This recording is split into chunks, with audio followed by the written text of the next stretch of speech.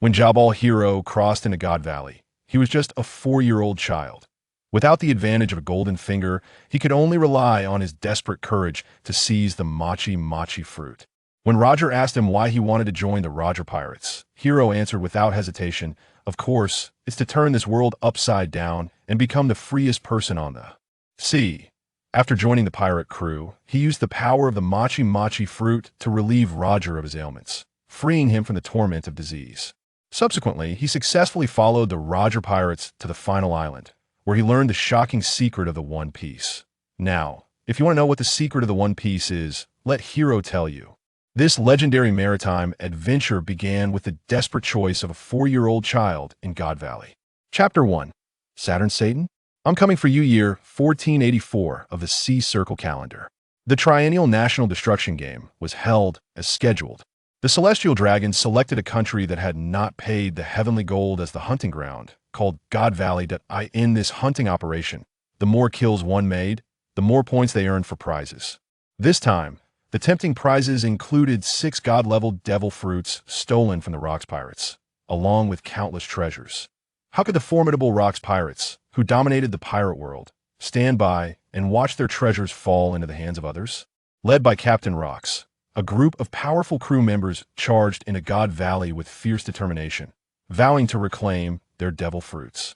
At the same time, the infamous Roger Pirates were also drawn into this conflict. Additionally, representing the Navy's highest combat power was Carp. Various forces converged in God Valley, describing this impending great battle as heroes of the world like fish crossing the river was indeed fitting. However, beneath the struggles of these strong individuals, the civilians of God Valley became the most innocent victims. The celestial dragon's slaughter mercilessly fell, corpses littered the streets, and the cries of anguish gradually faded. The entire God Valley resembled a hell on earth, with civilians and slaves suffering heavy casualties. Amidst the chaos and unnoticed piles of bodies, a small figure was struggling to crawl. It was a 4-year-old child named Jabbar Hiro, whose round face and striking golden hair stood out. Who would have thought that this seemingly ordinary child was actually a transmigrator? The original owner had long since perished at the hands of the celestial dragons. Hiro, on the other hand, originally lived on Blue Star at 8T that time. He was walking down the street when a fortune teller suddenly stopped him, mysteriously saying he was about to strike it rich. Skeptical, Hiro decided to buy a lottery ticket to verify the fortune teller's accuracy. But who could have predicted that fate would play such tricks? Just as he rushed excitedly toward the lottery store, a large truck came crashing toward him, sending him flying. Damn it, is this what you call striking it rich? 1,000 alpacas ran through Hiro's mind, filled with anger at fate. When he opened his eyes again, everything had turned upside down. He had actually crossed into God Valley. For an ordinary person, this was undoubtedly a death zone. Worse still, he had transmigrated into the body of a 4-year-old child. What the hell? The heavens want to kill me. Hiro was filled with despair, unable to suppress his inner cries. However, as someone familiar with transmigration tropes, he immediately thought of the system. System Big Brother, System Daddy, System Grandpa, come out quickly, or I'm going to die. Hiro called out sweetly, his eyes full of hope. Yet, no matter how he pleaded or lowered himself, the surroundings remained silent, with no response. Without a system, this was undoubtedly the ultimate hellish difficulty for a powerless child. What to do? How could he survive on this cruel battlefield? Play dead? The moment that thought appeared, he rejected it. Rocks, Whitebeard, Carp. Each of these strong individuals possessed overwhelming power and destructive capability. Just the conqueror's haki they released would be unbearable for his little body.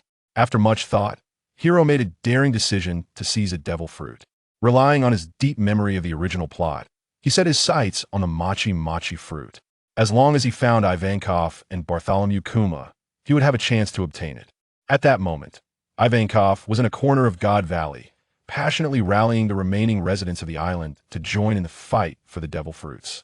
He understood that only by seizing one of the devil fruits could he secure a chance for survival for some. And Ginny, who possessed the skill of eavesdropping, became the key figure in their quest for the devil fruits. Under Ginny's information guidance, Ivankov and Kuma moved cautiously. Eventually, they successfully seized all the treasure chests containing the devil fruits and hid in a remote little house. However, Just as Ivankov eagerly opened the box containing the fish fruit, a loud crash echoed. Big Mom Charlotte Linlin burst through the door. Her thick arms locked around Ivankov's throat, snatching away the precious azure dragon fruit. Immediately after, Charlotte Linlin's greedy gaze fell on the mochi fruit in Kuma's hands, ready to take it as well. In a critical moment, Ivankov unhesitatingly risked his life, tightly hugging Charlotte Linlin's right leg, shouting at the top of his lungs, "Kuma, eat the fruit now." Kuma's eyes were filled with terror as he desperately ran, while frantically opening the treasure chest, trying to swallow the mochi fruit. At that crucial moment, Hiro appeared just in time, shouting with all his strength, "Brother Kuma, give me the mochi fruit." "You go distract them." The kind-hearted and simple Kuma had no doubts at all, handing the mochi fruit to Hiro without a second thought, then desperately fleeing in another direction. Hiro, trembling, quickly stuffed the devil fruit into his mouth. In an instant, an indescribable taste exploded in his mouth. It was a bizarre mixture of the smell of rotten socks, corpses, and plastic, hitting his taste buds and causing his stomach to churn, almost making him vomit. But to survive, he endured the discomfort, pinching his nose and swallowing the mochi fruit. The next second, a violent energy surged within him, and 2 mochi balls slowly grew on his palms. This is the power of the devil fruit. I'm terrifyingly strong now. Hiro excitedly clenched his fists, his eyes sparkling with excitement, eager to try out the abilities of the mochi fruit. But just then, an invisible sense of oppression came from behind him. Hiro turned around to see Saturn Satan approaching him with steady steps. Satan stood in front of Hiro, not attacking immediately, but adopting a condescending posture, beginning to lecture. "Little brat, do you know that bloodlines are above all? You were born into a slave family, so you are a slave?" However, Hiro would not indulge him. He pointed fearlessly at Satan's nose and shouted, "You big idiot, do you know who I am? Celestial dragons are worse than dogs. If you keep blabbing, I'll send you back to your grandma's house." This statement left Satan dumbfounded, filled with confusion. Who is this kid? How dare he talk to me like that? Before Satan could regain his composure, Hiro decisively slapped his palm against his body, using the ability of the mochi fruit to teleport behind Satan. He then exerted all his strength and delivered a palm strike to Satan's back. Chapter 2. The strongest man Satan only felt a dizzying sensation, with the scenery around him rapidly changing. When he opened his eyes again, he found himself back in Mariehua. To avoid letting others know he had fallen, Satan quietly found a secluded spot to activate the teleportation array again. At this moment, Hilo, who was in the Valley of the Gods, looked excitedly at the meatball in his palms, thrilled to the point of dancing with joy. This ability exceeded his understanding. It was simply an invincible cheat. With his memories from the previous life of the original work and having cleared similar games, he could send others or himself flying to most places. But soon, he calmed down, realizing that Satan had fallen for it simply because he viewed him as a child and underestimated him, that if he encountered a serious strong opponent using hockey, this move would likely fail. "Hey kid, hand over the meatball fruit." Not far away, Charlotte Linlin's iconic laughter rang out. Hilo looked in the direction of the sound and saw that the great bear had been caught up by Charlotte Linlin, who was backing away in fear. Although Hilo didn't consider himself a good person, he felt guilty for tricking the great bear out of the meatball fruit.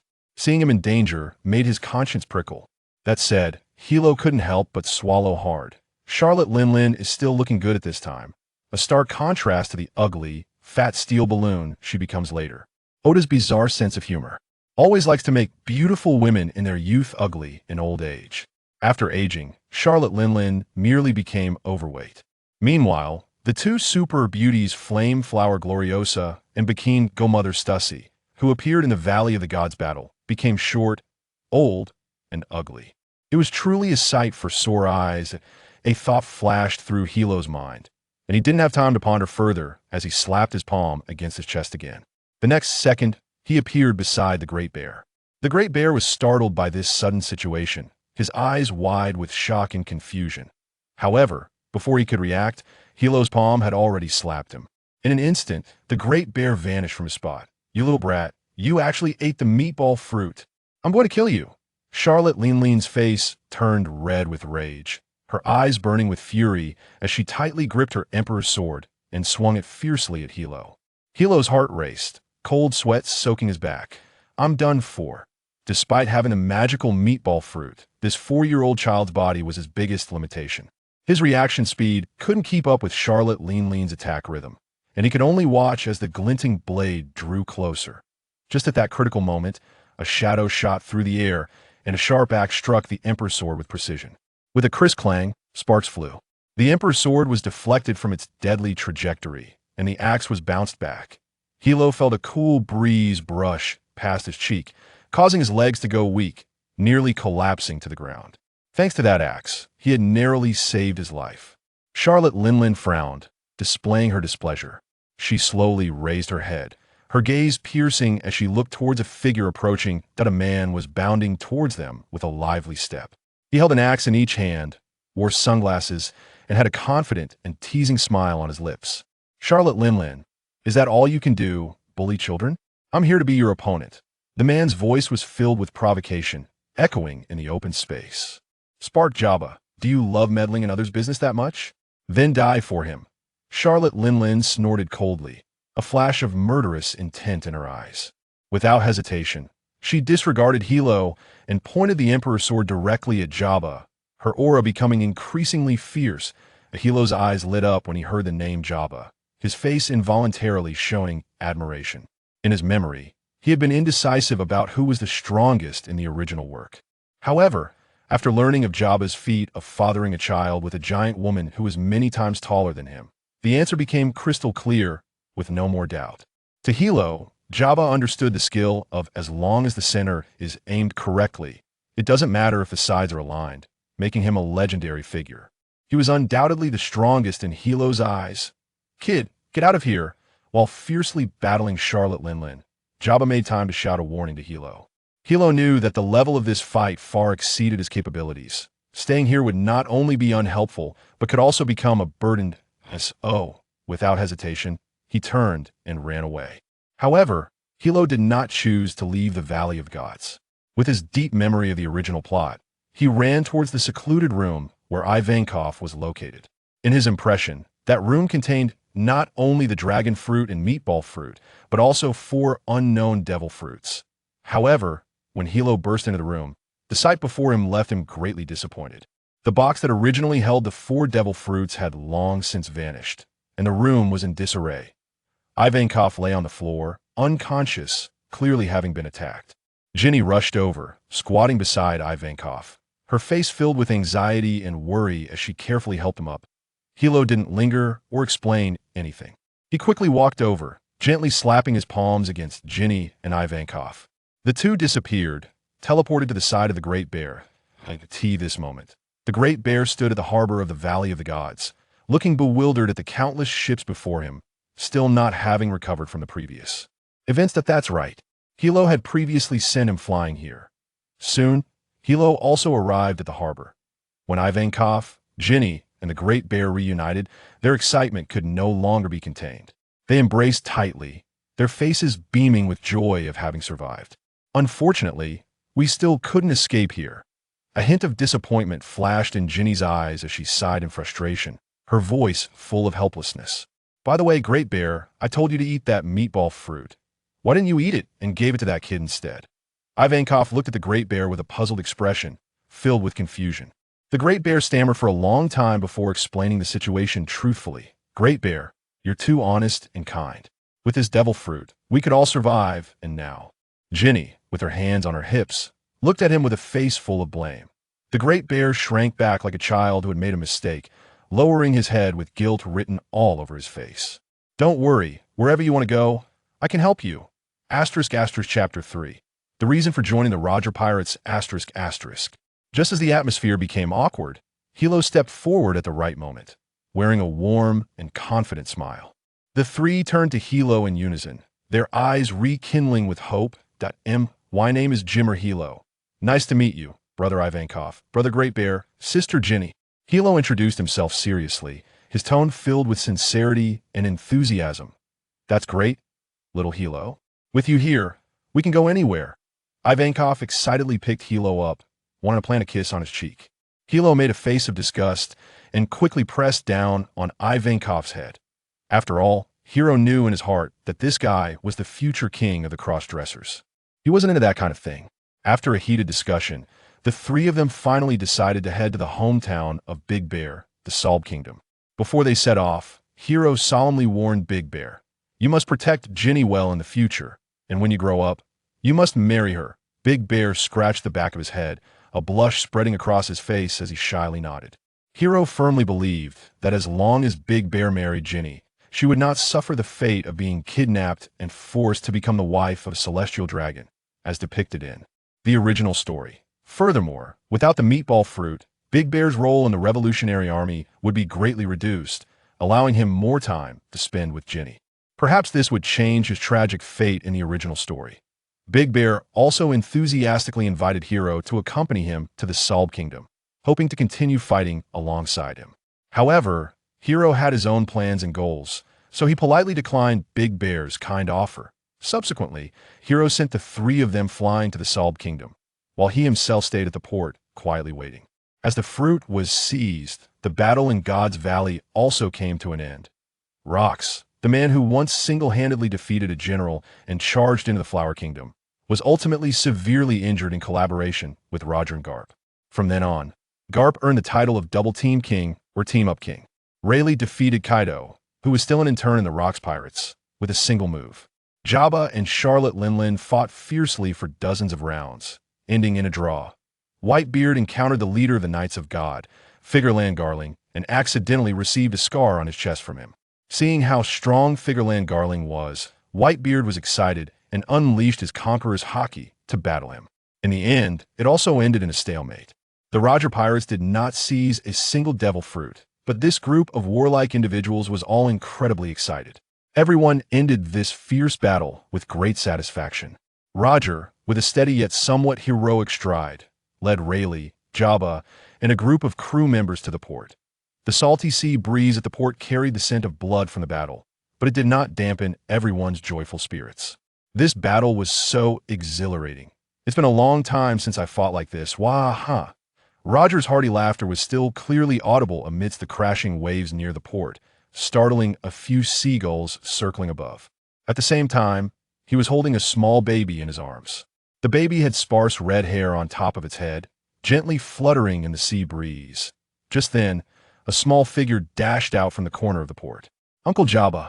Hiro quickly ran up to Jabba, shouting with barely concealed excitement. Upon hearing the call, Jabba's serious expression from after the battle instantly softened. He immediately squatted down, opened his arms, and safely picked Hiro up, carefully examining him from head to toe, his eyes filled with concern. "Hey, little brat, how did you escape here? Are you hurt?" While saying this, he gently checked Hiro's arms and legs, afraid of missing even a small wound. "I'm not hurt. Uncle Jabba, thank you for saving me." Hiro looked up with a bright smile, sincerely expressing his gratitude. Jabba let out a sigh of relief, gently ruffling Hiro's hair, and seriously reminded him, "It's good that you're not hurt. Quickly find a place to hide. Don't let those celestial dragons find you." However, Hiro firmly shook his head, his eyes shining with fervor. "No, Uncle Jabba, I want to join you as a pirate." He said this very seriously, his determination clear as if he were joining a political party. In his heart, this was the future Pirate King's ship. How could he miss the chance to board this ship and become a Leywind dog? Hey, wait a minute. The captain has already brought back a baby, and now, adding this little brat, our pirate crew is going to turn into a daycare. Rayleigh raised an eyebrow and couldn't help but tease, a helpless yet amused smile on his face. His words made the surrounding crew members chuckle. "Don't you think this baby is cute?" "Wah-ha-ha!" Roger, unfazed by Rayleigh's teasing, held the baby even tighter, bending down to kiss the baby's rosy little face. The baby, feeling Roger's affection, let out a clear giggle, its little hands waving around in the air. But just as Roger was showing off this cute little guy to everyone, a salty smell suddenly wafted from the baby's mouth. He was taken aback for a moment, and then realized that the baby had peed on him. The baby, blissfully ignorant, continued to grin, while everyone around could no longer hold back, bursting into laughter. Roger, looking embarrassed and helpless, pushed the baby to Rayleigh while complaining about this little guy, and hurriedly ran to the seaside to wash his face. Hiro stood by, secretly chuckling. He naturally knew the baby's identity. He was the son of Figureland Garling, the future Shanks who would possess the red-haired fruit. Looking at this baby still in swaddling clothes, Hiro could already envision him commanding the seas in the future. Soon, after washing up, Roger returned to the group. He shook the water droplets from his hair, looked at Hiro in Jabba's arms, and with curiosity in his eyes asked, "Little friend, why do you want to join us as pirates?" Upon hearing this, Hiro immediately straightened his back, patted his chest, and blurted out, "Of course, it's to turn this world upside down and become the freest person in the world." Everyone was momentarily stunned, then fell into silence, exchanging glances. After a moment, they all burst into laughter in unison. That's the captain's catchphrase. "This kid is interesting. Maybe this is fate. Little brat, you're just perfect for our pirate crew." Various discussions erupted. Roger was even more excited, striding up to Hiro, ruffling his hair, and laughing as he said, "Wah ha! All right, Roger, acknowledge you're joining us. What's your name?" Chapter 4. Teacher Rayleigh? Shiro couldn't hide his excitement, his little face turning red as he replied eagerly, "Captain Roger, my name is Jimmel Shiro. All right, this time we've come to God's Valley, and we've gained a lot, plus 2 new crew members. Let's board the ship and start the feast. Wah-ha-ha." Roger waved his hand grandly, his majestic demeanor seeming to command the entire sea. Shiro excitedly stepped onto the legendary Oro Jackson. As they sailed away from God's Valley, the Oro Jackson was filled with laughter and joy. Roger raised his wine glass and drank heartily, the wine dripping from the corner of his mouth. But he didn't take care. The crew sang and danced, their cheerful voices blending with the sound of the waves. After finishing a drink, Jabba, with slightly flushed cheeks, looked at Shiro, who was sticking out his tongue after taking a sip of wine. "I say, little Shiro, why is Charlotte Linlin trying to kill you?" From Jabba's understanding of Charlotte Linlin, this person was greedy and ruthless. However, it wouldn't make sense for her to chase after a child without a reason. Shiro blinked and held out his hands in front of Jabba, answering seriously, "It should be because I ate the meatball fruit." Jabba's eyes flashed with surprise, and he quickly picked up Shiro and brought him to Roger. "Captain, look, little Shiro has eaten the meatball fruit." His voice was filled with uncontrollable excitement. Roger, who was happily drinking, turned to look at Shiro's palms, his previously tipsy eyes suddenly brightening, and his expression changed from confusion to excitement. This was truly an unexpected joy. Not only did we gain 2 new crew members, but we also got a devil fruit. Rayleigh, Tabit, and the others quickly gathered around, curiously examining Shiro's palms, amazed. To celebrate little Shiro eating the meatball fruit, the feast will be extended to tomorrow. Wah-ha-ha-ha, Roger announced with a big laugh, raising his wine glass high to share this joy with everyone. Shiro was speechless, secretly complaining. "So you're just looking for an excuse to hold a feast?" But seeing everyone's excited expressions, he couldn't help but show a slight smile. The next day, everyone was drunk and stumbling. The deck was littered with wine bottles and food scraps, a complete mess. Rayleigh stood up, his step still a bit unsteady, walked over to Shiro, patted his head, and said solemnly, "Little Shiro, you are now an intern crew member of the Roger Pirates, and the cleaning work will be up to you." Shiro's mouth twitched as he quietly complained. "So it turns out you brought me on board to hire child labor and exploit my labor, you bloody capitalist." With Rayleigh's observation hockey, he naturally heard Shiro's complaints. He smiled and adjusted his glasses, starting to paint a bright future. "Little Shiro, joining our pirate crew is very promising. As long as you work hard, you'll soon be promoted to a formal crew member, and your salary will increase 5-fold. Come on, do you take me for 3-year-old? Shiro rolled his eyes and ignored Rayleigh, picking up a broom taller than himself to start sweeping. He swept vigorously, the dust swirling in the sunlight. After an hour, he finally managed to clean up, panting heavily, leaning against the broom and sighing continuously, glancing at Shanks, who was sleeping soundly in a cradle. Looking at that quiet little face, a thought popped into Shiro's mind. When will this end? If I had known, I wouldn't have joined the Roger Pirates so early. At this moment, Shiro's biggest wish was for Shanks to grow up quickly, so he could push the work onto him. The subsequent sailing life was not as wonderful as Shiro had imagined. There were hardly any thrilling adventures and explorations. Overall, it was very boring. Aside from holding feasts, There was nothing to do.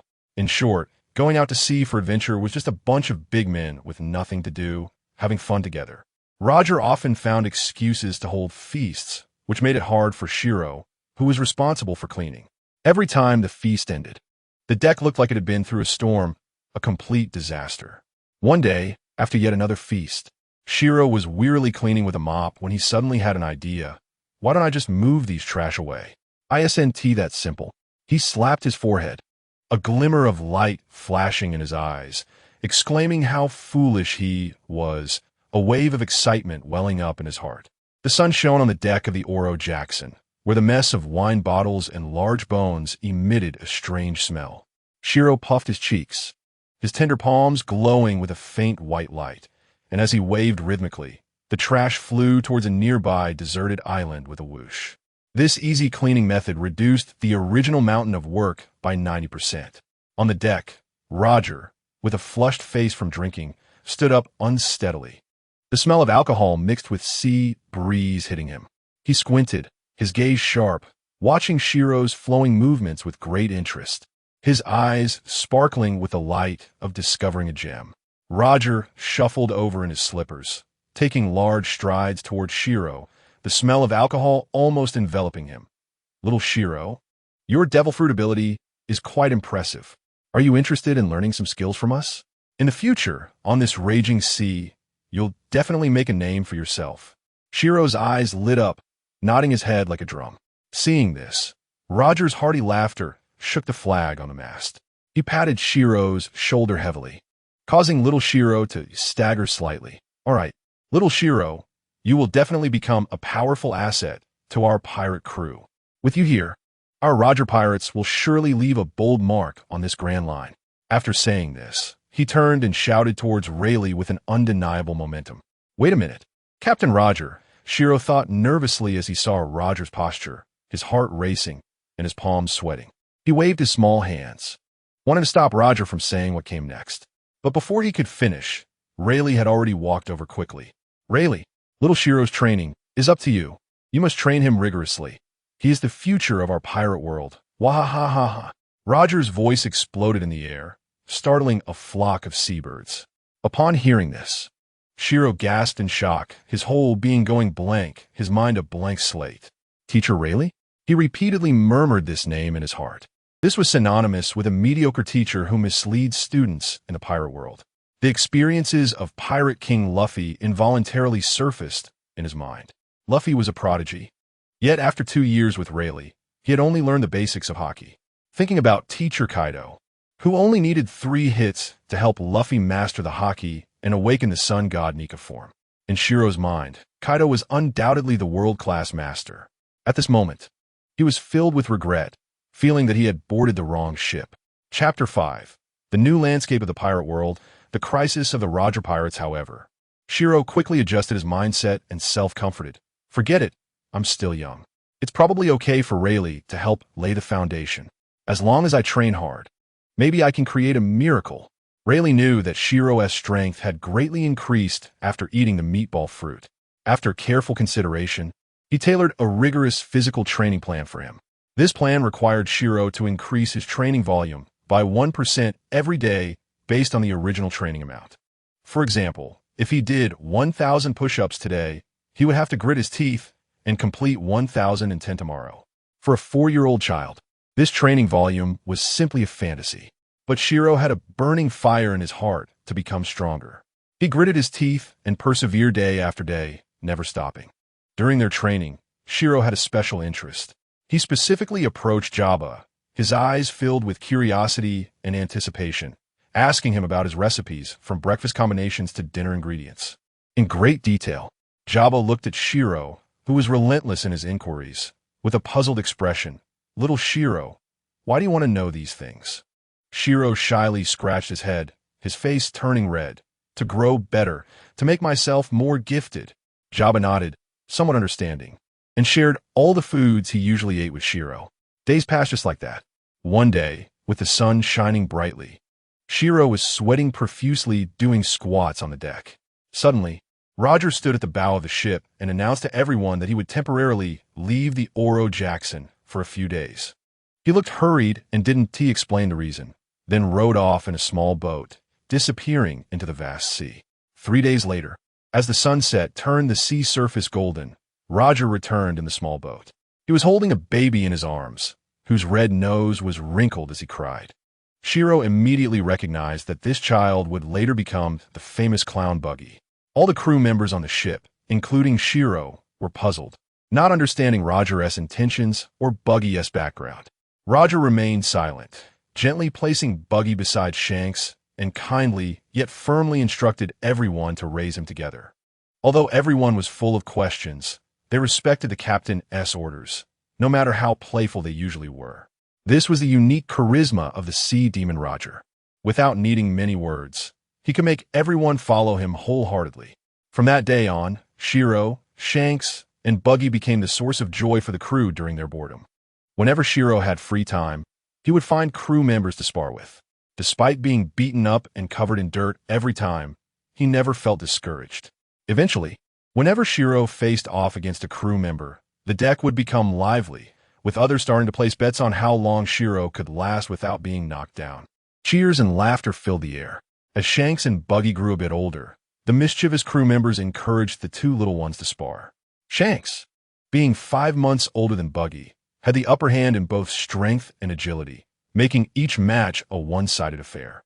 Poor Buggy often ended up crying, his red nose becoming even redder and larger, looking both pitiful and comical, which made everyone burst into laughter. However, during their journey, the pirate crew encountered a major crisis. Under Captain Roger's wise leadership, the crew was on the brink of bankruptcy, barely able to afford food. Apart from their daily sustenance, expenses for weapons, equipment, and raising children had significantly increased. Although they bore the title of pirates, they had their principles and never robbed civilians. Additionally, with the crew's fame, other pirate crews would steer clear of the Oro Jackson, making it difficult to seize treasures from fellow pirates. Captain Roger liked to hold banquets from time to time and lavishly spent, nearly depleting the crew's resources. Just when everyone was worried, Shiro had a brilliant idea to collaborate with bounty hunters. They would capture pirates with bounties who had committed numerous crimes but had no ships and could only stay in fixed locations, and sell them to bounty hunters at a discount to cover the crew's daily expenses. Seeing the frowns on everyone's faces, Shiro, with his hands behind his back, proclaimed like an adult, "If this family doesn't have me, it will fall apart sooner or later." Thus, a unique phenomenon emerged in the pirate world. The renowned Roger pirates began capturing pirates and selling them to bounty hunters, who would then sell them to the world government. This peculiar shift became a hot topic among people in the sea. Time flew by, and in the year 1490 of the Great Sea Calendar, 6 years had passed since the earth-shattering battle at God Valley. In the aftermath of that battle, the pirate world became tumultuous and lively. This battle completely changed the landscape of the pirate world and set the stage for countless subsequent twists and turns. The once invincible and feared Rocks pirates disbanded after the smoke of the God Valley battle cleared. The crew members, who had once fought side by side, each embarked on different paths. As the captain of the Rocks pirates, Rocks D. Zebek was severely injured in that fierce battle. After the fight ended, he vanished without a trace. Various speculations and legends about his whereabouts circulated in the pirate world. Some said he was hiding on a mysterious island to recover from his injuries, waiting for the opportunity to rise again. Others claimed he had already perished at sea, ending his legendary life. But regardless of the truth, his disappearance left a huge void in the pirate world. The crew members of the Rocks Pirates were all formidable figures in the pirate world. Edward Newgate, known as Whitebeard, commanded respect from countless pirates with his grand personality and immense strength. Shiki the Golden Lion not only possessed powerful swordsmanship, but also wielded the powers of the float fruit, earning him fame with his unique fighting style and reckless, adventurous spirit. Big Mom, Charlotte Linlin, with her violent and eccentric nature, established the vast Charlotte family and a powerful pirate crew with the abilities of the soul fruit, and others like John, Wang Ji, and Silver Axe also held extraordinary strength and means, securing their place in the pirate world. Among these remnants of the Rocks Pirates, The rise of Kaido of Beasts was astonishing. After the God Valley battle, Charlotte Linlin gifted the fish fruit she obtained to Kaido.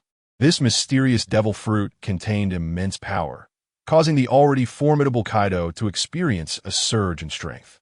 With this power, Kaido quickly rose to prominence, becoming a rival to the long-established strongmen like Whitebeard, Shiki, and Charlotte Linlin. Besides the remnants of the Rocks pirates stirring up waves in the pirate world, the old powerful pirates remained ambitious. Red-haired Shanks, a mysterious and formidable figure, was a presence that struck fear in the hearts of many. The world destroyer, Bondi Wald, acted recklessly in the pirate world with his unique abilities and crazed behavior. Amidst this turbulent pirate world, the Roger Pirates faced a different kind of dilemma. Chapter 6: The Daily Lives of the Three Little Ones. For their livelihood, the members of the Roger Pirates had to capture those pirates who committed numerous crimes but had no ships and could only stay in fixed locations, selling them to bounty hunters. Gradually, many pirates at sea became wary of the area where the Roger Pirates operated, afraid to tread lightly. This situation led to fewer pirates being caught by the Roger Pirates, resulting in a significant drop in income, and life became increasingly difficult. However, no matter how tough things got, the crew could not let the children go hungry. Everyone began to cut down on unnecessary expenses. Among them, the one suffering the most was Captain Roger.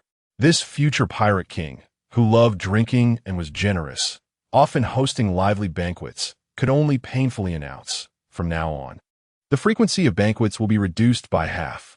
Yet, even so, the members of the Roger Pirates remained steadfast in their belief not to rob civilians.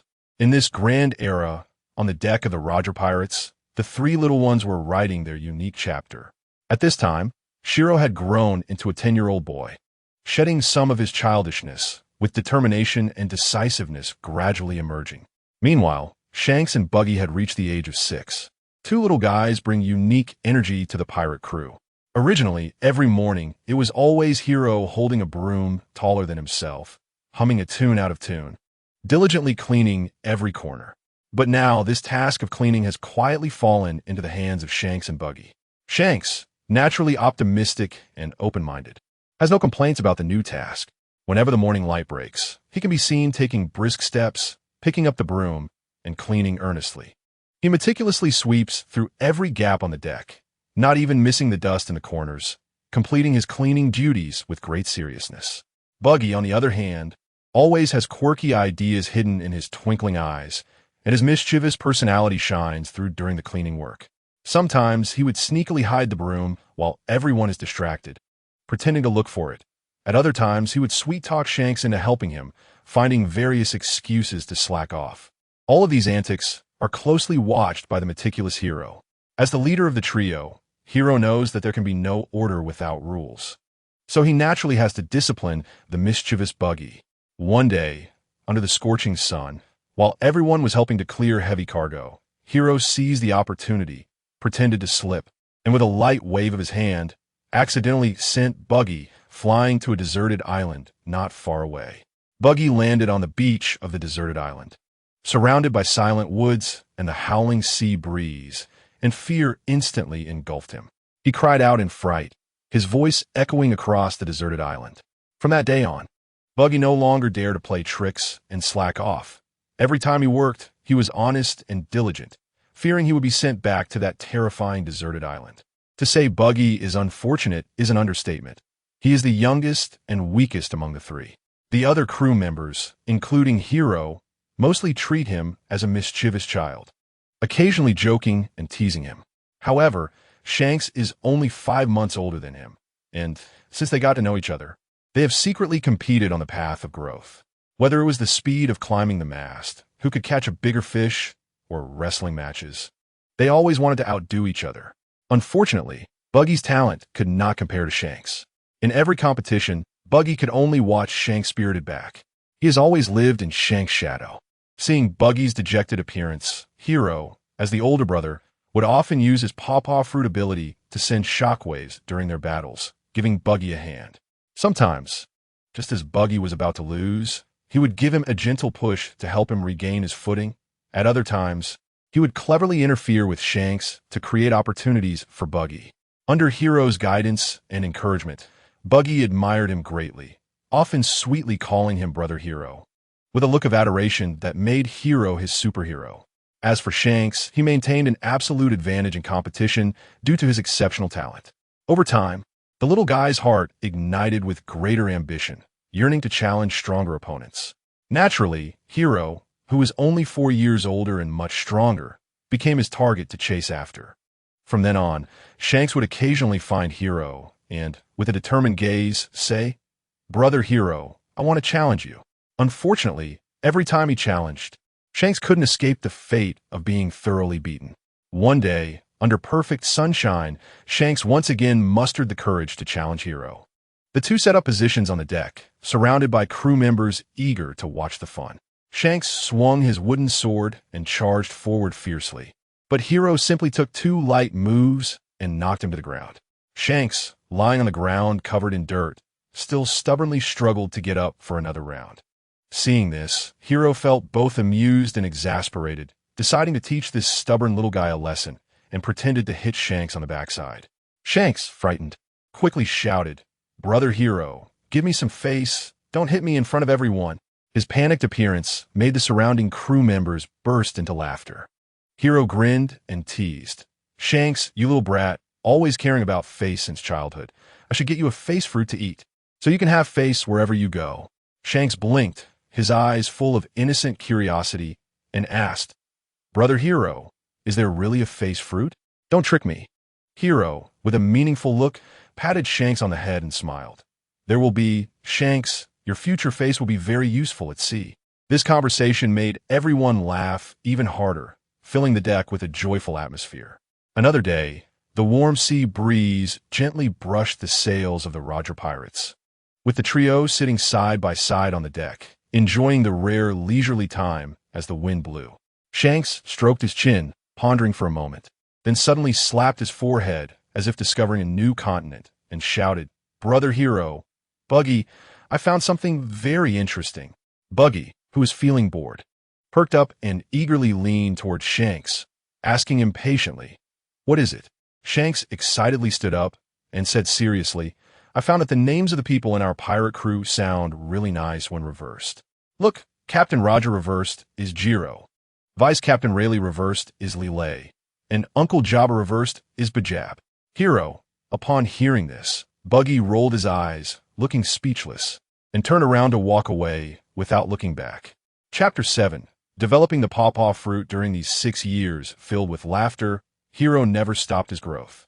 Every day he faced the morning light, undergoing rigorous training under Rayleigh's strict guidance.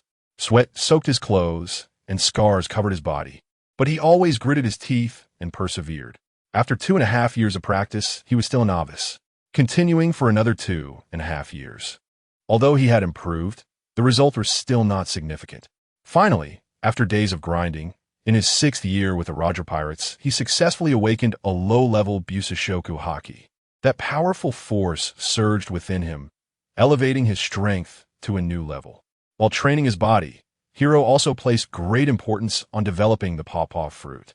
This divine devil fruit, in the original work, was not fully utilized by Bartholomew Kuma. Hiro understood that this was related to Kuma's honest and kind nature, as well as his simple-mindedness despite his strong physique.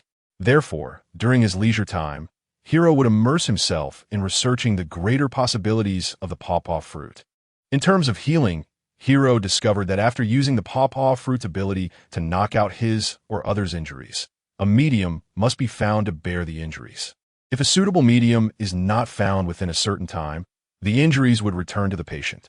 In the original work, Kuma, being kind-hearted, couldn't bear to let others suffer, so he chose to endure it himself. But Hiro would not do so. With his cleverness, he devised a clever method, capturing sea kings. Whenever someone was injured, he would catch a sea king and make it endure the pain of the injuries. This not only solved the problem of transferring injuries, but also conveniently addressed the food issue for the Roger Pirates. Of course, those sea kings that endured the injuries were not included in the pirate crew's menu, but were released back into the sea. Moreover, Hiro had a sudden thought. Could these injuries be transferred to inanimate objects like weapons? He understood that injuries are essentially internal damage to the body. If he could transfer the injuries to weapons, it would mean that the internal material structure of the weapon would change, which is essentially the process of tempering a weapon. If there is a resilient weapon that can withstand these injuries, its power would surely increase significantly. To verify his hypothesis, Hiro often experimented with ordinary weapons. He cautiously used the ability of the rumble fruit to transfer injuries little by little onto his weapons. However, the results were not ideal. Those weapons turned into fragments after enduring the impact of the injuries. But Hiro did not get discouraged. Instead, failure ignited a stronger desire for exploration within him. Furthermore, Hiro discovered that the rumble fruit could allow him or others to teleport, a capability that undoubtedly involved a mastery of certain spatial and temporal laws.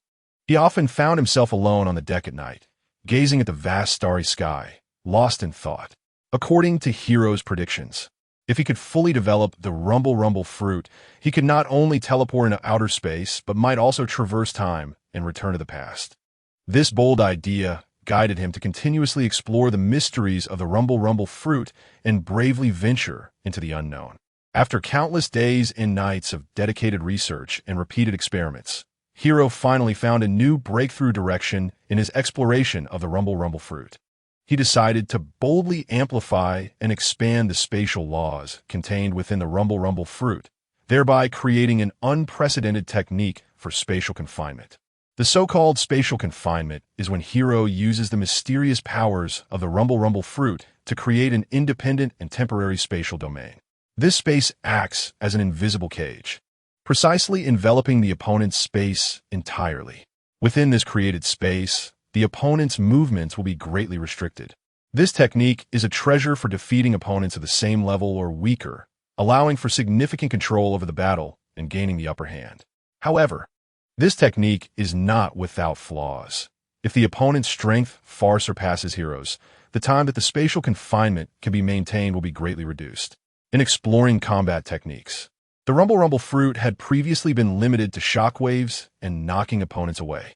To increase the accuracy of his shockwaves and unleash greater power in battle, Hiro sought out the renowned sniper Baitum from the Roger Pirates for advice.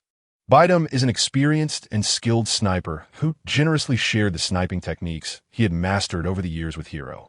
During the training process, Baitum seriously emphasized that for a sniper, improving accuracy requires not only mastering armament hockey to enhance attack and defense, but also the crucial element of observation hockey. It acts like the sniper's eyes, allowing them to sense danger and the target's movements in advance. Hiro's teleportation ability from the rumble fruit is akin to a dream skill for snipers, enabling them to swiftly change positions on the battlefield and launch surprise attacks on enemies. Therefore, Baitum was eager to teach Hiro his shooting skills, hoping to help him perfectly combine the abilities of the rumble fruit with marksmanship. However, Hiro, who already possessed the powerful shockwave technique, politely declined Baitum's kind offer with a smile. In Hiro's view, shockwaves were more useful than a handgun. Shockwaves are a powerful attack formed by Hiro compressing the surrounding air using the special abilities of the rumble fruit to create a high-pressure air mass, which is then launched through his palm. This attack method not only has immense power, but also allows for long-range attacks, providing high flexibility and practicality in battle. The pressure cannon is an even more powerful technique, where Hiro uses the abilities of the rumble fruit to strike the atmosphere at high speed, instantly penetrating the target and causing significant damage. The pressure generated is greater than that of shockwaves, with even more astonishing destructive power. In Hiro's understanding, using a gun would instead limit the expression of the rumble fruit's abilities, significantly diminishing this godlike capability. In the days that followed, in order to awaken observation hockey, Hiro resolutely had Baitum shoot at him, continuously stimulating his potential by dodging bullets. Of course, to ensure safety during the training process, the bullets Baitum fired were not infused with armament hockey, while Hiro enveloped himself entirely in armament hockey to guard against any possible accidents. Chapter 8. The World Destroyer Bondewald. This arduous bullet-dodging training lasted a full 3 months. Hard work pays off.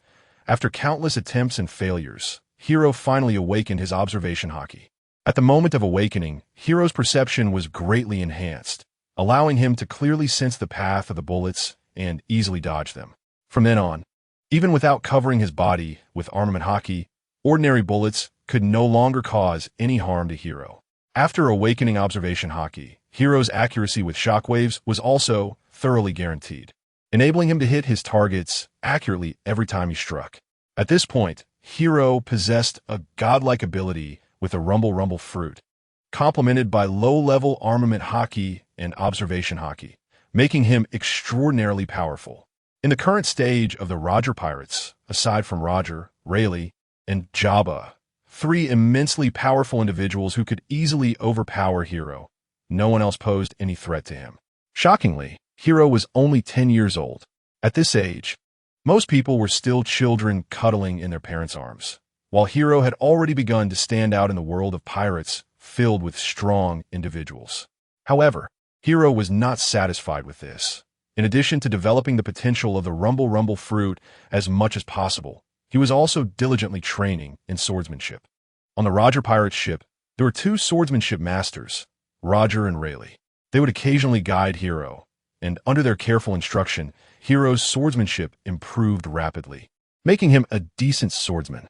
Hiro's ambitions went far beyond this. He harbored a great dream of becoming a swordmaster, a great swordmaster, and even a top-tier swordmaster. In particular, Captain Roger's incredibly powerful technique, the godly dodge, left Hiro yearning to learn it, becoming the move he most desired to master. Unfortunately, mastering this technique requires a powerful conqueror's haki as support, which is currently out of reach for Hiro given his strength. Hiro's growth and effort also inspired Shanks and Buggy, who were on the ship with him. Influenced by Hiro, they also devoted themselves to rigorous training. Shanks chose to practice the Western sword, while Buggy opted for the dagger. One day, as the sun shone down on the deck of the Roger Pirates, the three young ones were training hard on the deck. Suddenly, they heard Jabba's excited shout, "Guys, come here! A big ship is approaching us." Upon hearing this, everyone stopped their training, their eyes shining with excitement as they hurried to the deck to observe. The Roger Pirates had not encountered any decent pirates for a long time, and their supplies were running low, which had been a source of concern for everyone. After glancing at the skull flag of the pirate ship, Rayleigh's expression turned serious, and he gasped, quickly shouting to everyone, "Don't act rashly. This ship belongs to the Ward Pirates, and the captain is Valley.Without, known as the World Destroyer." Upon hearing this, the members of the Roger Pirates began to discuss among themselves. What? Valley.Without? Isn't he a figure known alongside Captain Roger and Whitebeard? How do we deal with him? I've heard that this guy's Momo fruit can enlarge cannons by 100 times, and one shot has the power to destroy a small town. I thought I'd come across a fat sheep, but unexpectedly, it was a tough bone to chew. Hiro, meanwhile, stood on tiptoe against the railing, his eyes revealing curiosity and excitement as he carefully observed the pirate ship not far away. For Hiro, this was like a theatrical version. Since the Battle of God Valley, the Roger Pirates had not encountered pirates of this caliber. After that battle, the remnants of Rox and some other notorious pirates were eager to develop their own forces. They all knew the strength of the Roger Pirates, and no one wanted to clash with this terrifyingly combative army, so they intentionally avoided confrontation with the Roger Pirates. However, the Ward Pirates were an exception. Captain Valley.Without had a flamboyant personality and enjoyed causing destruction, not caring about anyone. At the edge of the deck, two small figures, due to their height disadvantage, stood on tiptoe and stretched their necks, but were still blocked by the crowd, unable to see anything. It was Shanks and Buggy. They anxiously stomped their feet, putting their small heads together, whispering and discussing. Suddenly, Shanks' eyes lit up, and he slapped his head, excitedly proposing, "Buggy, I've got it. I can stand on your shoulders, and then I can see."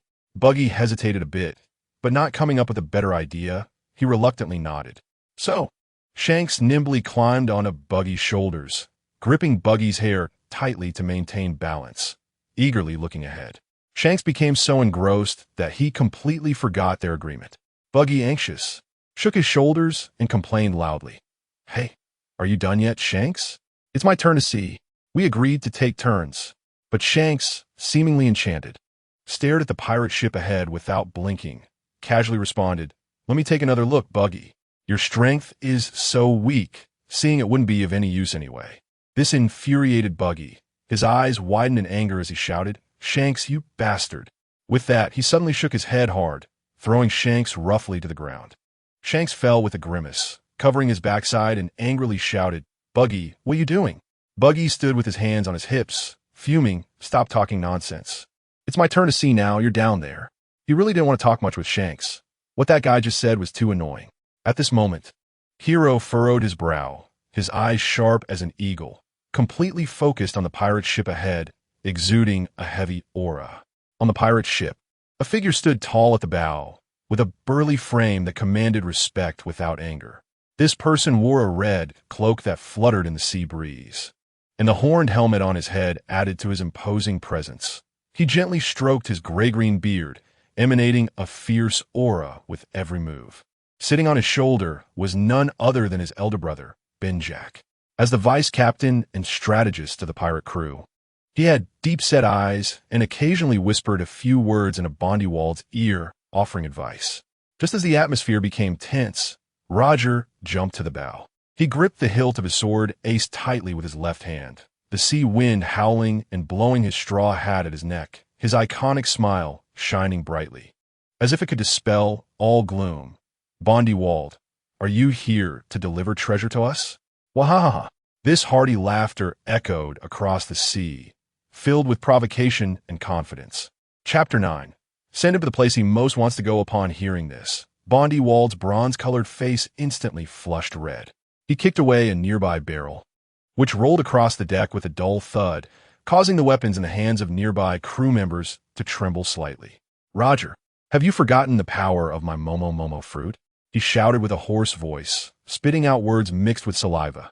"Be smart and leave the treasure behind, or I'll blow your Oro Jackson to pieces." Seeing this, Rayleigh quickly rushed to Roger's side, reminding him, "Captain, this guy's Momo fruit power is too abnormal.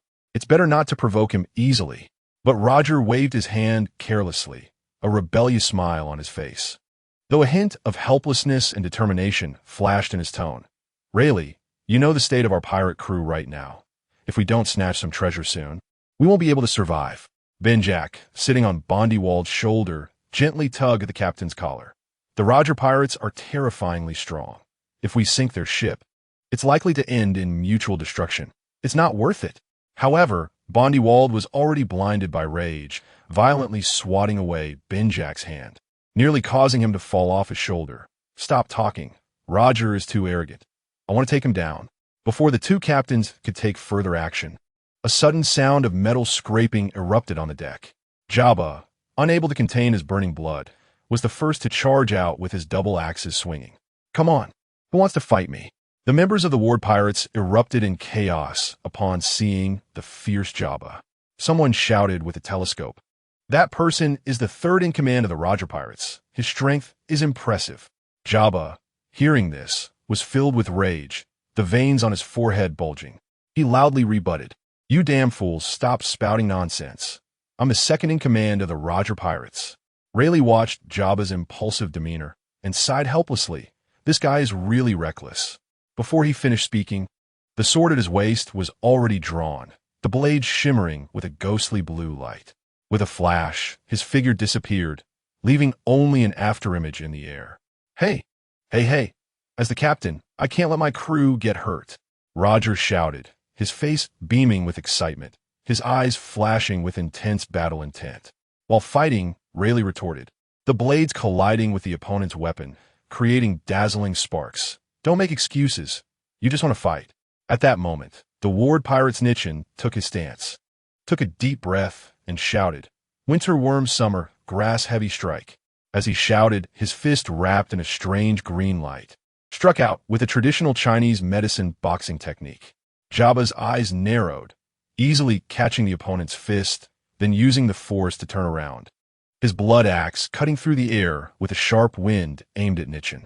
Meanwhile, Rayleigh faced off against Sebastian, a half-breed of the Fishmen and Giants, covered in bluish-gray scales, wielding a meteor hammer that glimmered with a cold light. He was well-versed in Fishman karate, and every move carried overwhelming momentum. Rayleigh engaged him in fierce combat, their techniques shifting unpredictably, the clash of blades and polearms intertwining, making it hard to determine a victor. Roger was about to charge toward Valley.Without when suddenly, the surrounding air began to distort and change, as if the space had been crumpled like paper by an invisible hand. A strong sense of dizziness hit him, and by the time he reacted, he found himself in a maze made of cubes. It turned out that Guy Ram of the Ward Pirates had used the power of the cube fruit to transform a nearby, small deserted island into a cubic maze, temporarily trapping Roger. "Captain, now's the time. Attack the Oro Jackson." Ben Jack shouted loudly to Valley.Without, his voice echoing in the maze. Valley.Without's face revealed a sinister smile, his eyes flashing with madness. "Good.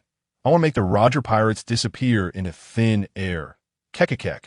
He quickly leaped to a cannon, placing both hands on it, and shouted, "You guys, adjust the course. Let the bastards of the Roger Pirates see the power of our Ward Pirates."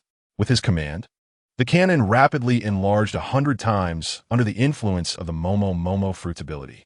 The massive recoil made the pirate ship shake violently. The crew members of the Ward Pirates saw this and raised their arms, responding to their captain's call.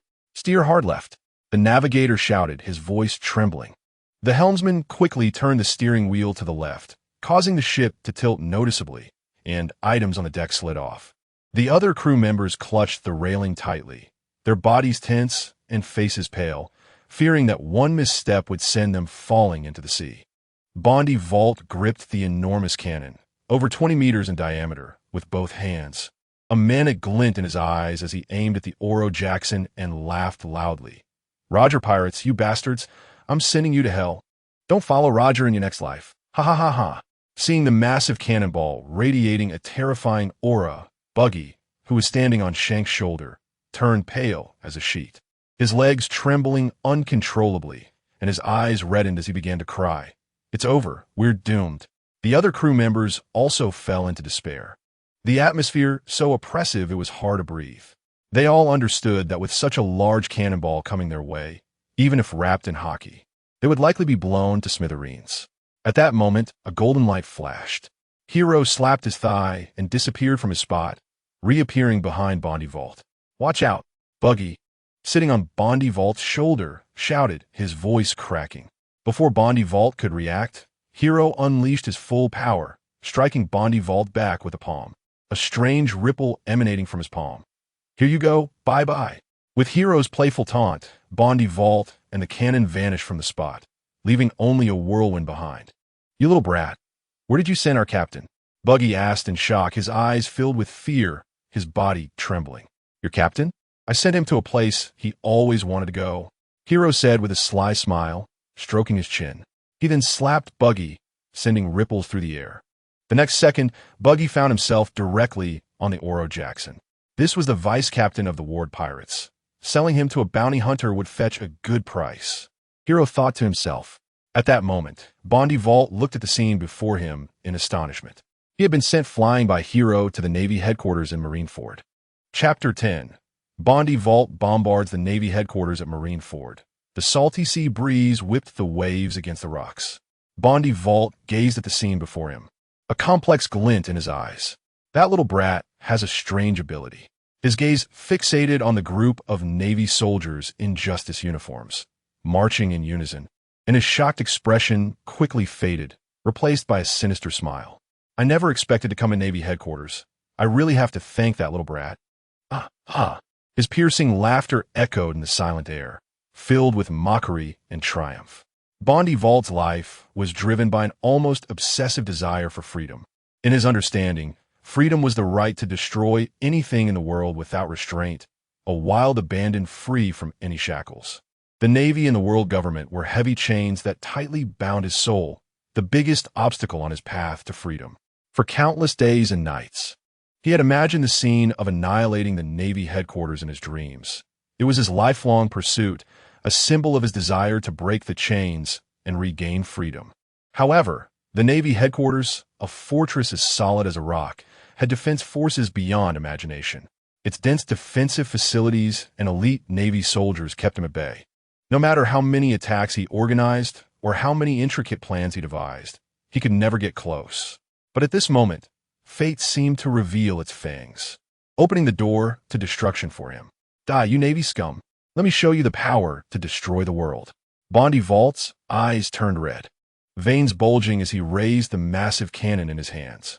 The cannon's barrel shimmered with a strange, ghostly light, aimed at the Navy headquarters building, and he pulled the trigger with all his might. A deafening boom echoed loudly.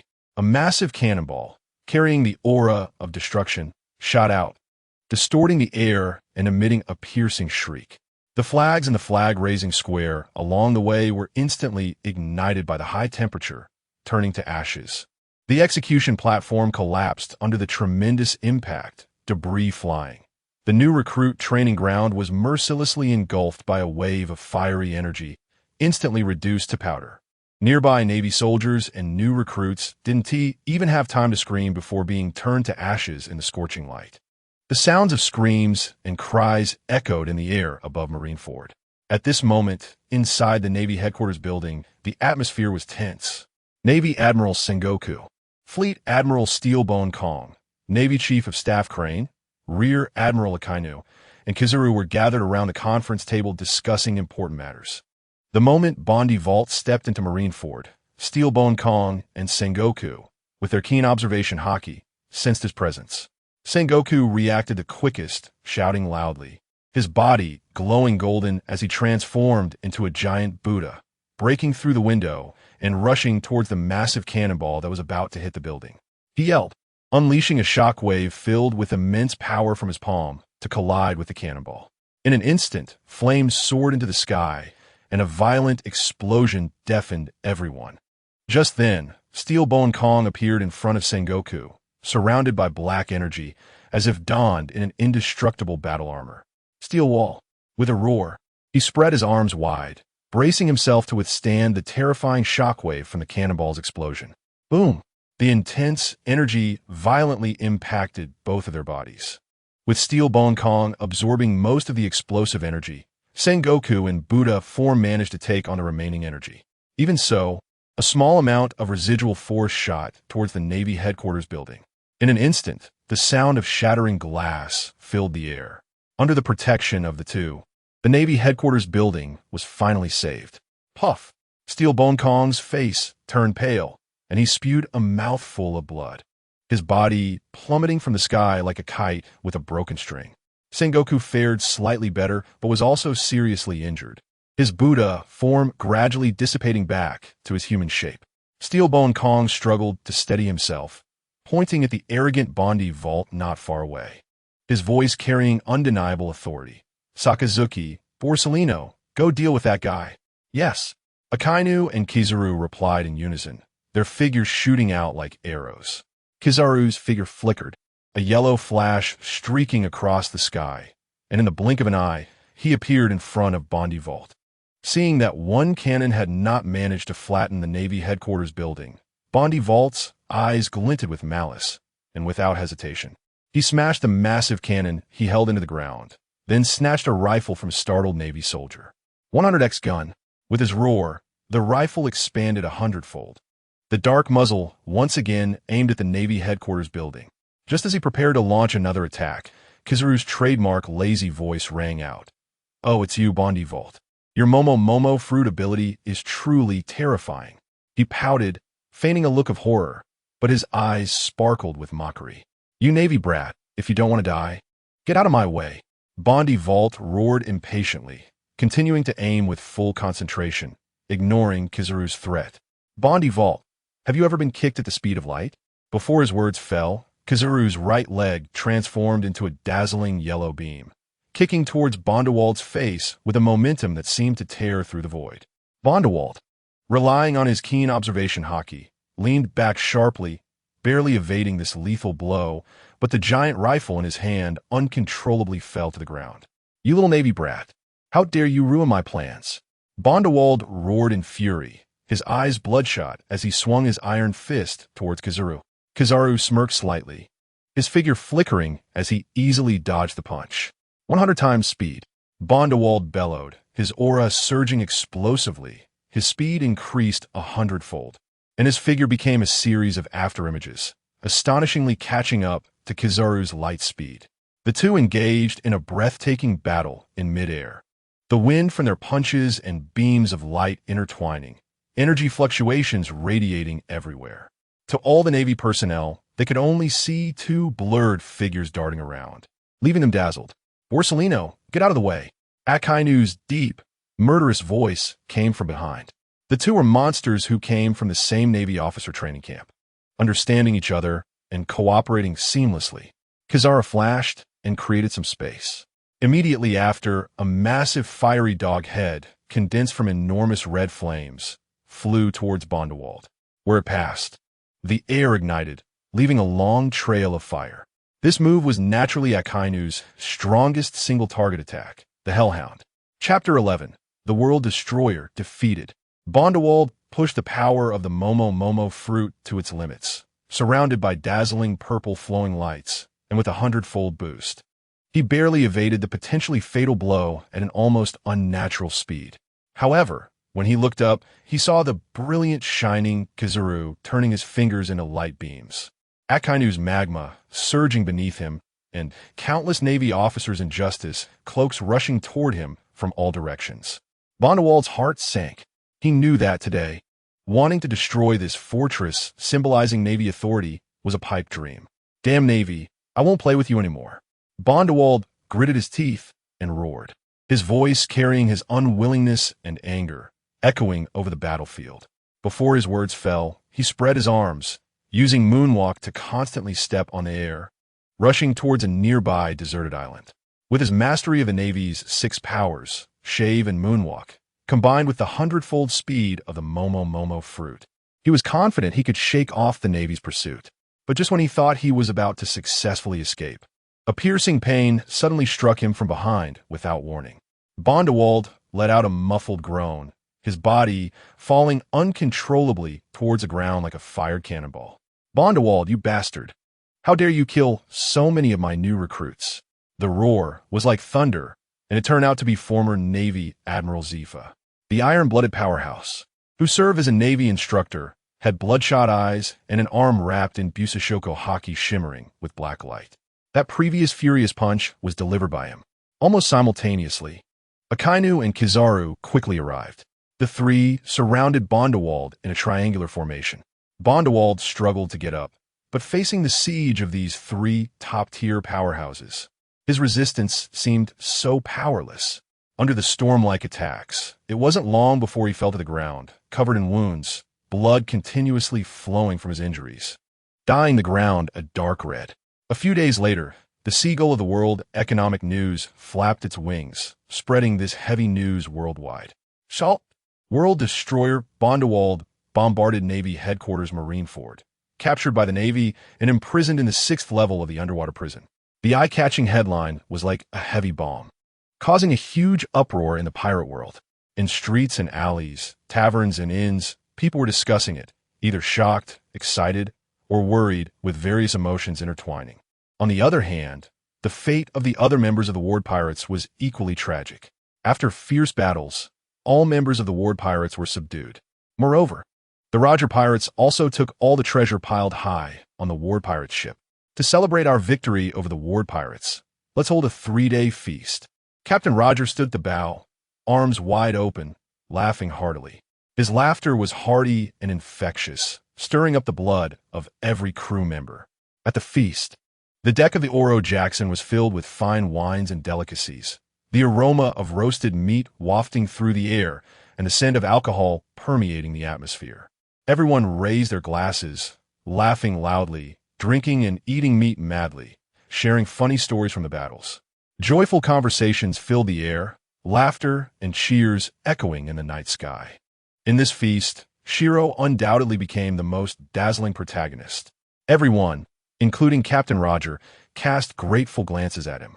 Buggy even exaggeratedly rushed forward, directly hugging Shiro's thigh, tears in his eyes, thanking him in a voice tinged with sobs for saving his life. This comical scene made the crew burst into laughter, further enhancing the joyful atmosphere on the deck.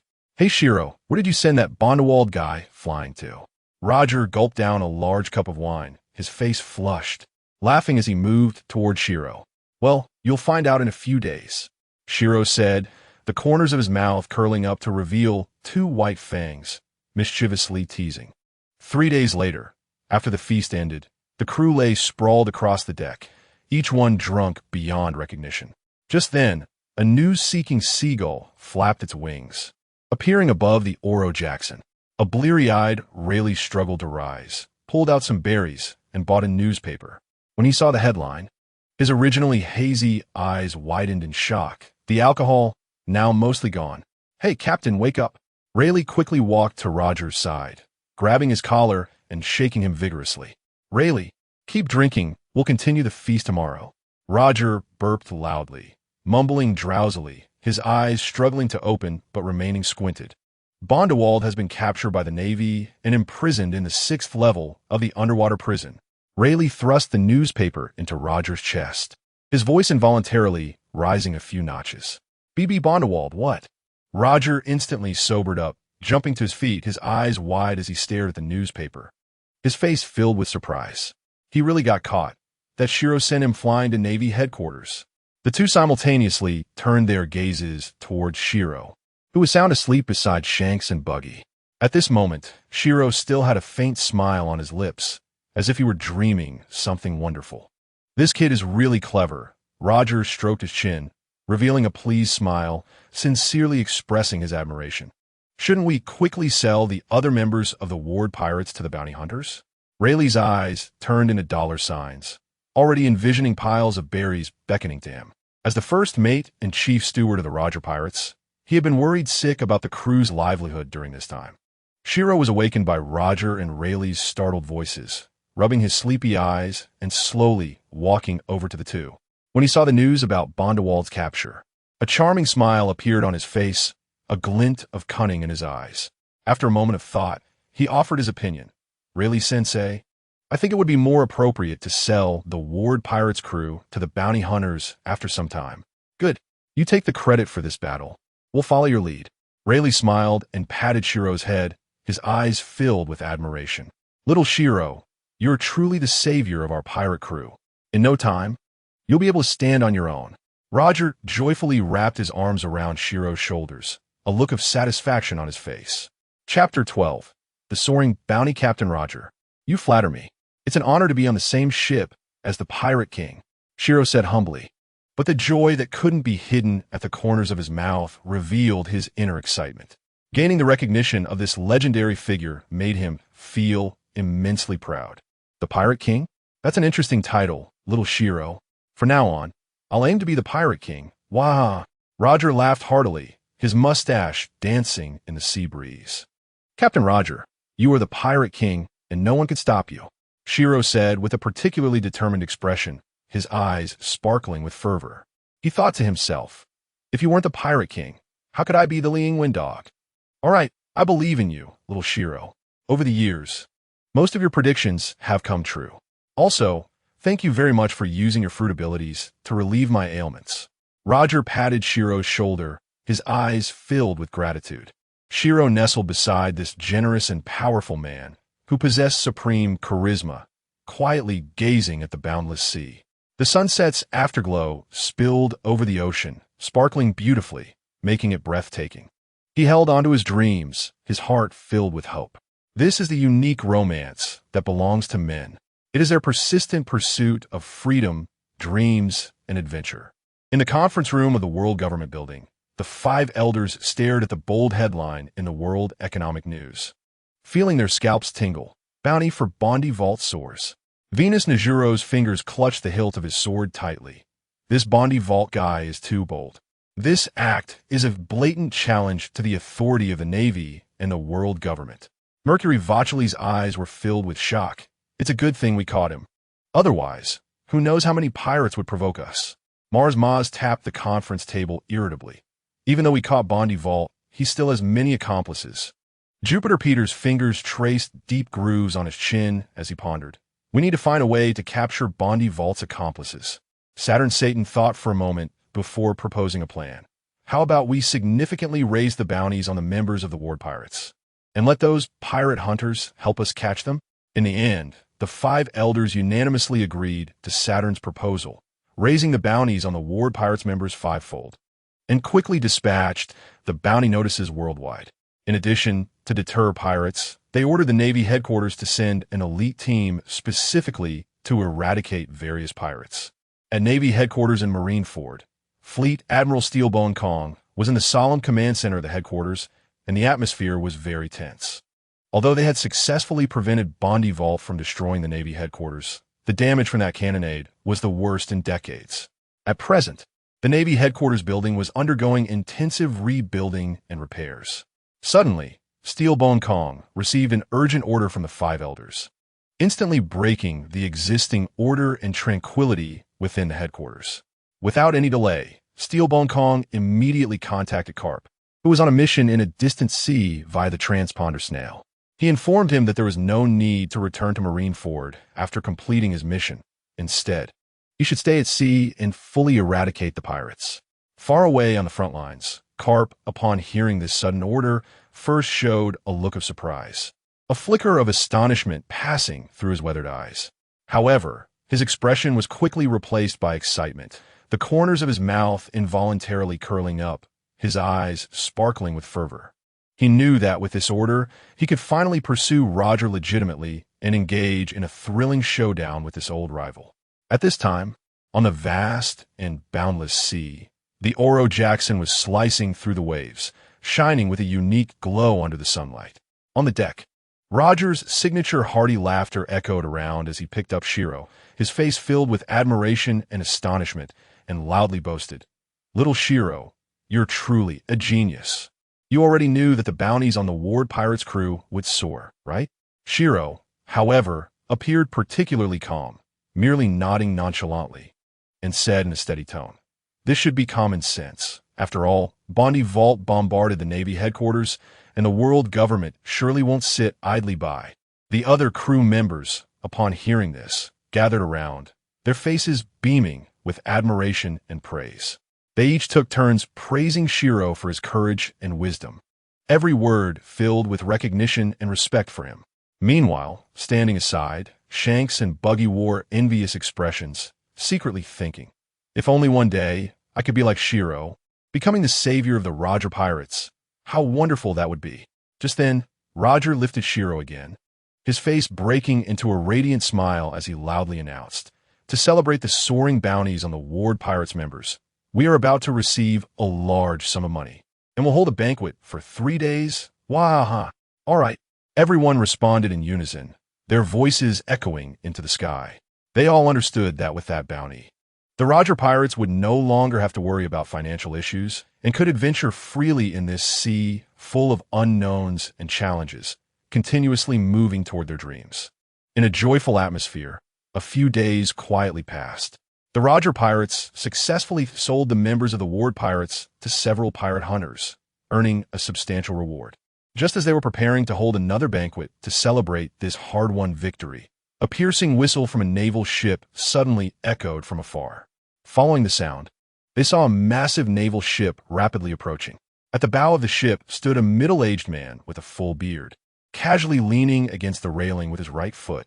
He held a bag of sunbae in his hand, his mouth constantly moving as he ate while sharply gazing ahead. This man was none other than Carp, known as the hero of the Navy. Since the God Valley incident, Carp's heroic title had become well known throughout the pirate world, largely thanks to the efforts of Morgans, the president of the World Economic News. In that thrilling battle at God Valley, Rox was defeated by the combined efforts of Roger and Carp. However, Morgans, in order to gain the support of the world government, only glorified Carp's heroic deeds in the newspaper, portraying him as the hero who saved the world. Despite gaining such immense fame, Carp had not been happy in recent years. The reason was simple. His only son, Monkey Dragon, had become the leader of the Revolutionary Army, openly opposing the world government. Chapter 13. The Frozen Sea Surface. It is worth mentioning that Dragon had also participated in the God Valley incident. At that time, Dragon was only 17, still a young Marine. It was during that battle that he witnessed the brutality and darkness of the celestial dragons, planting the seeds of rebellion in his heart. In the following years, Dragon's strength experienced a remarkable surge. This once promising chief of the 2nd Marine Officer Training Camp, after deeply witnessing the dark rule of the Celestial Dragons, resolutely left the Navy and devoted himself to the revolutionary cause, becoming the feared king of rebellion. His son's choice left Carp, a vice admiral in the Navy, feeling distressed, often feeling that life was devoid of meaning.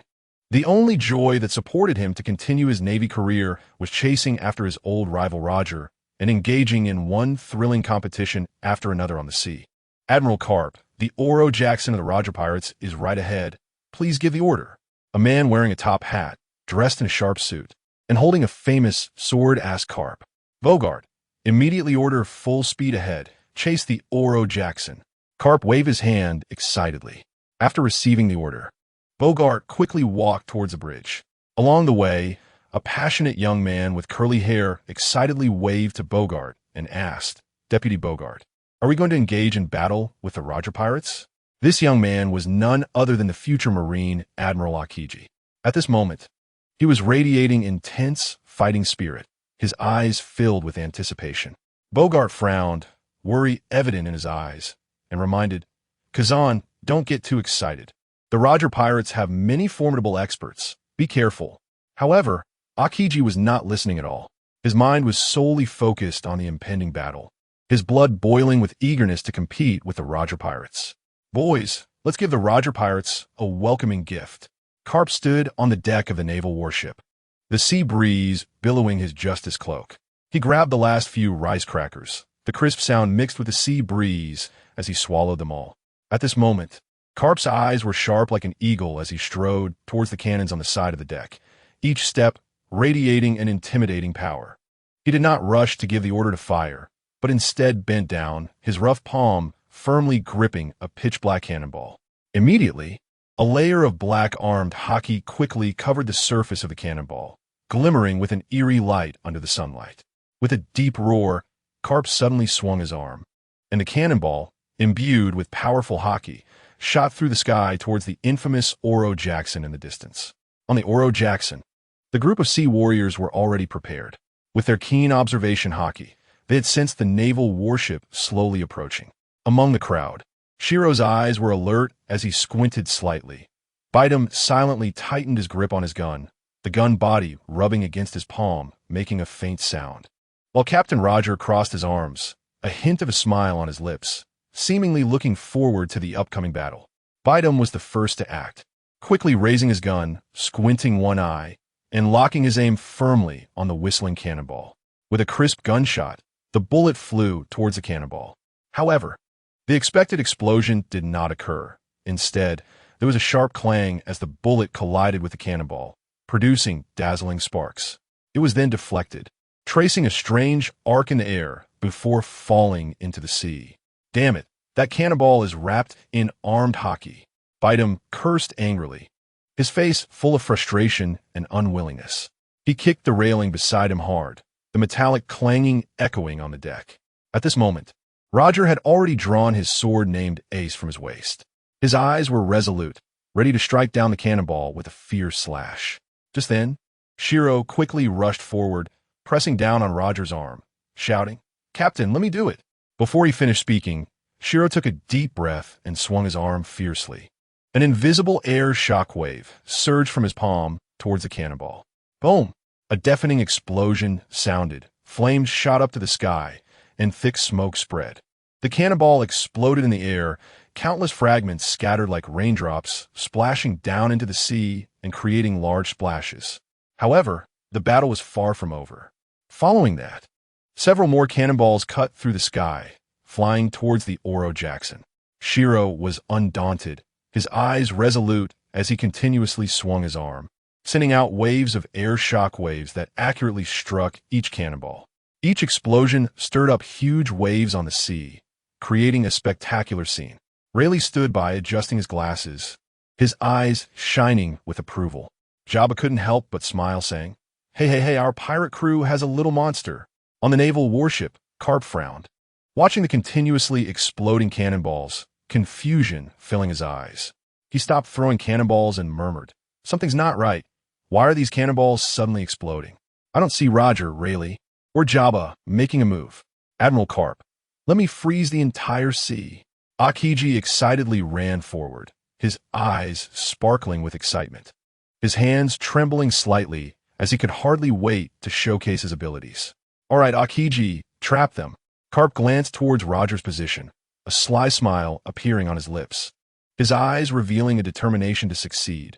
Roger, this time you won't escape. After receiving the order, Akiji leapt up, spreading his arms wide, and a surge of cold air poured out from his palms. Instantly, a large area of the nearby sea was enveloped in cold air. The seawater quickly froze, the ice surface spreading at a visible speed, freezing the waters around the Oro Jackson in the blink of an eye. On the Oro Jackson, everyone was still immersed in praising Shiro's impressive performance. Suddenly, Buggy let out a loud sneeze, hugging his arms tightly, shivering, his teeth chattering as he said to Shanks beside him, "Shanks, have you noticed it's suddenly so cold?" Shanks nodded, gripping his small western sword tightly, the blade misting over in the icy air. He looked at Buggy and teased, "Yes, you felt it too, but Buggy, your red nose is really sensitive to temperature." Buggy's face turned red with anger, shouting at Shanks, "This has nothing to do with my red nose, you bastard." Chapter 14. Awakening Conqueror's Haki. Just then, Jabba, who was steering the ship, hurriedly ran out of the control room, panic in his expression. As he ran, he shouted loudly, "Not good. The entire sea surface is frozen. The Oro Jackson can't move an inch." Rayleigh looked at the smooth ice surface beneath his feet, frowning, his expression serious. "Is it an ability user?" Roger, holding Ace with the tip of his sword pointing towards the direction of the warship, flashed a hint of worry in his eyes. "This is troublesome. That bastard Carp is well prepared this time. It's going to be hard to escape." On the warship, Carp initially laughed loudly, feeling confident of victory. However, when he looked down at the sea, his smile instantly froze, and his mouth twitched uncontrollably. He immediately began to curse. "Akiji, you idiot! You froze our warship too?" Realizing what he had done, Akiji scratched his head awkwardly, his face full of apologies. "Sorry, I got too excited and released too much cold air." Bogart, standing beside him, helplessly face-palmed, his expression filled with despair, too exhausted to complain. "Forget it, never mind. Let us go beat up the Roger pirates together." Carp roared, his momentum skyrocketing. He swung his iron fists and charged towards the Oro Jackson, the ice beneath his feet cracking under the impact. "Divine Strike!" Roger shouted loudly. Black-red, lightning swirling around the sword ace in his hand. A powerful slash flew towards Carp, causing the air to emit a piercing explosion. "Iron Fist!" Carp shouted angrily, wildly wrapping armed Haki and Conqueror's Haki around his right fist. His fist turned pitch black, shimmering with a strange black-red glow. He swung his right fist towards Roger's slash, the overwhelming momentum threatening to overturn the entire sea. The two violent energies collided, and in that instant, the entire sky changed color. The originally clear sky suddenly became overcast with dark clouds, turning ominously gloomy. Energy waves carrying black and red lightning swept through the surroundings. Some weaker soldiers could not withstand this powerful aura and were instantly knocked out by the Conqueror's Haki, collapsing onto the deck. This was an intense clash enveloped in Conqueror's Haki. Hiro stood aside, his eyes filled with shock and desire, staring intently at the collision of the two top-tier powerhouses. "Hiro, come over here, you'll get knocked out." Bidem shouted anxiously at Hiro, his voice filled with worry. He wanted to rush over and pull Hiro away from the battlefield, but was blocked by the surrounding powerful energy fluctuations. However, Hiro seemed oblivious, stepping forward with determination towards the battlefield where Roger and Carp were fighting. With each step he took, he had to endure the powerful energy impact, the ice beneath his feet cracking loudly with every step. Is Hiro crazy? Does he want to help Captain Roger? In a battle of this level, no one except Vice Captain Rayleigh and Uncle Jabba can get involved. Buggy hid behind Shanks, trembling slightly, his face filled with fear and anxiety. "I think Hiro has his own ideas. Let us just watch." Shanks focused on Roger and Hiro's direction, a glimmer of anticipation in his eyes. He tightened his grip on his sword, ready to respond to any sudden situation.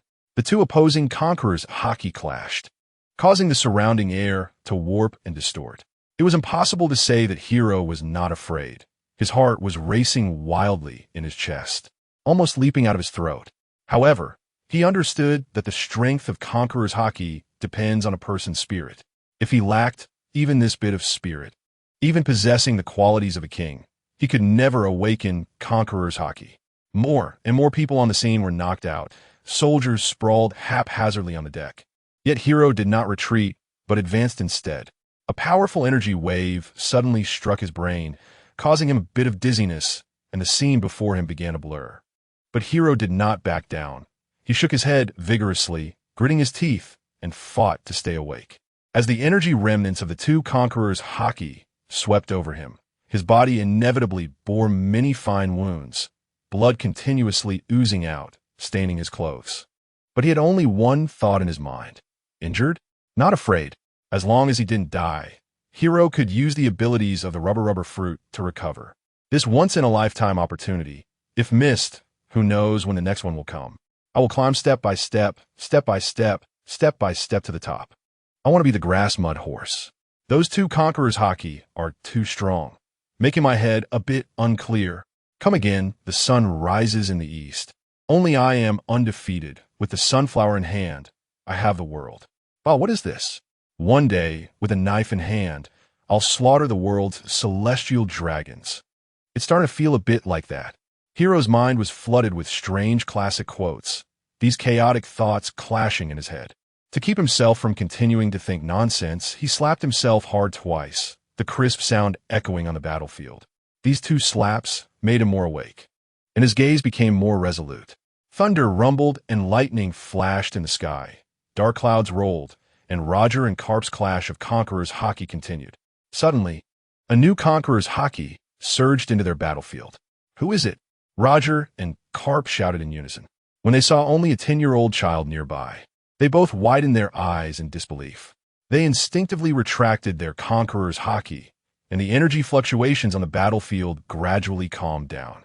Roger's voice, carried by the sea breeze, suddenly rang out. Hiro, is that you? Have you awakened Conqueror's Haki? Before the words fell, he leaped like a vigorous eagle, swiftly reaching Hiro's side.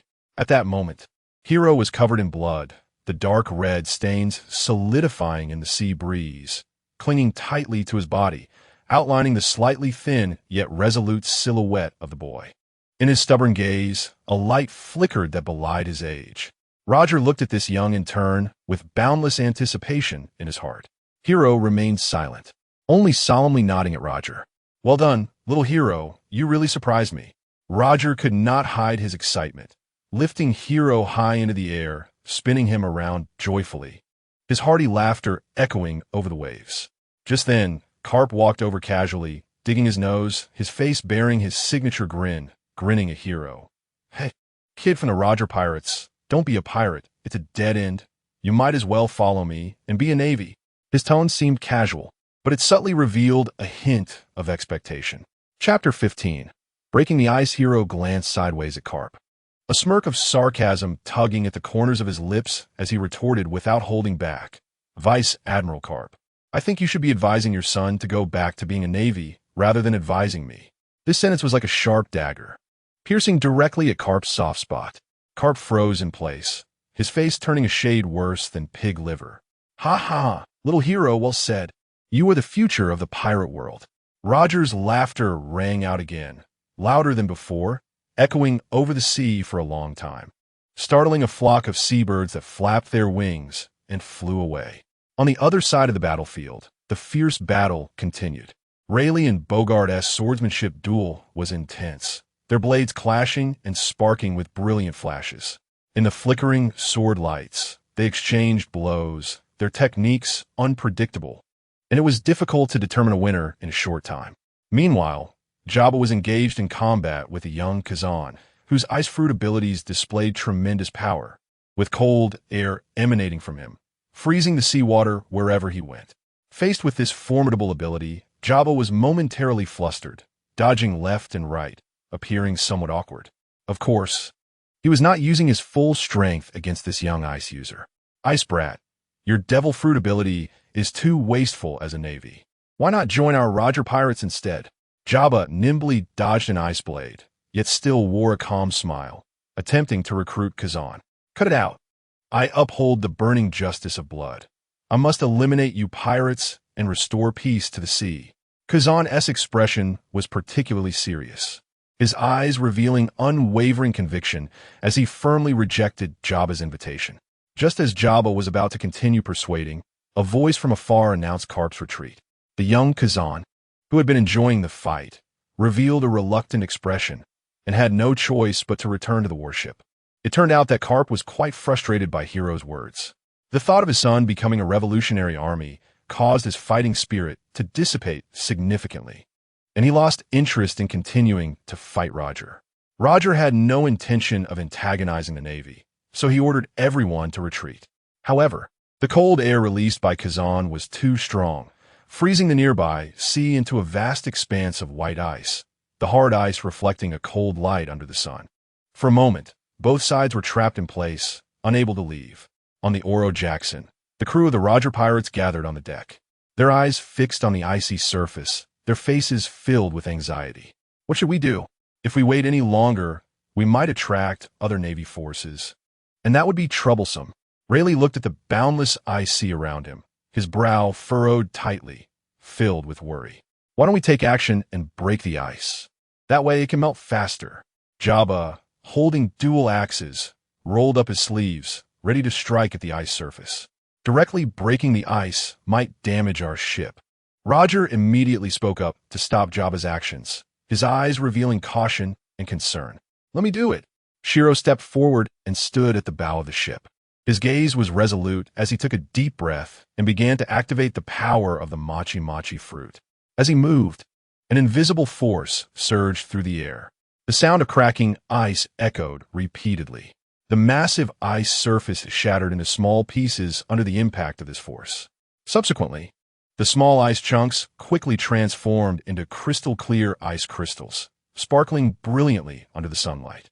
These ice crystals, influenced by the air, soon began to melt, turning into droplets of water that rejoined the sea. The principle was actually simple. Besides high temperatures, air could also cause ice to melt. Shiro's shockwave utilized compressed air. So as long as the ice layer was continually struck into the air, its structure would be disrupted, causing it to shatter into ice crystals. And the problem of breaking the ice would be easily resolved. Watching Shiro's incredible fruit ability, everyone was astonished and cast admiring glances. Shanks and Buggy's eyes were especially filled with admiration for Shiro.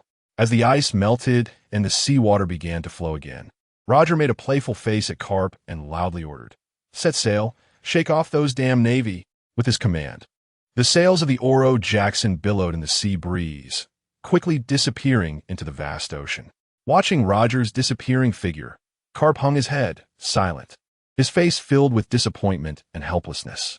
Meanwhile, the passionate young Kazan was indignant, clenching his fists tightly, his eyes burning with fighting spirit as he gritted his teeth and said, "Next time, we will definitely catch you." Buggy quickly pulled out a den mushi, sending the news of Shiro awakening the Conqueror's haki to Fleet Admiral Sengoku. What? A 10-year-old kid from the Roger Pirates awakened Conqueror's haki and also ate the machi-machi fruit. Sengoku was shocked and stood up from his chair, his face filled with disbelief. After hanging up the den mushi, he paced back and forth in the Admiral's office, his expression serious, and ultimately decided to inform the world government of this news. Upon receiving this news, the Gorosei immediately ordered a bounty to be issued for Shiro, the trainee crew member of the Roger Pirates. The bounty amount reached 180 million berries. It is worth noting that during this period, there was no inflation. Roger's bounty was only 650 million berries, and neither Rayleigh nor Jabba had bounties exceeding 400 million. And the 10-year-old Shiro's bounty was already ranked 4th in the Roger Pirates, which was undoubtedly an astonishing figure. When a news bird threw the newspaper onto the Oro Jackson, Roger was even more excited than Shiro. He waved the newspaper and cheered loudly. To celebrate little Shiro's first bounty reaching 180 million berries, we will hold a feast for the next 3 days. Wahahaha! The crew also cheered, and the deck was filled with joy. However, the main character of the feast, Shiro, was not focused on the celebration. He was very curious about this new ability of Conqueror's haki, occasionally releasing it to sense its power. Since he often spent time with Shanks and Buggy, their lives could be described as extremely difficult. They often fell asleep due to the Conqueror's haki released by Shiro, waking up disoriented and confused. Shanks realized the gap between himself and Shiro, so whenever he had free time, he trained hard, sweating on the deck to improve his strength. Buggy, however, was not focused on training. He often fiddled with various treasure maps, his eyes sparkling with a desire for treasure, particularly passionate about it. After the battle with the Ward Pirates, they seized numerous spoils. Buggy secretly hid a devil fruit, planning to sell it for a huge profit in the future. What he didn't know was that one day he would accidentally eat that devil fruit, embarking on a completely different adventure. Chapter 16. Kaido of the 100 Beasts. As time passed, Shiro gradually adapted to Conqueror's haki. Of course, Shiro would not be satisfied with this. His eyes sparkled with a burning desire for knowledge as he respectfully bowed to Rayleigh and sincerely asked for the tips on using the advanced combat technique of Conqueror's haki coding. After all, that renowned Master Kaido had once said in an undeniable tone, "Haki surpasses everything." This sentence was deeply imprinted in Shiro's soul. Rayleigh, a strong man with rich experience from countless battles, wore a warm smile and generously shared all his insights on using Conqueror's haki coding with Shiro. Shiro listened attentively, his eyes fixed on Rayleigh's every move, memorizing every key point. Afterward, he found a quiet corner and devoted himself to practicing Conqueror's haki coding according to Rayleigh's teachings. He held his breath and focused, trying to wrap the Conqueror's haki in a specific way, but each attempt felt like groping in the dark, unable to find the right direction. Unsurprisingly, he didn't learn it. Time quietly passed, and for 3 consecutive months, Shiro immersed himself in the arduous process of practicing Conqueror's haki coding.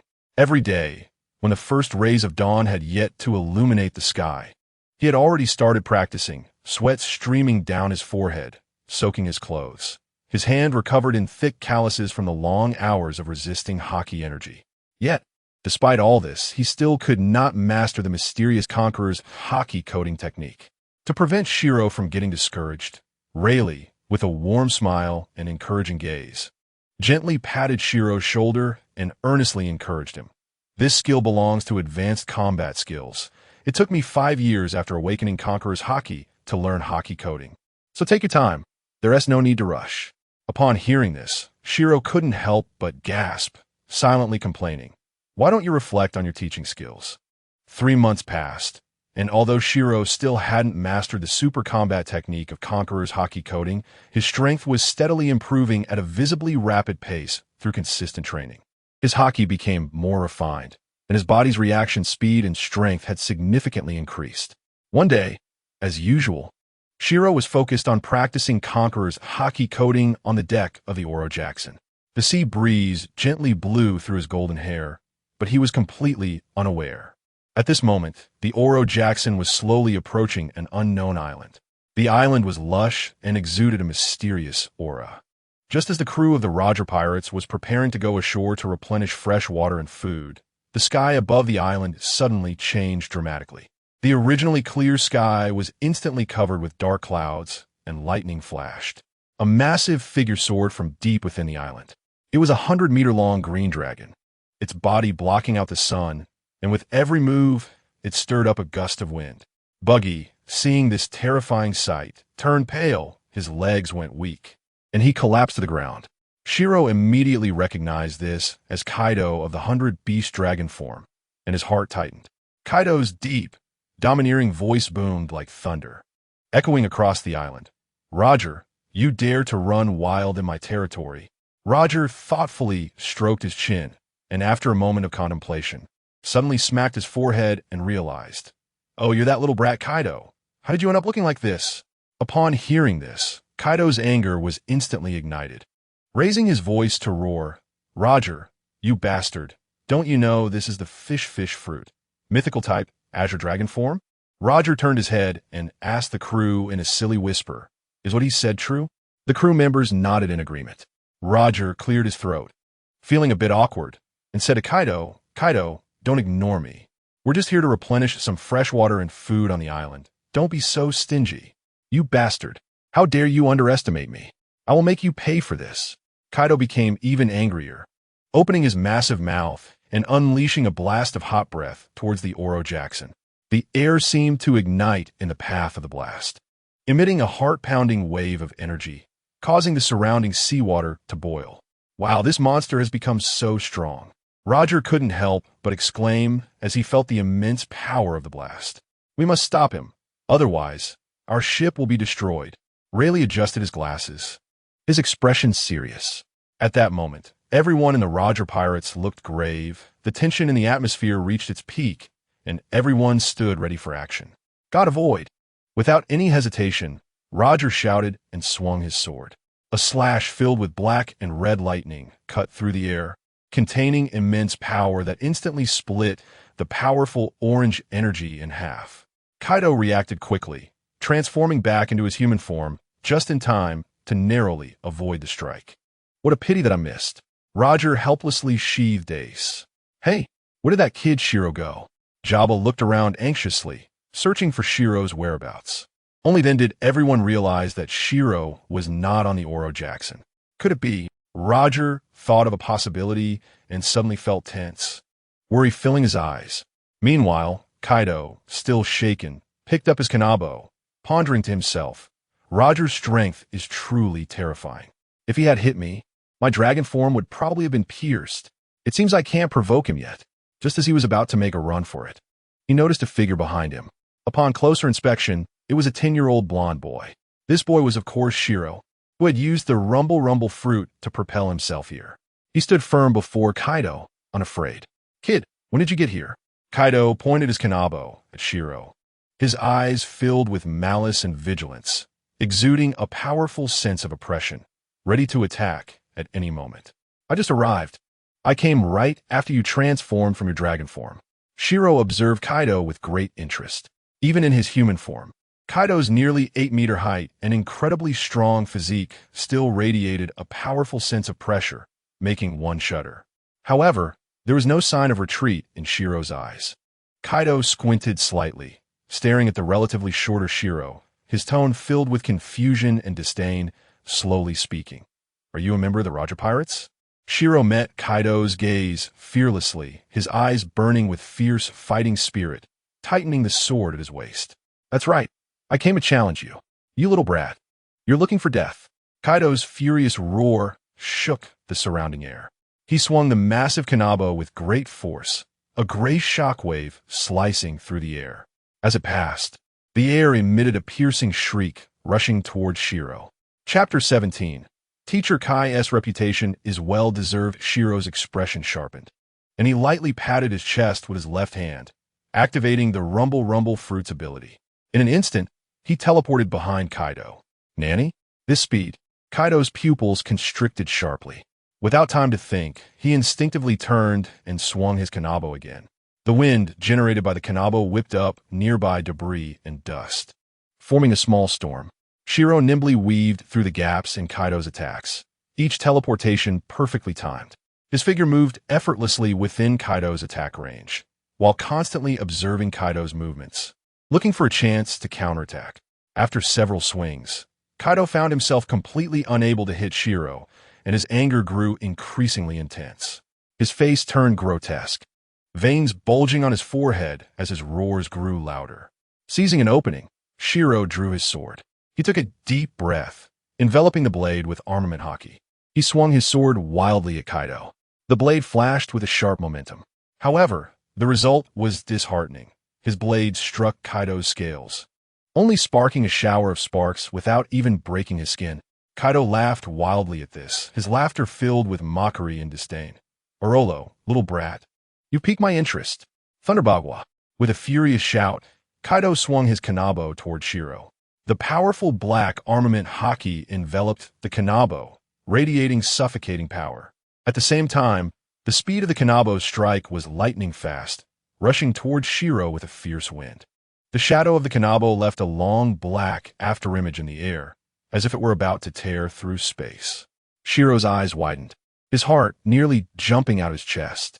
He could clearly feel the terrifying power coming at him, as if a mountain were pressing down on him. He exerted all his strength, contorting his body to the limit to narrowly avoid the deadly blow. The Kanabo brushed past the hem of his clothes, leaving a red mark from the powerful airflow. He understood that if his strike had landed on him, he would have likely been done for. After all, he didn't possess Luffy's ability to stand up again and again from the brink of death.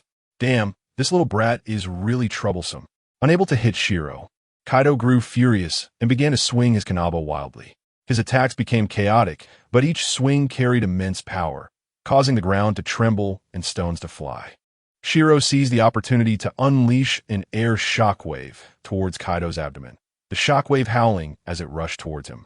Indeed, Kaido was hit, his body leaning back slightly, but instead of getting angry, he grinned, revealing a cunning smile. It turned out this was the opening he had created, deliberately allowing Shiro to attack. The Littlebot. Military dragon roll. Just as Kaido's voice fell, his entire body spun rapidly, like a giant top. His hair and clothes rustled in a high-speed rotation, and his hands swung continuously, sending purple energy punches flying toward Shiro. Wherever the energy punches landed, the ground was blasted into large craters, dust rising everywhere. The surrounding trees broke under the residual force of the energy punches. Shiro tried to teleport, but found himself a moment too late, getting hit by a purple energy punch to the right chest. Instantly, the sound of breaking ribs rang clearly in Shiro's ears. He felt a sharp pain radiate from his chest, a sweetness rising in his throat, and he couldn't help but spit out a mouthful of blood. The blood arced through the air, splattering on the ground and staining it red. Falling 3 worlds, Kaido instantly transformed into a half-human, half-dragon form, leaping into the air. His body stretched out, wrapping the Conqueror's haki around the Kanabo. In an instant, the sky changed dramatically, thunder and lightning flashing. Countless bolts of lightning gathered around the Kanabo like silver giant pythons, forming a terrifying force. The clouds rolled violently under the impact of the haki. Already injured, Shiro couldn't react in time, seeing that he was about to be struck by this powerful Conqueror's haki attack. Just at this critical moment, a cold light flashed, and a sharp long knife blocked in front of his forehead, colliding with the Kanabo. It turned out Roger had guessed that Shiro might come to find Kaido and rushed over at top speed. Roger's figure resembled a deity descending from the heavens, his gaze firm and sharp. In an instant, 2 powerful Conqueror's haki auras clashed against each other. The surrounding air was distorted and deformed, producing a piercing roar. Cracks began to appear in the ground. Before long, Kaido was pushed back 3 steps, each step leaving a deep footprint on the ground. Meanwhile, Shiro was directly knocked unconscious by the shockwave from the collision of these 2 terrifying energies, his body flying backward. Roger, I will settle this score with you sooner or later. Just wait. Kaido left behind a harsh remark before swiftly darting through the trees, vanishing from sight. Only a devastated battlefield and the howling wind remained. What a troublemaker.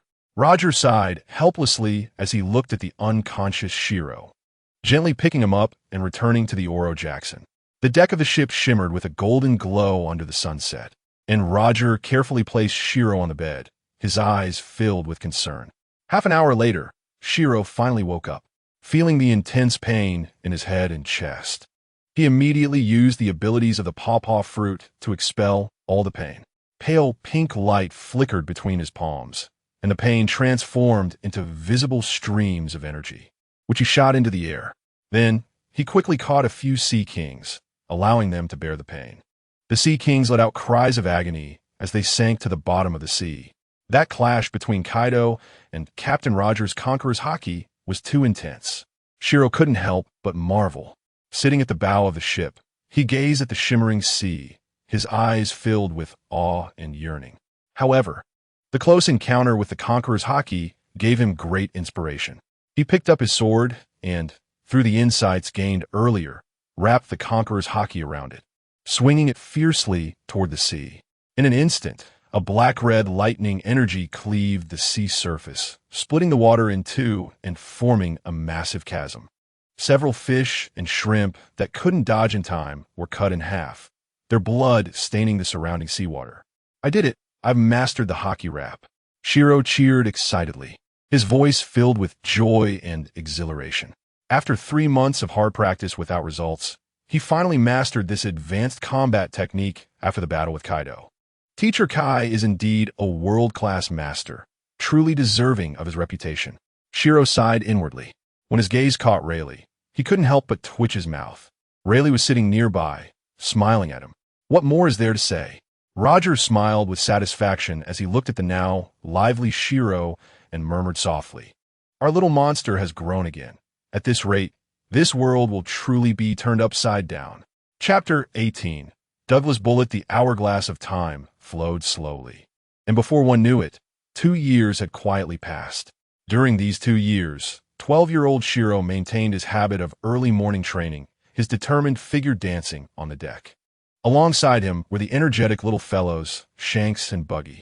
One morning, as the sunlight broke the surface of the sea, Buggy aggressively challenged Shanks. His eyes burned with the fire of determination as he clenched his fists, striking a pose that conveyed his resolve. However, the gap in their strength was ultimately insurmountable. In just 5 rounds, Buggy was cleanly knocked to the ground by Shanks. The bitterness of defeat surged in his heart, and defeated, Buggy hung his head, sitting alone at the stern of the ship, tears streaming down his face like pearls from a broken necklace, soaking his clothes. As the eldest among the trio, Shiro saw Buggy so dejected and immediately walked over to comfort him. He gently patted Buggy's shoulder, his tone warm yet firm. "Buggy, you know, everyone is given different talents by heaven. Your talent might lie in other areas." Buggy looked up, his tear-filled eyes full of confusion. "Brother Shiro, I really feel useless. I have no talent for training. I probably can't even learn hockey. I might not be cut out to be a pirate," he cried, completely losing hope for the future, sinking into deep confusion. "Buggy, you know I have a keen eye for people. I believe you have an innate charm that draws people to you. You may not awaken hockey, but you naturally possess a luck with conqueror's hockey that others do not," Shiro said seriously, his expression filled with undeniable conviction. In fact, according to the original storyline, Buggy did have a certain affinity for small characters. He was cunning, timid yet ambitious. As a small figure in this tumultuous sea, he used every means possible just to survive. He was a pure pirate. More importantly, Buggy's luck was exceptional. With his lackluster strength, he could still become one of the 4 emperors. "Is that true? Brother Shiro, do I really have luck with conqueror's hockey?" Buggy stood up excitedly, his previously dim eyes suddenly shining with anticipation. "Of course, when have I ever lied to you? Just think about it. Haven't you received some things that others have longed for without doing anything?" Shiro implied, a meaningful smile on his face. Buggy rubbed his chin, his eyes darting around.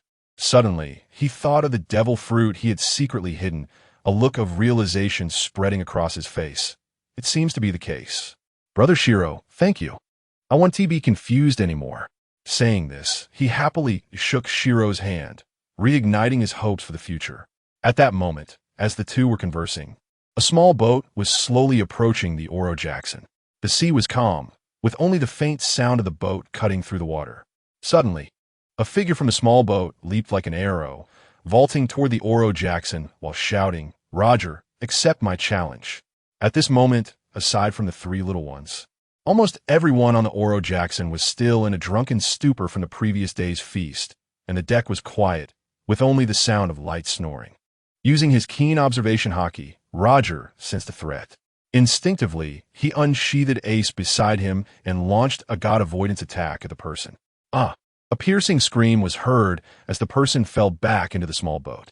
This scream broke the silence on the ship, waking everyone up, who turned to look in the direction of the small boat, beginning to discuss. "I think I heard someone challenging Captain Roger. Who is it? So bold? I don't know, but it seems they got hit by Captain Roger's god avoidance. They probably won T survive." Roger stretched, yawned, and slowly walked over to Rayleigh, appearing somewhat lazy, and asked, "Rayleigh, I sensed a pretty strong guy coming over. I wonder how they're doing now." Rayleigh's mouth twitched, his expression serious as he looked toward the small boat. "You just gave them a god avoidance. Do you think they can still be alive?" Roger awkwardly scratched the back of his head and chuckled foolishly. That is just my combat instinct, but I didn't use all my strength. They shouldn't be dead, right?" However, just as everyone thought the person was dead, an astonishing scene occurred. The person leaped up again, charging toward the Oro Jackson. Their movements were still agile, as if the earlier attack had little effect on them. Everyone was filled with curiosity. How could someone survive Roger's god avoidance and still look lively?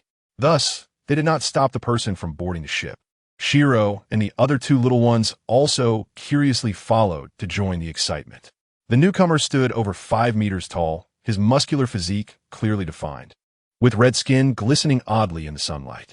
Dressed in military attire, his massive frame and stern demeanor sent chills down people's spines, exuding immense pressure. Hilo immediately recognized him as Douglas Barrett from the theatrical version of Fervent Action. At that moment, Barrett had a deep knife wound on his chest, blood gushing out and staining his clothing, clearly indicating a serious injury. Yet his eyes were still filled with fighting spirit. "Who are you? Why are you challenging me?" Roger asked, gripping the hilt of Ace's sword and stepping forward. "My name is Douglas Barrett. I am 15 years old, and my goal is to defeat everyone and become the strongest in the world," Barrett declared, puffing out his chest, completely unconcerned about his bleeding wound, his voice powerful and filled with ambition. "You're lying. How can someone at 15 look like this?" Buggy was the first to jump out and express his skepticism, his eyes wide with disbelief. As soon as he said this, everyone couldn't help but laugh, and the deck was filled with uproarious laughter. Hilo was speechless and quickly covered Buggy's mouth, signaling him to stop, secretly thinking. However, Barrett does seem to have matured a bit too quickly. Seeing the atmosphere shift, Barrett grew anxious and shouted, "You guys stop laughing. I will definitely defeat your captain." A hint of anger flashed across his brutish face, radiating an indomitable spirit. Roger did not mock Barrett. Instead, he seriously drew Ace, excitement gleaming in his eyes. "Kid, your ambition is quite impressive. Come on, give it your all." Chapter 19.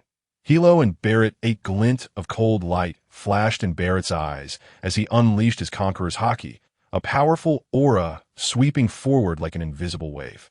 Just moments ago, Buggy had been mocking Barrett for maturing too quickly, but he was instantly overwhelmed by this haki and collapsed to the ground. "All right, kid, you actually possess the qualities of a king. Roger, acknowledge your ambition. Come on." Roger laughed heartily and was about to swing his sword at Barrett, his joyful laughter echoing across the sea. At that moment, Rayleigh quickly stepped forward and held Roger's hand down, his expression serious. "Captain, that last attack of yours has already injured him. How can you justify attacking again?" Roger appeared dissatisfied, muttering, "What do you mean? Rayleigh, are you trying to fight me?" Rayleigh shook his head, adjusted his glasses, and said earnestly, "No, but this kid is only 15, right? Isn't it unfair for you to bully the young? Winning wouldn't be honorable." After a moment of contemplation, Roger nodded and then looked at Hilo, a mischievous glint in his eyes. "So you mean, yes, let Hilo compete with this kid. He's 15, and Hilo is 12. The age difference isn't too great." Rayleigh's gaze fell on Hilo, who had made rapid progress in the past 2 years, making him a suitable sparring partner. "All right, let's do it." Roger shouted in Hilo's direction, "Hilo, come and fight this kid named Barrett for me." Upon hearing this, Hilo's eyes lit up with fervor as he quickly took big strides towards Barrett, his face brimming with uncontrollable excitement. Deep down, he felt a strong curiosity about this version of Barrett and was eager to discover just how powerful he was at this age. Although in the original story, Buggy had boasted that Barrett could hold his own against Rayleigh at just 15, Hilo completely disbelieved it. The reason was simple. Buggy's own strength was pathetically weak, making it impossible to gauge the true capabilities of others. In Hilo's view, the back-and-forth exchanges between Barrett and Rayleigh during their daily sparring would seem to Buggy as a tie, but in reality, Rayleigh would never unleash his full strength in such friendly sparring sessions. It was merely a cordial exchange and couldn't truly reflect their real abilities. "Roger, are you trying to back down?" Barrett's voice was filled with provocation and anger. His emotions flared like a raging fire, radiating a dangerous and volatile aura. At this moment, Hilo stood nearly 1.8 meters tall, a considerable height among ordinary people. However, standing in front of the towering Barrett, who was around 5 meters tall, he seemed so small, like a child standing before a giant, the stark difference in size creating a strong visual impact. Barrett looked at his younger opponent with disdain, naturally feeling superior. To him, Hilo was merely a brash kid who posed no threat. In response to Barrett's contempt, Hilo chose not to retort with words, but instead to prove his strength through action. He unleashed his own powerful conqueror's haki without reservation. The red-black energy, tinged with lightning, surged toward Barrett, violently clashing with Barrett's haki. The two powerful energies collided, producing a sharp, hissing sound. Under the impact of this overwhelming energy, various objects on the deck flew around. Several weaker crew members could not withstand the immense pressure from the two haki and turned pale, stumbling back into the cabin to hide in a relatively safe place. Conqueror's haki. Barrett's eyes widened in shock and disbelief. He never expected that this seemingly youthful boy possessed such a formidable conqueror's haki. Seeing Barrett's astonished expression, Hilo smirked and played with words. "Good son, don't call me dad upon meeting." The previously tense atmosphere filled with gunpowder suddenly became light and cheerful due to his playful remark. The surrounding crowd paused for a moment before bursting into laughter, the sound echoing over the deck. However, Barrett was completely enraged by this comment. His eyes bulged with fury as he yelled, "You little brat, you're looking for death." With that, he quickly wrapped his powerful armament haki around his fists and launched a fierce attack at Hilo. Not to be outdone, Hilo immediately wrapped his armament haki around his sword and charged at Barrett. The clash of fists and blade produced a series of crisp sounds that resonated across the deck. Despite Hilo's significant progress in swordsmanship over the past 2 years, he still found himself struggling against the powerful Barrett. Barrett's armament haki, physical skills, and strength far exceeded Hilo's, and each attack carried immense power. Although Barrett had not yet reached his peak at this stage, the impressive combat ability he demonstrated already put tremendous pressure on Hilo. After only exchanging a dozen blows, Hilo felt his hands go numb, almost losing sensation. He realized that if he continued to fight head-on, he would undoubtedly lose. So he decisively changed his strategy. Hilo began to use the teleportation ability of the pawpaw fruit. His figure flickered across the deck, skillfully maneuvering around Barrett. Although Barrett's speed was astonishing, appearing like lightning to ordinary people, it ultimately paled in comparison to Hilo's teleportation ability. The situation quickly reversed. The originally dominant Barrett found himself on the defensive, unable to catch Hilo's fleeting figure as he darted in and out of sight. However, although Hiro's swordsmanship was exquisite, he was never able to injure Barrett even slightly. This was because Barrett's haki was simply too powerful. He often enveloped himself in haki, forming an indestructible defensive barrier that rendered Hiro's attacks ineffective. Despite being able to defend against Hiro's attacks, Barrett felt suppressed in a battle against someone 3 years younger than himself, which made him extremely angry as he aimed to be the strongest in the world. "Kid, let me show you the power of my fusion fruit." Chapter 20. Competing against each other with a roar, Barrett's body rapidly swelled, his muscles bulging with terrifying strength. At the same time, the Oro Jackson began to shake violently, and the weapons on the ship were summoned by a mysterious and powerful force, rapidly converging towards Barrett's body. The scene was breathtaking. "Not good. If this kid keeps it up, the Oro Jackson will be devoured," Jabba exclaimed anxiously, swinging his twin axes towards Barrett to stop his reckless actions.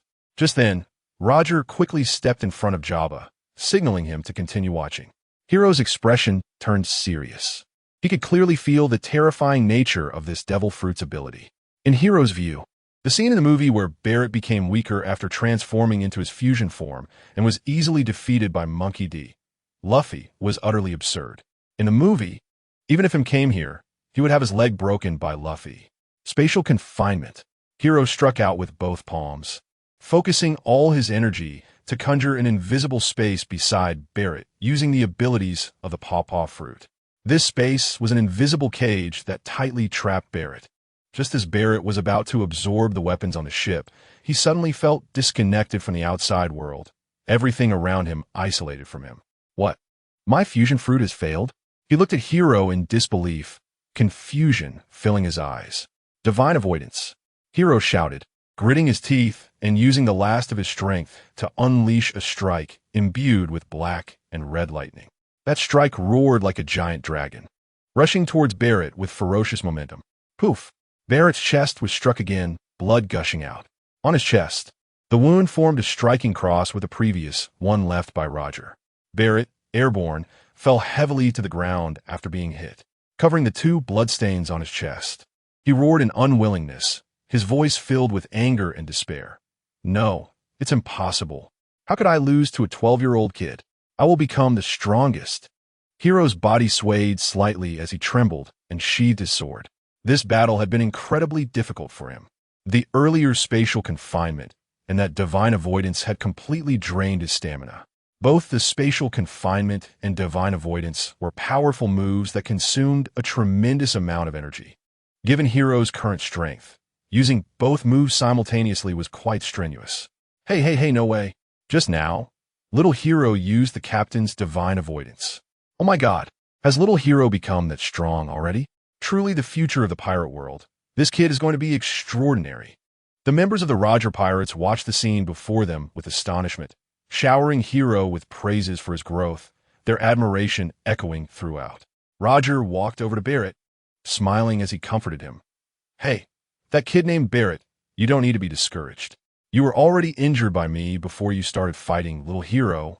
That's why you lost. For someone like Barrett, who was both ambitious and talented, Roger felt a sense of appreciation and hoped to recruit him into his pirate crew. However, Barrett struggled to stand up, using his fist to prop himself up, and stubbornly said, "Losing is losing. Douglas Barrett, never make excuses." "Ha, good. Barrett, stay in our pirate crew. Here, you can continue sparring with little Hiro or challenge me." Roger laughed heartily and extended a warm invitation to Barrett. Barrett fell into deep thought. After a moment, he looked up, a glimmer of determination flashing in his eyes, and then grasped Roger's hand. Thus, the Roger Pirates welcomed an ambitious crew member who could leave at any time. For Hiro, Barrett was undoubtedly the best sparring partner. In the days that followed, Hiro and Barrett trained tirelessly, as if they were on drugs, with endless energy. They threw themselves into training before dawn and would only stop when night fell.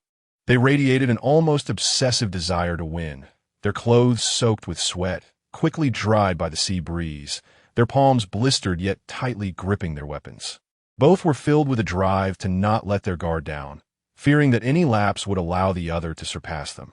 This intense sense of competition pushed them to train madly, pushing their bodies and abilities to the limit. During their training, their battles became increasingly fierce. Each clash sparked with intensity, as Hiro cleverly maneuvered using intricate tactics and spatial abilities, while Barrett aggressively suppressed him with overwhelming strength and fierce attacks. They took turns winning and losing. Each battle felt like a life-and-death showdown, a contest not just of strength but of will. Through days of research and practice, Barrett deeply developed his Conqueror's Haki and Armament Haki, finally mastering a brand new combat form, the Devil Mode. When he activated this form, the atmosphere on the battlefield instantly became oppressive and terrifying. His body was enveloped in a layer of black and red light, exuding a chillingly evil aura. In Devil Mode, Barrett's strength and speed dramatically increased for a short time, making him even more invincible. However, this tremendous power came at a cost, as the form consumed an enormous amount of Haki, making it difficult for him to maintain for long periods. After Barrett mastered Devil Mode, Hiro found himself in a difficult position during their battles. The previously effective spatial confinement appeared weak against Barrett's overwhelming power, making it hard to trap him. For a time, Hiro frequently found himself at a disadvantage in battles against Barrett, and each defeat fueled his desire to break through. However, the turning point of fate quietly arrived. After winning a battle, Barrett, lost in his triumph, accidentally let slip the secret to Devil Mode. Upon hearing this, Hiro's mind became clear. Isn't it just the Armament Haki and Conqueror's Haki? I have those too. From then on, Hiro began secret training. In an unseen corner, he studied day and night, constantly experimenting and exploring. Half a month later, when he faced Barrett again, he was already able to skillfully use Devil Mode. From that point on, the balance of power shifted once more, and Barrett could no longer easily gain the upper hand in their battles. Barrett slapped himself in frustration, but it was of no use. Time flew by like a white horse passing a gap, and 3 years quickly passed amidst intense training and fierce battles. Hiro and Barrett made tremendous progress in their prolonged competition and honing, both stepping into the same tier as Rayleigh and Jabba. However, they still lagged a bit behind in combat experience compared to the Wings of the King. Thus, the Roger Pirates boasted 5 giants, their combat power shining like brilliant stars, illuminating the entire pirate world, becoming a formidable pirate crew with the potential to surpass the Rocks pirates of the past. Faced with the Roger Pirates, the major powers on the seas were filled with trepidation, wary of provoking them. However, one person remained stubbornly unyielding: the Golden Lion Shiki. Chapter 21. The Ambitions of the Golden Lion. The Golden Lion harbored ambitions of world domination, and the power of his float fruit granted him the magical ability to levitate objects in the air. He was ruthless and unscrupulous, willing to use any means necessary to achieve his goals, wreaking havoc on the seas. To realize his mad plan of forming an invincible aerial fleet capable of destroying the world, he plundered everywhere, leaving destruction in his wake. Finally, with the immense wealth acquired from his raids, he built the long-desired invincible aerial fleet. This fleet possessed tremendous destructive power, its deterrent effect even threatening the Navy and the world government's rule. However, the Golden Lion was still not satisfied. He believed that the invincible fleet alone was not enough to eliminate the world government and the Navy. Therefore, he turned his attention to the legendary ancient weapon, Pluton. It is said that Pluton is a super battleship, known as the most fearsome warship in shipbuilding history.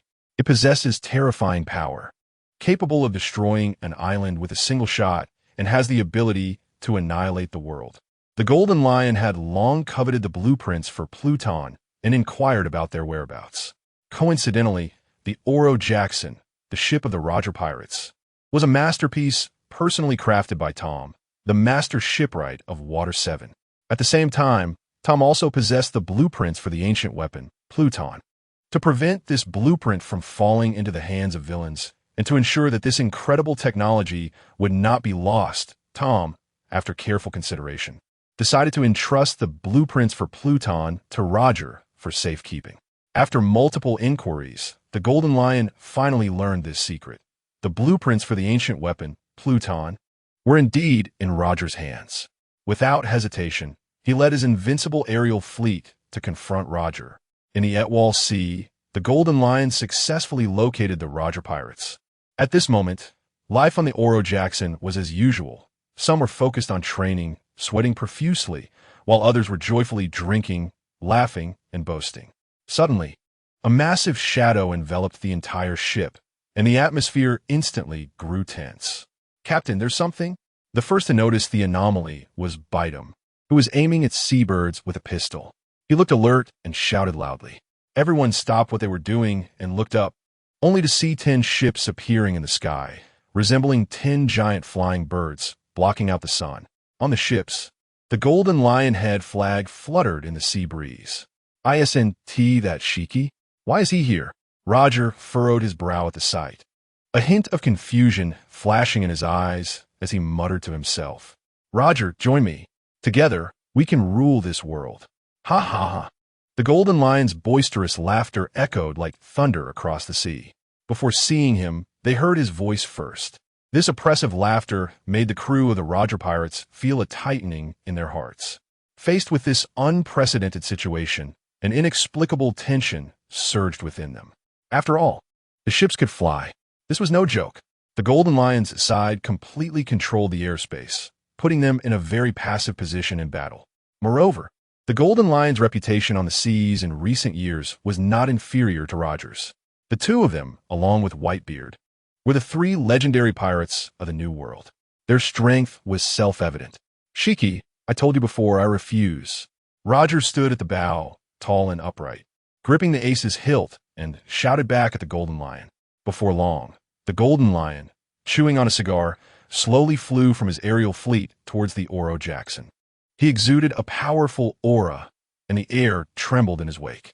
"Roger, as long as you are willing to be my right-hand man and hand over the blueprints for the ancient weapon, Pluton, we can rule this world together.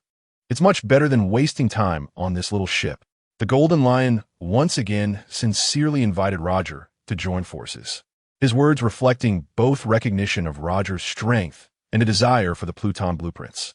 The Golden Lion genuinely admired Roger. In the original storyline, before Roger was executed, the Golden Lion had even made a scene at Impel Down, only to be defeated and imprisoned in the underwater prison by Sengoku and Garp. This was true love. On the seas, Roger was like a succubus. Whether crew members or enemies, they were unconsciously drawn to his charismatic presence, wanting to get close to him. Shiki, I will not join you, nor will I give you the blueprints for the ancient weapon, Pluton. This thing can destroy the world. Do you understand? Roger's expression was stern, his gaze unwavering as he firmly rejected the Golden Lion's proposal. He held his own beliefs and sense of justice, never allowing such a dangerous thing to fall into the hands of an ambitious person. Since that's the case, then today I, the Golden Lion Shiki, will not let you leave. As he spoke, the Golden Lion's aura surged, and a powerful conqueror's haki was unleashed, causing the ships to tremble and the sea to roil. Roger did not back down and unleashed his own conqueror's haki. The two violent conquerors' haki clashed fiercely in midair, neither yielding. The surrounding space distorted and deformed due to this immense power. Just as the two were clashing with their conqueror's haki, another conqueror's haki surged in. Roger quickly realized that it was Hilo's haki. He glanced at Hilo, his eyes expressing surprise and a hint of appreciation. It's just a little brat. The Golden Lion looked towards Hilo, a flicker of surprise in his eyes. It seems you also have considerable ambition to fulfill. Why not join my flying pirate crew? Do you think you can rule the world just because of you? You might as well go home and dream. In dreams, anything is possible. Hilo retorted sarcastically to the Golden Lion's invitation, gritting his teeth, his face reddening as he desperately resisted the two powerful conquerors' haki. He knew that his conqueror's haki was currently inferior to these two legendary pirates, but he was not afraid, because he understood that this was an excellent opportunity to enhance his conqueror's haki. Just from that last clash, Hilo clearly felt his aura strengthen a bit, and his conqueror's haki also improved, which made him even more determined to continue resisting. One ungrateful little brat. Just wait and see how I deal with you. Ha ha ha. As he spoke, the Golden Lion withdrew his conqueror's haki, drew two famous swords, Sakura and Withering Wood, a fierce glint in his eyes, and slashed at Hilo, unleashing two fierce sword chi. The sword chi sliced through the air, emitting a piercing shriek. Chapter 22. The Battle of Edver Shiki. Your opponent is me. Roger's eyes narrowed, and without hesitation, he drew Ace and unleashed a powerful slash, dispersing the Golden Lion's two sword chi in an instant. Little Hilo, go help take care of Shanks and Buggy. Roger's voice was firm and powerful, reaching Hilo's ears. Hilo nodded without hesitation and quickly made his way to Shanks and Buggy's side. He understood Roger's intentions. This time, they were facing an enemy force 10 times their own. Moreover, the opponent also held air superiority and could bombard the Oro Jackson from the sky at any time. With Shanks and Buggy's current strength, they would absolutely not be able to withstand it, and he needed to protect them. The duel between Roger and the Golden Lion had already lasted for over a dozen exchanges, with both sides exchanging fierce sword techniques, sparks flying. Suddenly, the Golden Lion let out a howl, his hair dancing wildly in the wind as he leaped into the air. He waved his arms freely, chanting incantations. The 10 ships, enveloped in a strange glow, slowly ascended into the sky and charged towards the Oro Jackson, their cannon mouths flashing with dangerous red light. Roger, no matter how strong your pirate crew is, can you escape from aerial bombardment? Ha ha ha. The wild and unrestrained laughter of the Golden Lion echoed across the sea, filled with endless provocation and arrogance, causing everyone's eardrums to ache. The powerful members of the Roger Pirates tightly gripped their weapons, the blades glinting coldly in the dim light. Their expressions were solemn, fully focused on the Golden Lion's invincible aerial fleet, their bodies tense and muscles bulging, ready to shoot down all the falling shells. However, they all knew in their hearts that this was almost an impossible task. The invincible aerial fleet was created by the Golden Lion with countless efforts and huge investments. Each ship equipped with the most advanced artillery, with concentrated and exceptionally fierce firepower. The shells falling like raindrops were enough to blow any ship to pieces. Faced with such a terrifying crisis, Buggy was already scared to death, his face pale, his legs trembling uncontrollably. He choked back his fear and despair, saying to Shiro beside him, "Shiro, those ships flying in the sky are too scary. Are we going to die?" Shiro gently patted Buggy's head, wearing a reassuring smile, and comforted him firmly. "Don't worry, it's just flying. I'll make these broken ships drop down right now." Hearing this, Shanks widened his eyes, looking at Shiro in disbelief, and said in surprise, "Huh? Are you serious, Shiro?" His tone was full of doubt. After all, everyone had witnessed the strength of the Golden Lion and the power of the aerial fleet. "Watch closely." "Space binding," Shiro shouted, quickly clapping his hands to release two invisible energies, sending ripples through the air. A mysterious space slowly formed around the Golden Lion, shimmering with strange light. In this way, the connection between the Golden Lion's float fruit ability and the 10 ships was abruptly severed. "What? I'm trapped by a force." The Golden Lion's face was filled with disbelief as he stared at his hands, his eyes filled with shock and panic. He struggled desperately, trying to break free from this mysterious spatial binding, but it was futile. "Look, those ships are falling," Shanks shouted excitedly, his voice tinged with surprise. Everyone looked up and saw the 10 ships that had been high above, losing the support of the float fruit ability, rapidly plummeting toward the sea. "It's over. With so many ships crashing down, we'll be smashed to pieces." Buggy despaired and knelt on the ground, covering his eyes tightly with his hands, unable to bear to witness the impending disaster. At that critical moment, Shiro's gaze sharpened as he concentrated the power of the meatball fruit, slamming his palm heavily onto the deck. In an instant, a dazzling light flashed, and the Oro Jackson vanished from its spot. Only rippling waves remained on the surface of the sea. When it reappeared, the Oro Jackson was already a kilometer away, safely floating on the sea, just avoiding the falling fleet. This was Shiro using the meatball fruit's ability to push away. If the target were a person, he could push them to anywhere in the world, but for a large ship like the Oro Jackson, Shiro could only push it a kilometer away at this stage. However, that was enough. It was sufficient to save everyone from peril. "Little Shiro, you've saved us once again." Roger looked at Shiro excitedly, a smile beaming on his face. Shiro smiled back at Roger, his smile carrying a hint of fatigue but more of relief. However, this battle was not over. Although the invincible aerial fleet had fallen into the sea, splashing huge waves, it still possessed considerable firepower. The ship cannons all aimed at the Oro Jackson. Since the Golden Lion's strength surpassed Shiro's, Shiro could only use the space binding technique to briefly restrain the Golden Lion. Soon, the Golden Lion broke free from the binding with his powerful strength, using the float fruit ability to right the overturned ships. Those ships aimed once again at the Oro Jackson. "Roger, do you think you can escape like this? I can still flatten your Oro Jackson." The Golden Lion laughed arrogantly, preparing to order all ships to fire together.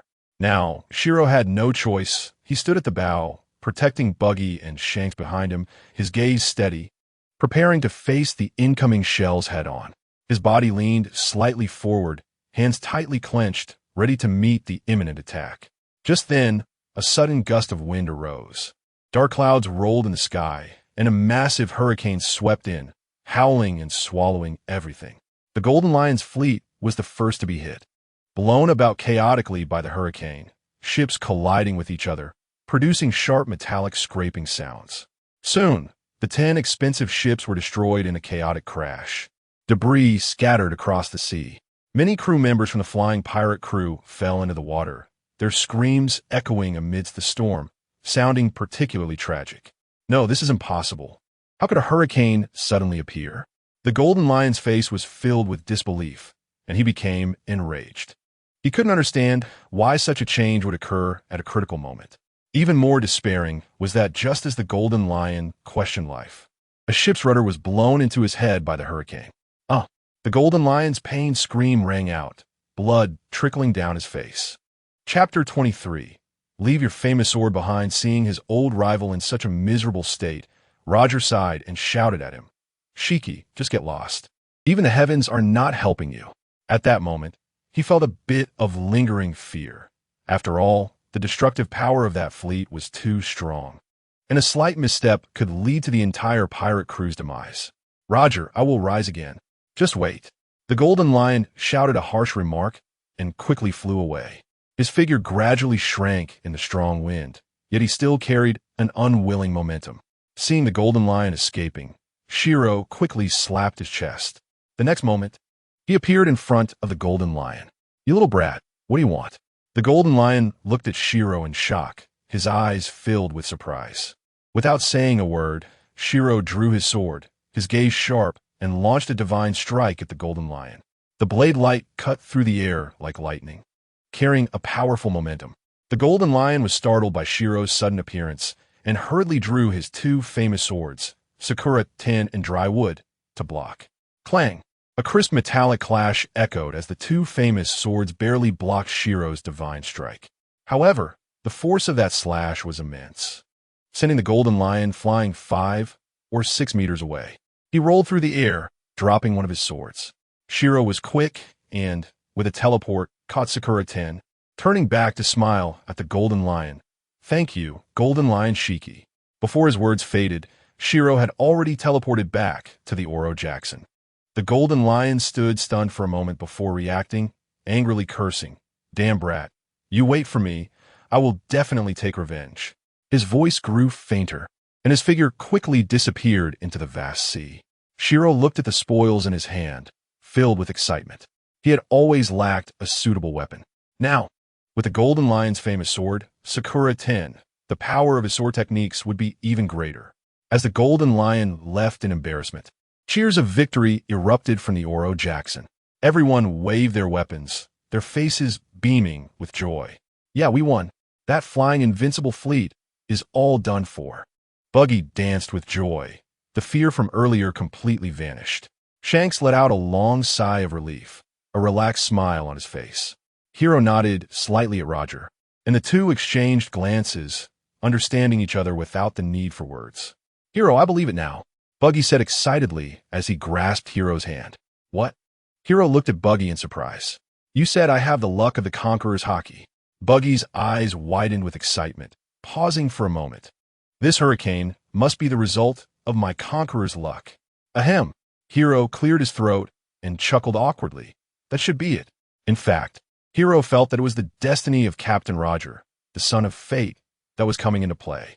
2 kilometers away, on a small boat, a man dressed in a green cloak smiled as he watched everything unfold, murmuring to himself, "Big Bear, I found the savior you mentioned. Today, I repaid the favor." Then, the man manipulated the wind and quickly sailed away from the adverse sea, leaving only a calm sea surface behind. On the vast ocean, the Oro Jackson was cutting through the rolling waves. On the deck, Hiro's long fingers gently caressed the sword Sakura Tin, the clear sound of the blade being drawn resonating in the air. He moved with agility, the sword as shadow flying as each swing carried a fierce momentum.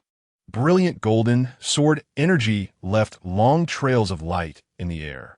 The crew members of the Roger Pirates looked at this shocking scene, their faces filled with terror, secretly amazed by Hiro's powerful strength. As time passed, Hiro and Sakura Tin's cooperation grew more and more tacit. Soon, Hiro completely adapted to the famous sword, unleashing its power to the fullest. Not far away, Barrett, who had been lazily leaning against the mast, looked around in boredom. But when he saw Hiro's sword energy bursting forth before him, his fighting spirit ignited in an instant. He excitedly clenched his fists, his knuckles cracking, loudly shouting that he wanted to fight Hiro. Hiro smiled confidently, naturally eager to accept the challenge. Over the past 3 years, Hiro and Barrett had engaged in intense battles and training almost every day. They were already familiar with each other's moves, every action and habit deeply engraved in each other's minds. Therefore, when the two truly clashed, the battle entered a heated phase. However, this time, with the famous sword Sakura Tin in hand, Hiro had the advantage from the very beginning due to the weapon. His attacks were sharper, and his defenses were tighter, making it difficult for Barrett to find a flaw. This thrilling battle lasted a full 3 hours, with both sides using all their strength. Ultimately, Hiro seized a fleeting opportunity and knocked Barrett to the ground. Barrett lay on the deck, gasping for breath, his eyes filled with unwillingness. Looking at Barrett's defiant expression, Hiro smiled knowingly, already understanding the direction for his next power enhancement, improving weapon attributes. He knew that with equal fighting power, a suitable and powerful weapon would have a decisive boosting effect. As a swordsman, the weapon was like a second life, and its importance was self-evident. Hiro's thoughts involuntarily drifted back to the past. At that time, he had a bold idea. Try to use the powers of the pawpaw fruit to transfer injuries to refine weapons. However, at that time, he was using ordinary weapons, and under the impact of powerful forces, those weapons inevitably turned into fragments, scattering on the ground. Now, with the famous sword Sakura 10, Hiro's heart ignited with new hope, deciding to attempt this bold idea once more. In the days that followed, whenever crew members were injured or fell ill, Hiro would use the pawpaw fruit to expel their ailments in the form of pink air masses. Then, he would go to a corner of the deck, concentrating on trying to inject these air masses into Sakura 10. But to his surprise, as soon as those pink air masses approached Sakura 10, they were repelled and completely unable to enter the sword. Hiro frowned, puzzled, and thought to himself, "What's going on? Could it be that my thinking is wrong, and those injuries can't be transferred to inanimate objects?" This question left him at a loss. Just as Hiro was at a standstill, a lively discussion arose on the deck. Is this whole Cake Island? It's all cakes and desserts. It feels so magical. By the way, why are we here? I heard there's a red road sign of the final island here. Captain Roger wants. Chapter 24. The tea party welcoming Stussy. Hiro's heart stirred, and he quickly came to the railing to observe. In the distance, a massive island slowly emerged from the sea, with buildings entirely made of cakes and desserts, colorful and stunning. Suddenly, a ship flying the Big Mom Pirates flag appeared not far from the Oro Jackson. The ship was lavishly decorated, with a large skull emblem on its sail standing out prominently. At the bow stood a person wearing an exaggerated top, hat adorned with exquisite candy patterns, holding a giant candy cane, loudly warning the Oro Jackson, "Who are you? Anyone without an invitation to the tea party is not allowed to step into Whole Cake Island." Hiro's sharp gaze immediately recognized that this person was Charlotte Perispero, the eldest son of Big Mom, Charlotte Linlin. As soon as Roger heard about the tea party, his eyes lit up, murmuring to himself, "This tea party must have food and drink and be lively. It's much more interesting than our banquet." Perispero's expression darkened when he saw that his warning had no effect, a flash of anger crossing his eyes. He then lightly commanded, "Close in. I want to see who has the guts to go against us. Whole Cake Island." Steering the ship, the helmsman Tangchino looked nervously at Roger and shouted, "Captain, what should we do now? Do we force our way in?" His hands gripped the steering wheel tightly, waiting for Roger's command. "Just charge in. I'll clear the way for you." Roger waved his hand grandly. He quickly drew ace and shouted, "God's avoidance." A strike with black and red lightning split the sea in two. The sea was lifted by the powerful force, creating massive waves, a spectacular sight. Soon, the strike hit the whole cake ship. With a crack, the sturdy ship was actually sliced in two, and the people on board fell into the water, screaming in terror. As a user of the lick fruit, Perispero struggled desperately in the water, shouting loudly for the crew, "Help me." Meanwhile, the Oro Jackson seized the opportunity and surged forward, cutting through the waves toward Whole Cake Island. At the same time, inside Whole Cake's Cake Castle, Big Mom Charlotte Linlin, with her massive 8-meter frame, was lazily reclined in a giant chair.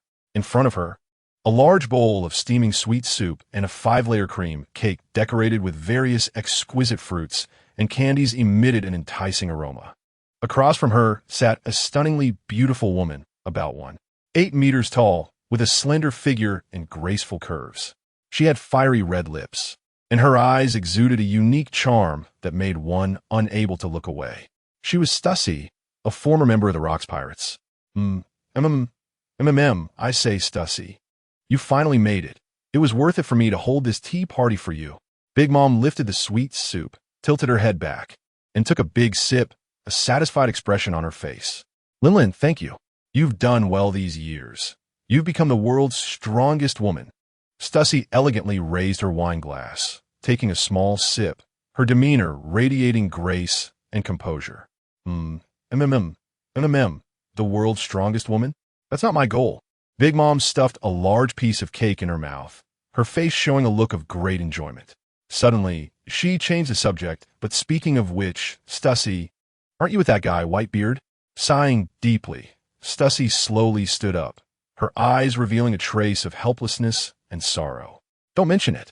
That guy Whitebeard is always out there recognizing sons. He doesn't have time for me at all. Recognizing sons? Is that really necessary? Big Mom became interested, a smug look flashing across her face. Why don't you just have more kids for him, just like me? Always having children, haha. No way. Stussy stomped her foot in frustration, the sound of her delicate high heels echoing on the ground. He hasn't even touched me. Huh? No way. Big Mom's face showed surprise, her eyes wide open. With your looks, how many men must be yearning for you? Exactly. I don't know what Whitebeard is thinking. Stussy became more and more agitated, crossing her arms with a face full of anger. Maybe he is afraid of hurting you. Big Mom's pearl necklace swayed with her laughter, her murky yet shrewd eyes flashing with a hint of cunning. After all, with Whitebeard's terrifying physical abilities, he might really be worried that you can't handle his impact. Stussy unconsciously lowered her head to examine herself, feeling somewhat frustrated as she nodded slightly, her delicate eyebrows slightly furrowed. Maybe that's it. What a shame. But speaking of which, if I had known back when I was with the Rocks Pirates that I could have a kid with Whitebeard, that child would definitely be a terrifying monster if born. Huh. Big Mom's thick tongue greedily licked the cream off the corner of her mouth, lost in a brief memory. The man with long golden hair, laughing wildly amidst the smoke of God Valley, floated back into her mind. What's even more troublesome is that everyone thinks I'm Whitebeard's woman, making other men too afraid to come near me. Stussy suddenly lifted her wine glass and downed the red wine in one go. What a pity, Stussy. Men are the second best thing to make us happy after good food. Big Mom's lips curled into a wider grin, her gemstone necklace shaking violently with her laughter. I want to get back at that bastard Edward Newgate. Stussy tightened her grip on the wine glass, her beautiful face filled with resentment, her eyes and eyebrows full of hatred. Get back at him? On what grounds? Big Mom's expression suddenly became serious, and her aura changed accordingly. Not to mention that the Whitebeard pirate's influence is growing larger, with affiliated pirate crews spread all over the seas. Just the fact that he ate the tremor fruit has greatly boosted his strength, making him even more unfathomable. Lindsay, have you heard of cloning technology? Stussy suddenly leaned closer to Big Mom, lowering her voice. Is there really such a thing? Big Mom shook her head, looking incredulous. In her mind, technology that could replicate life was even more unbelievable than devil fruits. Right now, the world's greatest scientist, Dr. Vegapunk, is preparing a peace research institute, gathering the world's top scientists dedicated to creating weapons of mass destruction, including cloning technology. Stussy explained enthusiastically, filled with visions of the future. If they really develop cloning technology, who would you want to clone? Big Mom also became interested, leaning her massive body forward, curiously staring at Stussy. I have a strand of hair from that guy, Edward Newgate. I want to clone a Whitebeard who will completely obey my orders and then get back at Edward Newgate. Let the clone fight the original. A hint of cruelty flashed in Stussy's eyes. Vicious woman. Big Mom shook her head, her tone a mix of admiration and reproach. So, Stussy, is there anything I can help with? Right now, there's indeed a big problem, which is the lack of funds for research, and the gap is particularly large. Stussy's pretty face was once again filled with worry, her exquisite features slightly wrinkled with concern. That problem is easy to solve. Big Mom paused, took another large sip of sweet soup, the thick broth dripping down the corner of her mouth, which she casually wiped with the back of her hand, continuing, For this tea party, I also invited the king of loan sharks from the underworld, Dufeld. When he arrives, I'll introduce you to him. If he is willing to invest, then your whatever will definitely not lack money. That guy may be greedy, but as long as there is profit to be made, he is willing to do any business. Really? Lindsay, you're such a good friend. Stussy happily hugged Big Mom's thick thigh, her eyes full of gratitude. Just as the two were chatting, a tall young man with a scarf wrapped around his mouth suddenly burst in to report. His steps were steady and powerful, exuding a strong aura. "Mom, it's bad. It seems the Roger pirates have invaded Tato land." "What? Katakuri, are you serious?" Big Mom trembled, a piece of strawberry cake falling from her hand and splattering cream onto the expensive carpet. "Yes, Mom, Perispero's ship has been cut in half." Katakuri's tone carried anger and worry. As an important cadre of the Big Mom pirates, he knew the strength of the Roger pirates should not be underestimated. "Damn it, Roger. You're too much. How dare you bully Tato land?" Big Mom angrily knocked over the empty bowl of sweet soup she had just finished, the sound of ceramic shattering echoing painfully in the silent room. "Katakuri, go gather all the cadres. I'm going out to meet Roger." "Yes, Mom." Katakuri quickly exited, his white cloak rustling behind him. "Lindsay, I'll go with you," Stussy declared loyally, quickly adjusting her skirt, her eyes sparkling with the light of battle. After nodding, Big Mom strode out of the room. In the banquet hall of Tato land, a group of uninvited guests was feasting under the luxurious crystal chandelier. A variety of desserts and fine wines were laid out. All the guards and waiters had already been knocked out by Conqueror's Haki, lying sprawled on the floor. "I say, Captain, why don't we just stay here? The food and drink here are much better than being at sea." Bitam, with cream all over his mouth, patted his big belly, his face beaming with satisfaction. "Uncle Bitam, how can you say that? Adventures at sea are so exciting. This is just some dessert," Buggy said as he devoured a strawberry pie, red jam smeared all over his cheeks. But didn't he stop him from continuing to gorge himself? "I say, little Buggy, I haven't seen you eat any less." Bitam shot back. Their bickering echoed in the spacious banquet hall. The other members of the Roger Pirates didn't have time to pay attention to these two and were busy eating to their heart's content. Rayleigh elegantly sipped red wine, while Jabba wolfed down cake, filling the entire banquet hall with a cheerful atmosphere. Only Shirley was not very fond of sweets, finding usual food disgusting when 3 spoons of sugar were added. After satisfying their hunger and thirst, Roger reluctantly tossed an empty wine jar aside. Suddenly, he slapped his forehead and shouted, "Oh no, I forgot we came to get the Red Road Poneglyph." Rayleigh's mouth twitched, helplessly murmuring, "You finally remembered. Quickly use your observation Haki. Charlotte Linlin is almost at the door." "Huh, why didn't you say so earlier?" Roger sat up, his face filled with resentment. "Captain Roger, you ordered everyone to eat their fill." Shirley rolled her eyes, mercilessly mocking this unreliable captain. Other crew members also cast approving glances. "Is that so, Jabba?" Roger looked at Jabba, who was reclining in his seat, his eyes filled with a hint of anticipation. Jabba let out a loud belch and nodded, his face smeared with cream, looking quite ridiculous. "Roger, you bastard! How dare you ruin my tea party?" Before Big Mom arrived, her powerful voice had already transmitted over. Roger jumped to the door and encountered Big Mom head-on.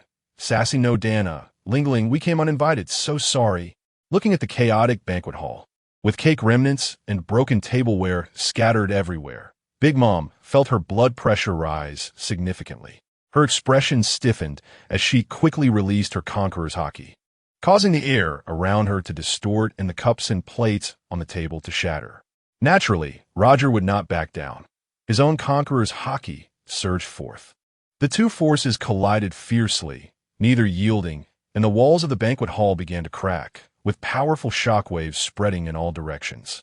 Just moments ago, Buggy, who had been confronting Pitum, was the first to be knocked unconscious, collapsing to the ground. The pressure generated by the clash of Conqueror's Haki made the chandeliers in the banquet hall shake violently. After half a minute of confrontation, the two devastating auras simultaneously receded. Big Mom's massive body swayed slightly, and she involuntarily stumbled back a step, the heavy soles of her shoes leaving long marks on the luxurious carpet. At that moment, hurried footsteps approached from afar, and Katakuri led a group of siblings to Big Mom's side.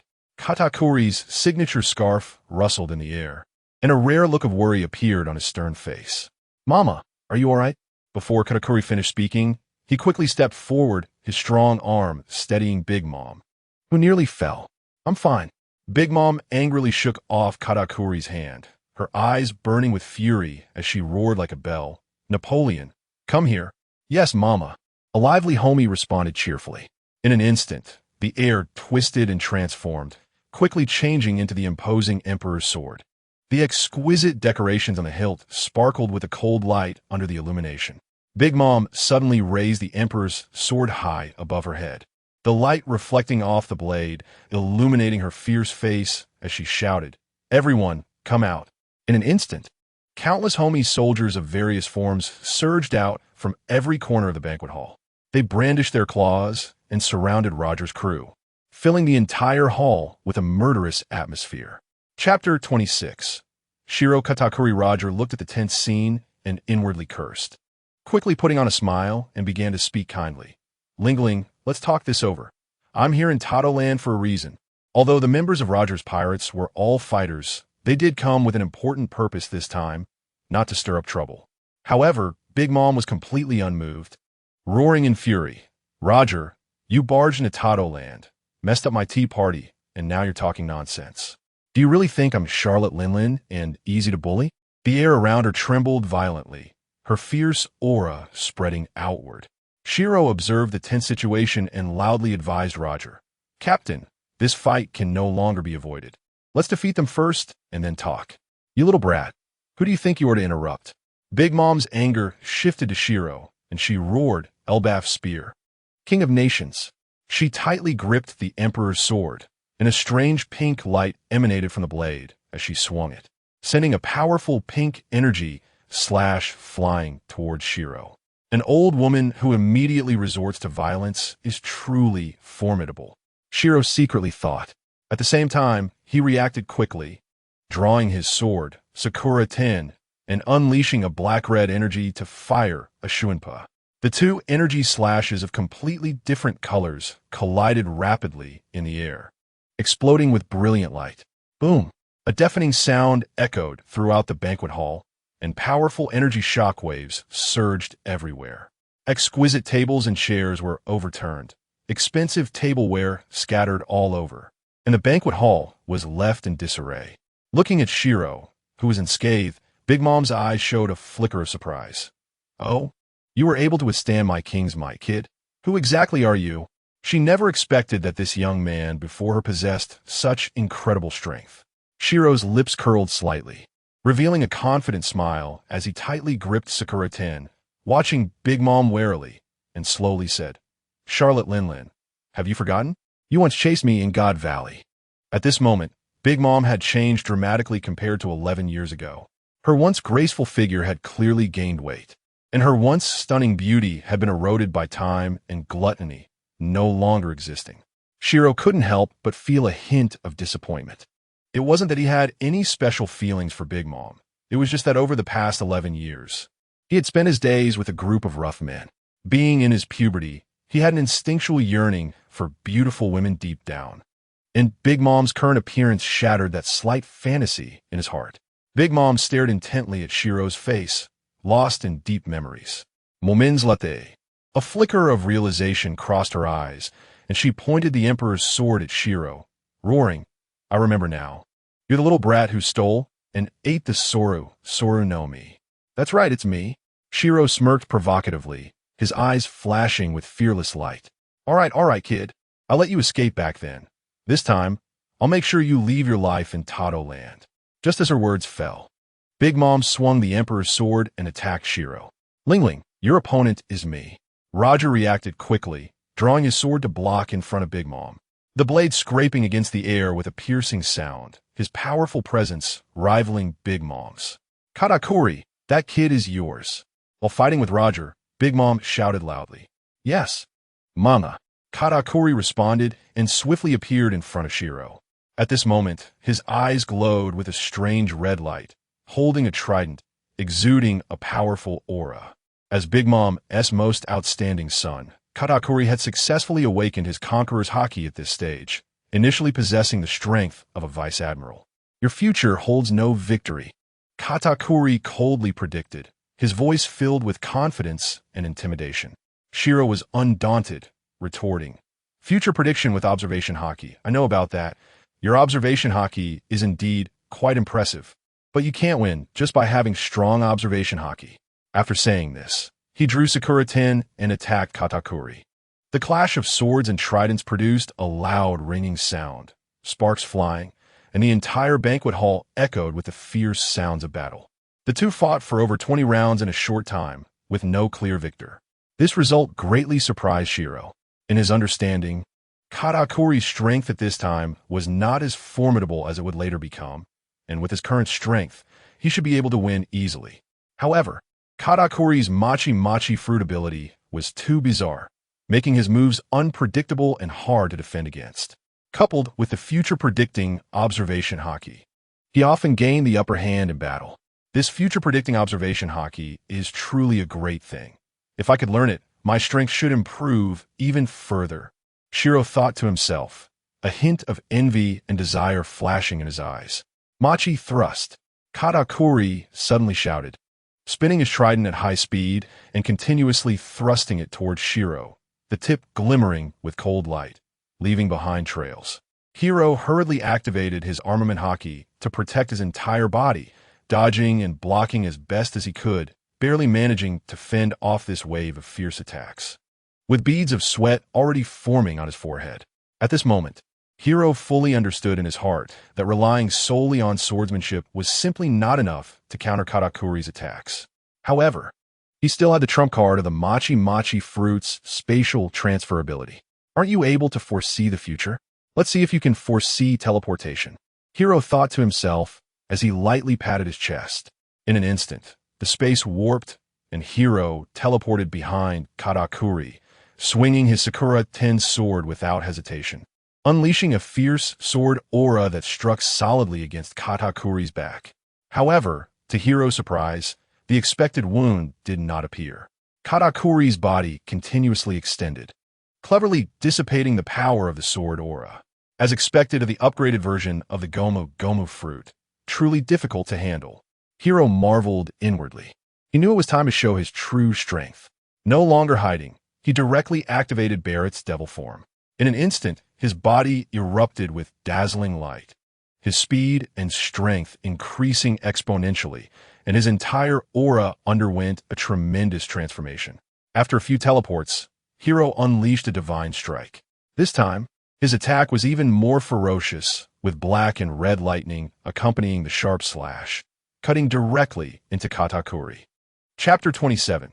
Sword Spirit Katakuri still wanted to use the machi fruit's ability to nullify the slash. However, this time, after the black and red lightning slash hit his abdomen, it rapidly spread, and the powerful energy tore through his body. Katakuri let out a piercing scream, his body flying backward over 10 meters before crashing heavily to the ground. A terrifying wound appeared on his abdomen, with his internal organs clearly visible, indicating he was severely injured and had lost his fighting ability.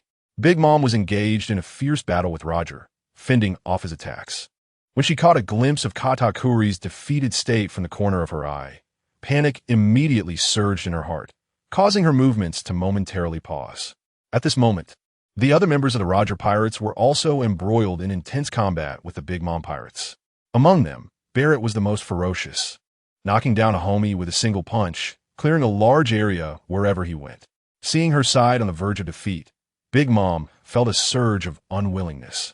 She gritted her teeth and asked Roger for peace. "Roger, what do you want from my whole cake island?" Roger assessed the battlefield, feeling that he had nearly achieved his goal, and ordered everyone to cease fighting. He slowly turned to Big Mom and said, "I need the red poneglyph text in your possession." Big Mom furrowed her brows, a flicker of hesitation in her eyes as she asked, "You also want to search for the final island?" Roger sheathed Ace, his face revealing a longing expression as he slowly replied, "Of course, after sailing for so many years.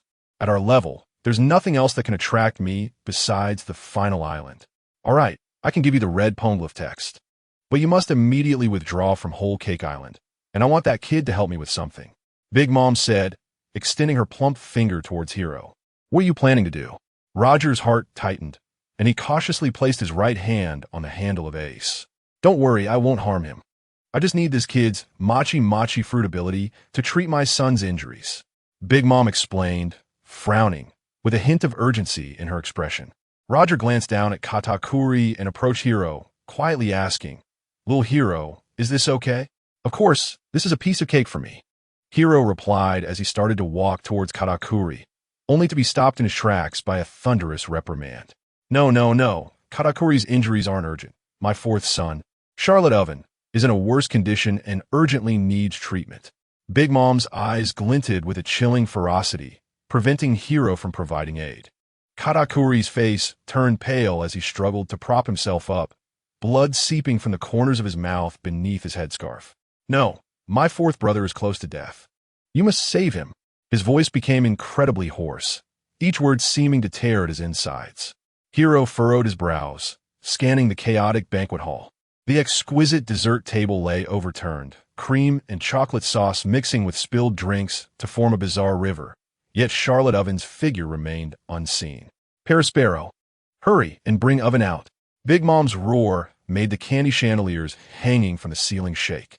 "Yes, Mama," Perispero replied, trembling as he took his leave. Before long, two homey soldiers made of candy and souls stumbled in, carrying a stretcher. On the stretcher, Charlotte Oven was curled up. His signature orange skin was now a horrifying grayish color. Most of his body appeared crushed as if a giant steamroller had run over him, with ribs clearly visible, piercing through skin and flesh, creating a grotesque arc in the air. Hiro gasped, crouching down to examine the injuries closely. Who did this to him? He looked up at Big Mom, his voice tinged with undisguised shock. A rare expression of regret flickered across Big Mom's face as she slowly recounted the brutal battle from half a month ago. It turned out that Charlotte Oven had encountered the elite Navy forces led by Garp while executing a secret mission. During the battle, a curly-haired young officer in the Navy activated his freezing fruit ability, turning the entire sea surface into a massive ice field. An out-of-control Navy warship raced towards Oven's ship. "Do you know who I am?" Oven boasted at that time, laughing arrogantly, completely disregarding his companion's warnings, and leaped from the ship. Flames erupted around him as he attempted to melt the warship with the power of the Mara fruit, but at the last moment, he chose to confront the steel giant with his own flesh and blood. As a result, the heavily armed warship mercilessly crushed him, leaving behind this tragic body. The crew of the Roger pirates turned their heads away, their shoulders shaking uncontrollably. Some bit their own hands, while others buried their faces in their hats, muffled laughter echoing in their chests. Hiro struggled to suppress the corners of his mouth from rising, realizing that the absurd feats of Oven during the plot years were actually a well-cultivated tradition of his reckless nature from childhood. What? Is Oven's injury untreatable? Big Mom suddenly closed in, her overwhelming pressure nearly distorting the air around her. It wasn't that she valued family ties that much. It was just that Charlotte Oven had consumed the Mara fruit, making him one of her keen-nurtured children. If he died like this, it would affect the overall strength of the Big Mom pirates. Hiro's gaze fell on the Sakura 10 in his hand, the sword emitting a faint white light, seemingly responding to his inner wild thoughts. "This injury can be treated, but you need to assist me. Just say what you want. Don't beat around the bush." Big Mom waved her hand impatiently, her massive body stirring up a gust of wind. "Help me imbue this sword with a soul, and I'll let it bear these injuries." Hiro raised the Sakura 10 high above his head, the blade reflecting Big Mom's astonished expression. "This is Shiki Sakura 10. How did it end up in your hands?" Big Mom's pupils constricted sharply. "Uncle Shiki was generous and friendly.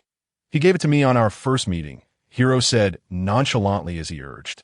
"Hurry up and use your soul fruit ability to imbue this sword with a soul. I see your fourth son is about to run out of time." "All right, it's a small matter. Just watch." Big Mom summoned yellow soul flames in her palm, the terrifying power of the soul fruit. She condensed the soul flames into a homie and infused them into the Sakura 10. The sword began to tremble violently, emitting a piercing metallic screech. In an instant, a face with a simple smile appeared on the sword's body. "Mom, thank you for giving me life." The voice of Sakura 10 had a childlike innocence, yet it sent shivers down the spine of everyone present. Chapter 28. Sword Spirit Swallows Wounds and Illness. Big Mom pointed at Shiro with a cold tone. "You don't need to thank me. This person will be your master from now on, and you must obey him." "Yes, master. I'm very happy to serve you." The Sakura, 10, sword spirit bowed respectfully, and the light reflected from the sword cast a mysterious shadow on Shiro's face. All right, let's cooperate well from now on. First, let me give you something to eat. A smirk of triumph appeared at the corner of Shiro's mouth. Thank you, master. The Sakura, 10, sword spirit was incredibly excited, rubbing against Shiro. He struck a palm toward Owen, and Owen's injuries rapidly healed at a visible speed. Soon, a ball of pink energy, radiating an eerie glow, gathered in his palm. This was the physical manifestation of the damage extracted from his meatball fruit ability. Can this be eaten?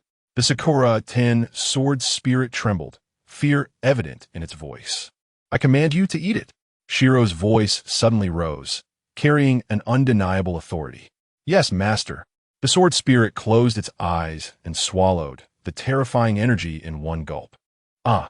The Sakura, 10, sword spirit let out a scream. In an instant, the banquet hall was filled with a deafening sound of metal colliding. Sakura, 10, twisted and deformed violently, and the sword body erupted with dazzling light.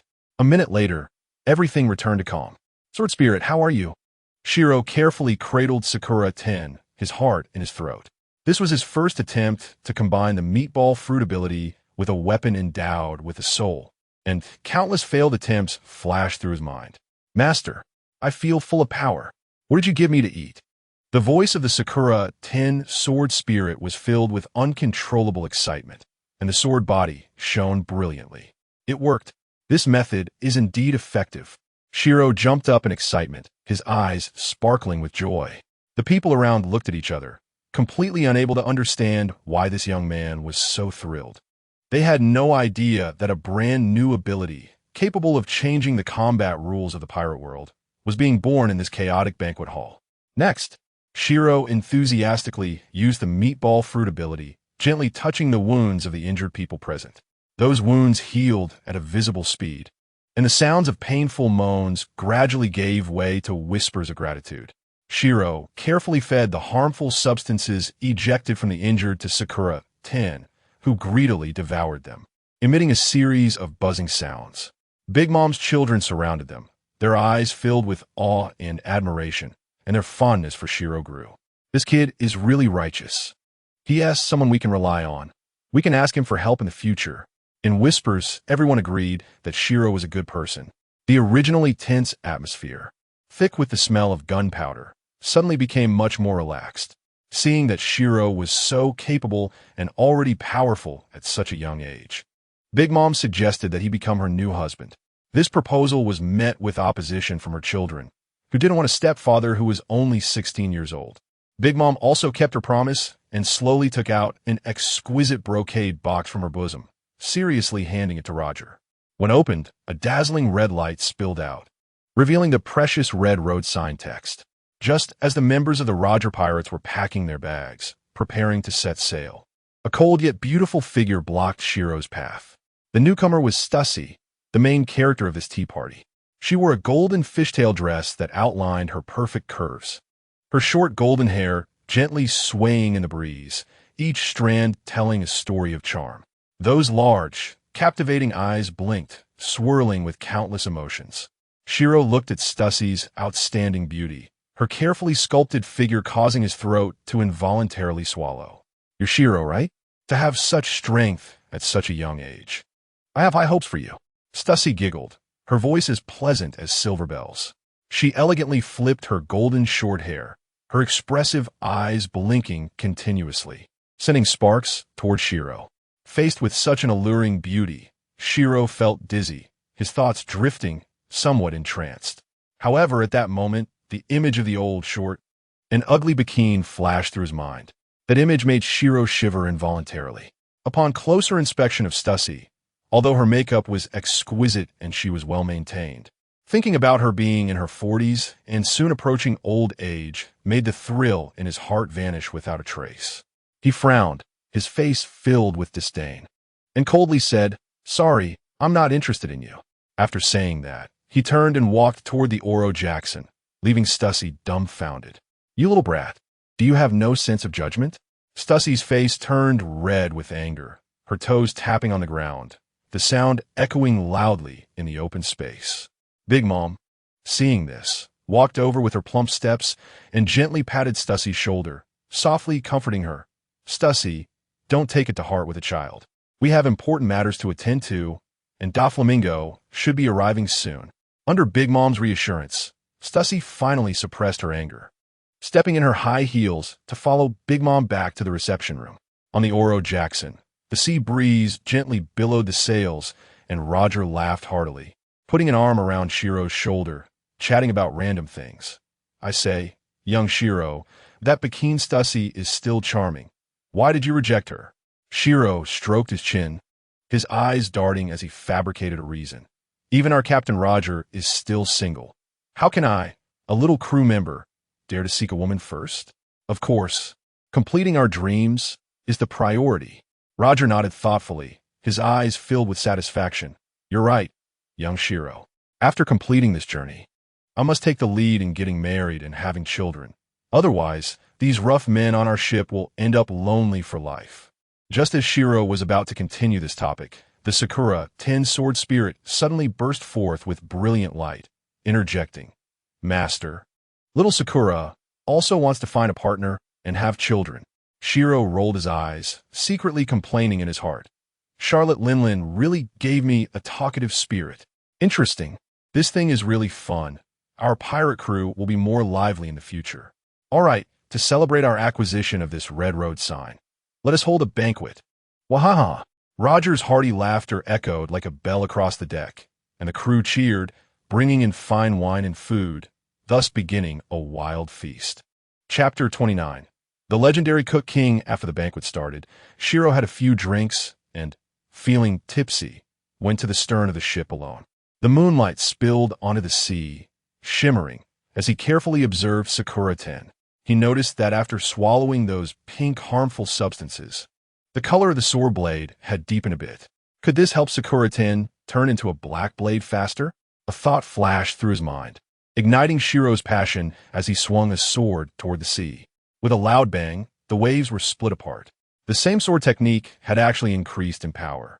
From now on, as long as he fed the damage produced by the meatball fruit to Sakura 10, its power would continue to grow. Shiro stroked the blade of Sakura 10, murmuring to himself, That's right, Master. I will become stronger and stronger. The sword spirit jumped out again to interject. Hey, you talkative spirit, can you keep it down? Shiro said unhappily. What chatterbox, Master? From now on, call me Sakura. The sword spirit emphasized with a serious expression. Sakura sounds too girly. As a sword spirit, you should have a more powerful name.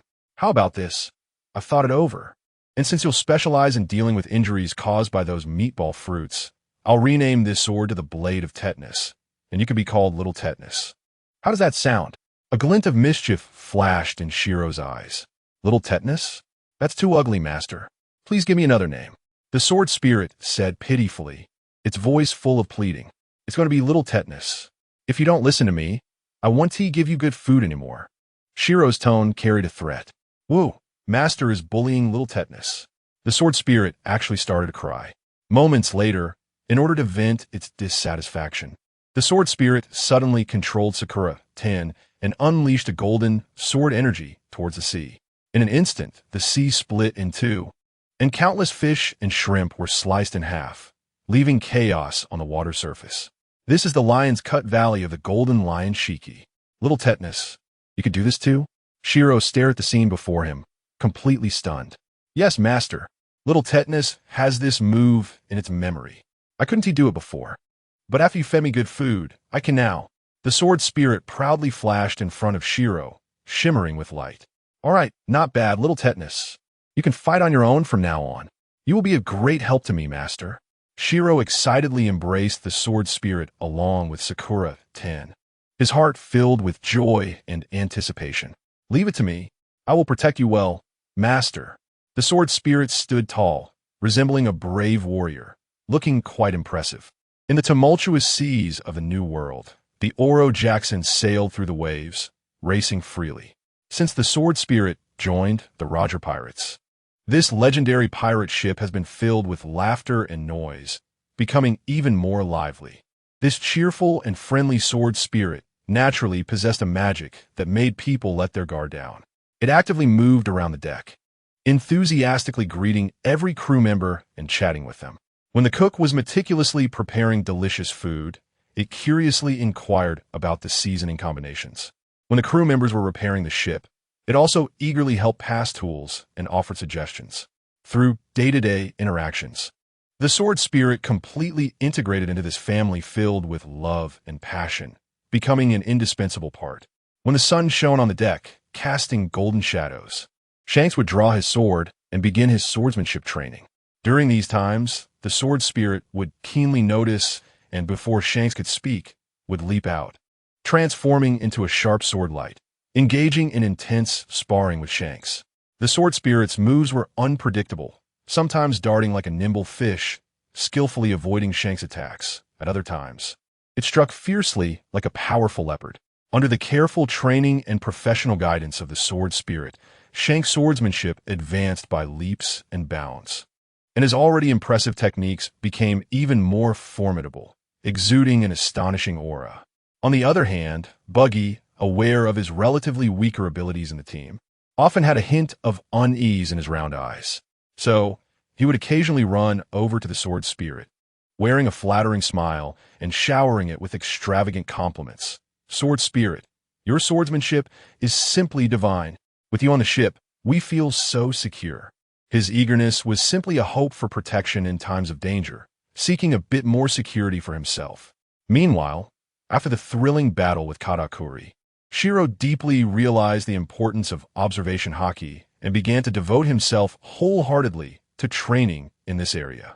The ability to foresee the future as a high-tier observation haki is extremely difficult to cultivate. Initially, Shiro naively thought that after battling Katakuri, he would be lucky enough to awaken the ability to foresee the future like Monkey D. Luffy. However, such good fortune did not come his way. Perhaps it was because his victory over Katakuri was relatively easy, lacking that breakthrough and tempering in a dire situation. Time quietly passed as the waves lapped against the ship, and after sailing for a long while, the Oro Jackson slowly approached an unknown island shrouded in a mysterious atmosphere. The island was densely vegetated, with vines intertwined, exuding an air of unknown danger. When the crew members landed on the island, they unexpectedly encountered a group of oblivious Navy soldiers. These soldiers, thinking they could take down the famous Roger pirates, were unaware that in the eyes of the pirates, they were merely foolish clowns. Unsurprisingly, the Navy soldiers were quickly overwhelmed by the Roger pirates' fierce attacks and fled in disarray. Meanwhile, not far from the island, the Moby Dick of the Whitebeard pirates slowly approached. Buggy, who was on lookout duty, raised his binoculars and cautiously observed his surroundings. Suddenly, his pupils dilated, and he urgently warned everyone, "Not good. The Whitebeard pirates are coming." Upon hearing this news, excitement ignited in Roger's eyes, and he shouted with enthusiasm, "That Newgate guy is a rare opponent. Just the right person for a good fight." Just as everyone was discussing, a beast-like figure burst out from the dense jungle. The newcomer stood nearly 4 meters tall, with a strong and robust physique, wielding gleaming twin swords. Most notably, this not-so-young man was wearing open-crotch pants, looking quite peculiar. Shiro recognized at a glance that this person was the legendary figure known as the King of Cooking, Kazuki Oden. Kazuki Oden was extraordinarily talented, a monstrous level of ability, throwing away a nurse at 0 years old, catching rabbits barehanded at 2, smashing giant bears with stones at 4, frequenting brothels at 6, daring to fiercely fight capable gamblers at 8, making gangsters avoid him at 9, and at 15, kidnapping free-spirited women every night for unspeakable acts. His physical qualities were absurdly strong. Surviving in a boiling pot for so long was no mere rumor. However, he was extremely foolish in some decisions, appearing quite stupid. He played a great hand poorly, making it hard to like him. Seeing such a fierce Kazuki Oden charging over, Rayleigh and Jabba did not hesitate to jump out first, gracefully taking up battle stances, ready to face this fierce battle. Chapter 30. The Roger Pirates vs. the Whitebeard Pirates. At that moment, Roger laughed heartily and rushed forward, shouting, "Wait, Rayleigh, Jabba. As the captain, I can't let you get hurt. Let me handle this." Rayleigh and Jabba exchanged glances, their mouths twitching in resignation. They knew their captain's inherent enthusiasm for battle, so they no longer stopped him and let him go. Kazuki Oden swung his twin swords and shouted, unleashing a move called Gun Like Ghost. The three ordinary crew members of the Roger Pirates were knocked to the ground, and he rushed fiercely toward Roger.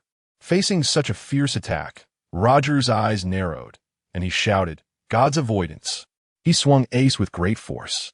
A powerful slash, imbued with black and red lightning, sliced through the air, striking Kazuki Oden with tremendous force.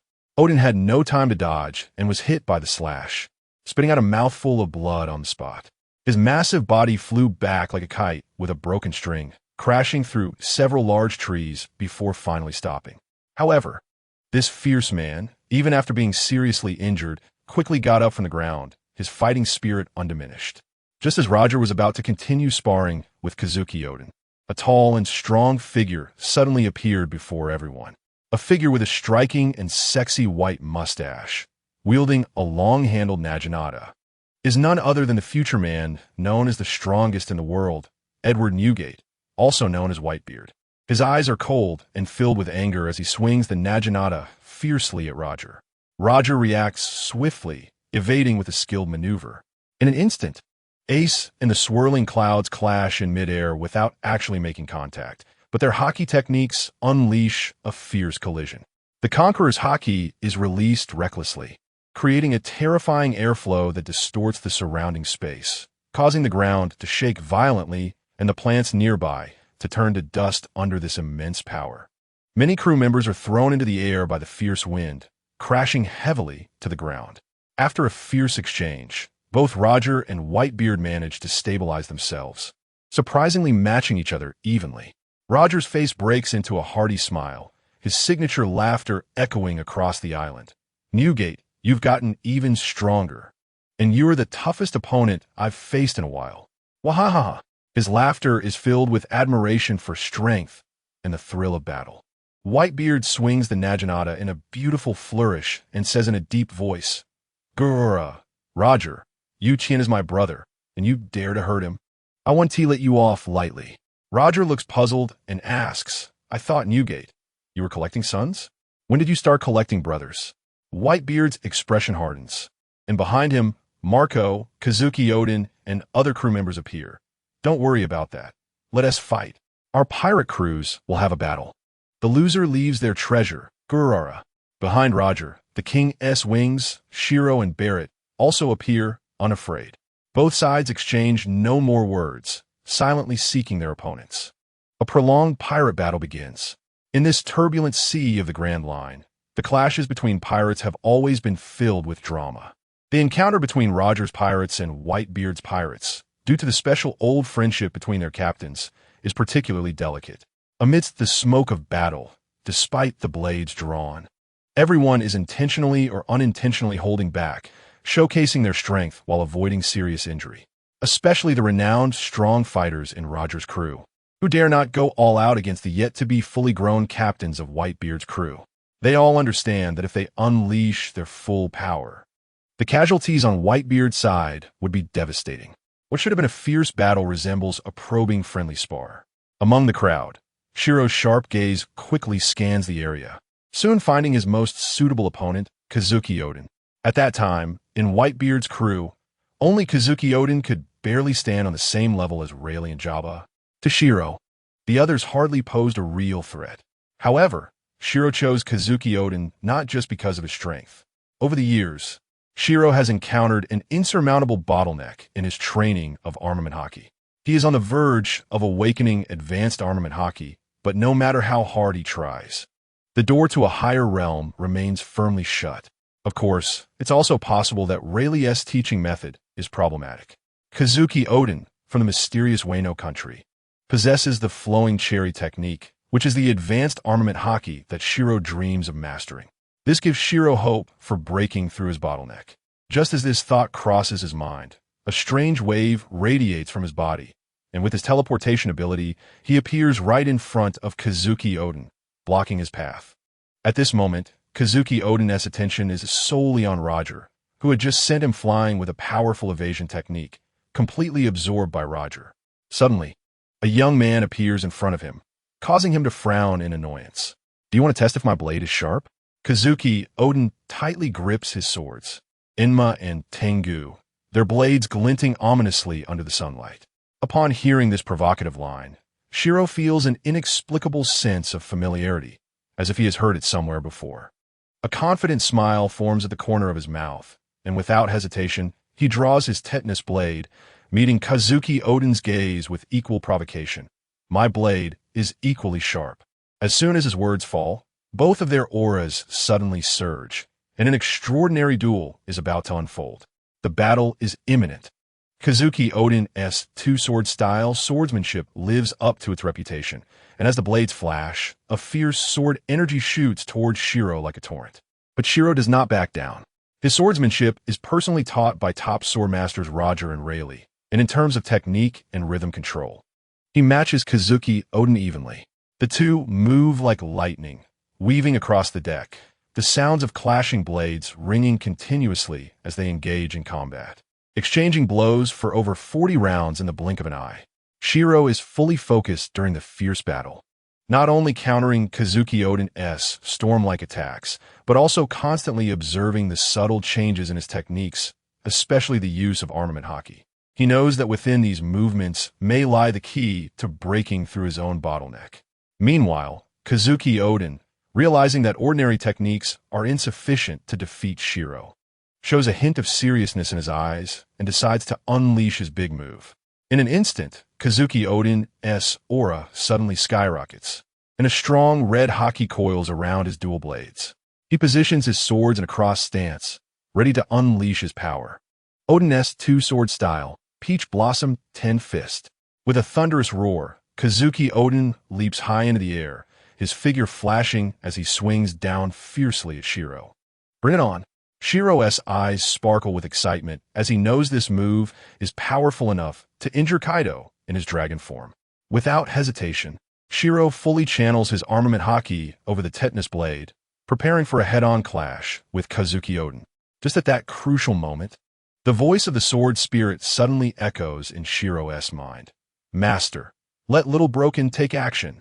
Shiro's eyes light up, and without a moment's hesitation, he releases his grip on the sword hilt. One sword style, Lion's Thousand Cuts Valley. The sword spirit calls out, and a brilliant golden sword energy erupts from the blade, slicing through the air with an unstoppable momentum towards Kazuki Odin's attack. Kazuki Odin lets out a muffled grunt, quickly covering himself with flowing cherry to block this formidable sword energy. The immense impact causes him to stagger slightly, his feet leaving deep marks on the deck. Impressive, Shiro exclaims, quickly gripping the hilt of the tetanus blade, seizing the moment while Kazuki Odin's previous strength is exhausted and new strength hasn't yet emerged, to clash with his opponent at close range once again. Clang! A crisp and thunderous metallic sound rings out as the three weapons collide fiercely, sparking bright fireworks. The powerful shockwave radiates outward from the two, causing the surrounding crew members to retreat. Although Shiro managed to block Kazuki Odin's attack due to his solid foundation, a strange red haki began to seep into his body through the blade. Puffed. Shiro felt a churn in his chest and couldn't help but spit out a mouthful of blood. His complexion turns pale, but his heart is filled with shock. So this is the internal destruction of Flowing Cherry? Only by experiencing this destructive power firsthand does he truly grasp the terrifying nature of Flowing Cherry. With no time to think further, Shiro suppresses his discomfort and decisively slaps his wound, trying to expel the damage within. However, at that moment, he realizes that after the sword spirit unleashed that sword energy with all its might, it has already exhausted its energy and fallen into a dormant state, unable to help him absorb the damage. Wow, you really let me down at a critical moment. Hilo couldn't help but complain internally, feeling helpless. He knew that if he didn't quickly transfer this massive damage to another being, it would return to his own body, and the injuries would likely become even more severe. Anxious, he quickly looked around, and his gaze soon locked onto a chubby little black guy. This person was Marshall D. Teach, an intern of the Whitebeard Pirates. At that moment, Teach was round and looked lewd, completely unaware that disaster was about to befall him. A glimmer of ruthlessness flashed in Hilo's eyes as he swiftly teleported behind Marshal Teach and, before Teach could react, forcefully pushed the mass of damage into his body. Marshal Teach let out a piercing scream, rolling on the ground in agony, his face filled with terror and pain. Hilo let out a long breath, his tense mood easing slightly. He winked at the fallen Marshal Teach and said apologetically, "Sorry about that, brother." At that moment, Marshal Teach was sweating profusely from the pain, convulsing all over, and had no strength to reply. Looking at this future backstabber of Whitebeard, who would become one of the four emperors, a killing intent flickered in Hilo's heart. For a brief moment, he even considered taking this opportunity to eliminate the hidden danger completely. However, rationality quickly calmed him down. At this time, Marshal Teach was still a united and friendly crew member in the Whitebeard Pirates. If he were to kill him now, Whitebeard, who valued his crew, would surely go all out to seek revenge, and the consequences would be unimaginable. Thinking of this, Hilo no longer hesitated, and his figure flashed again. Teleporting back in front of Kazuki Oden, his fighting spirit reignited as he continued to engage in fierce battle with his powerful opponent. Kazuki Oden saw Hilo, who was clearly injured, yet appearing vigorous without any signs of injury, and a look of astonishment flashed in his eyes. However, he did not hold back. Instead, he unleashed his ultimate moves without reservation, launching powerful attacks toward Hilo. Hilo gritted his teeth and took on these attacks one by one. Facing the techniques utilizing flowing cherry blossoms, he even intentionally used his body to feel them, aiming to gain a deeper understanding of the mysteries of flowing cherry blossoms. As a result, the injuries on his body continued to increase, but he paid no mind. Every time he was injured, he would use the ability of the Bounce fruit to knock the damage out and then unreservedly transfer it back to Marshal Teach. Rock-san, right? A person's dreams never stop, do they? Enduring damage also never stops. The intense battle continued for a full 3 days and nights. As time passed, Marshal Teach had long fallen into a coma, lying there like a lifeless dog, his body covered in scars from painful struggles. 3 days quietly flew by, and through countless confrontations with Oden, Hilo finally personally felt the shocking power of flowing cherry blossoms. After numerous attempts and explorations, he successfully mastered this extremely profound hockey skill, a power only truly strong individuals could wield.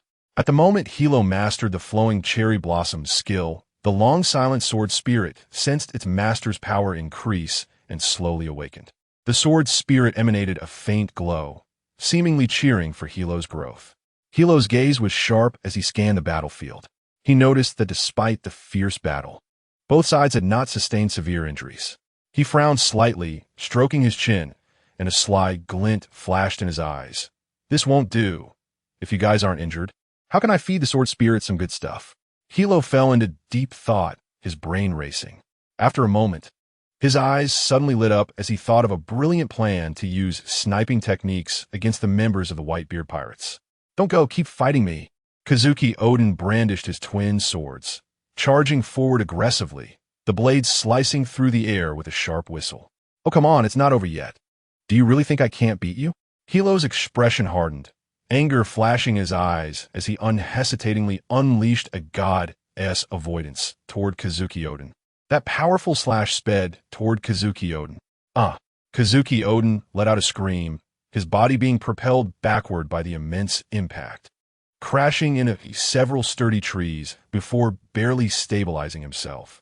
Although Hilo's god-s avoidance was slightly weaker than Roger's, it was enough to cause Kazuki Oden immense pain, leaving him momentarily unable to recover. "Why, you can also use this move," Kazuki Oden exclaimed in shock, stumbling over his words. From this moment on, he no longer dared to underestimate this seemingly young opponent. The intense battle over the past 3 days had exhausted Kazuki Oden's stamina. After being hit again by god-s avoidance, he finally couldn't hold on any longer, collapsing to the ground, gasping for breath, his clothes soaked with sweat.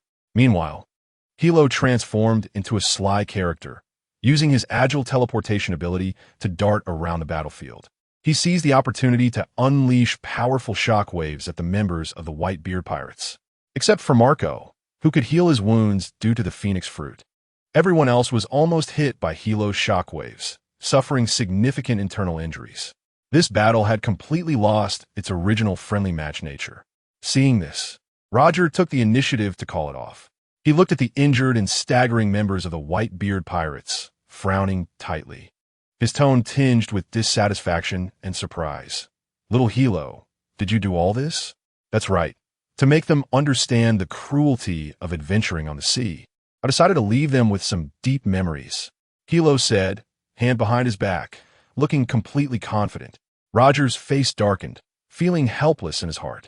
After all, anyone could see that this duel was supposed to be a friendly spar. Instead, it had turned into a one-sided crushing match thanks to Hilo.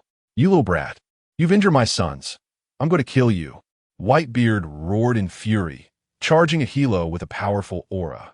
Roger quickly stepped in to block Whitebeard, hurriedly reassuring him. "Newgate, don't worry. Hilo has eaten the bounce fruit and can knock out their injuries." After hearing this, Whitebeard's expression softened slightly, and he laughed heartily. "Gururara, I see. Little brat, hurry up and heal my sons." "All right, watch me. Little bro, follow me. There's good stuff to eat." Hilo waved his hand, and the sword spirit immediately followed him to heal the injured. Half an hour later, Hilo successfully knocked out the injuries of everyone except for Marshal Teach. Faced with Whitebeard's questioning, Hilo remained calm and composed, stating that Marshal Teach's injuries were too severe for him to treat. How could he dare to tell Whitebeard that these injuries were all caused by him? Whitebeard sighed helplessly, having no other options. Hilo secretly thought that it would be great if he could eliminate the evil Blackbeard in the cradle like this. However, he still underestimated Marshal Teach's tenacious vitality. This guy was like a blood cow. When both pirate crews began to hold a banquet, he unexpectedly woke up by himself. At the banquet, Whitebeard was red-faced and in high spirits. He grabbed Hilo's hand and said loudly, "Gururara, little Hilo, are you interested in joining the Whitebeard Pirates and becoming my son?" Hiro supported his forehead with his right hand, secretly complaining in his heart. This guy has a bad habit of wanting to recognize his son again. If you want a family, you don't have to recognize a son. You can also do live broadcasts. Before he could open his mouth to refuse, Roger could no longer hold back and immediately stood up to stop Whitebeard's recruitment. "Newgate, stop dreaming. Little Hiro is the future of our Roger Pirates and the future of the pirate world. He will support the next era." The two began to bicker back and forth. As time passed, the banquet gradually came to an end. Before parting, Roger learned that Kazuki Odin could read the poneglyphs and was overjoyed, quickly asking Whitebeard for a person. He vowed that when they reached the final island, he would definitely let Kazuki Odin return to the Whitebeard Pirates. Upon hearing this, Whitebeard immediately exploded with rage, shouting, "Roger, you're going too far. You want to let little Hiro be my son, but you want to borrow Odin? Dream on." Roger was now in a panic. Finding the final island and uncovering the secrets of the poneglyphs was the dream of the entire pirate crew for many years. Seeing Whitebeard's attitude so resolute, Roger gritted his teeth and even considered kneeling before Whitebeard to beg him for the person. Hiro, seeing this, quickly intervened to stop Roger. "Captain, you don't need to do this. The decision on this matter is not in Whitebeard's hands, but in Kazuki Odin's own hands." Upon hearing this, hope rekindled in Roger's eyes as he looked expectantly at Kazuki Odin. After a moment of contemplation, Kazuki Odin firmly said to Whitebeard, "Brother Newgate, I also want to see the final island. Please allow me to temporarily join the Roger Pirates." Whitebeard, upon hearing this, angrily clenched his right fist, releasing the powerful force of the tremor fruit, causing the surrounding air to tremble, expressing his inner pain and struggle. But in the end, he chose to respect Kazuki Odin's decision, agreeing to his request and allowing him to leave the Whitebeard Pirates. Thus, the Roger Pirates welcomed a powerful new crew member. At this time, the Roger Pirates boasted Roger, Rayleigh, Jabbar, Hiro, Barrett, and Odin, 6 super strong fighters, making them quite formidable. Even when facing the once incredibly powerful Rocks Pirates, they were not at a disadvantage. The Oro Jackson became lively with Odin's addition.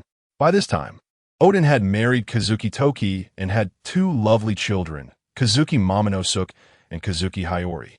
The members of the Roger Pirates all loved the children and would often play with Momonosuke and Hiyori. Even a usually mischievous Shanks and Buggy were no exception.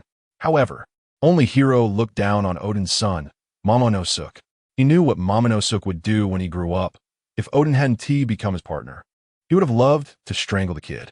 But when it came to Kazuki Toki, Hiro had a different attitude. He was very respectful and polite. It wasn't because Hiro inherited the legacy of Wei Wu and liked married women, but because Kazuki Toki had eaten the time fruit, allowing her to travel through time to the future. According to Hiro's research and predictions on the bounce fruit, if it could be developed to the extreme, it might also have the ability to travel through time and space. Therefore, he wanted to ask Kazuki Toki about the usage of the time fruit's abilities. One day, looking at Kazuki Toki in her kimono, he impulsively said, "Madam Toki, you wouldn't want your son." Before he could finish, Hiro slapped himself, thinking, "The kimono of little days has misled me." Kazuki Toki looked at Hiro, who was acting strangely, and gently asked, "What is wrong with Momonosuke?" "Oh, it's nothing." Hiro took a deep breath, preventing himself from continuing to think wildly, and continued, "Madam Toki, I would like to consult you about knowledge related to the time fruit." Kazuki Toki gazed at the curiosity sparkling in Hiro's eyes, squinting slightly, pondering for a moment before finally putting aside the slight doubt in her heart. In her view, Hiro was merely attracted to the mysterious and unpredictable abilities of the time fruit and had no other complicated thoughts. Thus, Kazuki Toki shared her in-depth understanding of the time fruit over the years, as well as the unique insights she had accumulated during its use, without reservation. Detailing every aspect with meticulous care, Hiro listened attentively to Kazuki Toki's explanation, and a thoughtful light gradually shone in his eyes, quietly giving rise to some inspiration in his heart. However, he soon calmed down, clearly realizing that to truly master the ability to travel through time and space, which could be considered heaven-defying, there was still a long way to go. At the very least, he needed to awaken the bounce fruit to take the crucial first step on this path. But that was easier said than done. As time flowed in the following year, the focus of the Roger Pirates shifted dramatically from a new world to the first half of the Grand Line. The sailing route of the Roger Pirates was completely different from that of the Straw Hat Pirates in the original story, possessing its own unique trajectory. Looking back at the past years, for most of the time, the Roger Pirates were like a group of travelers drifting freely on the sea, wandering without a clear goal. After drifting aimlessly across the vast ocean for 20 to 30 years, wherever they went was where they went, enjoying the unrestrained adventure. In the past decade, they had mainly operated in the New World, a sea filled with challenges and opportunities. The reason for returning to the first half of the Grand Line this time was primarily to search for important clues related to the Red Poneglyph and the History Poneglyph. They yearned to get closer to the mysterious place that hid countless secrets, to uncover the long-sealed truth. The Oro Jackson sailed through the turbulent sea, its sails filled with the sea breeze, quickly crossing the doldrums. The doldrums had not a breath of wind, and the sea surface was as calm as a mirror, yet it hid great dangers. Here, there were many large and ferocious sea kings, and a moment's carelessness could lead to a place of no return. The Roger Pirates dared not linger for a moment. The crew worked together, steering the ship forward in one breath. However, after a long voyage, their fresh water and food had nearly run out. "We need to find an island to replenish fresh water and food." Rayleigh adjusted his glasses, the lenses flashing with a cold light. He looked at Roger, who was drooping his head like a wilted eggplant due to the lack of alcohol, his tone laced with worry. Just then, Buggy suddenly shouted excitedly while holding a telescope, "Look, there's an island ahead." Everyone turned their eyes to the island that was faintly visible in the distance. The island was lush and covered with dense vegetation. Everyone's faces were instantly filled with hope. After all, if they didn't replenish fresh water soon, everyone would die of thirst in this vast ocean. Jabba skillfully unfolded the map, carefully checking it before shouting to Roger, "Captain, this island is called Rusukai Island, and Jaya Island is not far away. Should we go ashore?" Roger's previously drooping head immediately lifted, a glimmer of excitement flashing in his eyes, instantly rejuvenated. He waved his hand and said loudly, "Of course we should go ashore. We're out alcohol." Hiro, standing by, couldn't help but twitch the corners of his mouth, secretly complaining. This unreliable captain only cares about alcohol, not even mentioning fresh water and food. Soon, the Oro Jackson slowly docked near Rusukai Island. As soon as the ship stabilized, the crew couldn't wait to jump off, rushing onto the island. Just then, 3 arrows suddenly shot through the air, landing precisely in front of the members of the Roger Pirates, deeply embedded in the ground, the arrowheads still quivering slightly. Following that, a clear and beautiful female voice rang out.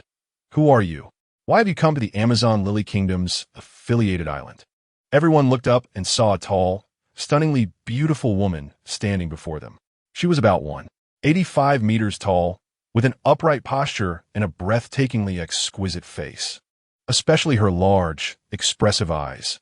Her short, deep purple hair was neat and tidy, adorned with snake-shaped earrings that shimmered with an eerie glow in the sunlight. At that moment, she was holding a bow, the string taut, aimed at the members of the Roger Pirates, her face full of vigilance. "This beautiful lady, please don't misunderstand. We just want to replenish some drinks. We mean no harm." Roger scratched the back of his head foolishly, wearing his signature smile, taking a big step forward in an attempt to dispel her doubts with his enthusiasm. However, the beauty was unimpressed. Her gaze turned cold as she nocked an arrow and aimed it directly at Roger's forehead. Roger's expression changed, and he quickly wrapped his armament hockey around his head. With a clang, the arrow was deflected away. It seemed that Captain Roger's charm only worked on men. It didn't seem to have much effect on women. Hiro stroked his chin, a hint of mockery flashing in his eyes as this thought crossed his mind. "Hey, let us talk." Seeing this, Rayleigh quickly stepped forward, slightly bowing to the beauty, with a gentle smile on his face, trying to ease the tense atmosphere. The beauty's expression softened a bit, but she still coldly issued an eviction order. "I advise you to leave here quickly, otherwise, we of Nine Snake Island will not spare you." The group exchanged helpless glances, unsure of what to do. Just then, a deep male voice suddenly rang out. "What is going on, Toritoma?" Upon hearing this voice, the beauty named Toritoma immediately lowered her bow, her eyes sparkling with love, her face revealing an infatuated expression as she turned to look at the newcomer. The newcomer stood over 2.5 meters tall, with a strong physique, 2 obvious red marks on his face, and an impressive aura that carried an invisible pressure. Hiro's eyes widened upon seeing the newcomer, and a storm of emotions surged within him. This person was none other than Monkey D. Dragon, the leader of the Revolutionary Army and the father of Pirate King Luffy. "Dragon, why are you here? I can handle this matter." Toritoma cupped her hands around her face, looking like she was in love, her voice filled with playful reproach. Dragon strode forward, his gaze sharp as he carefully scrutinized the members of the Roger Pirates. Suddenly, beads of sweat appeared on his forehead, his voice trembling slightly. "Why you are?" Before he could finish his sentence, 2 men and 1 woman appeared behind him. One was tall and robust, with a foolish expression that gave off a sense of reliability. Another had purple hair, androgynous in appearance, exuding a unique aura. And the last was a lovely girl with pink hair, playfully sucking on a lollipop. Hiro exclaimed upon seeing these 3. "Iva, Kuma, Ginny."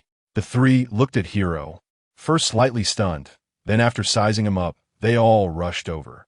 Reuniting with old friends, the 4 were overjoyed, their faces beaming with bright smiles as they eagerly began to chat. Ginny tiptoed to pat Hiro's head, her fingertips gently brushing through his hair, her voice filled with warmth and amazement. "Little Hiro, it's been 12 years since we last met. You've grown up." Hiro looked at Ginny's pretty face, his eyes filled with surprise and emotion. "Yes, Ginny, you become a big beauty too." As he spoke, his gaze inadvertently swept to the side. The towering Kuma, nearly 7 meters tall, stood quietly in the corner, his round body nearly taking up half the wall. He was scratching the back of his head with a silly look on his face, his chubby cheeks flushed with a suspicious red hue, even his earlobes tinged with a shy pink. Ginny was amused, her eyes curving into crescents as she playfully pulled a beautifully wrapped lollipop from her pocket and unceremoniously shoved it into Hiro's palm. "Little brat, you've grown up, and your mouth has gotten sweeter. Here, it's a good treat for you from your sister." The colorful candy wrapper reflected dazzling light in the sun. Hiro wanted to refuse, but looking at Ginny's enthusiastic expression, he eventually accepted the lollipop and carefully tucked it into his pocket. Hiro, long time no see. Did you miss me? Ivanov approached dramatically, his exaggerated tone accompanied by a swaying waist, his long, brightly colored nails reaching for Hiro's neck. Hiro instinctively pressed down on Ivanov's head, his gaze sweeping over the flamboyant makeup and swaying figure, alarm bells ringing in his mind. Looking at this outfit and demeanor, this guy must have eaten the hormone fruit and turned into a transvestite. Realizing this, he shivered discreetly and quickly shifted the topic. Brother Ivanov, don't do that. By the way, how did you all end up here? Ivanov leaned against the wall, elegantly tapping his chin with his fingers, lowering his voice to speak mysteriously. Well, we were in the Sorbet Kingdom for a while, and then Dragon came there to organize the revolutionary army against the world government. He glanced at Dragon, who stood tall and imposing, his eyes filled with admiration. We were moved by Dragon's ideals and charisma, so we decided to follow him. This is our revolutionary army's temporary command center. Hiro nodded thoughtfully, his gaze suddenly drawn to the figure beside Dragon. The beauty holding the bow and arrow radiated a cold aura, yet there was an unintentional hint of girlish innocence. And who is this person? He asked curiously, pointing at her. She is the current king of the Amazon Lily Kingdom, Toritoma. Ivanov's words had barely left his mouth when Hiro's eyes widened in shock. Nanny? This name instantly unlocked the floodgates of his memory.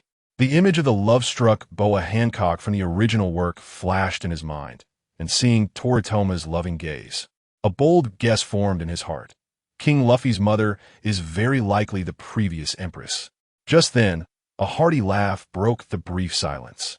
Roger strode up to Dragon, slapping his hand heavily on Dragon's shoulder, making the air buzz. So you're the son of that guy Carp, huh? You don't lose out to your old man at all, wahahaha. Dragon's expression remained serious, his brows furrowed tightly, his tone carrying a hint of distance. Captain Roger, I am currently in opposition to my father, and this is not our first meeting. Oh, have we met? Roger stroked his chin, looking puzzled. About a year ago, your Roger pirates clashed with the flying pirate crew of the Golden Lion in the Edver Sea, and then a hurricane appeared that destroyed the Golden Lion's fleet. Did that happen? A faint smile appeared at the corner of Dragon's mouth, his cold demeanor softening slightly as he reminisced. So, you mean? Roger's pupils suddenly constricted, incredulously exclaiming, this hurricane was caused by your intervention. That's right, Kuma, Ivanov, and Ginny are my capable subordinates. They have been talking about a child who saved them. Dragon's gentle gaze fell on Hiro that day. I happened to be passing through the Edver Sea and saw the people on your ship using the abilities of the pawpaw fruit, so I knew it was you. I intervened to help you out as a way to repay the life-saving debt to my 3 subordinates. Hiss! The sound of the members of the Roger Pirates gasping filled the air, and the atmosphere instantly became tense. A massive hurricane was artificially created. Just how strong must the person behind it be? Bucky's face turned as pale as paper. It turned out that the hurricane that changed the tide of battle was not caused by his conqueror's hockey luck at all. Shiro also stood there dumbfounded, his previously certain deductions collapsing in an instant. Accompanying this was a hint of shame. In fact, without him, the bear eating the meatball fruit could still have saved the 3 of them. Toritoma keenly sensed the change in atmosphere, immediately retracting her hostility and switching to a friendly mode as her skirt fluttered. She directed Bear and the others to bring out the treasured wine they had collected over the years, filling a long table with the special dishes of the Amazon Lily Kingdom, and soon a bonfire was lit in the open space outside the command center. A grand feast began. The flickering firelight illuminated everyone's faces as Shiro, Ginny, and Bear sat together in a corner. After a few rounds of drinks, a tipsy Shiro suddenly remembered something and sat up straight, looking earnestly at Bear. Brother Bear, have you married Sister Ginny yet?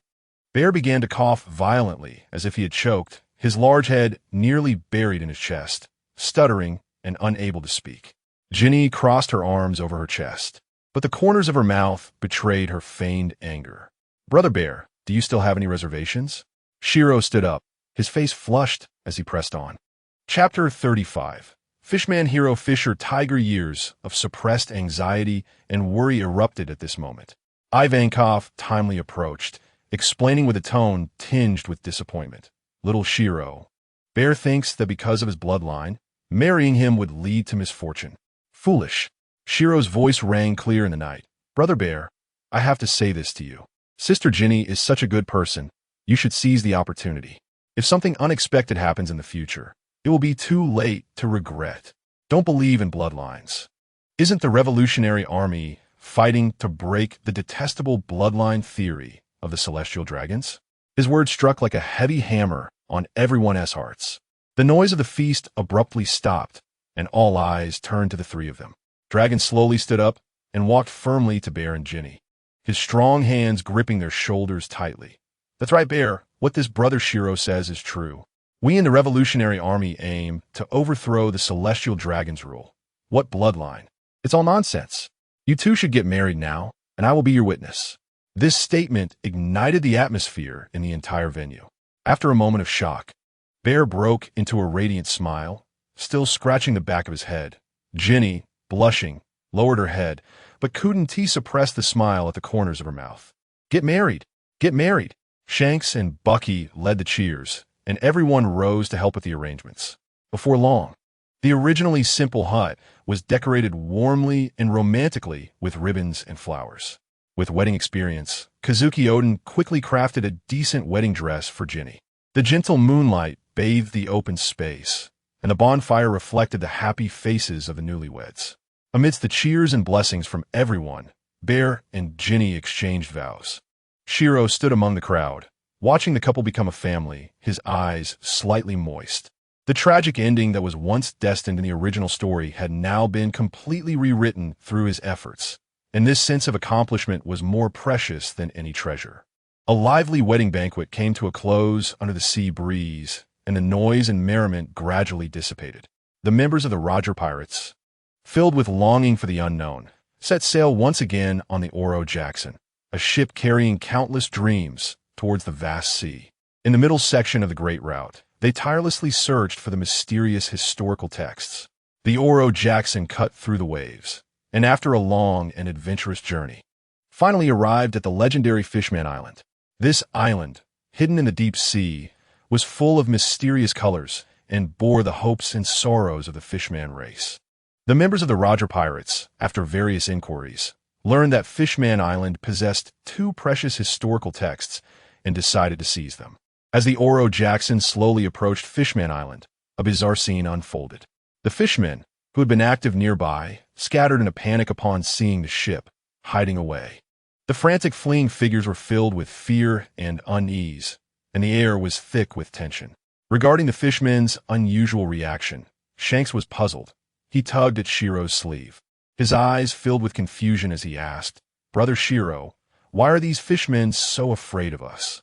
Well, Shiro furrowed his brows slightly, elongating his tone, a hint of seriousness flashing in his eyes. It's about the Celestial Dragon's rule over this world. In this cruel world, the Celestial Dragons are high above, using their immense power to enslave others, treating lives as if they were grass. As soon as they give an order, countless innocent people become slaves, losing their freedom. The Fishman race, due to their strong physiques and some having striking appearances, have become victims of their original sin. Human traffickers often stretch their evil hands towards the Fishman race for profit, capturing them and selling them to the Celestial Dragons as slaves. In the history of the Fishman race, such tragedies have repeatedly occurred, leaving deep scars in their hearts. Hearing this, Shank's eyes filled with anger. His fist clenched tightly as he gritted his teeth and said, So that's how it is. The Celestial Dragons are truly despicable. Shiro stood frozen in place, a complex expression on his face. He wanted to tell Shanks that he too was a Celestial Dragon, born into one of the top families among them. But the words caught in his throat, and he swallowed them back. The members of the Roger Pirates knew that it was not wise to linger here, and to avoid unnecessary complications, they quickened their pace toward Dragon Palace City. However, they hadn't gone far when a group of armed fishmen suddenly charged out, surrounding them. The leader, with striking red skin and a body as strong as an iron tower, wore a headscarf. His unique outfit, combined with the powerful aura he exuded, made him someone not to be underestimated. Shiro glanced over and his heart shook. This was none other than Fisher Tiger, the fishman hero who would later cause an uproar in Mariewa, liberate slaves, and establish the Sun Pirates. Behind Tiger were two younger followers, one with blue skin and the other with purple skin, young Jinbe and Arlong. Arlong stepped forward, his eyes filled with rage, shouting, "Hey, you human bastards! Are you here to capture us fishmen as slaves again? Brothers, let us take them down." His hoarse roar was filled with hatred and dissatisfaction towards humans. Fisher Tiger gently grasped Arlong's shoulder, speaking softly, "Arlong, don't be so impulsive. There are many good people among humans. We must strive for peaceful coexistence with them." "But they—" Arlong wanted to retort, but was pulled back by Jinbe. "Arlong, we must treat humans with love, and they will reciprocate with love. Do you understand?" Tiger continued to advise earnestly, his eyes full of warmth. Although Arlong didn't quite absorb this message, it greatly improved the impression the Roger Pirates had of Tiger, especially for Sandbell, the only fishman in the pirate crew. Ignoring Dana, Sandbell approached Tiger and greeted him. Tiger looked Sandbell up and down, his eyes widening in surprise. You are Sandbell." "Yes, it's been over a decade since we last saw each other after I set sail." Sandbell opened his arms and embraced Tiger. "Years ago, after you set sail with a pirate crew, there was no news of you. I thought you—" Tiger's voice trembled slightly as he gripped the hand of his old friend a bit tighter. "You didn't think I became a slave, did you?" Sam Burley said with a teasing tone. Chapter 36. The arrival of the Navy. Sam Burley, you don't know, over the years, the situation with human traffickers coming to capture our fishmen as slaves has become increasingly severe.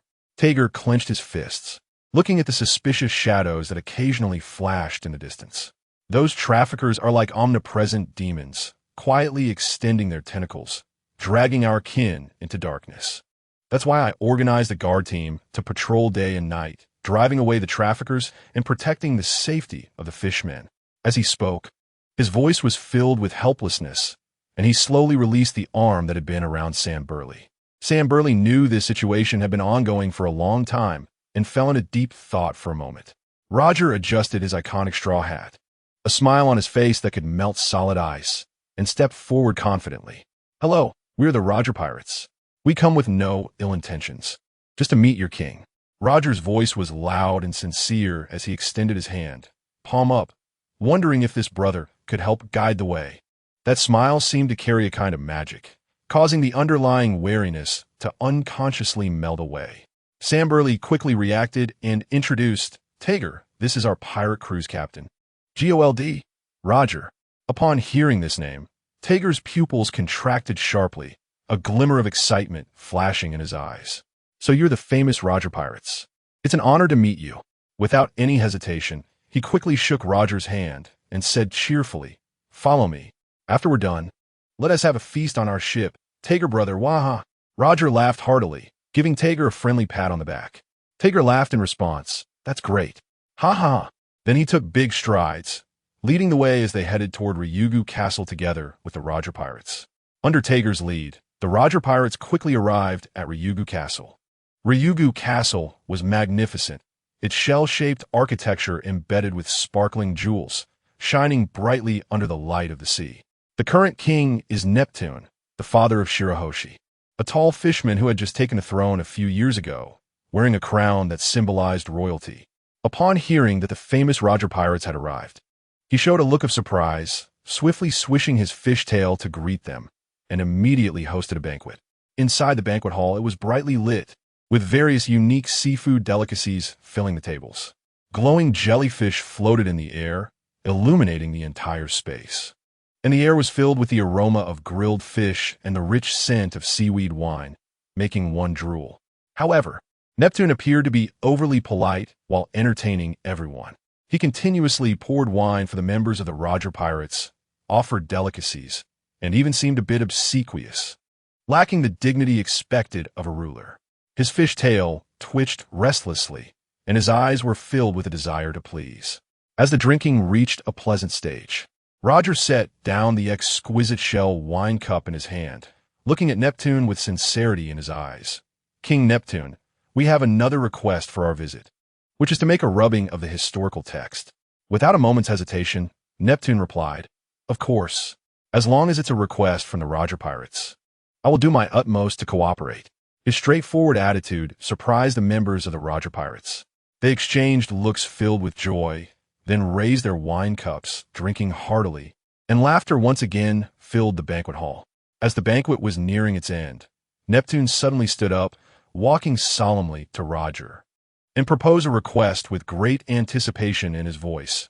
Let Fishman Island fall under the influence of the Roger pirates. Hearing this request, Roger's smile instantly froze. His brows furrowed. He loved freedom, having drifted at sea for decades, enjoying an unrestrained, adventurous life, never having claimed any place as his territory. But since Neptune had so readily agreed to the request for the rubbing of the historical text, it would be unreasonable not to agree to this. He fell into deep thought, filled with contradictions, his fingers unconsciously tapping on the table. Just then, Hiyori stepped forward, calm and firm, saying, "King Neptune, this matter can be handled like this. You can claim the influence of the Roger pirates and publicly declare it to deter those pirates and traffickers. But if trouble arises, we will be unable to help from 1,000 miles away. So please understand." His words were clear and logical, considering the needs of Fishman Island while maintaining the principles of the Roger pirates. A glimmer of appreciation flashed in Roger's eyes as he secretly admired Hiyori's cleverness. Neptune's face showed a relieved smile. "That's enough. As long as we can use the name of the Roger pirates, many small-time rascals won't dare to act recklessly." Saying this, he became so excited that he was about to kneel before Roger, but Roger quickly supported his knee, seriously signaling that he didn't need to do that. Hiyori, watching this scene, thought to himself, "In these times, it seems even kings have a hard time." With that said, Neptune quickly led Roger into the treasury. The treasury housed countless treasures, and the historical text was quietly placed in the most conspicuous position. With Neptune's help, the Roger pirates successfully retrieved the red poneglyph and made a rubbing of the black history poneglyph. After completing these tasks, the Roger pirates returned to the Oro Jackson, which had been redecorated and was ready to welcome a new feast. Roger enthusiastically invited Tager aboard. The ship was brightly lit, the aroma of wine wafted through the air, and everyone was mingling, with laughter and joy echoing. The sounds of music, clinking glasses, and laughter intertwined, creating an extraordinary atmosphere. In this joyful ambience, Roger felt that Tager was very agreeable to him and sincerely invited him to join the crew. "Tager, let us go on adventures at sea together. Countless unknown wonders await us ahead." Tager politely declined. "Captain Roger, I appreciate your invitation, but I cannot leave Fishman Island. This is my home. Every coral reef and every little fish is connected to my bloodline. I must protect Fishman Island and prevent those traffickers from coming here to capture slaves. This is my responsibility and my mission." Just as they were in the midst of conversation, Jinbei hurriedly ran onto the Oro Jackson. He was panting, his face filled with urgency, and his chest was heaving heavily. "Tager, big brother, something's wrong. A naval warship has already docked at Fishman Island, and it looks like they are coming for retribution." His voice was filled with obvious tension and unease, causing the previously joyful atmosphere to become tense. And everyone's gaze turned to Tager, as an unknown crisis seemed imminent. Chapter 37. Sengoku appears on Fishman Island. What? How could this happen? Tager shot up, his chest heaving violently, his pupils swirling with turmoil. Why would the Navy come here for no reason? Jinbei's broad face was shadowed, his speech becoming stammered. It's Arlong. He secretly set sail before and robbed a shipment of heavenly gold." "What? Has Arlong gone mad?" Tager held his forehead with his right hand, cold sweat streaming down, and took a deep breath, barely suppressing the anger churning within him, questioning. "No, the escort for heavenly gold should be naval officers. How could Arlong manage that? This guy pierced the ship escorting the heavenly gold." Jinbei hung his head, the sea blue scales glimmering dimly in the low light. His voice filled with despair. "Where is the heavenly gold now?" Tager suddenly grabbed Jinbei's sturdy shoulder. The heavenly gold fell into the sea. Jinbei's tone was filled with helplessness. That's it, that idiot. Tiger staggered back 2 steps, sitting down on the ground with his hands on his head. His eyes filled with despair. Brother Tiger, don't panic. Roger, with the scent of rum on his palm, slapped Tiger heavily on the shoulder and turned to Jinbei. Hey, little fatty, tell me, who is leading the Navy this time? Jinbei wasn't fond of the nickname Little Fatty, but the current situation didn't allow him to be picky. He quickly organized his thoughts and said in a tense voice, this time, Admiral Sengoku is personally leading the team, along with 3 formidable rear admirals, Akainu, Kizuru, and Akiji. So it's that guy Sengoku, huh? It's been a while since I've seen him. This is a good opportunity to catch up. Roger grinned, revealing his signature smile, the sheath of Ace's sword resonating with his laughter. Brothers, we have work to do. The deck instantly echoed with the sound of metal clashing, and the crew of the Roger pirates ignited with a bloodthirsty light in their eyes. Rayleigh's actions of wiping his sword were fluid. Jabba's fingers gripping his double axes trembled with excitement, and Barrett's pose of swinging his fists was like a war god descending. As they leaped off the ship onto the plank, a school of silver flying fish was startled into the air. At the port, the fishermen who were transporting coral screamed and scattered in all directions. Tools made of shells were strewn across the ground, blending with the rising cries into a chaotic symphony. Arlong, who had caused great trouble, curled up inside a shell house, trembling with fear, primarily being a useless and playful person. Brother, you don't have to worry. I've divined it. You'll be safe. 5-year-old Shirahoshi stood on her tiptoes, her round cheeks serious, and the crystal ball in her arms emitted a strange blue light. Arlong, trembling, hugged his sister, a joyful expression on his face. Really? Shirahoshi. Inside the palace of Fishman Island, King Neptune's trident clattered to the ground. This usually imposing ruler looked pale as paper, with the coral crown askew on his head. He struggled to support his wobbling body and ran wildly toward the port. The sound of his fish tail slapping the ground chaotic and hurried. Upon seeing Sengoku, Neptune's fish tail slammed heavily onto the coral floor, kicking up a cloud of fine dust. Welcome, Admiral Sengoku of the Navy. Sengoku, dressed in a straight justice cloak, with his goatee trembling slightly with each breath, scanned Neptune with a very cold tone. King Neptune, hand over the celestial gold, or Fishman Island will be removed from the world map. Neptune looked up in shock, disbelief filling his eyes. Celestial gold? What celestial gold? Haven't we already given it? Sengoku aura surgi. The Navy's justice emblem flickering in the waves of pressure. Don't play dumb with me. 5 days ago, your fishmen robbed the world government of a shipment of celestial gold, and you still want to quibble. The 3 rear admirals behind him stepped forward simultaneously. Akainu's magma fruit ability was slightly heating up. Kizuru's fingertips glowed with a strange golden light, and Akiji's feet formed a thin layer of ice. Neptune shook his head repeatedly, pearls from the crown falling one by one. No, that's impossible. Our fishmen are absolutely submissive to the world government and the Navy. We could never do such a thing. There must be a mistake. His voice grew softer, nearly inaudible under Sengoku's oppressive aura. Neptune, if you continue to deny it, I'll have no choice but to order an attack. You should know about the Demon Slayer order, right? Sengoku's voice was like a heavy hammer, making the air buzz. The Navy soldiers behind him raised their weapons in unison, aiming their guns at the trembling fishmen. Neptune's vision darkened, and he collapsed to the ground. Sengoku, what a grand display of power. A hearty voice broke through the stagnant air.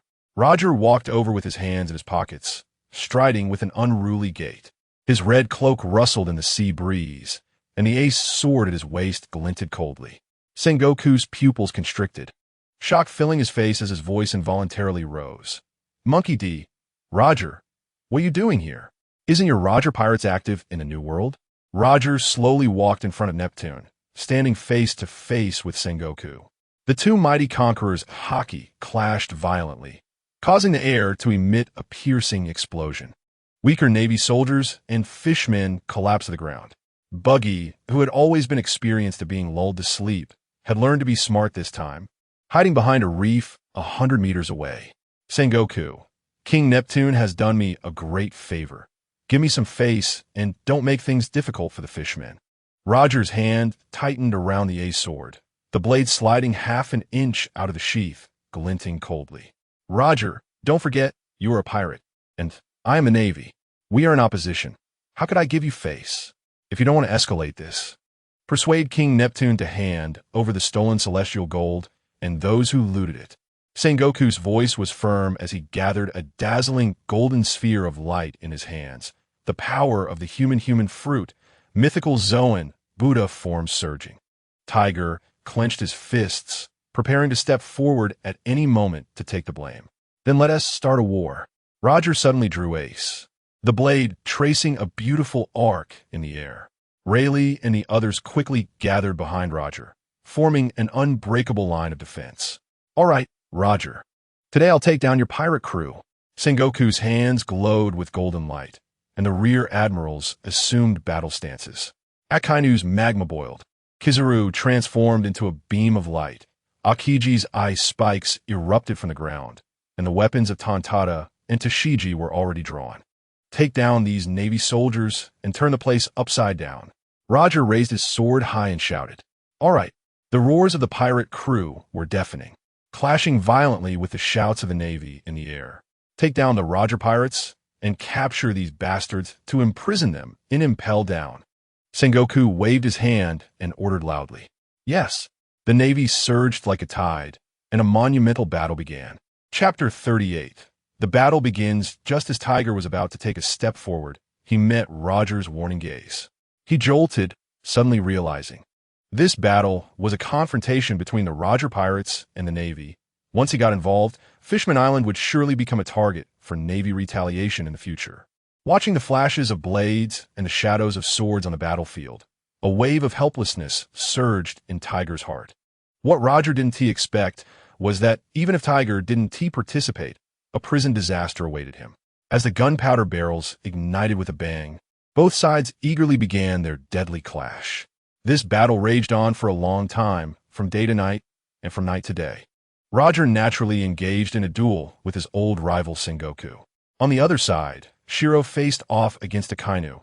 Rayleigh confronted Kizaru, Jabba battled Akiji, Barrett faced Tontada, and Yuta went up against Tashiji. Each matchup was filled with tension. Other members of the Roger Pirates also fought fiercely against Navy personnel of equal rank. Shanks could only deal with some ordinary sailors. Buggy, even worse, could only hide in a corner, occasionally seizing the opportunity to throw a few throwing knives for sneak attacks. Roger and Sengoku, being old rivals, had a deep understanding of each other, familiar with each other's moves. Sengoku's radiant Buddha palms, when using the Navy's 6 powers, contained boundless power, and each strike carried the sound of breaking air. Roger, wielding top-tier swordsmanship, executed unpredictable sword moves, engaging Sengoku in a fierce back-and-forth. With neither side able to gain the upper hand, Kizaru utilized his light fruit ability to instantly conjure a sword radiating dazzling light, engaging Rayleigh in a breathtaking swordsmanship duel. In terms of swordsmanship, Rayleigh was undoubtedly superior to Kizaru. Every strike he made was full of steadiness and experience. However, Kizaru's light fruit ability granted him exceptional mobility. Whenever he found himself at a disadvantage, he would instantly teleport and immediately unleash a light-speed kick and the 8 forked jewels. Those light-speed attacks were difficult to defend against, turning the tide of battle. Although Rayleigh was exceptionally powerful, he found himself at a loss for a moment and could only grit his teeth, continuing to search for an opportunity to win. Akiji and Rayleigh were facing off for the second time. Over the years, Akiji had grown within the Navy, rising from an unknown ordinary sailor to a vice admiral. Under the strict guidance of Garp, he experienced a qualitative leap in strength. At this moment, Akiji utilized the power of the ice fruit to create 2 gleaming ice blades, wrapped in haki, and engaged in a fierce counterattack against Jabba's double axes. Although Jabba had gradually adapted to Akiji's ice fruit abilities, it was still extremely challenging to defeat this strong opponent in a short time. Barrett and Odin faced off against Peach Rabbit and T-Pig. From the start of the battle, Barrett and Odin used their immense power to firmly suppress Peach Rabbit and T-Pig. Their attacks came like a torrential storm, forcing Peach Rabbit and T-Pig to barely defend themselves and struggle to hold on. As for Hiro, he was engaged in a wild counterattack against the future Admiral Akainu. Akainu, with a cigar in his mouth, looked down at Hiro with confidence and arrogance. Although he was only a vice admiral at this time, his strength was already very close to that of an admiral. The Navy headquarters regarded him, Kizaru, and Akiji as candidates for future admirals, but they still lacked some significant achievements. This time, Sengoku led the team to capture the fishmen who had stolen the gold from the sky, precisely to earn merits for this younger generation. "You are Jimel Hiro, the number 4 of the Roger Pirates?" Akainu said, with his hands in his pockets, looking down at Hiro with disdain and arrogance. "That's right, Akainu. I have another nickname, called the Professional Dog Slayer." Hiro smirked slightly, revealing a sly smile, his eyes flashing with a provocative light, showing no fear of Akainu's imposing presence. Looking for death. Akainu's eyes widened in anger as he crushed the cigar in his mouth and swung a blazing magma fist at Hiro. The fist was engulfed in flames of molten rock, and wherever it passed, the air was scorched and distorted. Seeing this, Hiro quickly activated the abilities of the Bounce fruit. An invisible energy barrier rapidly formed in front of him, accurately rebounding Akainu's attack. "Little brat, if your Bounce fruit can rebound all attacks, then let's see it. Great fire!" Akainu shouted angrily, quickly gathering a massive amount of magma energy in his right fist. In an instant, an enormous magma fist took shape and slammed towards Hiro. As this punch was thrown, the surrounding temperature rose sharply, and the air became distorted and blurred under the high heat, making it hard to breathe. "I can't bounce this punch back, but why should I take it, idiot?" Hiro said mockingly, slapping his chest. In an instant, his figure vanished from the spot, moving so quickly that it was hard to react. Akainu's great fire attack missed and slammed into the sea. With a loud explosion, a large area of seawater was instantly evaporated, turning into a mist. Some fish and shrimp that couldn't escape were directly cooked by the high temperature, emitting a burnt smell. "Damn brat, all you do is dodge." Akainu's expression darkened, a hint of anger flashing in his eyes. He quickly used observation haki to sense Hiro's position while using the Navy's 6 styles to rush towards Hiro. "You're coming in fast." Hiro snorted coldly, reacting quickly to draw his tetanus blade. Akainu, meanwhile, struck a pose, wrapping haki around his feet, attempting to intimidate Hiro by stepping on the blade. "Damn, let us see how you act cool now. Little brat, show him some color." As Hiro spoke, he didn't hesitate to let go. "Yes, master." The sword spirit, controlling the tetanus blade, swiftly unleashed a dazzling golden sword energy. Akainu's initial intention was to strike first, preventing Hiro from unleashing the sword energy. But he never expected the sword could attack on its own. With a loud bang, Akainu was sent flying, crashing heavily to the ground, a sharp pain shooting through his right foot, causing him to let out a muffled groan. "What the hell is this?" Akainu looked at the tetanus blade hovering in the air in disbelief, clutching his injured right foot, his eyes filled with shock and anger. "This sword is impressive.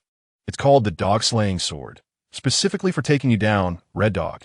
Hiro grinned, starting to make up stories, his face full of mockery as he provoked Akainu. "You bastard, daring to insult me repeatedly, die, Dogbite Red Lotus." Chapter 39. Observation Haki meets the future Akainu. Furious, gritted his teeth, ignoring the pain in his right foot, and suddenly stood up, transforming his body into magma. He swung his left arm, launching a magma energy punch filled with immense power. As it moved, the magma quickly transformed into a ferocious magma giant dog, opening its massive jaws and viciously lunging at Hiro. Where it passed, the ground was scorched with black marks. Seeing this, Hiro quickly clapped his hands together, using the Bounce Fruit's ability, Pressure Cannon, to send the magma giant dog flying. At the same time, he teleported behind Akainu and unleashed a powerful shockwave towards his back.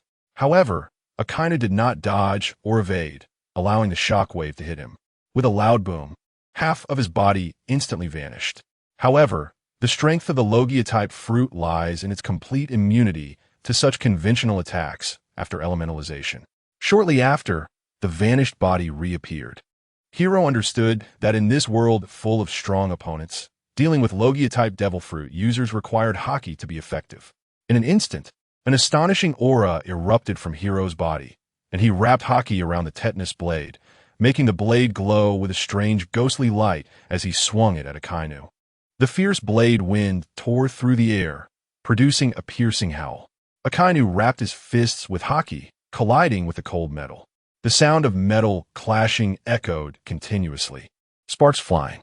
Both sides were unyielding, engaged in an intense duel of fist and sword. At this time, Akainu had not yet reached his peak in terms of overall strength. He was inferior to Hiro. However, Akainu's observation Haki was superior to Hiro's, combined with the Blood Bowl physique granted by his Logia-type fruit, allowing him to hold his own against Hiro in their clashes. Each heavy punch carried the heat of lava. Each swing of the blade contained lethal intent. They exchanged blows, and the aftermath of the battle destroyed the surrounding buildings, while the ground was carved into shocking ravines by the lava and sword energy. This fight dragged on for a long time, and both sides were already injured. Hiro's clothes were soaked in blood, with wounds continuously oozing. Akainu's face was also marked with several scars from the sword energy, with lava flowing from the wounds, staining the ground crimson. After using his bounce fruit ability to push out the damage, Hiro fed it to the sword spirit, and his wounds healed at a visible speed, restoring his health. This could go on forever. Unfortunately, my observation Haki hasn't evolved to a higher level yet. Otherwise, I could definitely defeat him quickly. After this thought flashed through Hiro's mind, a look of determination crossed his eyes as he decided to take the risk and break through his observation Haki. Akainu's iron fist came crashing down again, bringing with it a wave of scorching heat.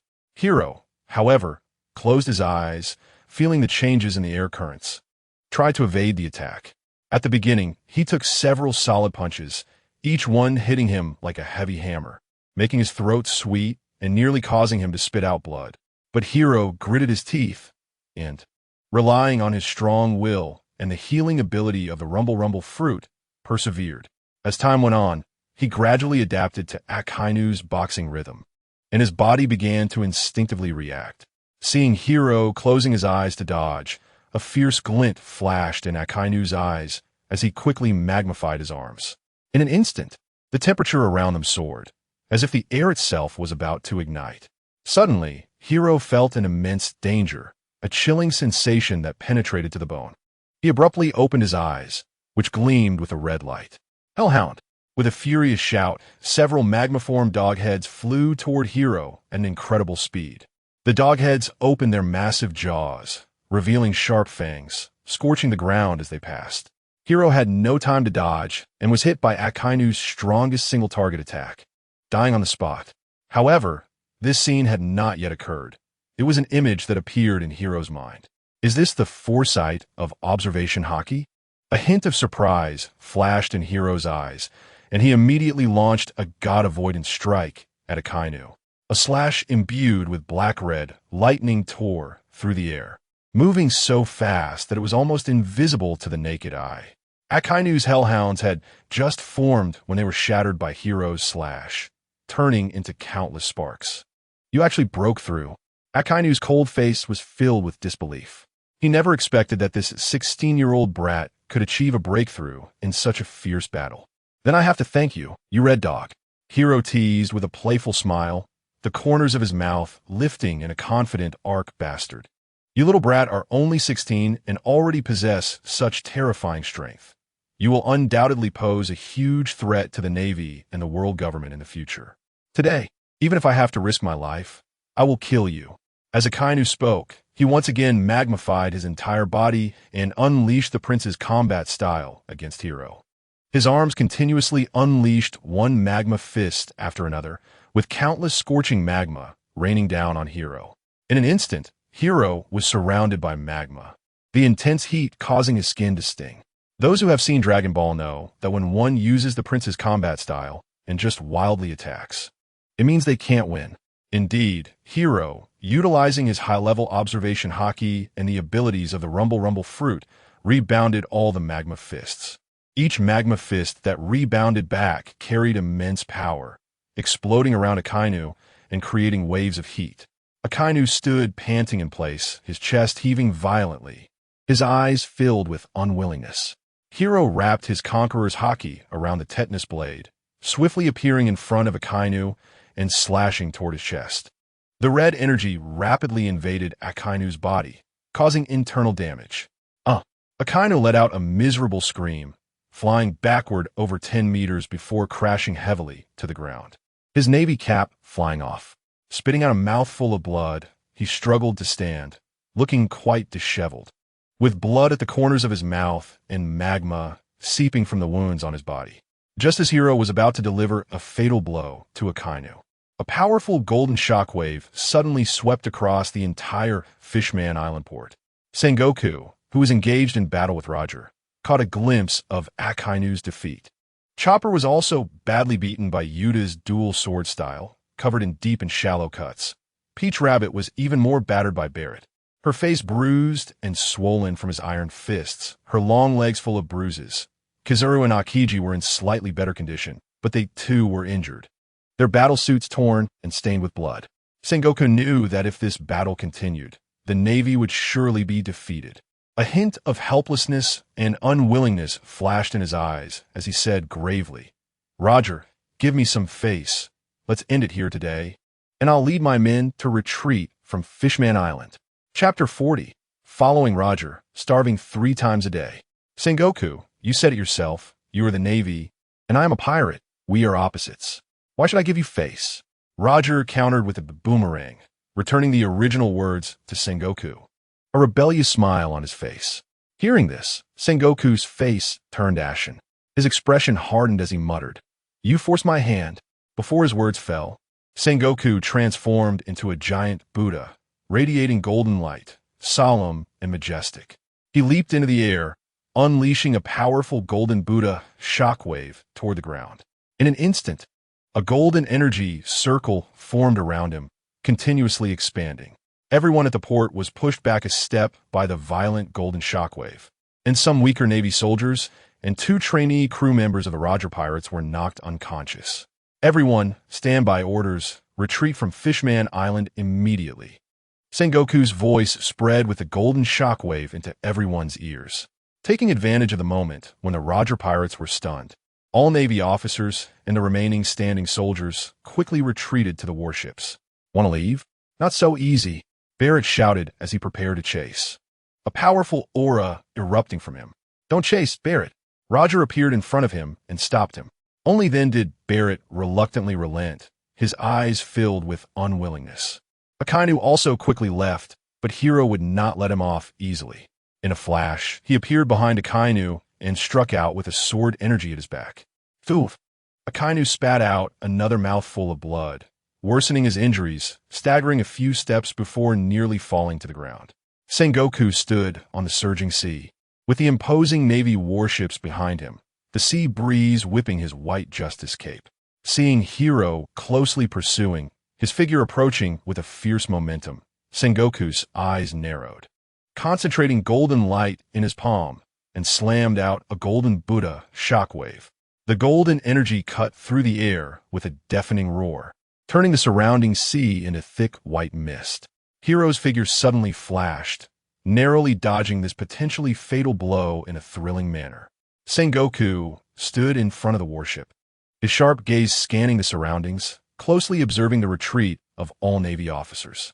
Whenever an enemy attempted to obstruct, he would decisively unleash a golden shockwave, providing cover for the Navy's retreat and simultaneously intimidating the crew of the Roger Pirates. Under Sengoku's strong cover, the Navy officers safely returned to the warships, and the deck gradually filled with exhausted but relieved soldiers. Hiro wanted to continue the pursuit, but just as he was preparing to launch another attack, he was called back by Roger's voice. "Little Hiro, stop chasing and come help heal the wounded here." Hiro then stopped, turning to look, and the scene before him made his pupils constrict. The once bustling Fishman Island port was now mostly destroyed, buildings collapsed, flames soaring, and various debris floating on the sea, with the air thick with the smell of gunpowder and blood. Most of the Roger Pirates were injured. Some lay down, some sat, their faces filled with pain, and a few were seriously injured, on the brink of death, blood continuously flowing from their wounds, staining their clothes. Although the Roger pirates had the advantage in high-tier combat power, they were unfortunately outnumbered by the Navy. The dense crowd of Navy soldiers made it difficult for the non-high-tier crew members to fight back. Under the enemy's siege, they were exhausted and drained. Hiro quickly turned back, using the abilities of the rumble fruit, continuously clapping his hands to shoot out pink substances to heal them. Naturally, all those pink substances were fed to the sword spirit, which absorbed them and emitted a faint glow. As Hiro was healing the injured, a desperate cry came from not far away. "It's over. It's really over. Our Fishman Island will be erased by the world government." The voice was filled with fear and helplessness, particularly clear in the now silent battlefield. Everyone turned to look, only to see King Neptune of Fishman Island sighing heavily. His face was full of worry, tightly gripping his golden trident, his body trembling slightly. Roger stepped forward, confusion in his eyes, and asked, "King Neptune, haven't we already repelled the Navy? Why are you so afraid?" Neptune kept striking the ground with his golden trident, his face full of frustration and despair. "Captain Roger, you don't understand. The Navy and the world government have decided that the lost heavenly gold was taken by us. They will definitely come back. As soon as you leave Fishman Island, we will face annihilation." Roger stood there, frowning deeply, momentarily at a loss. He paced back and forth, his eyes filled with anxiety, contemplating how he could help Fishman Island. After a moment of thought, he found Rayleigh and quietly asked, "Rayleigh, how much money does our pirate crew have now?" Rayleigh, unsure of Roger's intentions, showed a hint of confusion in his eyes, but still answered truthfully, "We defeated the Ward pirates 6 years ago, took their treasure, and sold their crew to the bounty hunters, which totaled 7 billion berries. We have spent quite a bit over the years, so we probably have about 5 billion left." "Why do you ask?" After pondering for a moment, Roger said firmly, "I want to give our pirate crew's funds to Fishman Island, and let them gather some money to replace the lost heavenly gold to give to the world government. This way, the world government shouldn't make things difficult for them." What about our crew's living expenses?" Rayleigh's face was full of shock, his eyes wide open in disbelief. "Well, we'll talk about that later. Didn't we also go through a long period of being poor back then? We managed to get through it." Roger glanced at Neptune, his eyes filled with sympathy and determination. Continuing, "Look, King Neptune is so willing to let us transcribe the historical text. We can't just do nothing and watch them perish. All right, you can announce this news yourself." Rayleigh sighed helplessly. The crew generally supported their captain's orders. Although worried in their hearts, they still chose to trust Roger's decision. Sure enough, after Roger announced this decision to the crew, they discussed it for a while. Although surprised, no one expressed opposition. They all understood the captain's kindness and justice, willing to follow him into danger. Hiro rubbed his forehead with his right hand, looking utterly disheartened, secretly complaining. Following Captain Roger means 3 days of hunger for 9 meals. He shook his head helplessly, but didn't say much more. Chapter 41. The Diviner's Prophecy when the 5 billion berries were handed to Neptune. The young king knelt down in excitement, tears of gratitude in his eyes, exclaiming, "It is you, the Roger pirates, who saved the Fishman race." With this 5 billion berries, King Neptune sold the treasures from the royal treasury and, after some effort, finally managed to gather the lost heavenly gold. To express his gratitude, King Neptune asked the Roger pirates to stay for 1 more day and specially invited the diviner of Fishman Island to help the Roger pirates with a divination to help them avoid misfortune and seek good fortune. The members of the Roger pirates were not very superstitious about divination, but out of respect for King Neptune's hospitality, they agreed. Half an hour later, King Neptune brought the diviner of Fishman Island. To everyone's surprise, the diviner was just a little girl about 5 years old. The little girl wore a purple hooded cloak, her face slightly chubby, with pale skin and short black hair covering half of her face, looking somewhat adorable yet eerie. Her purple shark tail swayed slightly, and in front of her was a white crystal ball that shimmered with a mysterious light under the illumination. At this moment, she was carefully observing Roger, her gaze focused and profound. "This little girl is the diviner you mentioned?" Roger widened his eyes, looking at Neptune in disbelief. "That's right, Captain Roger. Her name is Shiryu. Although she is young, she is a very powerful diviner with a natural ability for divination. Everything she divines becomes reality. Neptune explained seriously, his eyes filled with trust in Shiryu. All right, little diviner Shiryu, please tell me my fortune. If it doesn't work, that's fine, wahahaha. Roger treated the matter as a fun event, his signature laugh echoing through the palace. Shiryu focused on Roger, her expression shifting constantly, sometimes frowning, sometimes showing fear, and suddenly exclaimed, "No, it's impossible. You should fall gravely ill and die soon." Upon hearing this, Roger got excited and decided to tease the little diviner. No, little diviner, you are mistaken. I'm not sick. I'm in great health." Shiryu looked at the crystal ball and nodded. "I know. Someone has changed your fate. Someone changed my fate. Could it be?" Roger glanced at Hiro as he spoke. Hiro smiled back, pretending to be unaware, but he was secretly pondering certain things. "The one who changed your fate is him." Shiryu looked up and pointed at Hiro. Hearing this, Hiro became interested and quickly approached Shiryu, squatting down gently to ask, "Little diviner, what do you see about my fate?"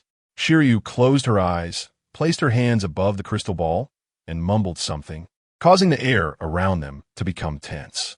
Half a minute later, she opened her eyes, her face full of shock. You are already dead? What?" The voice filled with confusion and shock suddenly rang out on the deck. The crowd was momentarily stunned, and the previously relaxed atmosphere became tense. Soon after, a deafening burst of laughter erupted, filled with disbelief and mockery. "No way. This little diviner actually said Hiro is already dead. That's simply ridiculous. I think this diviner can't predict anything and is just being mysterious. She's just trying to attract our attention to cheat for some reward. Sai, don't waste time. We might as well go back to the ship. It's really a waste of energy to entangle with such a mystical person." Everyone began to voice their doubts about Shiryu's words, their comments laced with disdain and distrust. However, among the crowd, Hiro felt a chill in his heart, his gaze becoming deep and complex. He understood better than anyone that the original owner of this body had indeed died. Hiro stepped forward, his eyes blazing, and seriously asked, "Then what will my fate be, little diviner Shiryu?" You will." Shiryu struggled to speak, her voice hoarse and trembling. Suddenly, a trickle of blood appeared at the corner of her mouth, the crimson stain glaring against her pale face. Shortly after, blood began to ooze from her nostrils, the corners of her eyes, and her ears. This small body ultimately could not withstand the strain of finishing her words. Her eyes rolled back, and she fainted, collapsing to the ground. "What's going on here?" Hiro shook his head helplessly, a hint of pity flashing in his eyes. He stepped forward, his palm glowing slightly, and struck Shiryu. As this palm fell, a pink substance floated out from Shiryu's body. It was the ailment she had endured for the divination. Shiryu gradually regained consciousness, her face filled with fear, her body trembling uncontrollably, and she stammered, "Your future far exceeds what ordinary people can imagine. I can only see a few fragments. The world will be turned upside down because of you." Her voice was filled with awe and fear, as if she had seen something terrifying. "Huh, is that it?" Shiro shrugged, disappointment written all over his face. "I thought I would hear some earth-shattering prophecy." Roger laughed heartily as he approached, giving Shiro's shoulder a heavy pat that nearly caused him to stumble. "Little Shiro, it seems this little diviner has some skill. We just need to turn this world upside down. Wah!" After this little episode, the Roger pirates continued their maritime adventures. Before leaving, Shiro gave Fisher Tiger a piece of advice. Don't trust humans too much. Human nature is complex. Many people would even betray those who save them for their own interests. Fisher Tiger was puzzled and fell into deep thought. The Oro Jackson raised its sails and cut through the surging waves of the sea. However, after several days of sailing, Rayleigh discovered that their funds were running low. Frowning, he helplessly complained to Roger, "Captain, why did you give all the money to Fishman Island? You should have saved some for living expenses. At this rate, we're going to starve." His eyes were filled with worry as he looked at the empty food storage. Feeling utterly helpless, Roger poured the last remaining jar of alcohol into his belly, with the liquid trickling down his mouth and soaking his clothes. He nonchalantly burped and replied, "What are you afraid of? If worst comes to worst, we can go back to our old profession, catching those notorious pirates and selling them to bounty hunters." Rayleigh felt a headache coming on.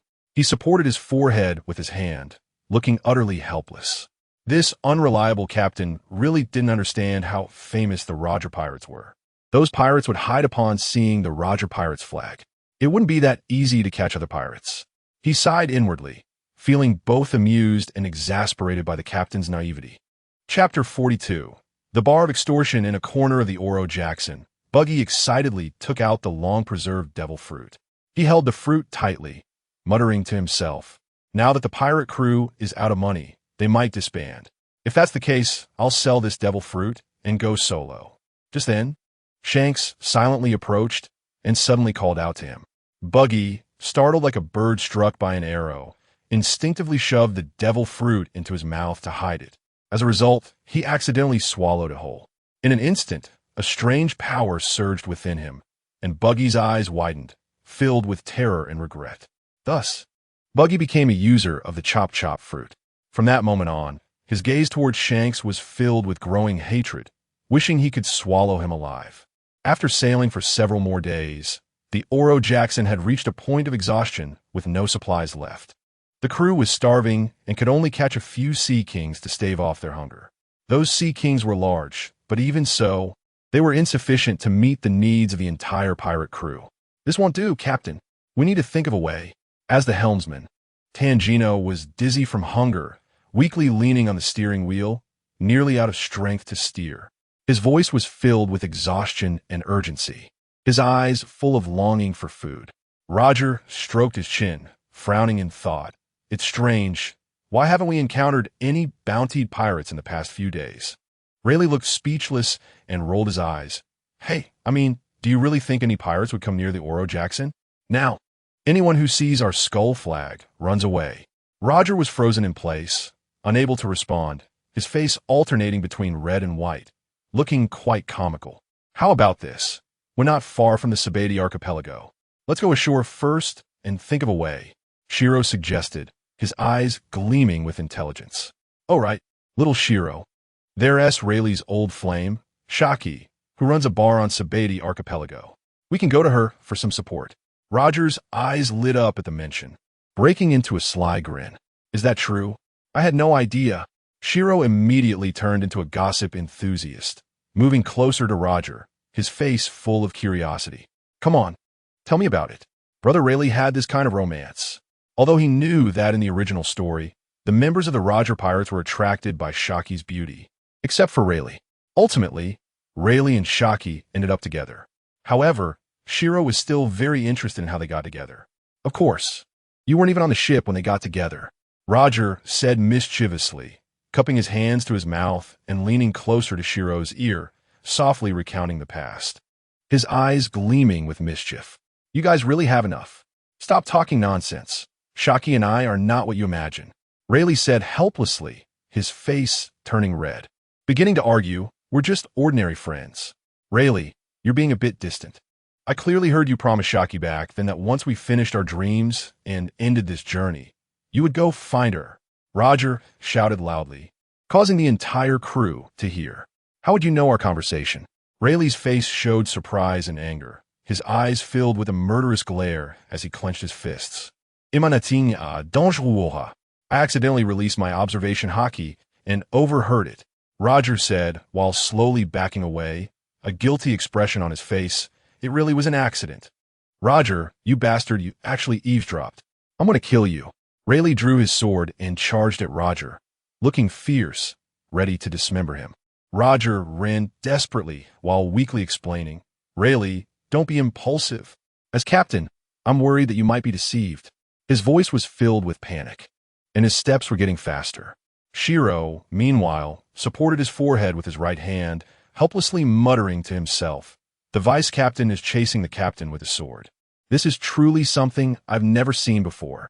As dusk fell like ink, the Oro Jackson sliced through the ocean, shimmering with a ghostly blue glow. As the light from the harbor lighthouse became clearer, this legendary pirate ship finally approached the shore slowly. To avoid unnecessary trouble, Roger thought for a moment and decided to take only Rayleigh, Jabba, and Shiro to the dock. Shiro followed the three older brothers with slightly cautious steps. Tightening the sword at his waist, and scanning the surroundings vigilantly. Passing through several lush groves, they soon arrived at Grove 13 of the Sabeti archipelago.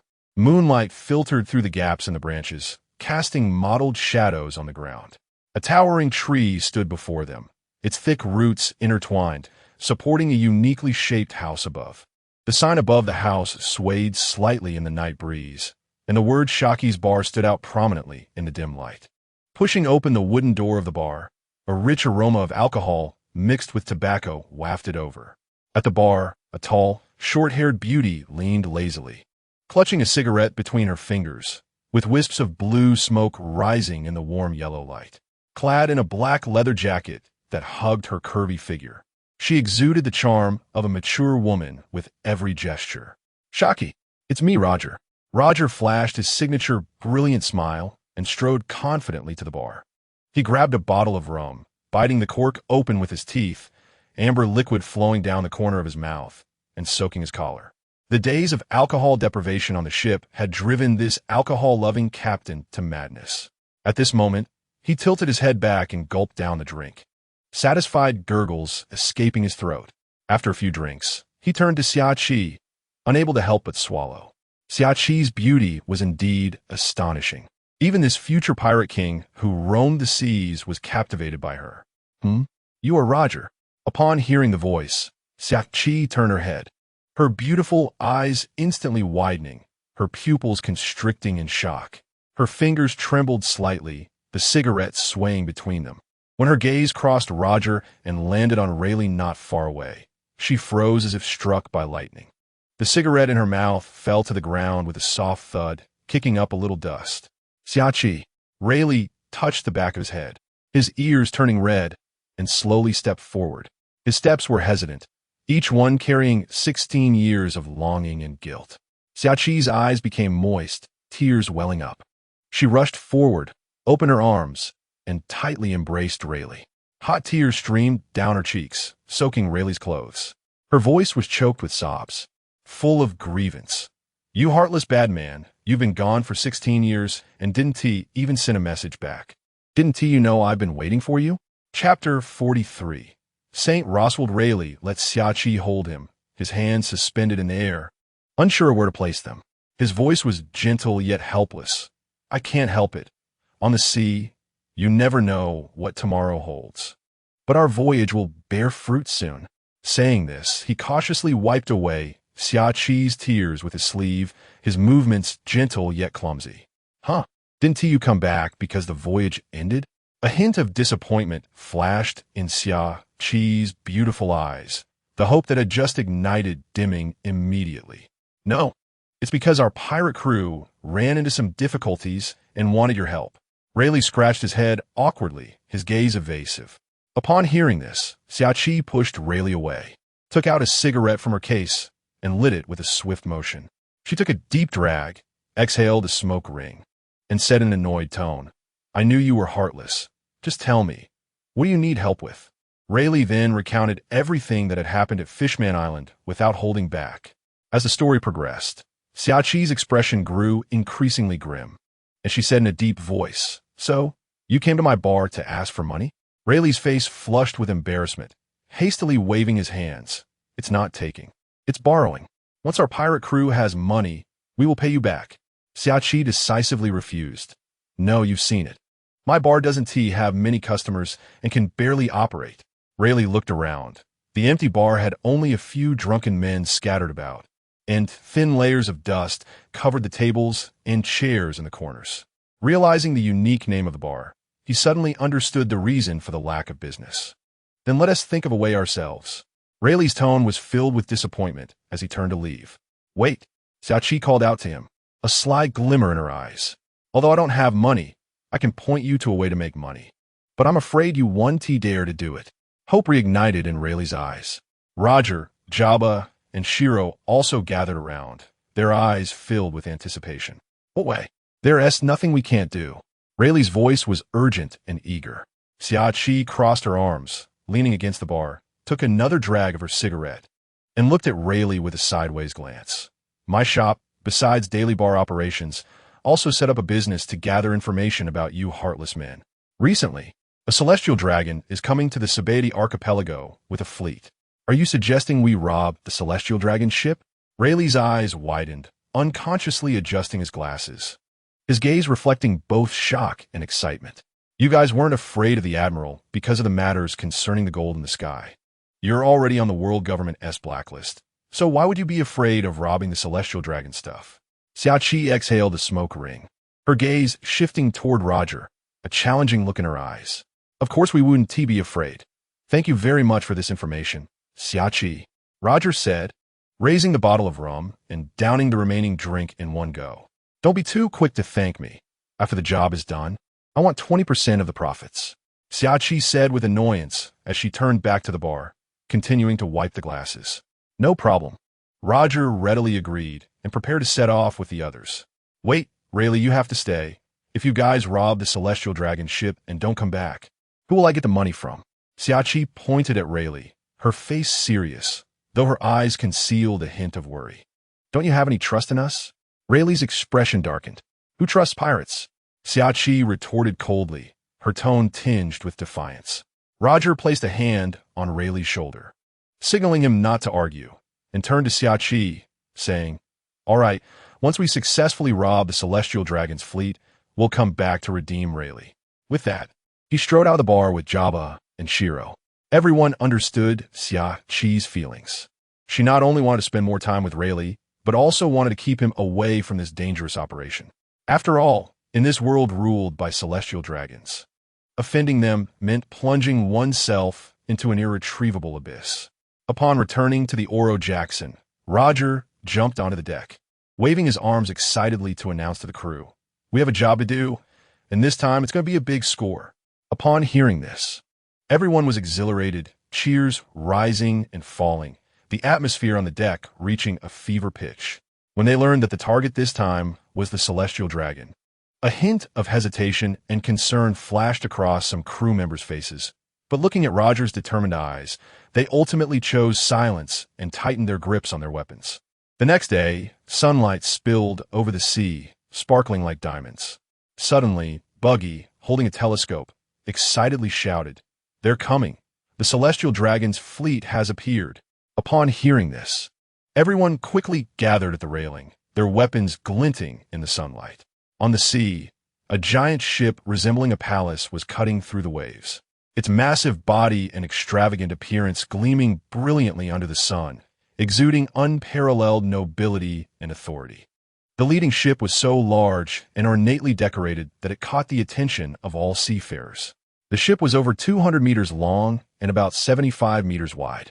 At the bow, dazzling colored gemstones were embedded, each one carefully selected, sparkling under the sun's refraction, making the ship's front exceptionally luxurious. Below the gemstones was a flag depicting the emblem of the celestial dragons, the unique pattern silently proclaiming the noble identity and special status of the ship's owner. Even more striking was that this ship did not have powerful cannons like other warships. Instead, it was adorned with a dazzling array of gold and silver jewelry.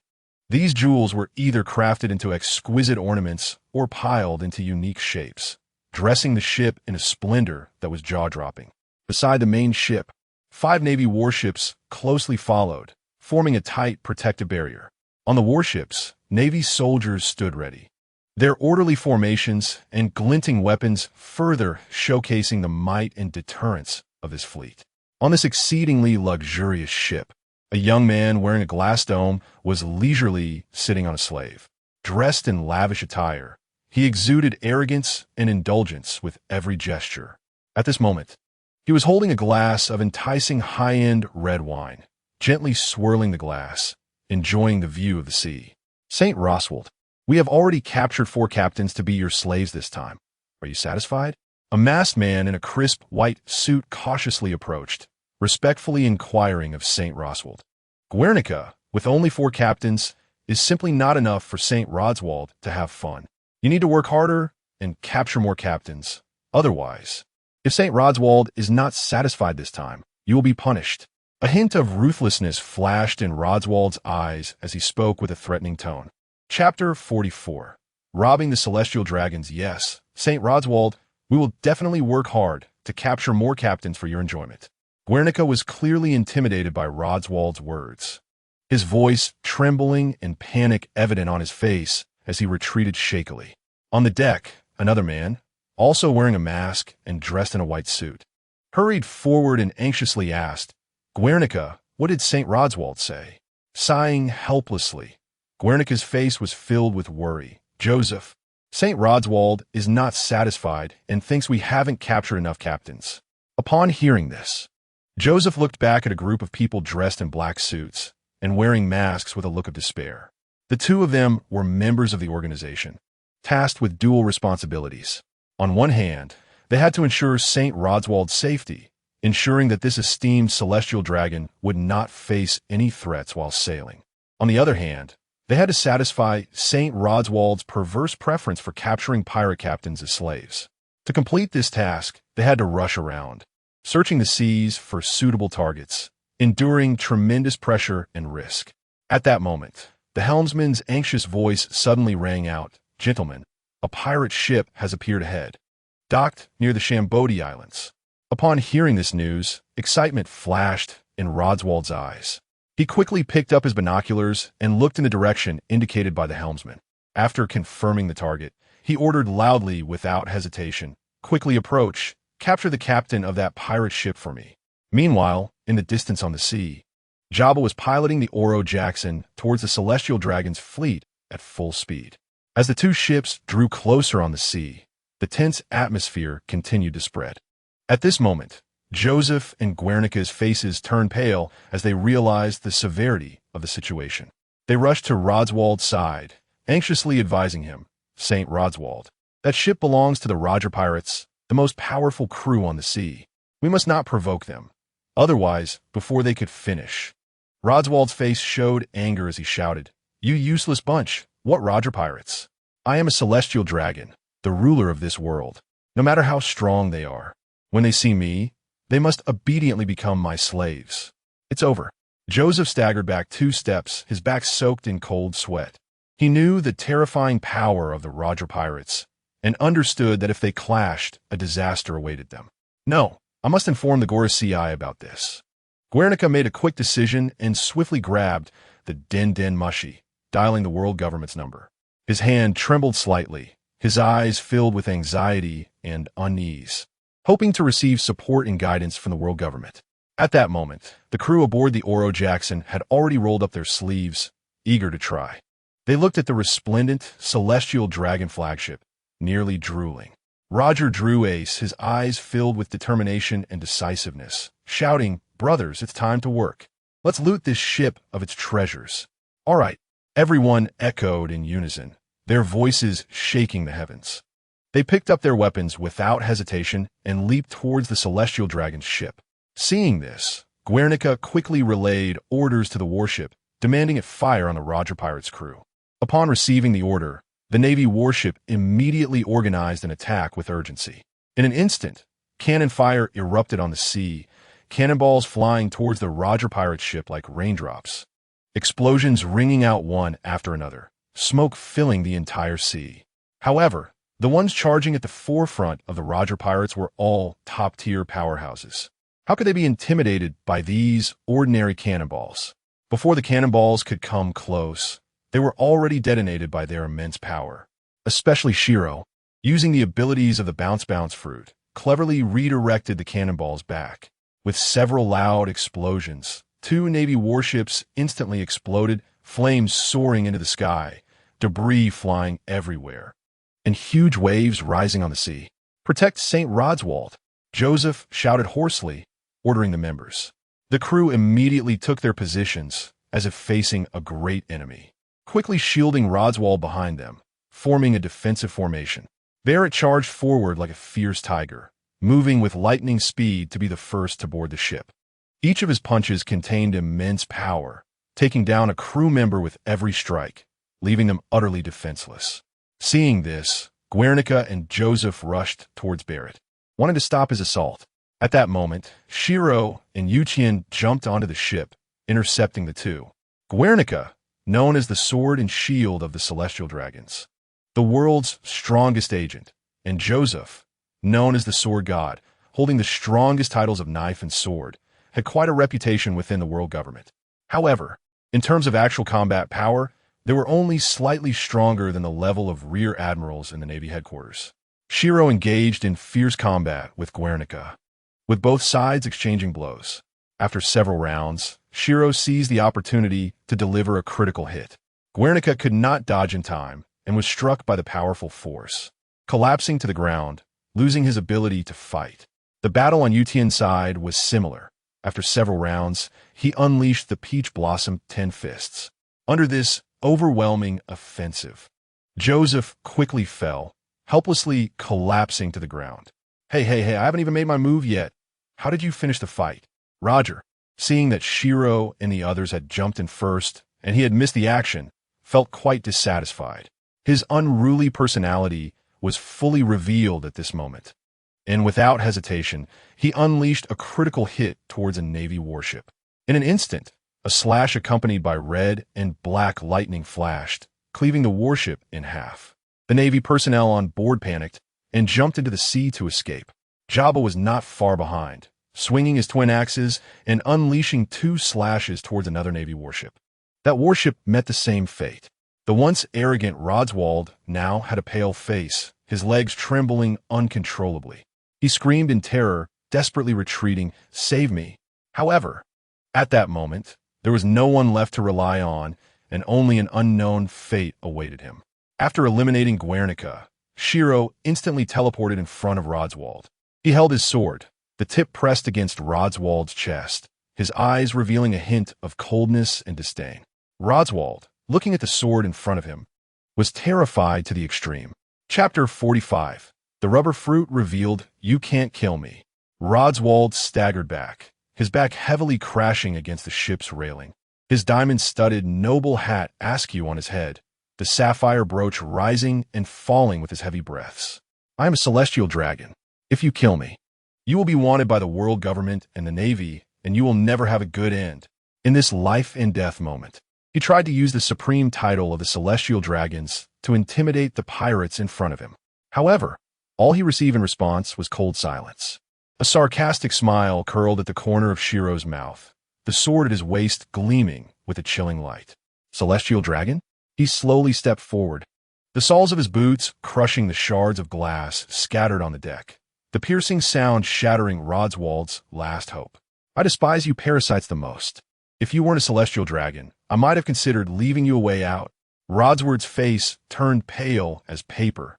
The previous arrogance completely vanished. Suddenly, he fell to his knees with a thud, his knees hitting the hard wooden planks heavily. Following that, he clutched Hiro's legs, his snot and tears smearing his once imperious face, choking with a wail. "Please, young Hiro, don't kill me. As long as you spare my life, I can grant you any request." A flicker of disgust flashed in Hiro's eyes as he mercilessly kicked out. Rodswald flew out, crashing heavily onto the deck, the back of his head hitting the anchor chain with a dull sound. Hiro's eyes glinted with ferocity, angrily rebuking. "You bunch of dragon people who are worse than dogs. Conducting a national extermination every 3 years. When you slaughter innocent civilians, did you ever think to let them go? No, please don't kill me, I beg you." Rodswald struggled to rise from the pool of blood, suddenly banging his head on the deck like a madman. The thuds of his forehead colliding with the deck echoing clearly in the silent night. "Everything here is yours. There's a devil fruit in the cabin too. I'll give that to you as well, just spare me." He was disheveled, his luxurious attire stained with blood, looking utterly wretched. Hiro, usually decisive in killing, surprisingly showed a bit more patience at this moment. Watching the once high and mighty dragon person cry and plead, an indescribable pleasure surged within him. Just as he was lost in this twisted satisfaction, a pungent smell of urine suddenly invaded his nostrils. Looking down, he saw that Rodswald had actually wet himself in fear, the urine trickling down his pants leg, leaving a disgusting trail on the deck. Hiro frowned, covering his nose in disgust, his eyes filled with disdain. "What did you say about that devil fruit in the cabin?" Rodswald seemed to grasp a lifeline, the terror on his face slightly fading. "I think it's called the gum fruit. They say that after eating it, the body can stretch and shrink at will." "What? Gum fruit?" Hiro's pupils constricted, his eyes widening in disbelief. Young Hiro, if you think the gum-gum fruit is useless, then oh no, I can return to Mary Geos and bring you other devil fruits. Rodsword thought the gum-gum fruit hadn't moved Hiro and quickly continued to up the ante. Hiro was now lost in thought, not even hearing what Rodsword was saying. Memories surged like a tide. This fruit was crucial for Pirate King Luffy. If he ate it, how would Luffy's fate be rewritten? Or perhaps, by some unseen hand of fate, even if someone ate it, that person would die at some point. And the fruit would ultimately return to Luffy's hands? Countless questions exploded in his mind, causing him to involuntarily slowly lower his sword. At that moment, a loud shout broke the eerie silence. "Hey, Hiro, what are you doing? Why don't you kill him?" Barrett charged in like a fierce tiger. After dealing with the crew member, he keenly sensed Hiro's abnormality. Before he could finish speaking, his fist was already flying toward Rodsword. Bang! The sound of glass shattering and the dull sound of bones breaking exploded simultaneously. Rodsword's head burst like a watermelon hit by a heavy hammer. Red and white splattering across the deck, the scent of blood immediately filling the air. Hiro suddenly snapped back to reality, looking at the gradually cooling corpse on the ground. His heart filled with mixed emotions. He said nothing more and turned to dash toward the cabin. Hiro rummaged through the mountains of clutter in the storage room, finally discovering a golden brocade box in a corner, finding the legendary gum-gum fruit. The fruit's surface was covered with mysterious spiral patterns, faintly radiating a strange luster. He carefully stuffed the gum-gum fruit into the pack behind him, feeling a mix of emotions. When Hiro emerged from the storage room, the deck was already in an uproar. Members of the Roger Pirates were cheering and celebrating, the gold and silver treasures reflecting dazzling light. "We hit the jackpot this time, not to mention the treasures inside. Just this ship alone has so much gold and silver. I told you, our Captain Roger has incredible luck, just sent out one. 5 billion berries. And immediately got back several times the money. This time, I want to save some money for myself, so I won TB, so poor next time." Everyone was chattering excitedly, enthusiastically taking the treasures from a ship. Those gems embedded in the ship and the exquisite golden carvings became their spoils. As for the 4 pirate captains captured by the crew to be enslaved, they initially planned to release them. But after inquiring, they learned that they had committed many atrocities. The crew exchanged glances, and according to the old rules, sold them to the bounty hunters. Roger took the treasures to Shaki's bar to redeem Rayleigh. Inside the bar, the dim yellow light flickered, and the scents of wine and cigars intertwined. Roger generously pushed 2 portions of treasure in front of Shaki. Shaki took the treasure, but there was no joy on her face. She simply gazed quietly at Rayleigh, her eyes filled with reluctance and affection. "Don't worry, I will come back." Rayleigh gently held Shaki's hand, leaving behind this sentence before turning and leaving gracefully. On the Oro Jackson, a lively banquet was held as scheduled. Amidst the laughter and the clinking of cups, Rayleigh suddenly put away his smile and walked seriously to Roger. "Captain, we robbed a dragon person's ship, and one of them is dead. The world government will definitely take action. We need to hurry and secure the last piece of the poneglyph and find the final island."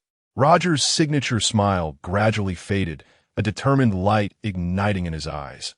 "All right, let's do it. We've been drifting on this sea for decades. It's time to fulfill this dream." Fortunately, I heard in Shaki's bar that the last red poneglyph is in the hands of the giants. We're heading straight for Elbaf. With a loud command, the sails of the Oro Jackson flapped in the night wind, heading at full speed toward Elbaf, the land of giants. Chapter 46. Roger eats the gum-gum fruit. The campfire blazed on the deck, the orange flames illuminating the faces of the Oro Jackson's crew as they laughed freely. Hiro's fingers turned white around the handle of the rum flask. A few swigs of spicy rum had not dispelled the unease in his heart. His gaze passed through the noisy crowd, fixing on the tall figure at the bow. Roger was leaning against the mast, drinking from a bowl, a faint smile on his lips, the sea breeze lifting his crimson cloak. "Little Hiro, do you have something to tell me?" Roger's eyes suddenly turned to Hiro. He set down his bowl, the metal clinking against the wooden table, sounding particularly abrupt amid the noisy banquet. Hiro's heart trembled, taking a deep breath, finally moving his feet. Captain Roger, there's something I want to give you. His voice trembled slightly, his shaking hand reaching for the pack behind him. Amid the rustling of fabric, an oddly colored fruit was presented. The dark purple skin was covered in spiral patterns, glistening with an eerie sheen in the firelight. Roger's pupils suddenly contracted, the bowl hovering at his lips, not yet falling. This is a devil fruit? Did you get it from the dragon person's ship? His voice involuntarily rose. Rough fingers gently stroking the fruit's surface, a flicker of elusive light flashing in his eyes. Yes, I thought about it for a long time, and I believe this gum fruit should be eaten by you. Hiro extended the fruit with both hands, the sweat from his palms leaving small marks on the surface of the fruit. Roger, intrigued, tossed the fruit into the air and caught it steadily. This is the gum fruit? By its name, it should turn the body into a rubber person. That seems quite interesting. Wahaha! Captain Roger, eat this devil fruit. You are the child of destiny. This devil fruit should be eaten by you. Hiro took half a step forward, leaning slightly, almost shoving the fruit in front of Roger. Little Hiro, what's wrong with you today? Why are you insisting that I eat this rubber fruit? What does it have to do with the Son of Fortune? Roger stroked his chin, the smile at the corner of his mouth gradually fading, replaced by a scrutinizing gaze. The noise on the deck suddenly felt distant, with only the crackling sound of flames burning clearly audible. Hiro's Adam's apple bobbed up and down as his brain raced. Well, it's like this. He paused, his gaze inadvertently sweeping across the distant starry sky. Started to make things up. I once saw this devil fruit in a devil fruit encyclopedia. It is said that after awakening, this devil fruit can transform into the mythical Zoan type, the sun god Nika. Is that true? It sounds quite impressive. Roger's eyes suddenly lit up, and the fruit in his hand was slightly deformed from his grip. It should be true, Captain Roger. Since you haven't eaten a devil fruit yet, why not just eat this one? Hiro's voice involuntarily rose, his hands clenched into fists at his sides, his nails leaving deep marks on his skin. All right, I'll take your word for it. Roger suddenly grinned, revealing a set of white teeth. He brought the fruit close to his mouth, but just as he was about to bite down, he hesitated, his gaze becoming sharp. Little Hiro, if I turn into a rubber man after eating it, won't my swordsmanship be affected? Hiro's heart sank, and the fingers stroking his chin trembled slightly. I'm not sure about that. His gaze wavered for a moment before becoming firm again. However, I guess that if used well, it won't just not affect your swordsmanship, but might even enhance it. When he said this, he felt a pang of guilt himself. Little Hiro, your predictions have always been accurate. I believe you. I'll eat it now. Roger's hearty laughter rang out again as he took a big bite of the fruit. The compound, disgusting flavors exploded in his mouth, and his features contorted in pain, his throat violently convulsing, followed by a bout of dry heaving. What is this? Why does it taste so bad? He frowned, his voice clearly filled with disgust. Captain Roger, devil fruits all taste like this. You should just swallow it whole. Hiro reminded him, barely suppressing his laughter while secretly sighing in relief. Roger frowned again and stuffed the rest of the fruit into his mouth, grabbing a wine jug and taking a large gulp. The spicy liquor washed over his mouth, but couldn't disperse the nauseating taste. Soon, he felt a strange power surging within him, and his whole body became light as a feather. He instinctively reached for a distant wine glass, and his arm suddenly stretched out like a rubber band, easily grasping the glass in his hand. This thing is interesting. Excitement shone in Roger's eyes as he repeatedly stretched and shortened his arm, playing around like a child. Jabba, who was about to feast on a large piece of roasted meat, suddenly froze, the meat disappearing from his hand. He turned in terror, only to see an elongated arm swaying before him, the meat already near Roger's mouth. What? How did my roasted meat get snatched away by a hand? Jabba's eyes widened, and his knife and fork clattered to the ground. He looked at Roger's arm, which was still stretching and contracting at will, his face turning pale. Captain, what happened to your hand? The noisy banquet fell silent in an instant, and the crew members gathered around, whispers of shock rising and falling. Hiro stood at the edge of the crowd, watching Roger hold a wine jug in one hand and wave the roasted meat in the other, excitement radiating from his face, finally revealing a satisfied smile. He cleared his throat and explained loudly. Captain Roger has transformed because he ate the rubber fruit. Only then did the crowd understand. And discussions erupted. I heard that after eating a devil fruit, you can no longer swim. Will Captain Roger's strength be affected? It shouldn't be, right? Little Hero also ate a devil fruit and is still ridiculously strong. I really want to see Captain Roger's strength now. Amid the crew's chatter, Roger could no longer contain himself and drew ace. However, when he swung his first sword, his whole body froze. His arm uncontrollably stretched. His sword technique became soft and weak, and the tip of the sword didn't even leave a mark on the wooden deck. It's over. My swordsmanship seems to be gone. He lamented, holding his head in despair, his crimson cape trailing behind him. Hero had anticipated this. Quickly stepping forward to pat his shoulder and comfort him. Captain Roger, you don't need a rush.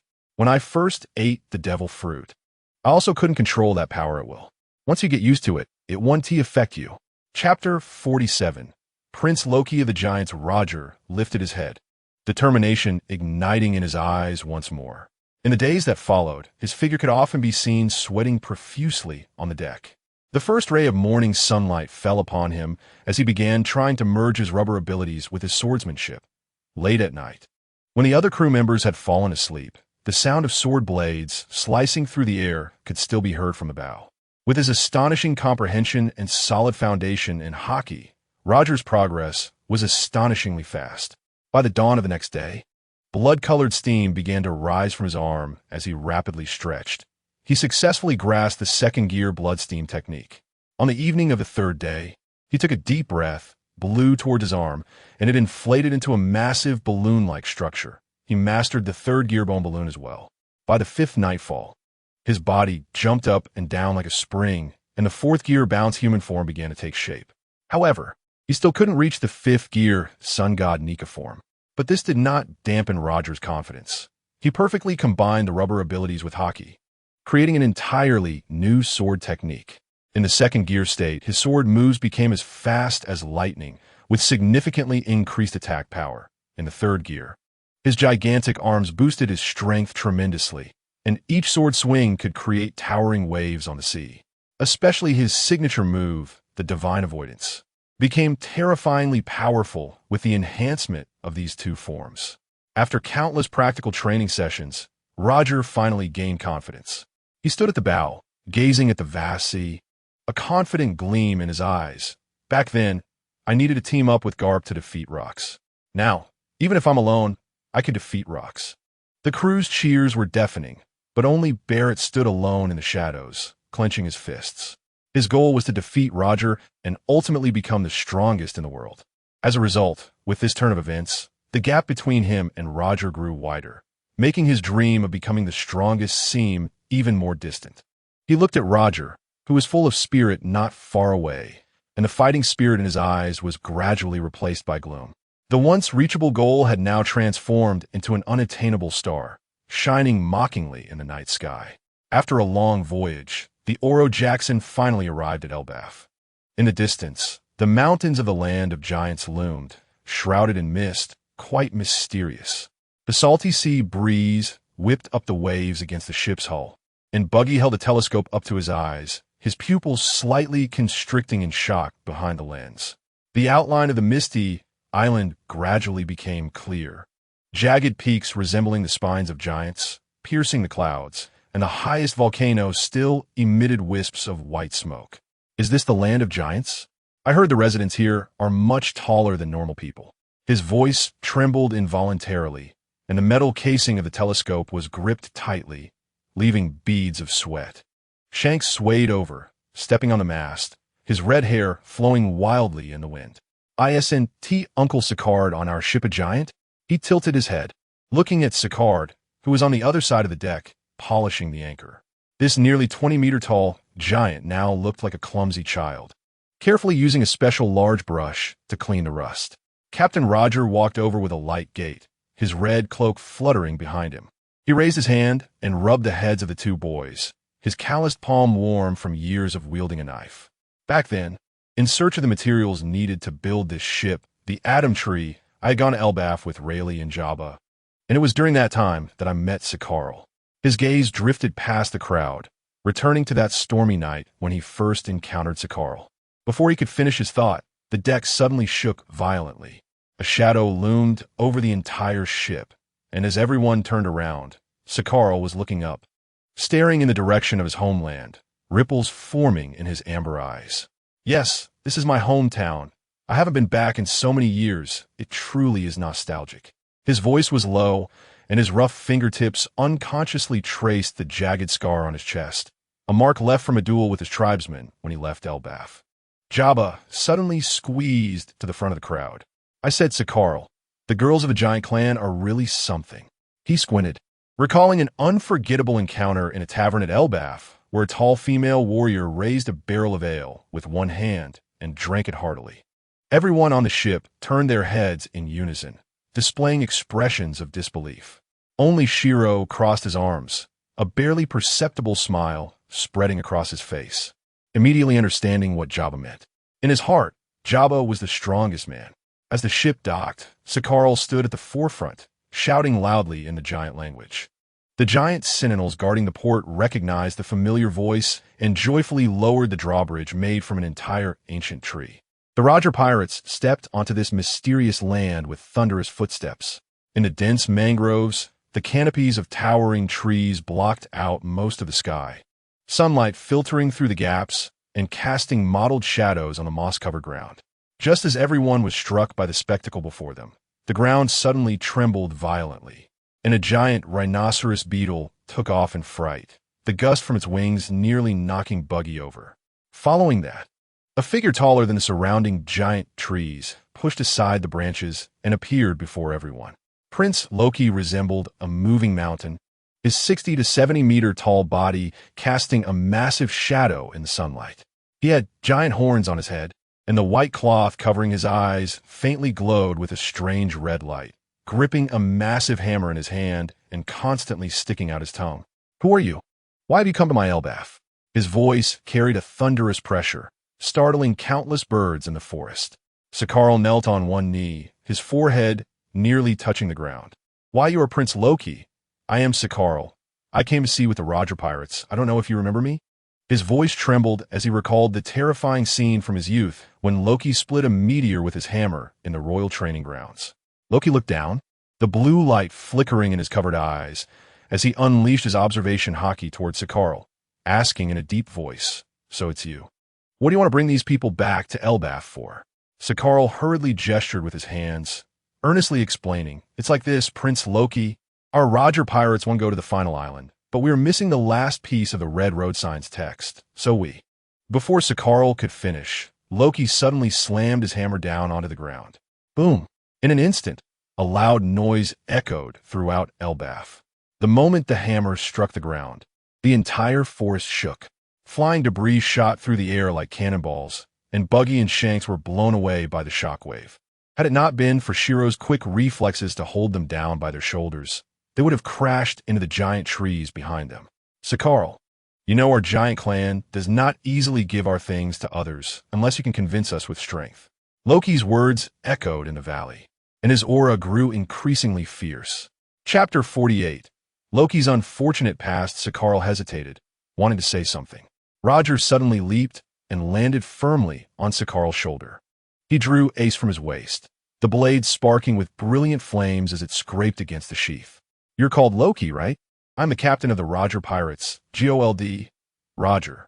How about this? You go get us the red road signs text, and I'll take you with me to the final island. How about that? Loki let out a thunderous laugh. Haha, a mere Roger Pirates. How could you board my ship? In my eyes, Rox is the strongest in the world. If anyone is to board a ship, it should be Rox. Shiro scoffed, jumping onto a rock and activating his taunt skill. Then why didn't you follow Rox? I didn't see you at the God Valley battle. Could it be that Rox didn't think highly of you? He deliberately elongated his tone, each word like a sharp dagger. Impudent, Loki shouted angrily. How dare a mere mortal mock me? Do you know how powerful Rox is? He is a figure who can conquer the world. Rox, conquer the world? A playful smile appeared on Shiro's face. I'll tell you this. Your idol Rox was defeated by our Captain Roger and Vice Admiral Garp working together. What? A look of astonishment flashed across Loki's face, which then turned into realization. pointing at Roger. I knew it. Captain Rox could never be defeated by that Vice Admiral Garp alone. It must have been you and Garp attacking him together. I will avenge Rox. As he spoke, Loki swung his spiked club towards Garp and Sakharl. Roger quickly blew on his right arm, causing it to grow rapidly. He then swiftly drew Ace and launched a strike towards Loki. Loki's spiked club was immediately deflected upon contact with a black-red, lightning-infused slash. With a loud bang, the club dropped several meters behind him. Before Loki could react, his abdomen was pierced, a wound appearing as blood gushed out. Loki screamed, kneeling on one knee, clutching his wound with his left hand, his face filled with shock. In no way, your power has surpassed that of Captain Rox from back then. Now you know how powerful I am? Shiro couldn't help but continue taunting. Damn it, you are forcing me. Loki roared angrily, raising his hand to tear off the cloth covering his eyes. No, Prince Loki, don't be impulsive. Sakharl hurriedly tried to stop him, knowing that the cloth sealed Loki's innate destructive power. At that critical moment, an aged voice pierced through the smoke. Prince Loki, don't be foolish. Do you want to bring disaster to the entire giant clan? Everyone turned toward the voice, seeing an elder with a long, thick white beard and wearing a black coat and horn helmet. Elder Jilialu, don't interfere. This guy is trying to steal from Elbaf, and I must stop him. Loki's tone was firm, yet he unconsciously took a step back. Roger removed his straw hat and respectfully bowed. Sasori Nidar, Elder Jilialu. His voice carried a unique charm, slightly easing the tense atmosphere around them. Elder Jilialu examined Roger carefully, and a glimmer of light suddenly flashed in his murky eyes as he exclaimed, Why, you are Captain Roger. Roger replied straightforwardly, Yes, that's right. I came this time to borrow your red road signs text from Elbaf. May I? Borrowing is not a problem. Follow me, Elder Jilialu said, taking the lead for the Roger pirates. Elder Jilialu, but Loki still wanted to protest. Prince Loki, the Roger pirates are our friends. It's no trouble to help them with this.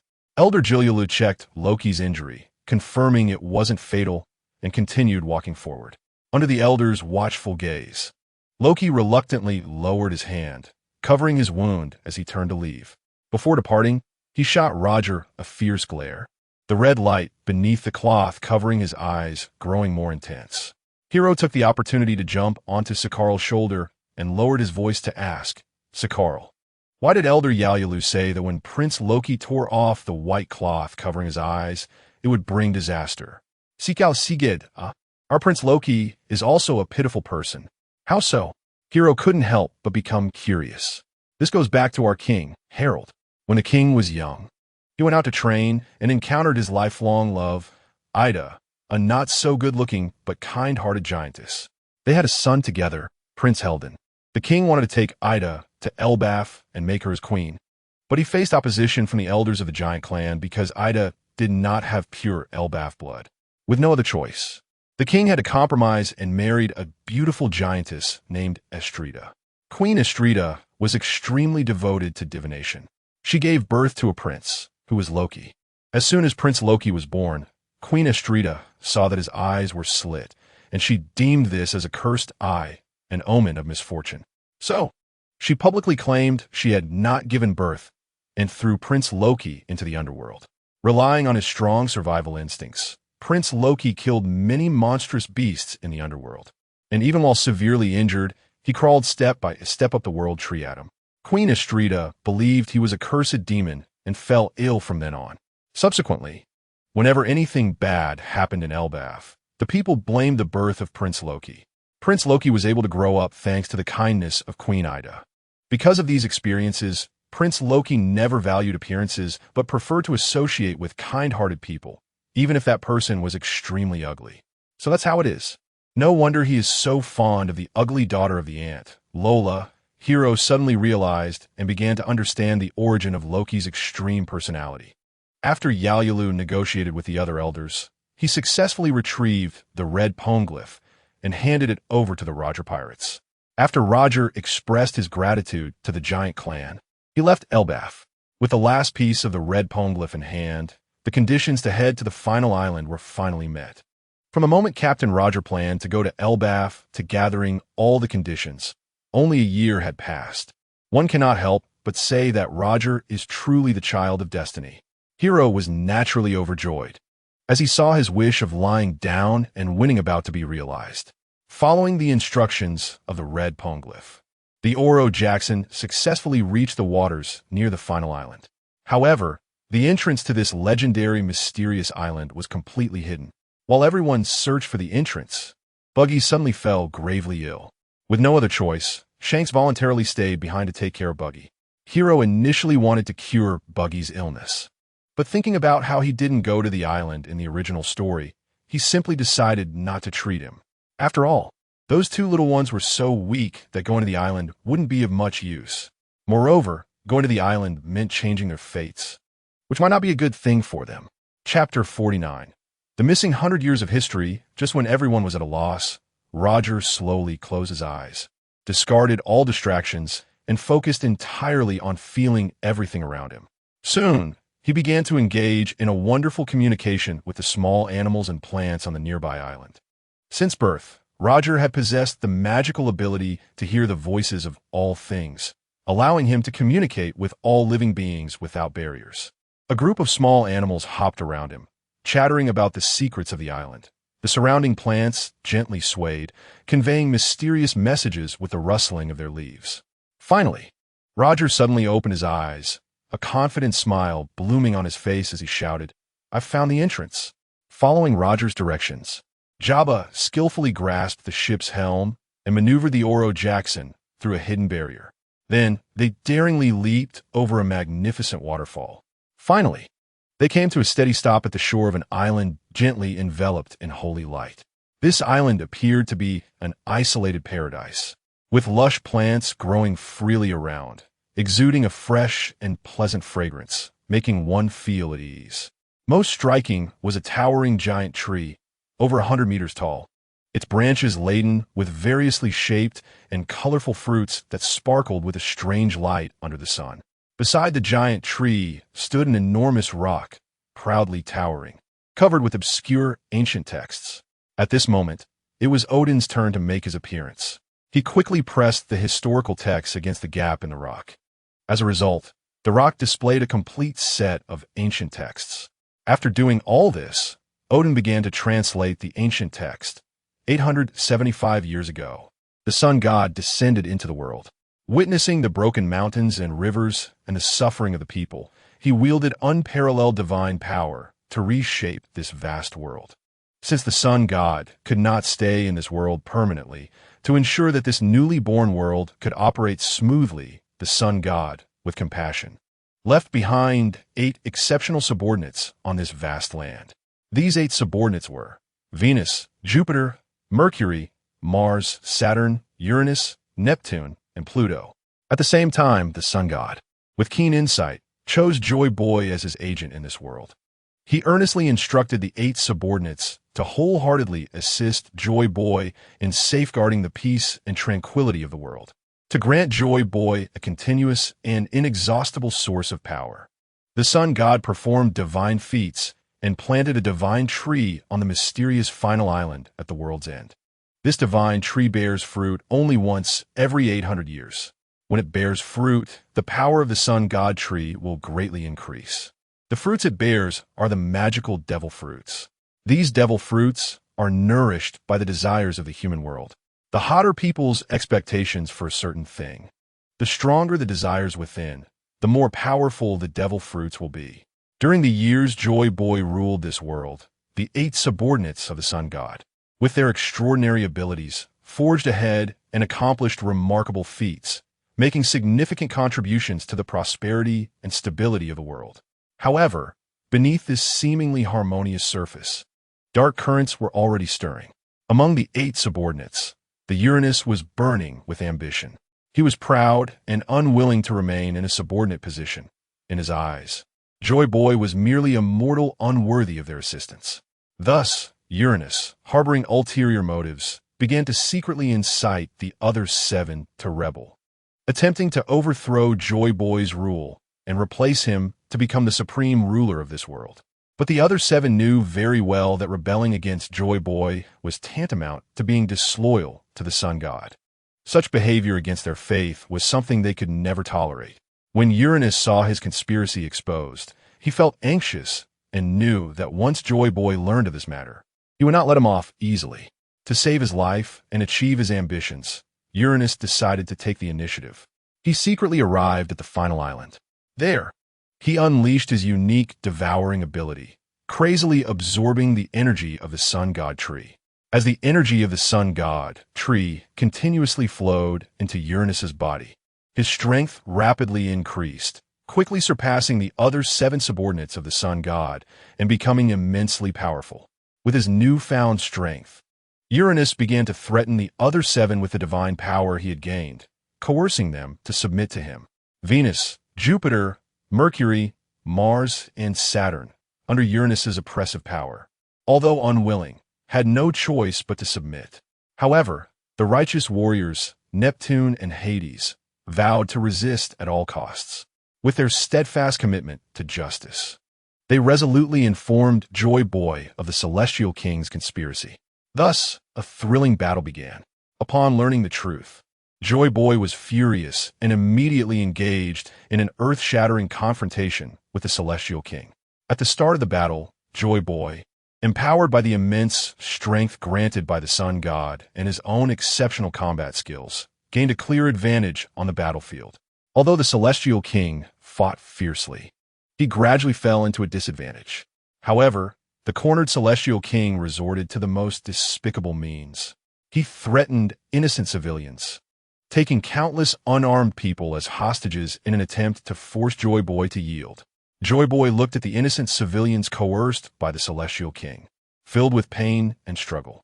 He understood that he bore the heavy responsibility of protecting the people and could not allow these innocent lives to be slaughtered because of him.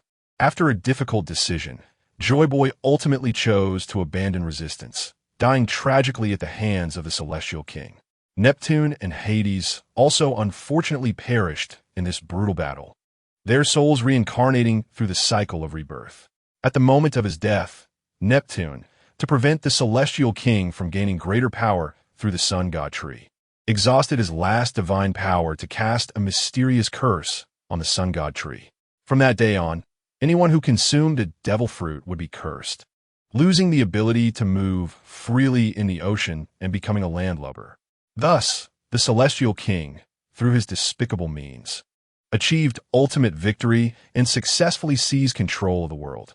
This ambitious Celestial King is none other than him, who now instills fear in the hearts of people. The 5 elders are the descendants of the 5 subordinates of the sun god, who became an important force in maintaining the rule of the world government under Im's leadership. As for the celestial dragons, they were the initial followers of Im during the rebellion. Under Im's directive, these celestial dragons established 20 nations and, over the next 100 years, launched brutal hunts against all who knew the truth, exterminating them completely. Thus, the rule of the celestial dragons over the world was established, placing them above all, treating ordinary people as ants and acting with impunity. However, not everyone who knew the truth was exterminated by the celestial dragons. There were still some brave individuals who managed to escape during the bloody massacre, fleeing and hiding around the world. To ensure future generations remember this history and to pass on the will of resistance, they incorporated the name into their descendants' names, forming the One Clan. The One Clan is a group that opposes the rule of Im and the celestial dragons. It is said to be an abbreviation for punishment, signifying that one day in the future, the One Clan will deliver severe punishment to Im and the celestial dragons, making them pay a painful price for their evil deeds. The time for this punishment will be 800 years later, when the sun god tree bears fruit once more. At that time, a child of destiny will be born, leading the people of the world to rebel against the tyranny of Im and the celestial dragons. Chapter 50. Roger's choice after listening to Yuden's translation. Roger helplessly slapped his forehead. It seems we arrived too early. It will take another 25 years for this to become a true treasure. His voice, mingled with the sound of the waves, carried an unmistakable sense of melancholy, as if he were speaking to everyone and also confiding in the vast sea. The crowd fell into a dead silence, with the crew exchanging glances, and disappointment quickly spread. In this oppressive atmosphere, A glimmer of excitement flashed in Shiro's eyes. After so many years, he finally understood what it was. Captain Roger, and everyone, why should we be disheartened? We are the first people to arrive at the final island in 800 years. He waved his arms, his voice filled with uncontrollable excitement from now on. Captain Roger is the true Pirate King, and we are the crew of the Pirate King. Shiro's words stirred up a wave of enthusiasm. The crew was momentarily stunned, then erupted in thunderous cheers. Some raised wine jars, tilting them back to drink, with liquor flowing down their chins and soaking their clothes. Others hugged each other, patting each other's backs, laughter ringing loud. Roger looked at everyone, a satisfied smile spreading across his face. He waved his hand and boldly proclaimed, "To celebrate our arrival at the final island, we will hold a feast for 3 days right here on this island." Wahaha! For the next 3 days, the unnamed island transformed into a sea of joy. Bonfires blazed on the beach, illuminating everyone's faces. The aroma of roasted meat, the richness of fine wine, and the sea breeze intertwined, filling the air. The crew sang and danced. Some played lively tunes while others swayed to the rhythm. Roger stood in the center of the crowd, raising his wine bowl and laughing heartily, his laughter piercing the night sky and echoing far away. After the feast, the morning light gilded the island with a golden edge. Roger stood atop the highest hill, gazing down at the land that witnessed their glory and joy, solemnly stating, "Let's call you Laughtail. This name is destined to become a holy land in the hearts of countless pirates in the years to come." On the way back, the Oro Jackson slowly docked at the deserted island. Shanks and Buggy ran over, cheering upon seeing the familiar sails. Their faces bore innocent smiles, and their eyes shone with anticipation for future adventures. However, as the ship set sail again, an eerie silence enveloped the deck. Everyone stood quietly, gazing at the receding deserted island, their hearts filled with mixed emotions. Roger leaned against the ship's railing, having drained his wine bowl several times.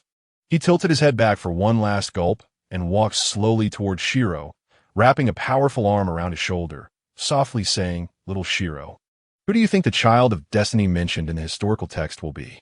Shiro's heart skipped a beat, but he maintained an air of calm. "Of course. It's you, Captain Roger. You've already eaten the gum-gum fruit, and when you awaken the sun god Nika form in the future, isn't that a reflection of the sun god tree?" As soon as he said it, he felt a twinge of guilt. After all, in the original storyline, the child of destiny should have been Monkey D. Luffy. Roger stroked his chin thoughtfully, the sea breeze tousling his messy hair. "Little Shiro, I don't think it will be me. Think about it. In 25 years, I'll be around 75. It's uncertain if I'll even be alive." His tone carried a hint of self-deprecation, clearly having come to terms with life and death. Shiro opened his mouth, but found himself at a loss for words. At that moment, Roger's gaze drifted past him to Shanks and Buggy, who were playfully teasing each other nearby. "Little Shiro, I think that normally very healthy Buggy will suddenly fall ill, and Shanks will stay behind to take care of him. Isn't that too coincidental? It must be fate." His voice was soft, but carried an undeniable conviction. "Fate? How so?" Shiro couldn't help but ask, curiosity surging within him. Roger's eyes grew deep. "Think about it. We've been to the final island and learned the truth of history, so we have no motivation to go again. They haven't been, and they'll definitely think about going up to sea in the future. Moreover, they're so young. In 25 years, they'll only be around 38. It must be that heaven thinks one of them is more suited to be the child of destiny." Shiro stood frozen, momentarily speechless. He wanted to tell Roger that he was only 4 years older than Shanks and Buggy. Is this the price of being a lucky dog? Am I now a remnant of the old era? He patted his chest, feeling a surge of blood rising. Roger took off his straw hat, gently stroking the brim with his fingers, his eyes filled with nostalgia.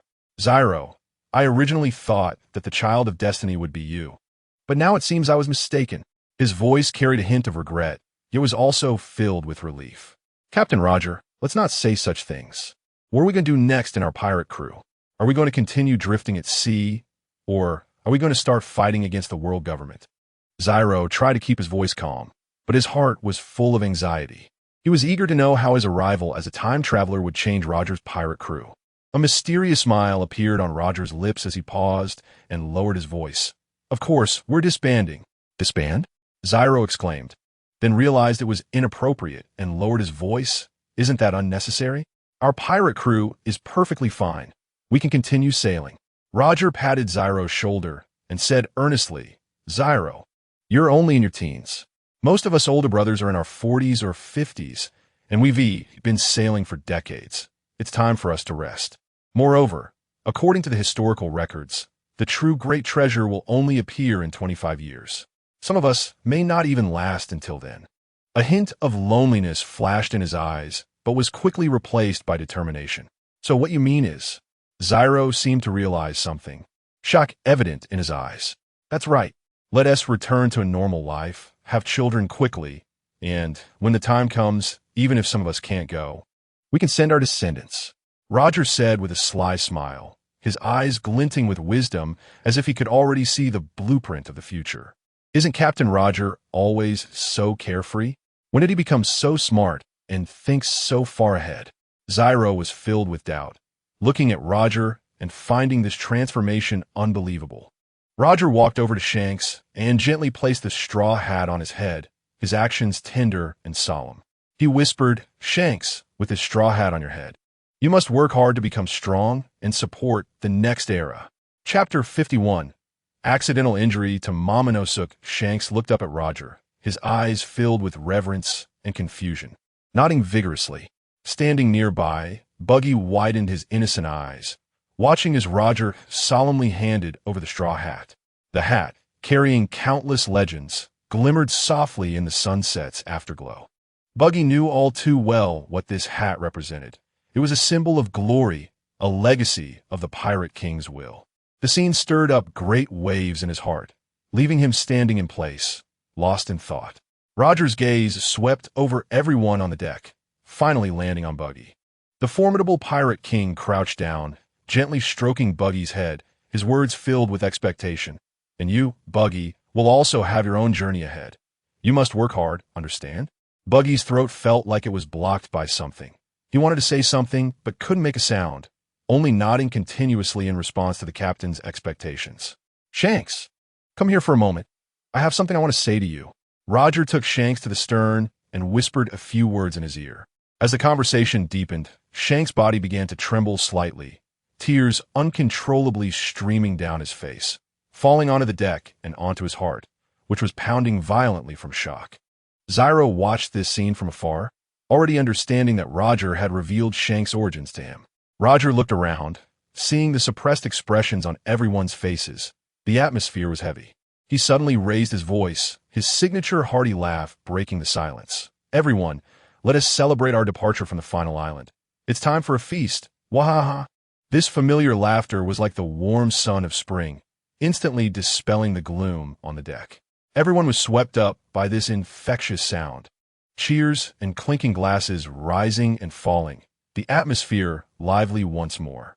However, as the feast drew to a close, one sentence from Roger silenced the entire deck.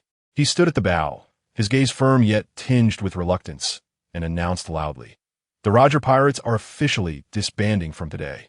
Next, the Oro Jackson will take everyone to the islands they wish to go to." The crew members on the deck fell silent. Only the sound of waves lapping against the ship could be heard, telling tales of the sorrow of parting. Although they had long suspected that this day would come. After years of fighting side by side at sea, weathering storms together, and sharing the joy of victory, they had become closer than family. Now, facing separation, who could remain untroubled? Many could no longer control their emotions, covering their faces and weeping, while Buggy cried the hardest. At just 13 years old, he was weak and had always grown up under the protection of these older brothers. Now, thinking about facing the unknown world alone, he was filled with fear and anxiety. What frustrated him even more was that the devil fruit he originally planned to sell had been accidentally swallowed because of Shanks, and he might drown because of it. In this sorrowful atmosphere, the Kazuki family remained relatively calm. After all, they had only been on the ship for a year. Although their feelings for everyone had deepened, they had not yet reached the level of attachment that the old crew members felt. Barrett, who joined the crew midway and was eager to challenge Roger to become the world's strongest tough guy, was secretly hiding in a corner, wiping away tears. Once betrayed by his country and with a heart as cold as iron, he had unknowingly been warmed by the captain's smile and this loving family, and had developed a feeling of mutual admiration with Zyro, who had always been his competitor. Having once thought of partners as a burden, he now realized how happy it was to have a group of companions he could rely on. Zyro keenly noticed Barrett's unusual behavior and quietly followed him. When he saw Barrett in tears, he deliberately spoke in a mocking tone. "I say, Barrett, what's this? Can't bear to leave the pirate crew?" Barrett hurriedly wiped away his tears, pouting like a stubborn child. "Nonsense. I'm not trying to stay in this lousy pirate crew." Seeing Barrett's stubbornness, Zyro covered his mouth and chuckled, then suggested, "All right, before we disband, let us have one more duel." Barrett clenched his fists, making a loud, clashing sound. His eyes filled with fighting spirit. "Bring it on. I'm not scared of you." The two engaged in an intense sparring match on the deck. At this moment, Zyro's strength had surpassed Barrett's, but he deliberately did not use his full power, keeping their match evenly matched as their moves exchanged, creating gusts of wind. After a while, seeing that Barrett's mood was gradually lifting from sadness, Zyro decided to call a halt to the match, pretending to sigh helplessly. "Sigh. Going back and forth still ends in a draw. So boring. Let us not fight anymore. It's more interesting to compete with other opponents at sea."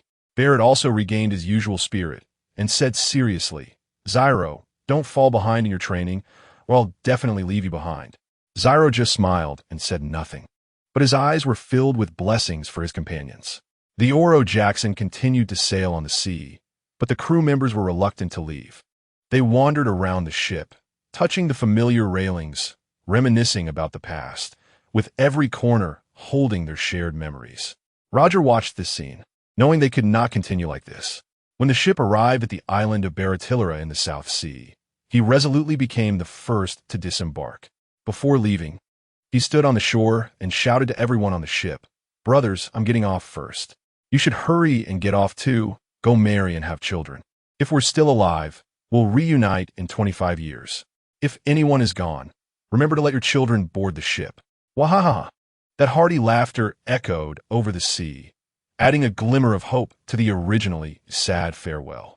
Upon hearing these words, the gloom in everyone's hearts dissipated, and they laughed while expressing their determination to have children, as if they could already see the joyful scene of reunion 25 years later. The next to disembark was the Kazuki Odin family. Before they left, a small incident occurred. That day, the sun was shining brightly, and Momonosuke was happily playing with the sword spirit on the deck. No one expected that the sword spirit accidentally cut him below the waist with the blade of tetanus. Of course, all of this was orchestrated by Shiro. Momonosuke immediately rolled in pain on the deck, his cries startling the entire ship. Kazuki Odin and Kazuki Toki rushed over anxiously, their faces full of worry. Seeing this, Shiro hurriedly stepped forward and pretended to angrily scold the sword spirit. Then comforted Kazuki Odin and Toki. "I can heal Momonosuke with the power of the Nikyu Nikyu no Mi." While treating Momonosuke, Shiro secretly removed the two useless little balls from him and threw them into the sea to feed the fish. On the surface, Momonosuke seemed perfectly fine, and seeing their child healed, Kazuki Odin and Toki were overjoyed, thanking Shiro profusely. Shiro waved his hand with a gentle smile, saying, "This is what I should do." Chapter 52. The disbanding of the Roger Pirates. Before long, Wano country finally arrived. Shiro stood by the anchor chain, his arm heavily resting on Odin's broad shoulder. The tacit understanding built over a year of fighting together, flowing silently between them. "Odin, pirates are very cunning. Don't easily believe their words." Shiro lowered his voice and gave a warning. The salty sea breeze swept between the two, and Odin nodded in confusion. Shiro looked at the reckless figure, sighing inwardly about this always reckless fool of a samurai, wondering when he would understand the schemes and betrayals hidden deep within the sea.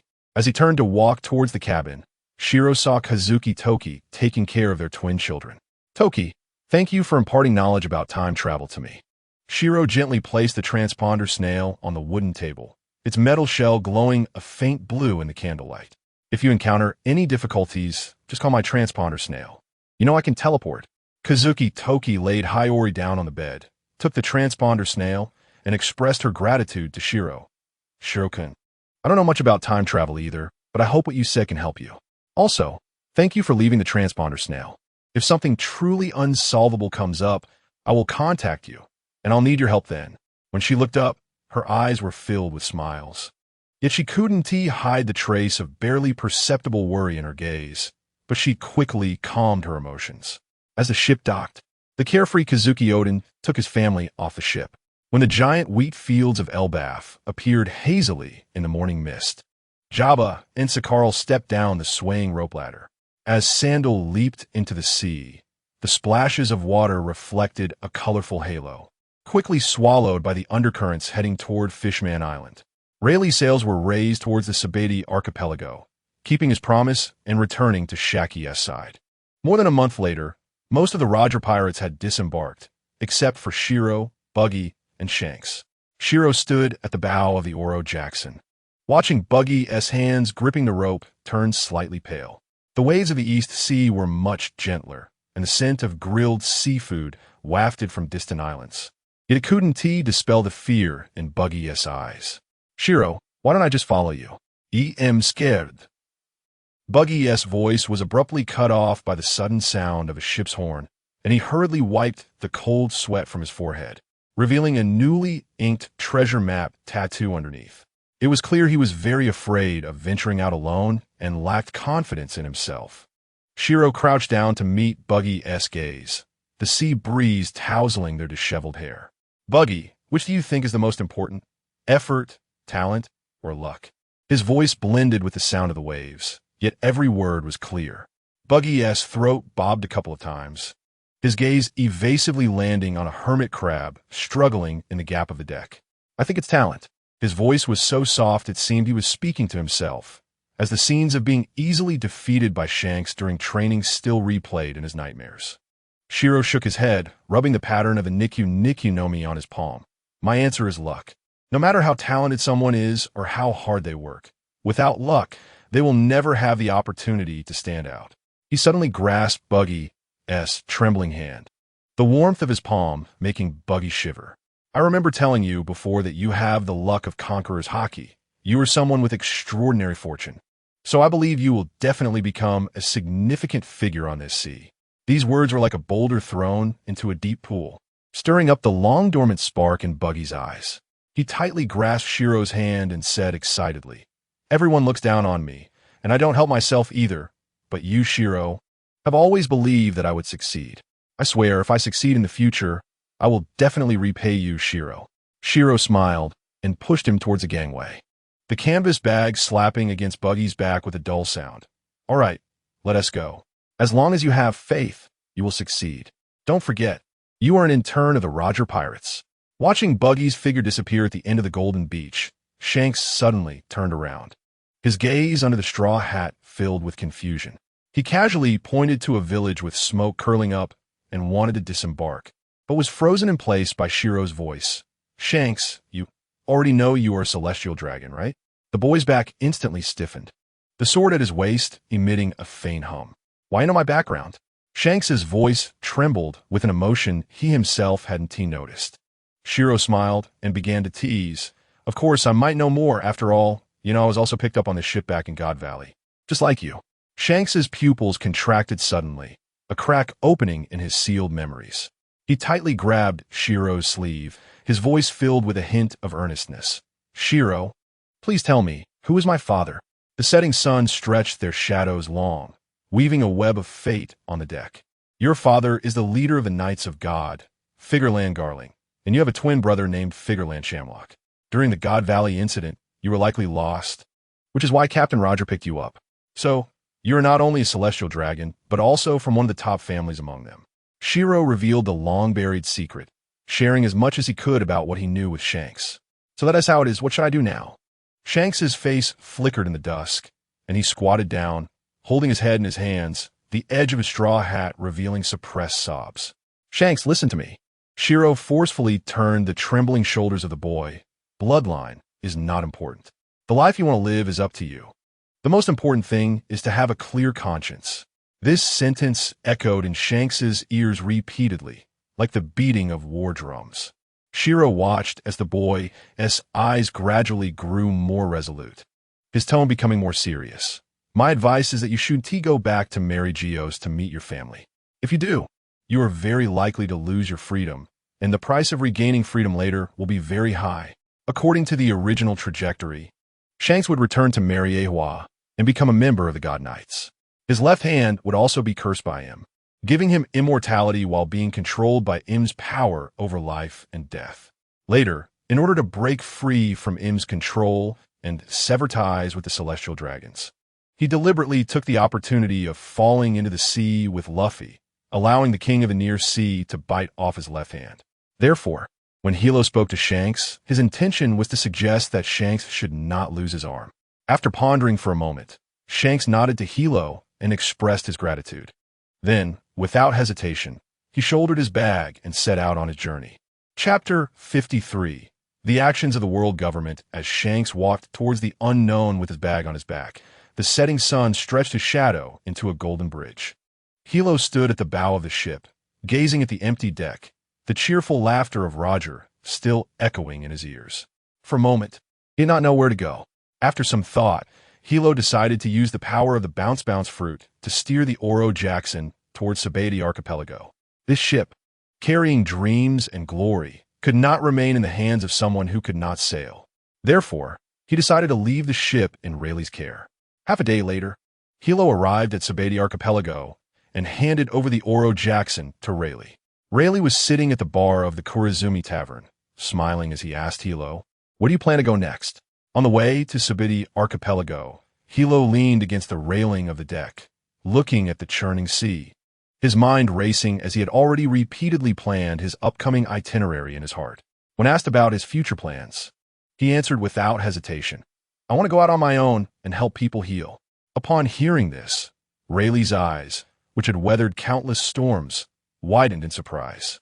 After a moment of silence, Rayleigh burst into hearty laughter, reached out his large hand, and patted Hilo's shoulder heavily, saying, "Little Hilo, I never expected you to be such a big-hearted person. As your teacher, I feel very gratified, However, upon hearing the word teacher, Hilo's mouth twitched involuntarily. He secretly grumbled in his heart, wanting to loudly tell Rayleigh, "If it weren't for your guidance all these years, I would have already broken through to my current level." But the words were swallowed back down. In the dim light of the Kurizumi Tavern, the rich scent of alcohol and the noisy chatter filled the air. Hilo and Rayleigh sat across from each other, chatting idly. As night deepened, Hilo stood up to say goodbye. Hilo chose to do this not out of some so-called maternal instinct to save the world, but because he had his own plans. He had been thinking about that tetanus blade, yearning for its evolution. At this moment, he encountered an insurmountable bottleneck in his swordsmanship and hockey training, making it nearly impossible to make progress in a short time. Moreover, the Bounce fruit required special opportunities to awaken, but such opportunities were as rare as finding a needle in a haystack. Therefore, he placed his hopes for breakthrough on the weapon. The tetanus blade had accompanied Hilo for more than a year, during which it continuously absorbed the injuries caused by the Bounce fruit. As time passed, the blade underwent countless tempering, gradually losing its original color and turning into a deep gray. Looking at the sword in his hand, Hilo's eyes sparkled with anticipation. At this rate, after another round of tempering, it might very well transform into the legendary Black Blade. Once successful, the sword's power would be greatly enhanced. More importantly, the sword spirit would also become even stronger. By then, it might be able to autonomously control the tetanus blade in battle, becoming Hilo's most reliable partner. From that moment on, Hilo began a life of traveling between various small villages. His footsteps spread across many places, treating people from all walks of life. Whether it was the elderly with white hair and frail bodies, innocent children who occasionally fell ill, or those severely injured in battle, all recovered their health under Hilo's treatment. Sometimes, in some peaceful places, it was hard to find the injured, and Hilo could only helplessly turn his gaze towards the local bullies. He would take the initiative to attack, severely injuring these ruthless bullies, and then treat them afterward. This seemingly contradictory behavior was, in Hiro's eyes, a necessary means to achieve his goals. However, most of these bullies could not withstand Hiro's repeated torment. In their view, this method of hurting first and healing later was more painful than being killed outright. As a result, the vast majority of bullies chose to end their own lives. Whenever encountering such situations, Hiro would show a helpless expression and lament in a tone of regret. Why bother? What was the point? I really won't kill you. Meanwhile, on the Grand Line, a world-shaking event was unfolding. The Roger pirates, after enduring countless hardships, finally reached the final island. There, they seemed to have discovered secrets capable of changing the world. However, after reaching the final island, the Roger pirates chose to disband. This news hit like a bombshell, causing a huge uproar within the world government. Morgan, the president of the World Economic News, was the first to obtain the news of the Roger pirates' successful landing.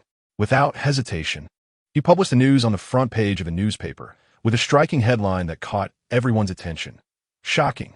The Roger pirates successfully landed on the final island, unraveling the missing century of history. Shocking. A legend is born. Pirate King GOLD. Roger disbands the pirate crew after landing on the final island. Once the newspaper was published, it rapidly spread across the world. Whether in bustling towns or remote fishing villages, people were discussing the Roger pirates' great achievement, and everyone admired their accomplishments. The name of Pirate King Roger also reached its peak at this moment, becoming a legend in the hearts of countless pirates. In the grim meeting room of the world government, the five elders were fiercely discussing this matter. The atmosphere in the meeting room was tense, and everyone wore serious expressions. Saturn pointed to the headline of the World Economic News with his spotted finger, his face filled with worry, saying, "The missing century of history has been seen by others," which may trigger a series of chain reactions. Venus, however, seemed relatively calm as he played with the sword in his hand, his voice full of nonchalance. "I don't think it's that serious. Didn't the Roger pirates disband?" Mars, with his explosive temper, slammed his hand on the table and shouted, "We must do everything possible to restrict the actions of the Roger pirates' crew. Otherwise, it could lead to a major disaster. Now that they are scattered all over the world, it will be very difficult to limit them." Mercury stroked his chin, deep in thought. Just when everyone was at a loss, Jupiter's eyes lit up, and he proposed a suggestion. "How about we raise their bounty to sky-high levels?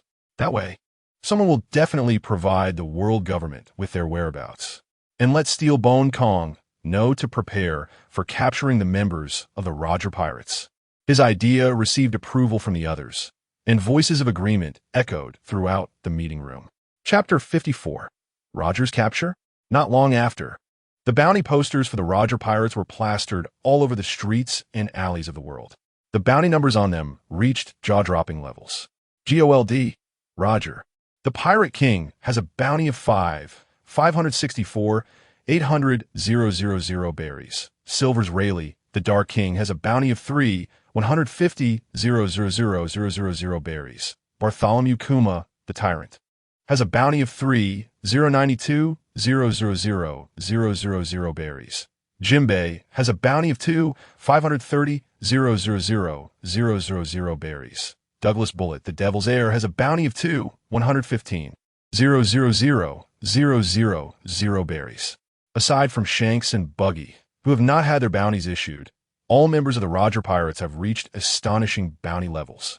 When these bounties spread across the world, the lives of the former crew members of the Roger pirates were inevitably affected to some extent.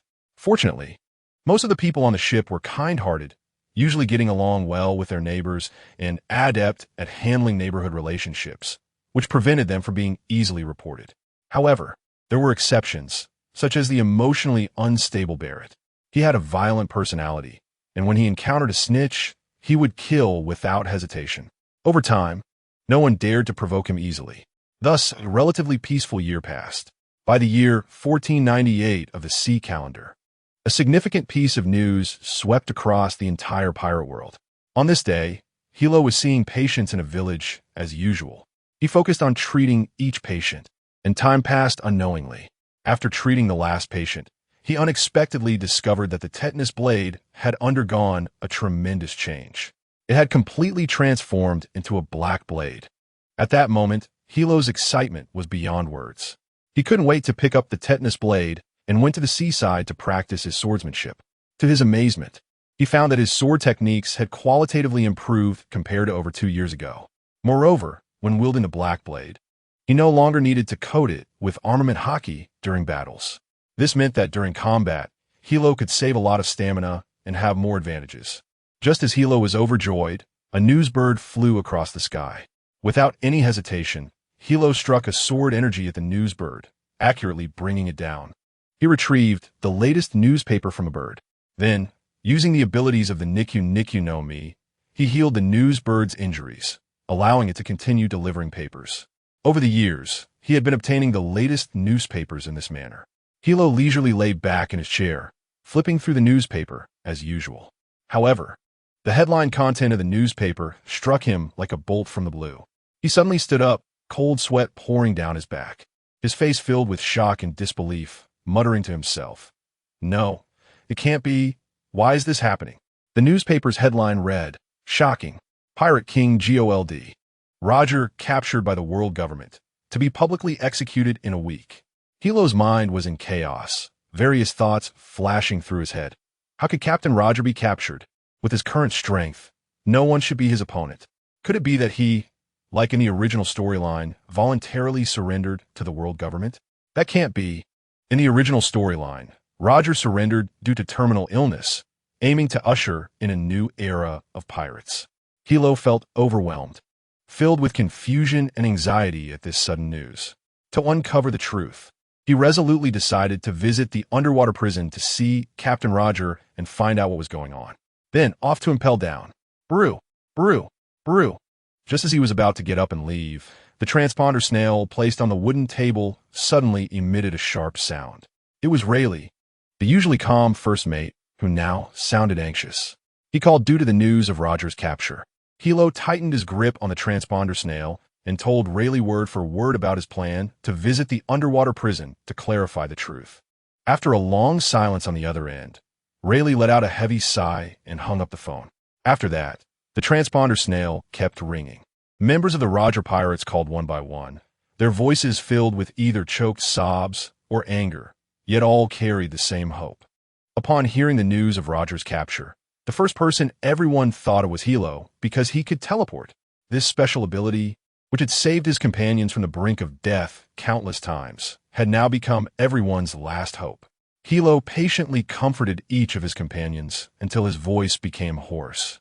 Finally ending this long telephone marathon, he stood still, took a deep breath, slapped his chest, and his figure instantly distorted and disappeared. When he reappeared, Hiro had arrived at Marine Headquarters Marineford. It seemed there was a slight deviation. Hiro frowned and muttered to himself. Just as he was about to teleport again, he found that the solemn Marineford was now in chaos.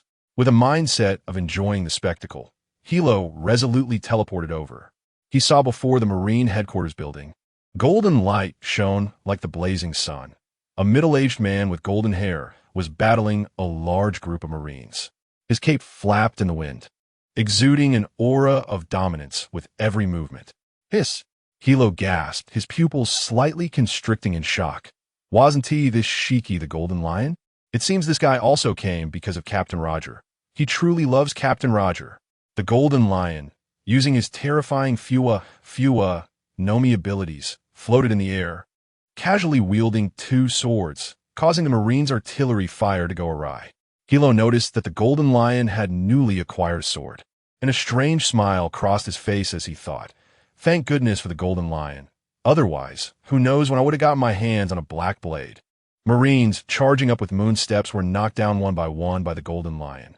Those usually imposing Marines were like fragile paper before him. However, this was Marine Headquarters, and it wasn't long before high-level combatants showed up. Carp and Sengoku teamed up to attack the Golden Lion. Carp's iron fist carried the momentum to split mountains, while Sengoku transformed into a giant golden Buddha, radiating light that intimidated the entire scene.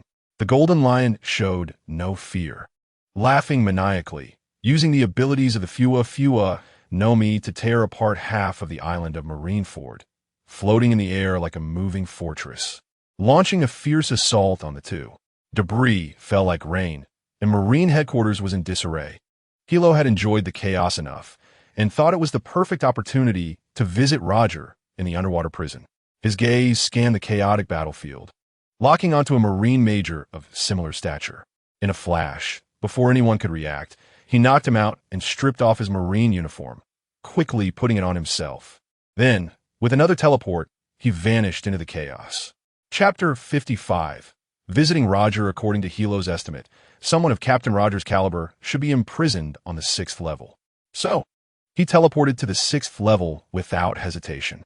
A cold, damp air hit him as he entered, and under the dim lights, the prison guards immediately saluted upon seeing the stripes on Hilo's uniform.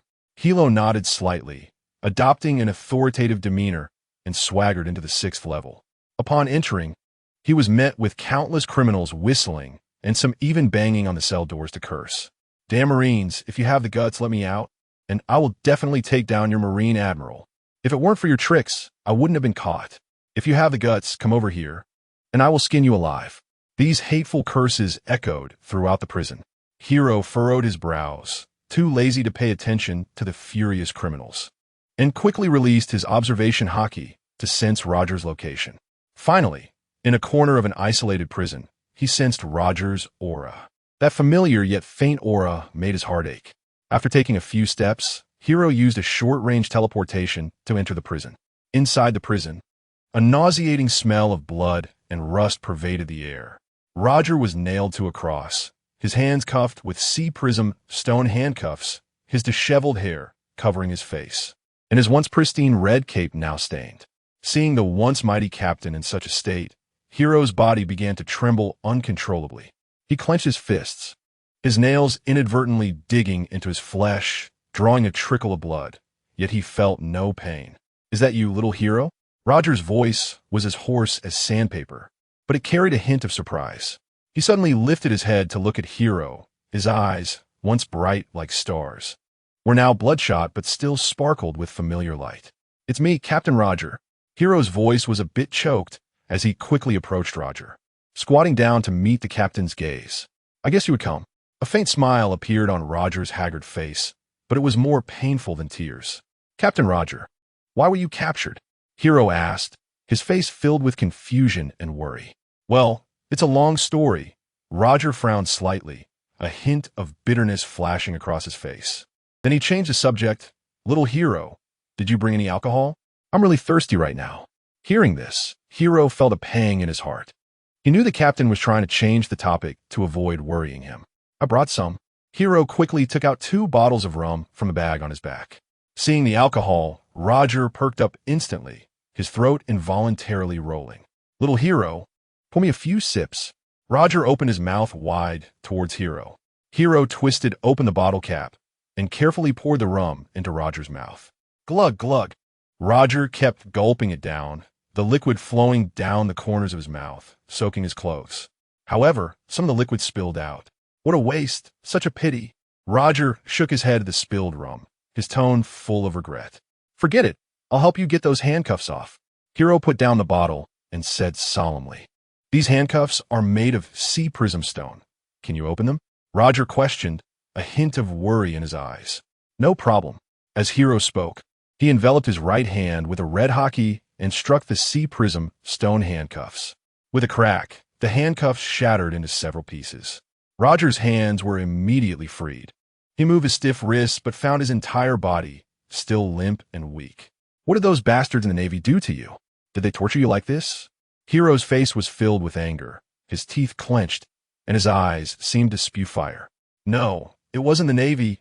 They didn't do anything to me." Roger's gaze flickered as he deliberately changed the subject. "By the way, little Hiro, your armament haki has become this strong? I'm really amazed." "Well, I learned flowing cherry from Odin." As Hiro spoke, he handed the rum to Roger. Roger sat on the ground, took the bottle, and drank 2 big gulps, letting out a satisfied sigh. "All right, you sit down and have some too." Roger tugged at Hiro's pant leg, signaling him to sit down. Hiro opened the other bottle of rum, took a sip, and said, "Captain Roger, can you now tell me what happened?" Roger instinctively licked his chapped lips, his previously casual demeanor settling down. He slowly began to speak, his voice carrying a barely noticeable hoarseness. Here's the thing. A year ago, I was the first to disembark, right? Later on Batarilla Island, I met a woman by chance, and before I knew it, I fell in love with her. We spent a whole year on that little island filled with coconut trees and white sandy beaches, living a fairy tale life together, collecting shells by the sea every morning and watching the sunset on the rocks in the evening. She always said my smile was brighter than the sun. As he spoke, a brief tenderness crossed Roger's lips, quickly replaced by heaviness. But not long ago, while I was training my hockey by the sea, a strange warmth surged within me, and the rubber fruit unexpectedly awakened.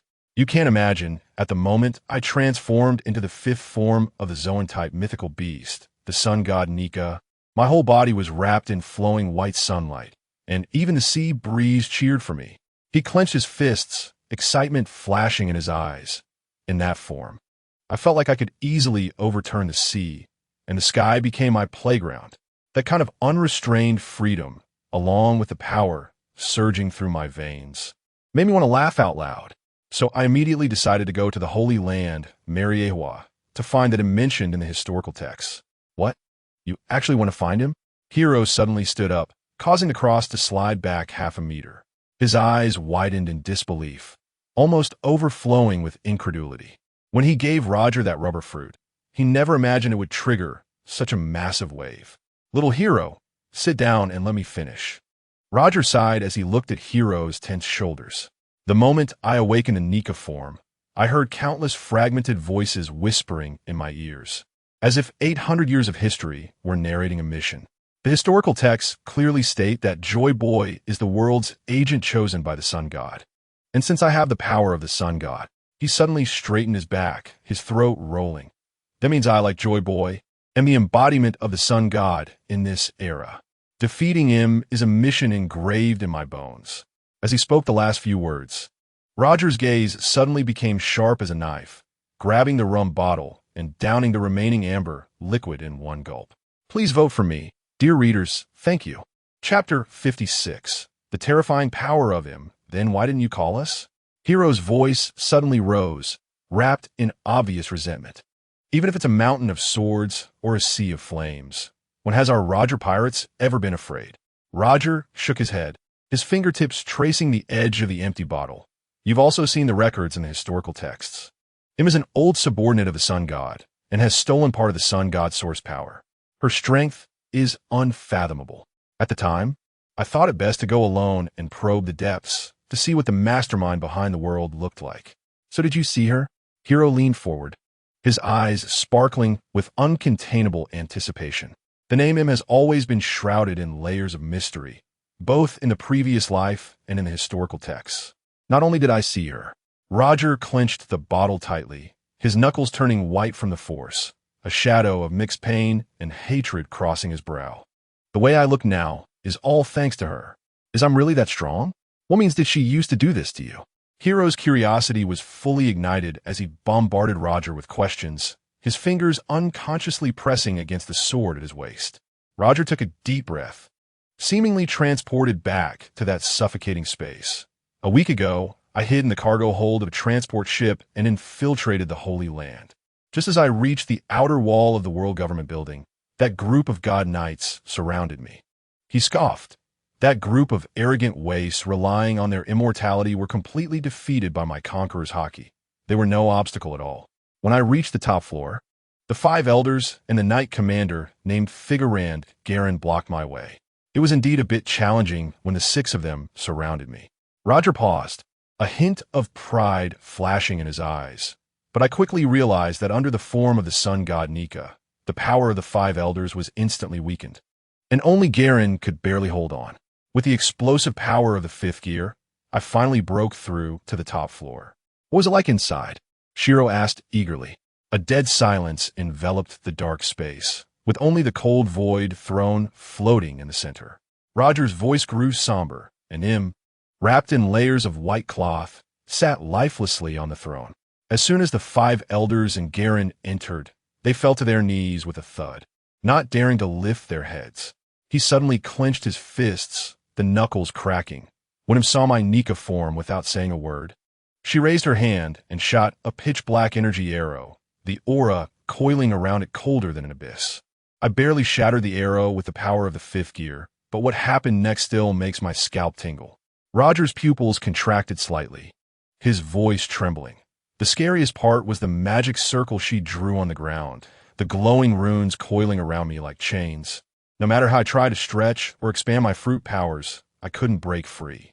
By the time I was nearly exhausted, she lifted her hand and pressed it against my chest, and a pentagram suddenly appeared on my stomach. Roger tore open his shirt, revealing a bizarre, black-marked pentagram on his abdomen, the patterns twisting like snakes. I felt all the strength in my body being drained by that magic circle, collapsing on the ground like a puppet with its blood sucked dry. When I came to, that cursed thing was engraved on me.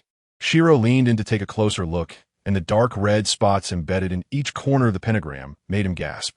Could it be that him sealed your powers through that mysterious magic book? Jelen frowned, disbelief filling his eyes as he tentatively guessed. Yes, such a thing was truly unexpected. Roger touched the bizarre, dark glowing pentagram on his abdomen, his fingertips brushing over the cold mark. Unable to suppress a heavy sigh. My conqueror's haki and devil fruit powers are like being firmly locked by invisible shackles. Not a bit can be unleashed.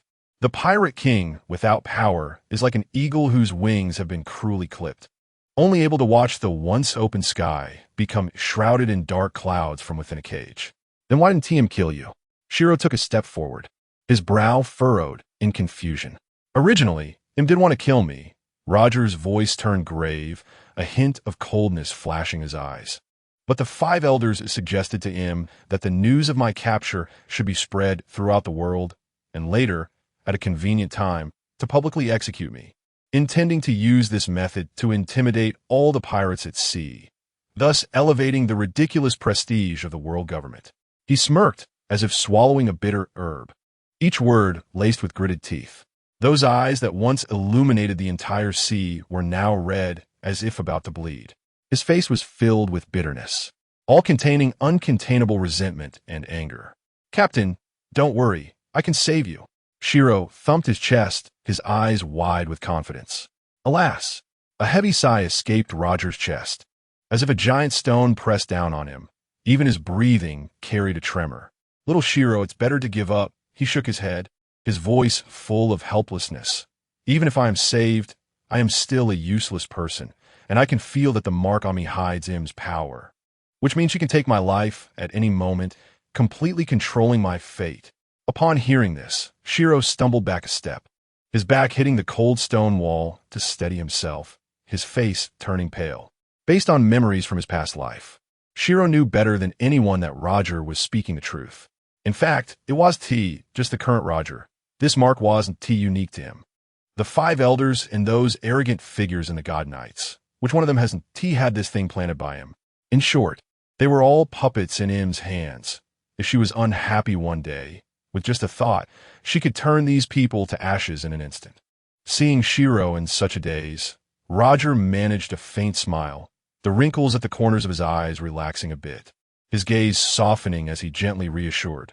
Little Shiro, I have successfully reached the final island. It's worth it to have come this far in my life. You really don't need to feel regret. Chapter 57. Return My Sakura 10. Shiro's mind raced.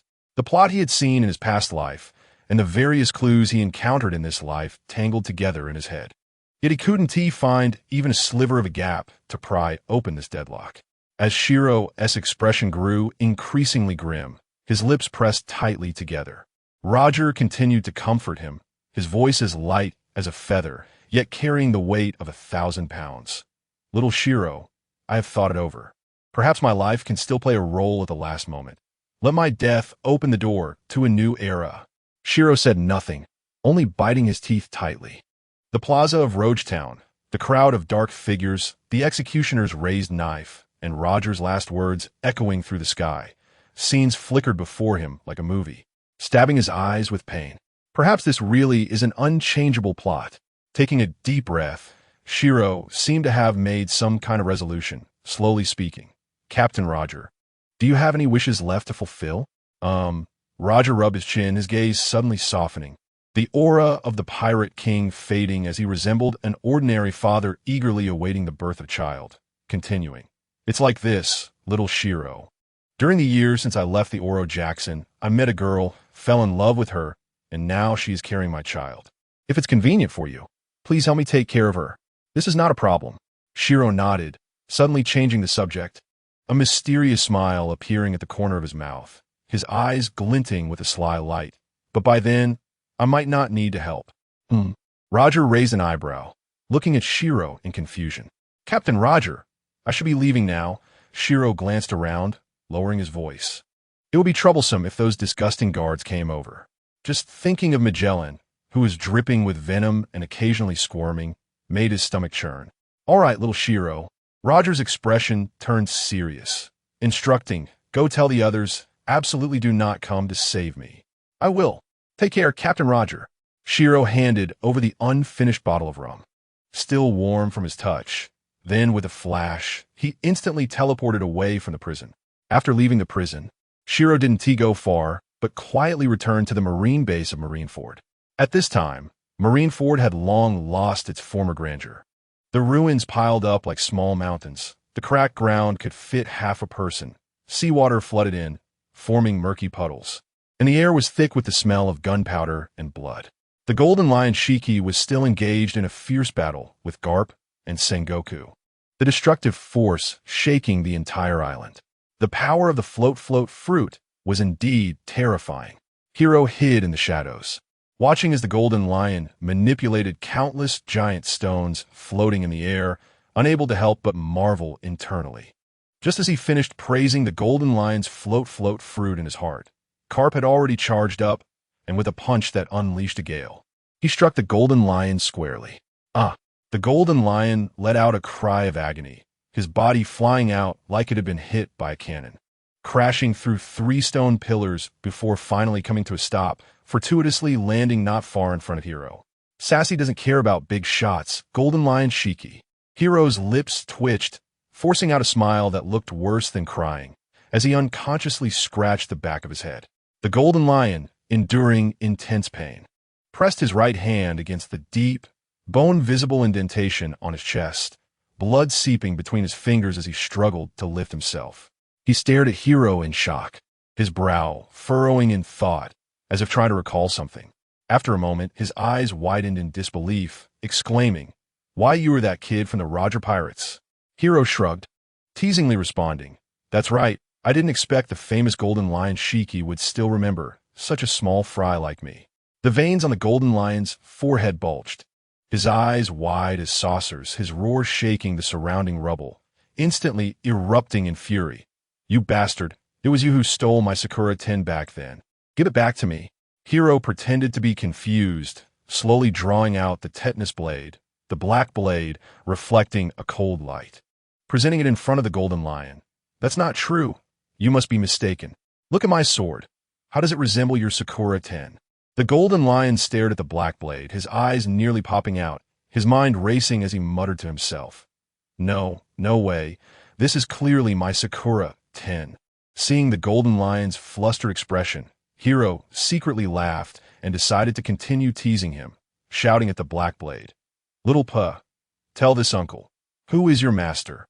The sword spirit immediately appeared from the blade, a small figure shaking its head like a rattle, its voice slightly childish yet exceptionally firm. "Jabbar Hiro is Little Po's master." The Golden Lion stood there dumbfounded, mouth agape, unable to recover for a long time, mumbling, "How could this be? Why is Sakura 10 speaking?" And recognizing someone else as its master, as he realized his sword not only changed its appearance, but also recognized a thief as its father. The Golden Lion grew increasingly furious, blood surging, and he spat out a mouthful of fresh blood. His already severely injured body endured further hardship, swaying as he nearly collapsed to the ground. Just then, Carp and Sengoku had dealt with the aftermath of the battle and were swiftly approaching, encountering this scene. "You are Jabbar Hiro from the Roger Pirates." Sengoku's pupils suddenly constricted, his gaze fixed on Hiro, the authority of a Marine Admiral condensing at that moment. "That's right. Admiral Sengoku, Vice Admiral Carp. Sassy doesn't care about big shots." Hiro smirked, greeting the two lazily. Oh, I didn't expect that kid who awakened Conqueror's hockey back, then has grown so strong now. Carp, completely unconcerned about the tense atmosphere around them, casually picked his nose and flicked a green booger towards Sengoku. Sengoku sidestepped with a disgusted expression, the booger brushing past his admiral's cloak and falling into the sea. He then coldly addressed Hiro. Jabbar Hiro, are you here for Roger as well? If that's the case, I advise you, Roger caused a ruckus at Mariewa, and now he is a caged bird. No one can save him. Chapter 58. The day of execution. No, I'm just here to watch a good show. Hiro spread his hands, his shoulders slightly shrugging, appearing indifferent. You little brat, your captain has been taken to the guillotine by the Navy, and you still have a mood to enjoy the spectacle here. The Golden Lion Shiki's roar sounded like thunder, his blood-soaked body shaking violently with anger. His face contorted in rage. Hey, Golden Lion, Hiro shook his finger, adopting a teasing tone. You've been beaten to this state. Your spine is almost broken. Just stop pretending to be tough here. Bullshit. If it weren't for you stealing my Sakura 10, how could I possibly lose to these two Navy lapdogs? The Golden Lion suddenly pointed at Carp and Sengoku, spitting with rage, the scars on his chest telling tales of his unwillingness and excuses. Oh, you're that capable, huh? Hiro suddenly retreated 3 steps, his toes leaving 3 shallow marks on the ground, arms spread wide as he indicated he was clearing the battlefield. Well then, the space is cleared for you. Go on and fight them. Fight? Who's afraid of these Navy scum? The Golden Lion, as stubborn as ever, had barely finished speaking when his remaining famous sword, the Withered Wood, unleashed a chilling sword aura towards Sengoku. Sengoku and Carp exchanged glances, silently agreeing to confront the arrogant lion together, showing no intention of indulging him. 3 immense auras collided above Marineford. The sounds of blades clashing and the dull thuds of hockey erupting echoed continuously. After several exchanges, the Golden Lion ultimately could not withstand the combined assault of the 2 legendary Marines, getting struck head-on by Sengoku's full-powered Gold Buddha shockwave. His body flew back like a kite with a severed string, crashing heavily onto the stone ground of the plaza, completely losing consciousness. Sigh, you're just a stubborn mule who doesn't know when to quit. Hiro sighed lightly, his figure suddenly blurring, and in the next second, he had teleported in front of the Golden Lion. In the astonished gazes of Sengoku and Carp, a faint blue light flickered in his palm as he slapped the Golden Lion. The Golden Lion's body instantly dissolved into the air, disappearing without a trace. Jabbar Hiro, where did you take Golden Lion Shiki? Sengoku glared angrily at Hiro, his right palm gathering a brilliant golden energy, the air sizzling under the energy's heat. You don't need to worry about that. Hiro focused on Sengoku and Carp, the ground beneath him rippling slightly, ready to tear through space at any moment to retreat. The Golden Lion caused a ruckus at Marineford for our captain. I won't let you imprison him and impel down. What a troublesome spatial ability. Carp did not attack, but stroked his chin, murmuring to himself. Jabbar Hiro, you are too reckless. Marineford is not a place for you to run wild. Sengoku roared, the overwhelming power of his Buddha palm tearing through the air as it surged towards Hiro. Hiro had long been prepared, lightly clapping his palm in front of his chest, and his figure vanished from the spot. Until next time, Admiral Sengoku, Vice Admiral Carp. His clear voice echoed across the empty plaza, infused with a hint of mockery and nonchalance. Damn it, this kid's ability is simply a mobile troublemaker. Sengoku frowned deeply, watching Hiro's disappearing figure with resentment, his clenched fist trembling slightly with anger. When the Golden Lion opened his eyes again, he found himself lying on the peak of the highest tower of Judicial Island. The howling sea breeze tousled his messy golden hair, and with his rebellious nature, he could not possibly swallow his anger. He waved his remaining famous sword and caused a ruckus on Judicial Island before escaping amidst the Navy's pursuit. As for Hiro, he had long silently arrived at Lodetown. He knew that Captain Rogers' execution would take place here. During his time in Lodetown, Hiro chose to stay at a seaside inn. Every morning, waking up to the sound of waves crashing against the rocks, and in the evening, sitting on the terrace watching the sunset dye the sea a golden red. He called each of the old mates from the Roger Pirates, calmly explaining Roger's current situation and conveying the captain's orders word for word. No one is allowed to come and raid the execution site. On the other end of the line, Shanks and Buggy's voices were choked with suppressed emotions. Not long after hanging up the phone, these two boys secretly made their way to Lowtown without telling anyone. They just wanted to see their old captain, who had taught them like a father, one last time. Soon, the day of Roger's execution arrived. To deter the pirates who were stirring in the sea, the world government spread the news of the Pirate King Roger's execution in Lowtown 7 days in advance. Thus, this originally peaceful little town in the East Blue suddenly gathered pirates from all over the world. They either hid in the shadows of taverns or mingled with the bustling crowd, all waiting to witness the moment of this sea overlord's demise. Hiro hid among the crowd outside the execution site, a wide bamboo hat covering most of his face, revealing only his sharply defined chin and tightly pressed lips. Not far away, a red-haired boy wearing a straw hat and a blue-haired boy with a red nose were tiptoeing, trying to catch a glimpse of the execution platform through the gaps in the crowd, anxious sweat trickling down their cheeks. It was Shanks and Buggy. On the other side of the crowd, a boy carrying a black cross sword was staring intently at the execution platform. His eyes were sharp like a hawk, and he sighed softly. There will be no more opportunities to duel with such a master of swordsmanship. Further back in the shadows, the leader of the Revolutionary Army, Monkey D. Dragon, was wearing his signature green hooded coat, the brim shading most of his face, with only a barely audible sigh drifting in the wind. In addition to him, 3 figures hidden among the crowd were particularly eye-catching. Don Quixote da Flamingo, wearing sunglasses, a playful smile at the corner of his mouth.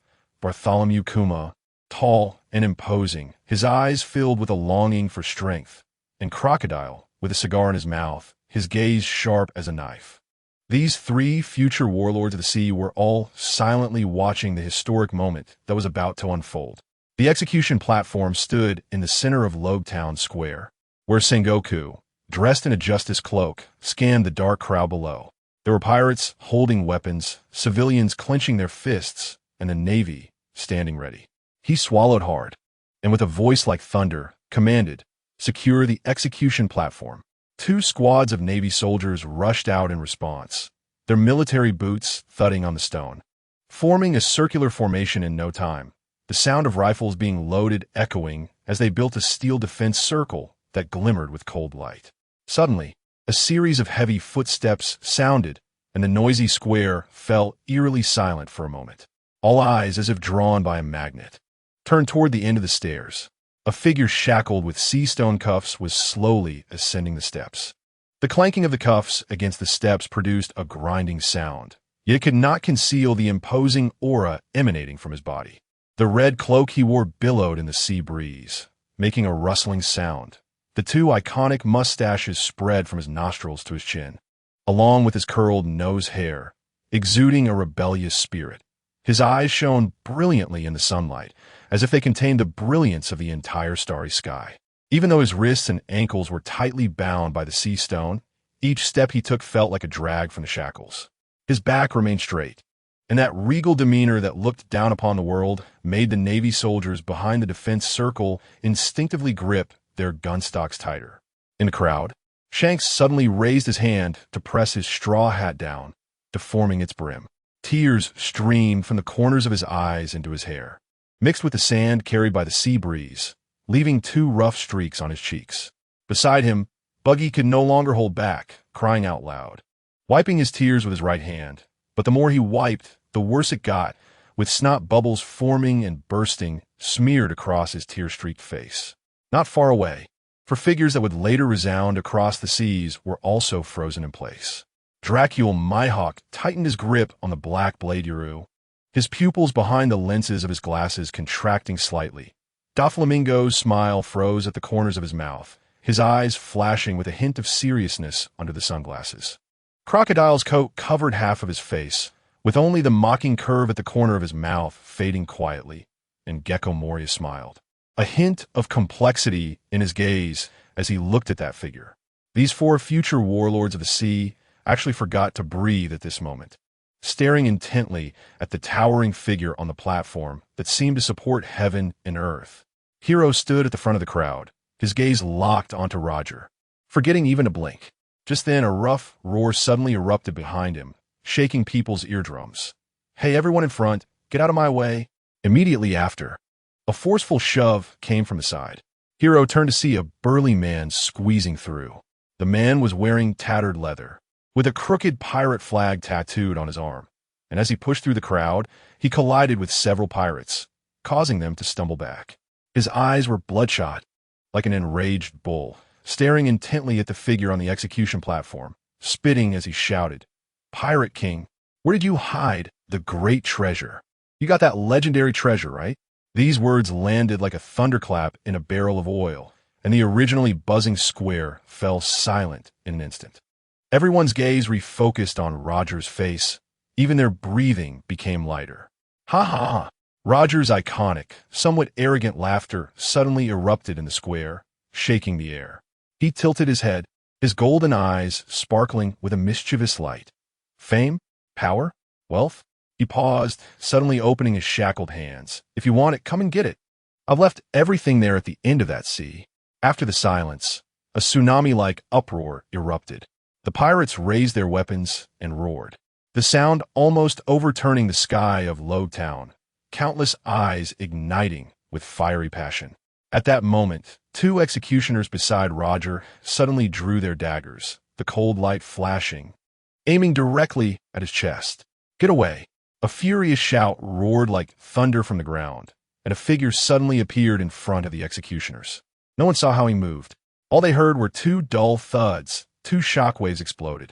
The two executioners were sent flying, crossing the defense circle and crashing against a stone wall 30 meters away, producing a muffled thud.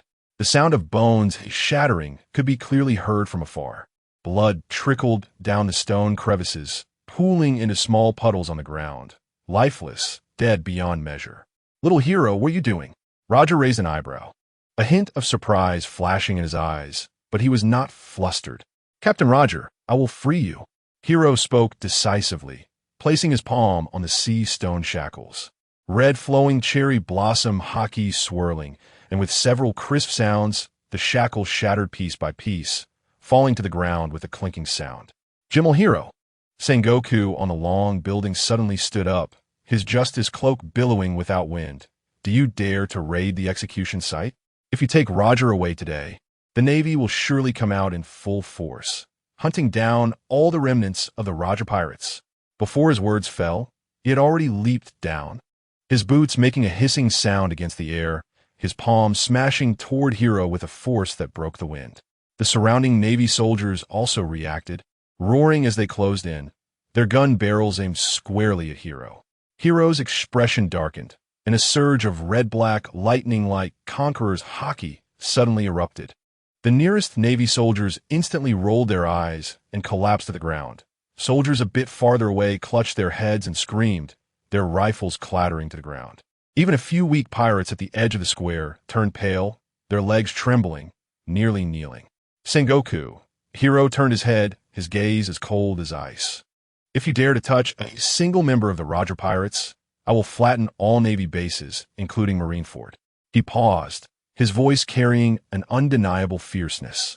"You should know, the pawpaw fruit allows me to travel anywhere in the world. Do you want to try the taste of the Navy headquarters being turned to rubble? Bastard!" Sengoku trembled with anger, his fists cracking. If someone else had made such a threat, he might have ignored it and instead killed them harshly.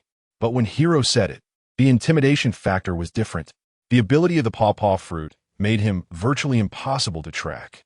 Coupled with Hiro's youth and his already demonstrated ability to defeat the Admiral candidate Akainu, his potential was evident. "Whether I dare or not depends on what you, Admiral Sengoku, and the world government do," Hiro said casually, yet with complete intimidation. Sengoku was left speechless. The scene below, witnessing Hiro hijacking the execution site, instantly descended into chaos.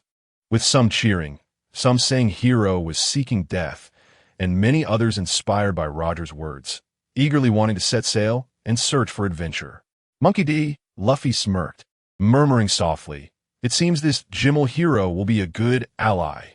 "Great, Captain Roger has been saved by Brother Hiro. Brother Hiro is so reliable, aside from the captain. I admire him the most." Shanks and Buggy laughed through their tears, sharing a rare embrace. Dracul Mihawk stared at Hiro's sword, a hint of excitement flashing across his face. Thinking to himself, he is also a swordsman, and the sword in his hand is a black blade. Don Quixote Doflamingo stroked his forehead, grinning sinisterly. This is too interesting. This is just the beginning. A new era has finally begun." Gecko Moria had a lewd expression, muttering to himself. Although the Pirate King isn't dead. The new era has already started. Crocodile turned around gracefully and left. Hiro had no time to care about others, but simultaneously slapped his hand on himself and Roger.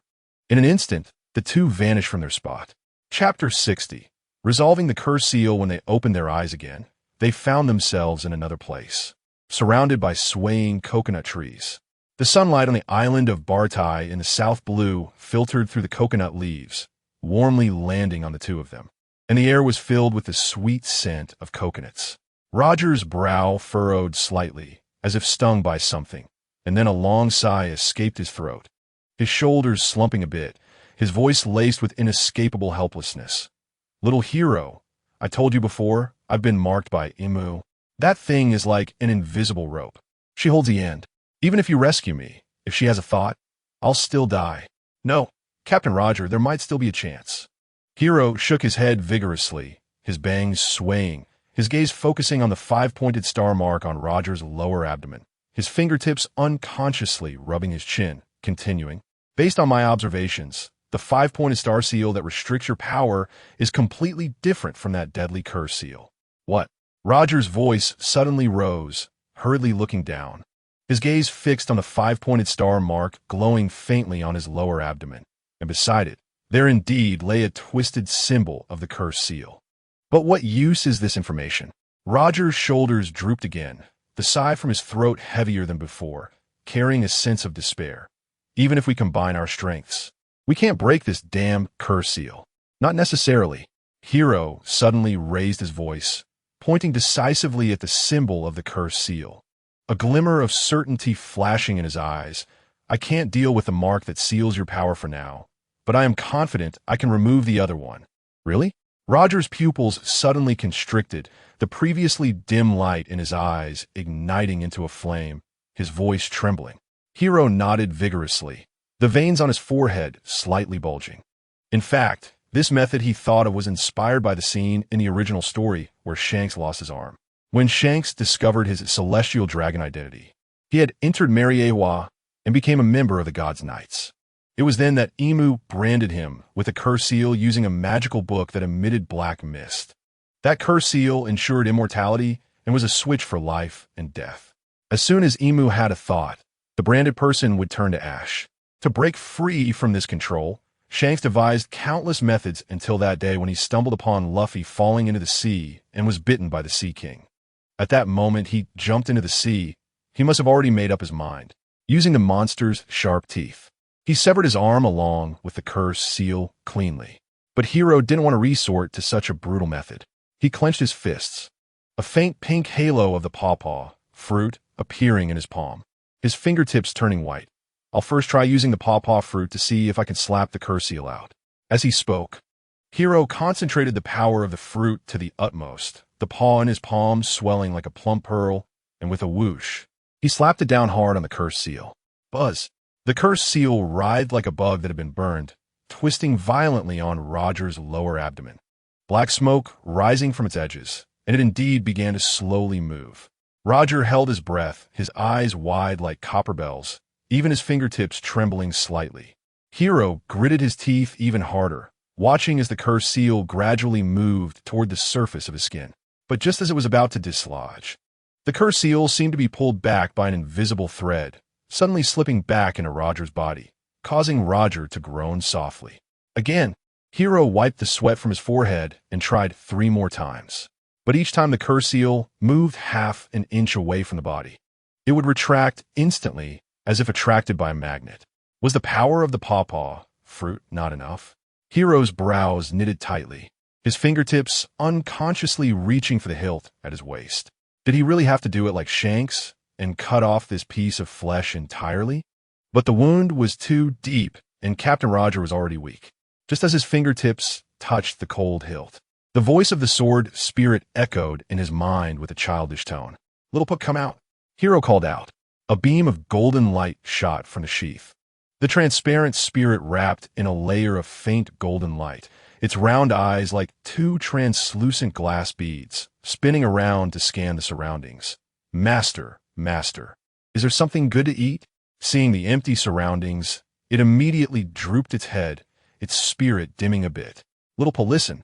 Hiro's voice suddenly turned serious, pointing at the curse seal on Roger's lower abdomen. "In a moment, a black thing will come out from here. You need to open your mouth and swallow it all.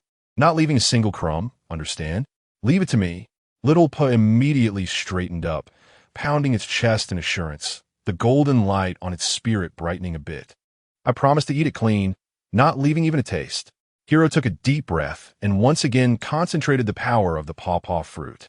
This time he used 90% of his strength, the halo in his palm almost solidifying, and with a loud clap, he struck the curse seal.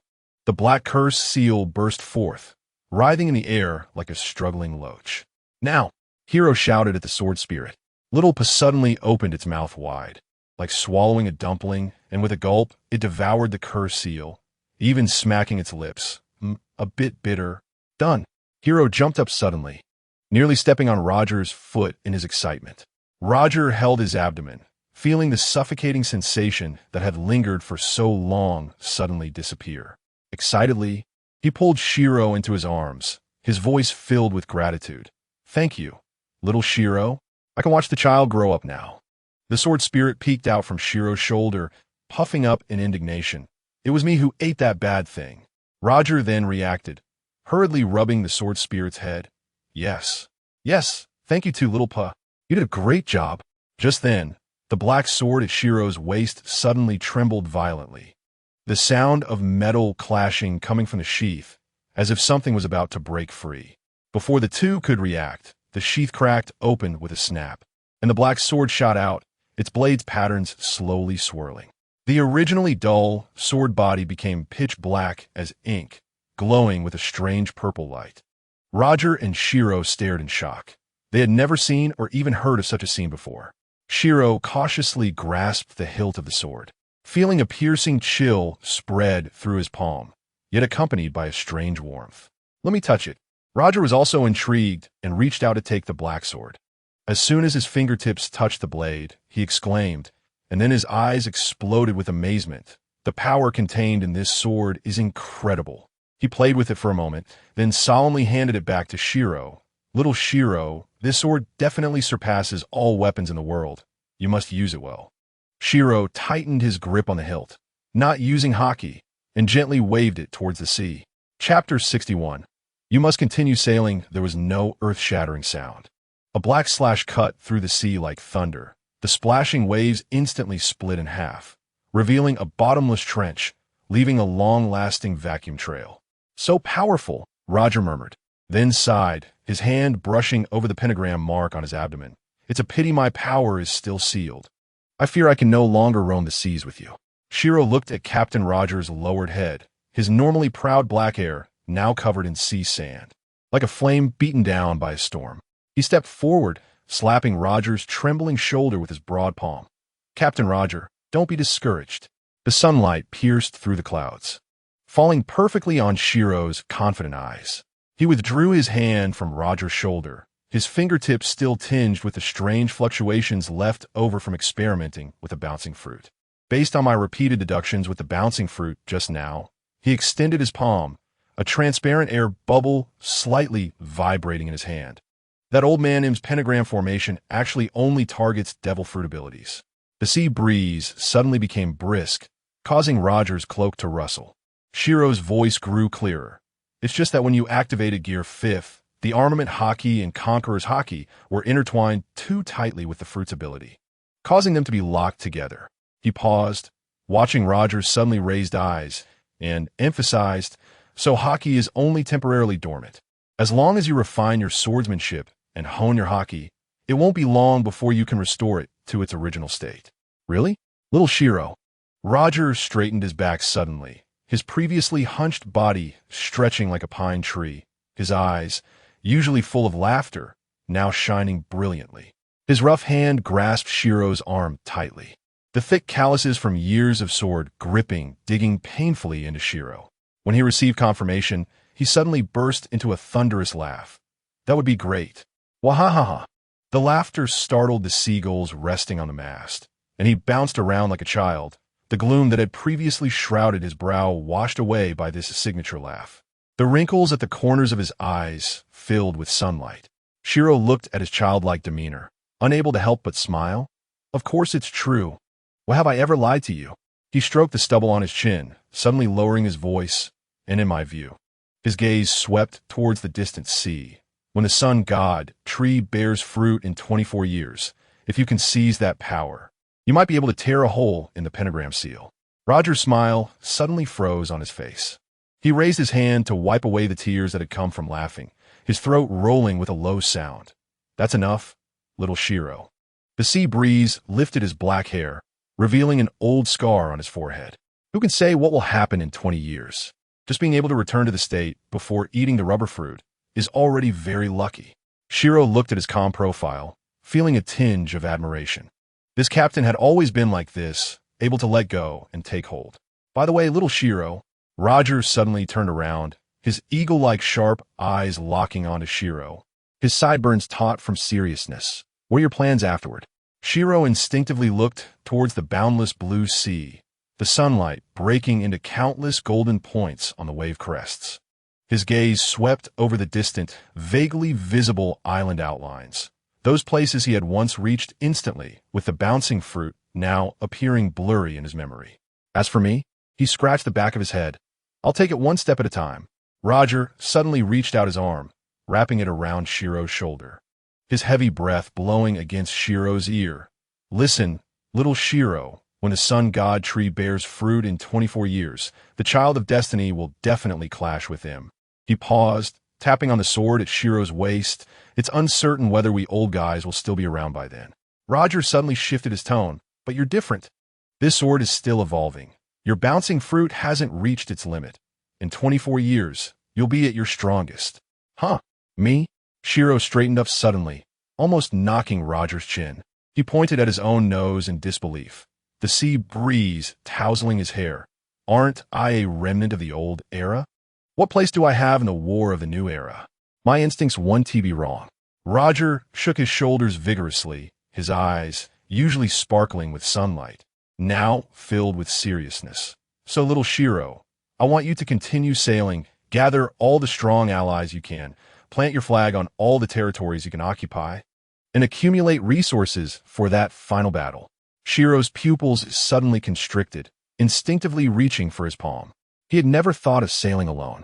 The reason was that he had the bouncing fruit. He could reach many places in this world instantly. A year ago, he reached the final island and learned the secret of the great treasure. He felt he had completely achieved his goal and lost the motivation to continue sailing. However, Roger's words made him feel a sense of mission, to expand his strength and influence in this newly opened era of pirates. After contemplating for a moment, Shiro accepted Roger's suggestion. I knew I didn't misjudge you. Roger suddenly burst into a thunderous laugh, his palm like a fan slapping heavily on Shiro's back. Wahaha, little Shiro, you are indeed reliable. In that case, I'll also prepare for going out to sea. I'll take my leave now, Captain Roger. If you encounter any difficulties, remember to call my snail. After saying that, Shiro waved goodbye to Roger. Go on, go on. Roger waved his hand, and as Shiro gathered the power of the bouncing fruit, he suddenly shouted, by the way, little Shiro. Shiro's hand instantly stopped. Wanted to hear what the old captain had to say. You're 18 now. It's time to find a wife and have kids. Roger's loud voice mixed with the sea breeze came over, carrying a teasing tone. Shiro almost stumbled and fell, secretly complaining. You old man got married at 50. How dare you urge me? The sea breeze carried his complaints away into the sky, leaving only Captain Roger laughing so hard at the port that he doubled over, even the weathered ships shaking along with him. Shiro had flown himself to Water 7. Roger wanted him to sail alone to gather the future forces to fight against him. So naturally, he needed to get a ship first. Although the Oro Jackson was the first choice, this ship was currently at the center of attention, and it was easy to attract unnecessary trouble. Therefore, Shiro wanted to ask Master Tom to help him build a new ship for going to sea. Please, dear readers, help me cast some must-read votes. Thank you. Chapter 62. Finding Master Tom at the Marine Headquarters Marineford. This steel fortress, symbolizing maritime justice, was currently shrouded in a stifling gloom. In the marshal's office, the justice plaque hanging on the wall gleamed coldly under the fluorescent lights, and the air was thick with a lingering smell of gunpowder. Sengoku, dressed in a snowy white naval justice coat, walked heavily on the polished floor in military boots, producing a dull sound. He slightly bowed and solemnly reported to the sitting Marine Marshal Akainu in the tiger skin chair about the shocking incident in Rogue Town. The Pirate King Roger was actually rescued by his crew member Jabbar Hiro from the execution platform. Akainu suddenly sprang up from his chair, his bronze face flushed with anger, veins bulging on his forehead. Damn it, that kid Jabbar Hiro is truly despicable. How dare he rescue Roger right under the Navy's nose? This is a blatant provocation against the Marine headquarters. His heavy palm slammed down on the table, instantly cracking the solid wood surface like spider webs. The trouble didn't stop there. Sengoku's expression was grave, his brows slightly furrowed beneath his military cap. Roger, on the execution platform, announced to all those looking up at the sky that he was indeed alive, broadcasted to the entire world. As a result, countless people would swarm to the sea like moths to a flame. The number of pirates would likely increase exponentially in the near future. Damn Roger, what a troublemaker. Akainu's roar made the window glass hum. He slammed his palm on the desk again, the hard mahogany surface turning to powder, documents, and with shavings flying everywhere. And an ink bottle broke on the floor, spreading a large black stain. The office was instantly in disarray. Akainu, Sengoku's brows knitted into a knot, his voice laced with barely concealed anger and resentment, as his military boots unconsciously ground over the broken wood pieces. Should we inform the Gorosei of this news? He knew very well that this significant failure not only concerned the Navy's reputation, but would also cast a heavy shadow over his career advancement.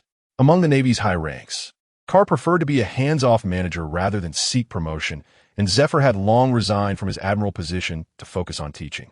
He was the only one with both qualifications and strength, the most likely candidate to succeed the Marine Marshal. After this incident, his promotion would likely be far off.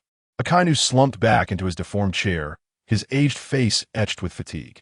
As he spoke, he let out a long sigh, his eyes swirling with deep helplessness. I will take responsibility for this matter, Sengoku. You must be more careful in the future. The Navy cannot withstand such turbulence.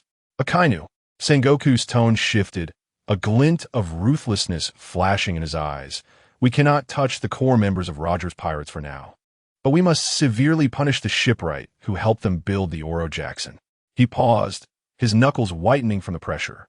If it weren't for that ship, which can cut through waves and is ingeniously crafted, the Roger pirates would have been caught by our Navy 3 years ago in the Fog Sea. In that case, Akainu clenched his fists, the knuckles cracking, and gritted his teeth as he sat on the creaking chair. Let's capture that shipwright and hand him over to the world government for disposal. Yes, I will send someone to handle it immediately.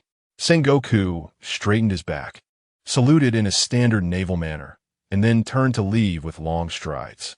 Akainu watched his departing figure, slowly picking up the encrypted transponder snail, relaying the news of Roger's abduction to the Gorosei word by word. Half an hour later, beside the empty throne in Mariewa, the furious roar of the Gorosei nearly toppled the dome of the conference hall. That afternoon, the world government urgently announced that Jabbar Hiro's bounty would be raised from 2.53 billion berries to 3.85 billion berries. In the photo on the bounty poster, the smiling blonde youth looked particularly striking. Meanwhile, by the canals of Water 7, Shiro was weaving through the bustling shipyards. The salty sea breeze swept past his hair, and he grabbed an old shipwright carrying rivets, asking, "Do you know where Master Tom is?" He received a weary shake of the head in response. This was the 12th shipwright Shiro had asked. This legendary shipwright, who could build Roger's pirate ship, was known for his elusive whereabouts and rarely appeared in public, making him as hard to find as a needle in a haystack. Just as he was wandering along the rusted pier without success, a sudden sound of synchronized footsteps came from the corner of the street. A group of soldiers in naval uniforms was plastering bounty posters on the stone-paved road, and prominently displayed on the yellowed paper was Master Tom's portrait. After putting up the posters, the soldiers stood guard in the dock square, their swords glinting in the sunlight, clearly waiting for the residents of Water 7 to come forward with tips. However, half an hour passed, and the passing shipwrights and fishermen merely glanced at the bounty posters and walked around, with not a single person stepping forward to speak. The rear admiral in charge of this capture mission, T. Pork, was leaning against a weathered ship pile, a hint of ruthlessness gradually crossing his originally cheerful face. He licked his cracked lips and suddenly stood up straight. "Everyone listen. Capture all the shipwrights in Water 7. I don't believe we can't pry open their mouths." The cold command stirred up a storm. The naval soldiers rushed into the various shipyards. Cries and the sounds of falling tools echoed. After capturing over 100 shipwrights and breaking 3 oars as punishment, finally, a young apprentice revealed a clue under torture. T. Pork led a team of elite soldiers to a workshop hidden behind a waterfall on the outskirts of the city. When he pushed open the creaking wooden door, he saw Master Tom holding a chipped bottle, liquor dripping down his beard. He was gulping down the alcohol while gesturing with his paint-stained fingers on the blueprints, earnestly teaching his apprentices the secrets of keel forging. "Tom, I represent the world government and formally arrest you." T. Pork's cold voice cut through the tranquility of the workshop like a sharp blade, startling the kerosene lamp to flicker. "On what grounds do you arrest Master Tom?" A blue-haired boy wearing small sunglasses suddenly stood up, the copper rivets on his overalls clinking. His hand, gripping the hammer, trembled with anger as he questioned loudly. "Flam, stand down." Master Tom suddenly put down the bottle, the liquor spreading a small wet stain on the table, as he sternly scolded, "This is not your concern." "Tom, let me make it clear." T. Pork's expression hardened, his hand resting on the sword at his waist. "I ask you, is the Oro Jackson of Roger's Pirates from your hands?" Chapter 63. T. Pork's severed arm. Master Tom slowly straightened his back, patted his chest, and pride radiated from his plump face. "That's right. That is my proudest work in my life, a ship hull that can withstand Sea King impacts, and a special power device that can sail in windless zones, all designed by me." "Then that's settled." T. Pork waved his hand, and the naval soldiers behind him immediately raised their rifles, forming a circle. The cold handcuffs clicked shut around Tom's thick arms. "Come with us. You will face the judgment of the world government. Take good care of the blueprints in the workshop." Master Tom turned around and looked deeply at Flam. His eyes filled with entrustment, then straightened his back and resolutely followed the naval soldiers out the door. Just as he stepped out of the studio, a clear voice suddenly rang out. "You Navy are truly despicable, unable to deal with the Roger pirates, and you even take an unarmed shipwright as a scapegoat." A group of Navy soldiers turned to look in the direction of the voice. There stood a man about 2 meters tall, with dazzling short golden hair gleaming in the sunlight, the hem of his white trench coat fluttering in the wind, and a handsome face bearing a hint of rebelliousness. He was none other than Jabbar Hiro, with a bounty of 3.85 billion berries. "Jabbar Hiro, you dare to obstruct us from performing our duties?" Chibuta angrily questioned, the fat on his face shaking with rage as his hand gripped the hilt of his sword. "Chibuta, you're really funny," Hiro smirked, a playful smile appearing on his lips as he lightly tapped the hilt of his sword at his waist. "How dare you speak to me like that? Even if your Marine Marshal Steelbone Kong came, he would have to be polite to me. Impudent, you're seeking death." Chibuta gritted his teeth and spat out those words, suddenly drawing his sword. The blade sliced through the air with a sharp buzzing sound as he charged at Shiro with a fierce wind. Shiro easily dodged, and at the same time, a burst of Conqueror's haki erupted from him, causing the surrounding Navy soldiers to become dazed, collapsing to the ground with their weapons clattering. "Bastard, I'm going to kill you!" Chibuta shouted furiously upon seeing this, launching an even more ferocious attack, the blade flashing like raindrops. Shiro, not wanting to waste any more time, drew the long knife tetanus blade from his back, which was wrapped in bandages. The moment the blade was unsheathed, a red-black conqueror's haki coiled around it, and he delivered a lightning-fast strike at Chibuta. Chibuta's pupils constricted as he felt the terrifying power contained in this move. Quickly grabbing two unconscious Navy soldiers from the ground and throwing them at Shiro like sacks. In an instant, a red-black lightning slash tore through the air, slicing the two bodies into 4 pieces before they even hit the ground, blood splattering onto the cobblestone road. Seizing the moment when Shiro's attack had just landed, Chibuta suddenly dashed sideways, hoping to escape while he had the chance. However, the power behind the slash far exceeded his worst expectations. The sharp energy caught up with him just as he had run a few meters away. With a crisp sound, the slash accurately struck his right arm. A piercing scream pierced the air as Chibuta's right hand was severed below the elbow, blood gushing from the stump and splattering the ground crimson. Trying to escape? Not so easy. A cold light flashed in Shiro's eyes as he slapped his chest, activating the ability of the pawpaw fruit, turning his form into a blurry afterimage. In the next second, he had teleported next to Chibuta, the knife in his hand gleaming menacingly.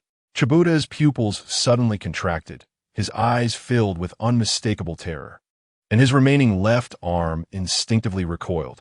Just as Shiro's wrist flipped, preparing to end his life with a single strike, Chibuta made an extremely ruthless move. He used his remaining left hand to tightly grasp the severed end of his right arm, applying force to squeeze. Biafik.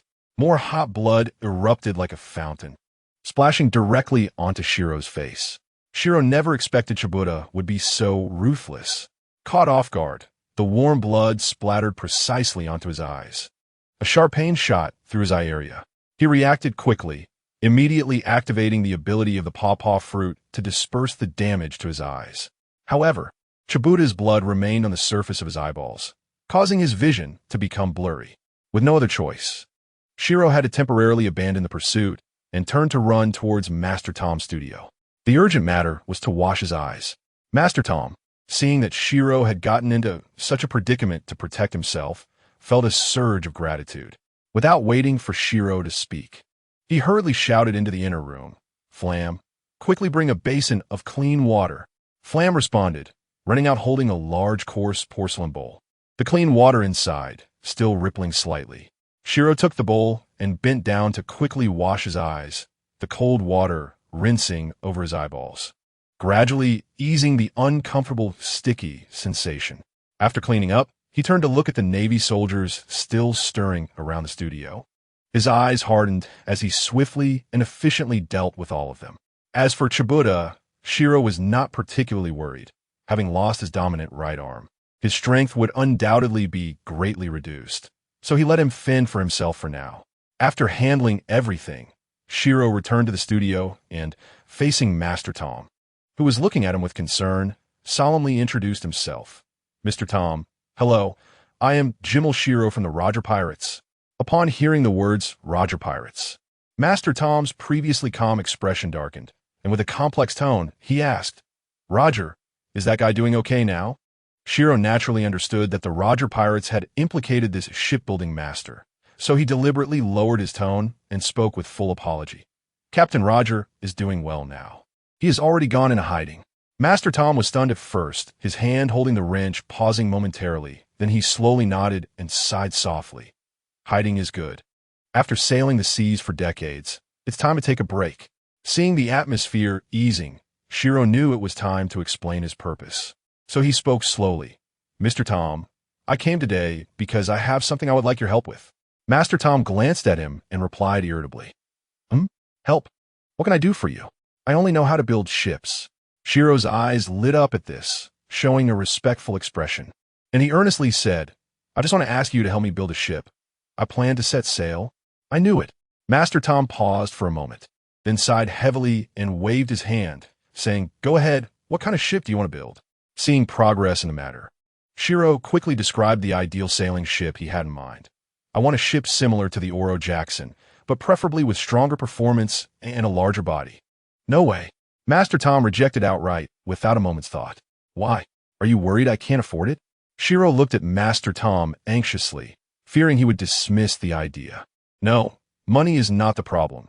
You saved me, So building a ship for you for free is no issue, Master Tom said, turning to look at the cargo ships docked outside the window, then suddenly changing the subject. However, to build a ship like the Oro Jackson, we need a special material for the keel, which is the extremely rare Atom Tree. Atom Tree?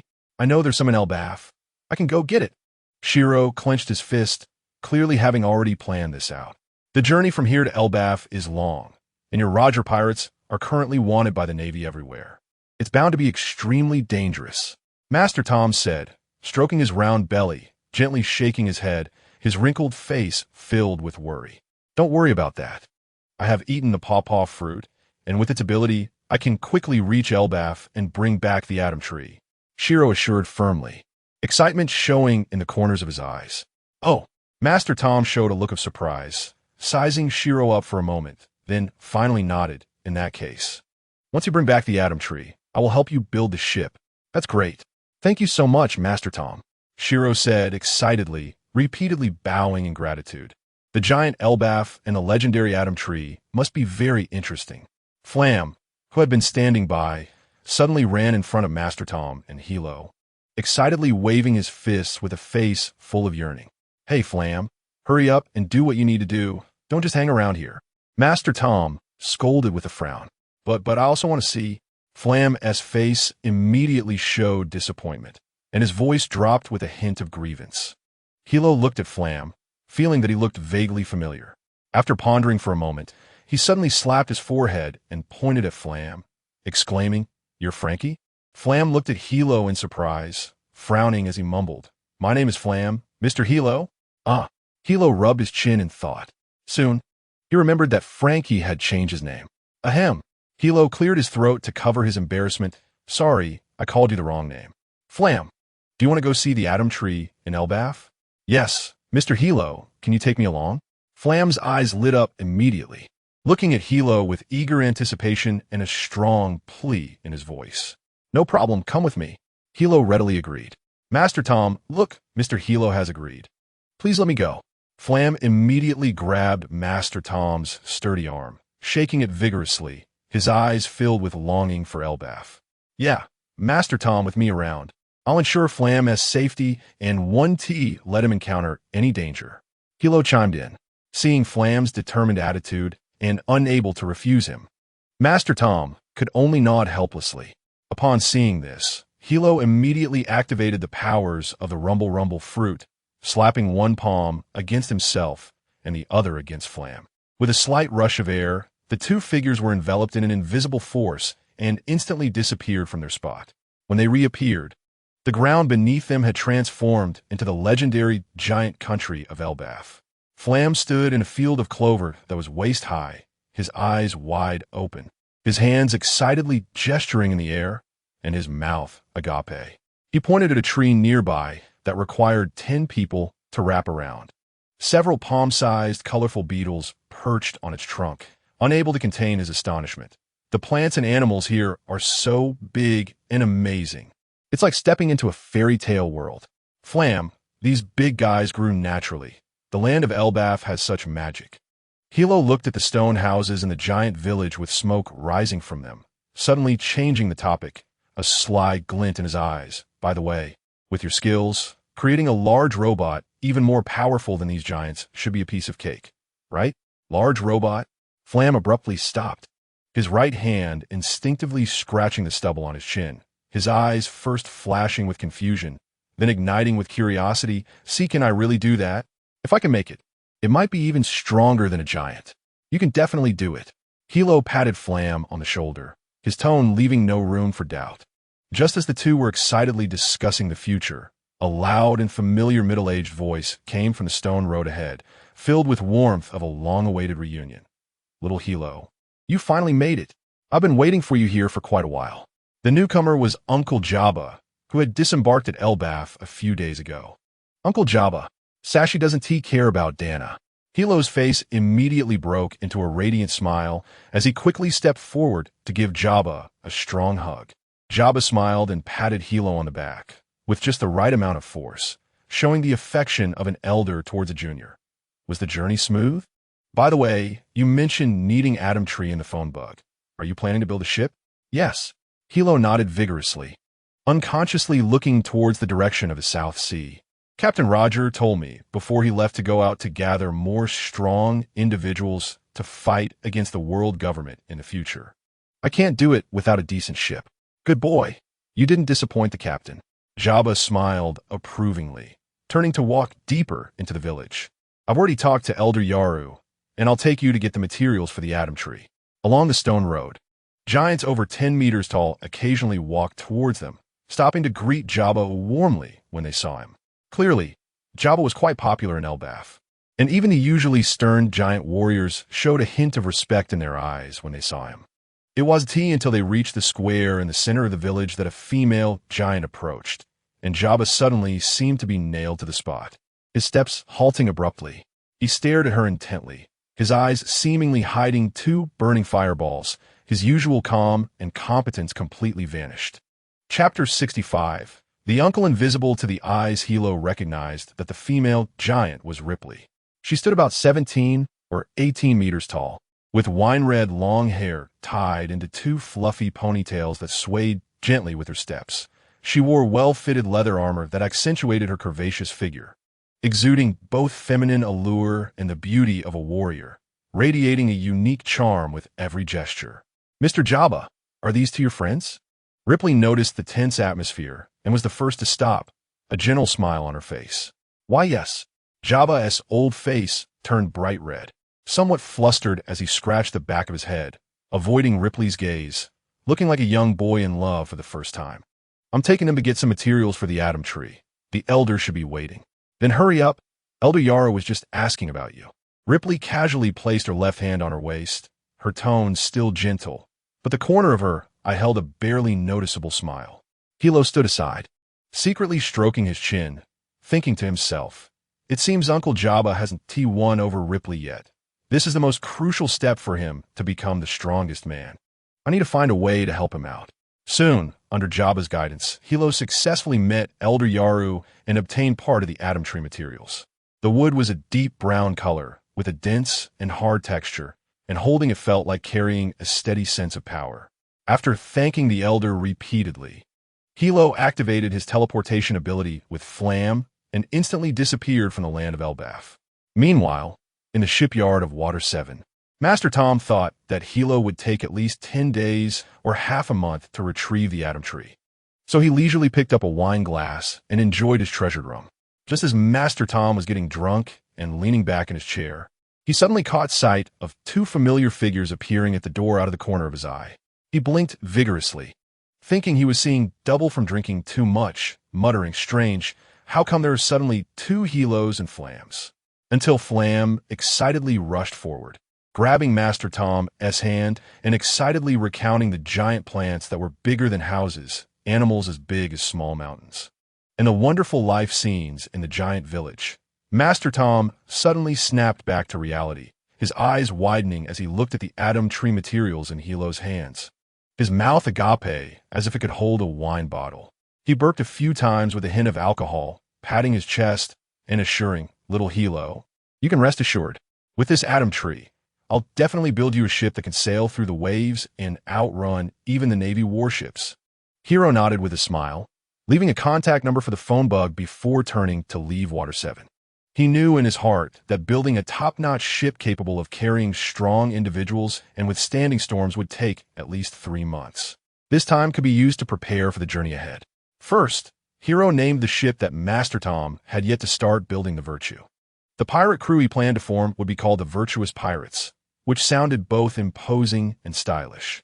As for how to embody the virtue, the standards would naturally be set by Hiro as the captain. Secondly, one person's strength is ultimately limited. The pirate crew couldn't consist of just him. He needed to find some reliable partners to join, especially considering that he didn't even know how to operate the ship's helm. An experienced helmsman was particularly important. As Hiro contemplated, a figure suddenly appeared in his mind. Jinbi, a fishman. When it comes to swimming and steering skills, no one could compare to this future warlord of the sea. However, before seeking out Jinbi, Hiro decided to return to that small fishing village in the East Blue. Years ago, before Roger was captured, he had opened a small clinic there, practicing medicine and saving lives, spending a peaceful time.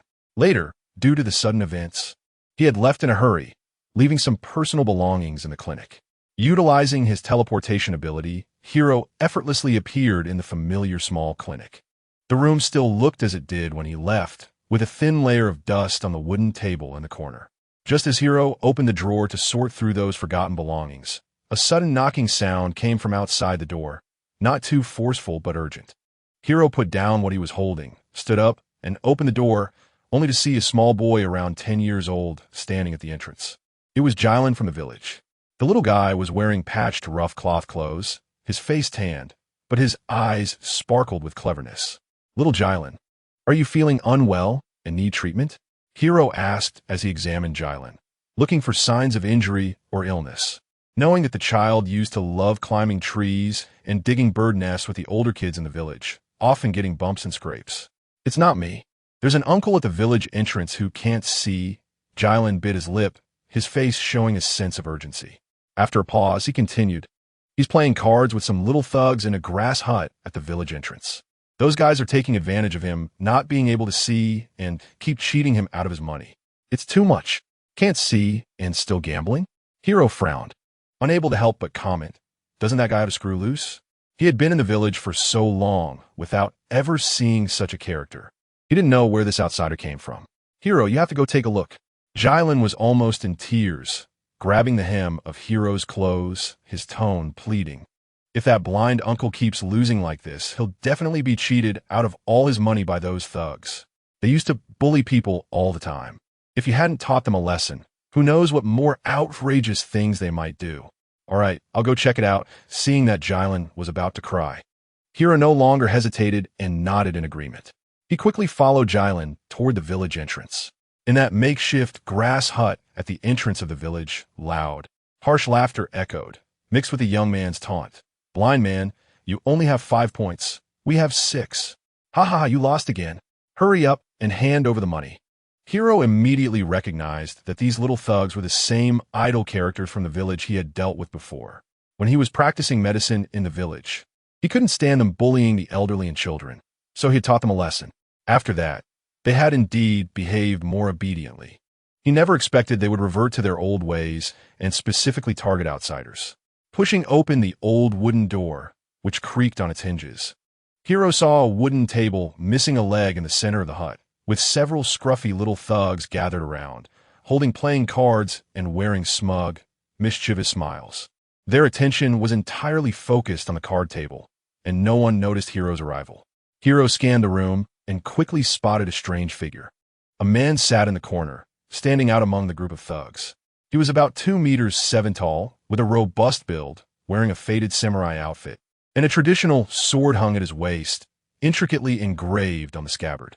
The moment Hiro stepped into the room, the man's head slightly swayed, and a barely perceptible smile appeared at the corner of his mouth, indicating he sensed someone entering through the sound of footsteps and the flow of air.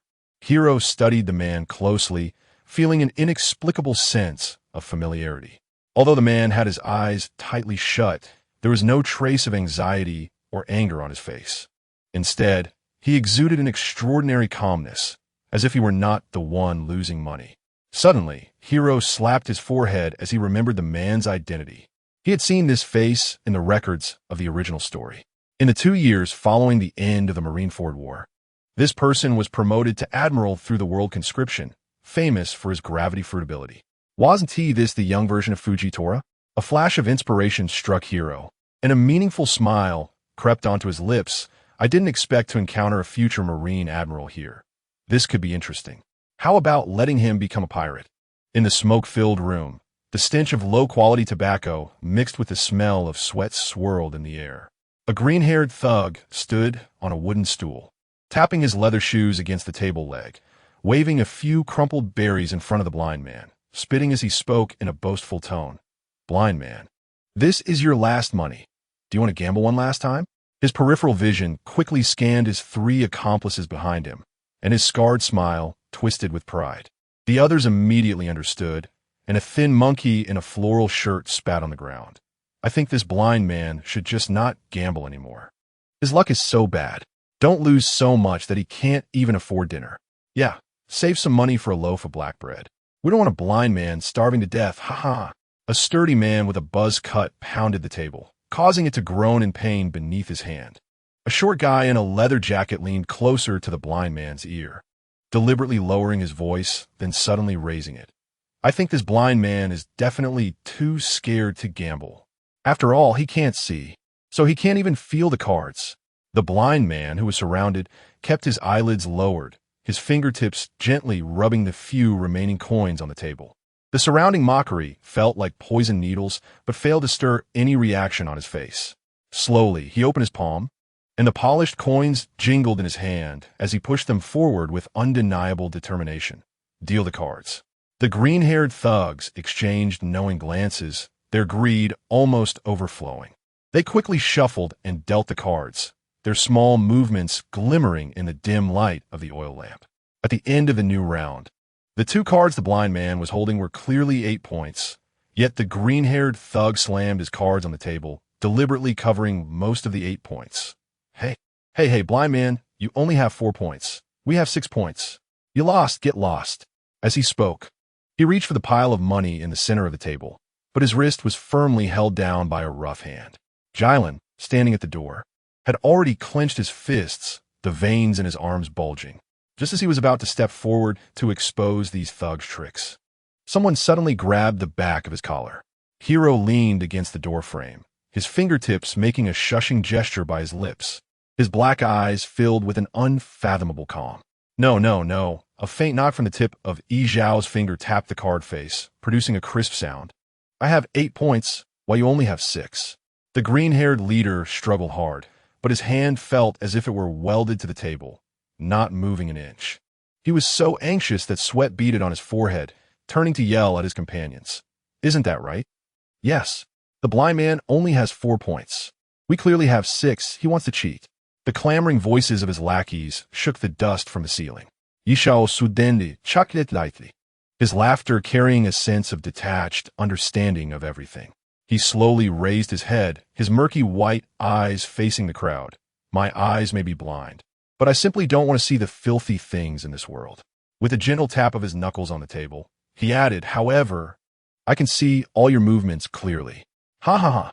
The green-haired leader laughed until he couldn't straighten up, clutching his stomach and rolling on the ground. This blind man says he can see clearly? He also says he doesn't want to see filthy things? That's the funniest joke I've ever heard.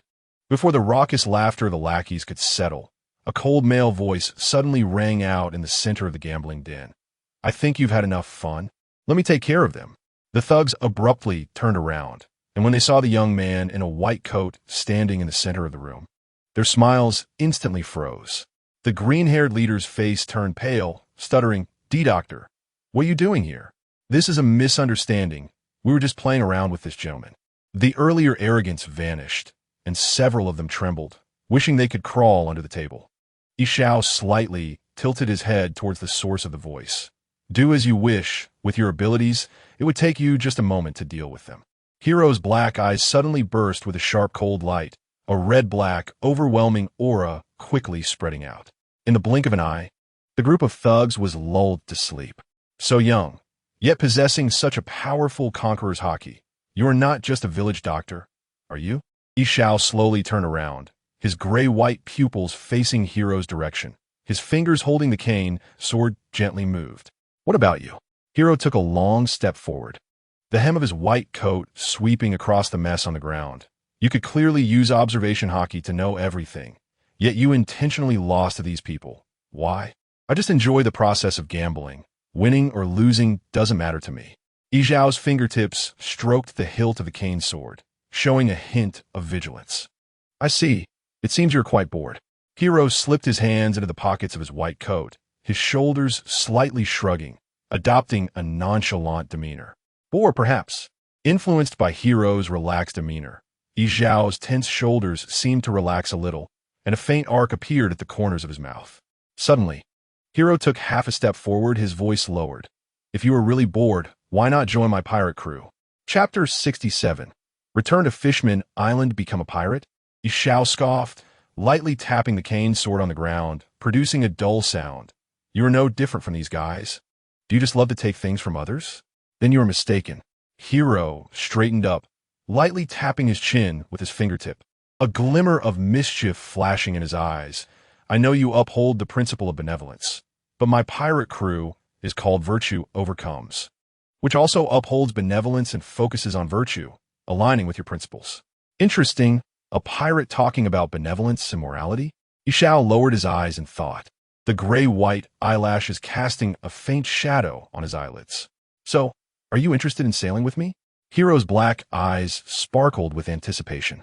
Ishao fell silent for a moment, then suddenly turned and walked toward the gambling table, tapping his fingertips on the surface. It's not impossible, but you have to gamble with me. If you win, I'll follow you to sea. It's a deal. Hiro's mouth curled into a confident arc. What are we betting on? Let's bet on who can grab this coin first. Ishao picked up a berry coin from the table, lightly rubbing his fingertip over it before suddenly flipping it into the air. The coin soared with a whistling sound, piercing through the roof like a silver bullet shooting toward the sky. Almost at the moment the coin left his hand, Ishao leaped up, his gray-white cloak drawing a neat arc in the air. Hiro stood still, his eyes slightly closed, his observation haki spreading out like a tide, accurately capturing the coin's trajectory in the air. Just as Ishao's fingertip was about to touch the coin, Hiro suddenly clapped his chest, instantly teleporting into the air, his fingertip snatching the berry coin in his palm first. You lose. Hiro shook his finger holding the coin, sunlight streaming through the hole in the roof onto his face, his smile dazzling. It's not on the ground yet. Ishao's voice carried a hint of amusement, and the cane's sword suddenly unsheathed, the cold light aiming directly at Hiro's wrist. This coin may not stay in your hand before it lands. Hiro skillfully sidestepped in midair, dodging the blade's edge, only to suddenly feel a scorching wave of heat coming from above. Looking up, he saw a massive meteorite hovering overhead, its surface ablaze with flames. He immediately activated his bouncing ball fruit ability, but found that the surrounding gravity had already been distorted, making the spatial teleportation ineffective for a short time. Spatial binding. Hiro shouted, and white energy instantly gathered beside Ishao to form a cocoon. In that brief moment of separation, the gravitational confinement suddenly disappeared, and he landed steadily on the ground. What a troublesome guy, I almost capsized in the gutter. Hiro wiped the cold sweat from his forehead, opening his hand that tightly held the coin in front of Ishao. Ishao looked at the berry in his palm and suddenly swung his sword toward the meteorite in the air. With a swish, the burning giant rock was cleaved in two, crashing down to the ground in the distance and kicking up a cloud of dust. He sheathed the cane sword, a hint of relief in his voice. You're indeed formidable. I admit defeat. I am now your crew member, Captain. Come with me, my crew member. Hiro smiled and turned around, his white coat gently fluttering in the wind. I say, Captain, shouldn't we meet the other crew members now? Ishao followed closely behind, his steps much lighter. Hiro paused, scratching the back of his head, a bit embarrassed as he said, Other crew members? Right now it's just you. The others will be recruited slowly later. Huh? Ishao's mouth twitched, stopping in his tracks. What about the ship we're sailing on? They're 1TB none, right? The ship? It's still being built. It should be ready in 3 months. Hiro gazed at the distant sea horizon, his eyes shining brightly. It will be a truly remarkable ship. Ishao. And just like that, Ishao officially became the first member of the Virtue Overcomes pirate crew. In the future, a memorable scene would often appear in the pirate crew. Ishao would sternly warn everyone to act according to his eyes. After tidying up the items, Hiro nodded toward Ishao, who was polishing his sword. Come with me to a place. We might find the helmsman we urgently need. When the two relied on the bouncing ball fruit's flying ability to reach Fishman Island, on the streets, mermaids with fishtails pushed carts filled with pearls, while fishermen merchants with fish fins on their backs were haggling with customers. Compared to a year ago, when there was a pervasive sense of vigilance and hostility, the fishmen now looked at humans with a bit more peace. Hiro watched all of this and couldn't help but recall Captain Roger's decision back in the day.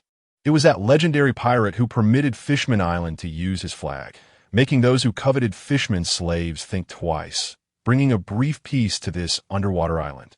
But this peace was ultimately an illusion. With the news of the Roger Pirates' disbandment spreading across the seas, the suppressed greed and desires rose once again. In the shadows of the street corner, several figures wrapped in black cloaks were furtively observing the passing mermaid girl, behind the rocks at the harbor. The sails of the slave trader's ship flickered in and out of view under the moonlight.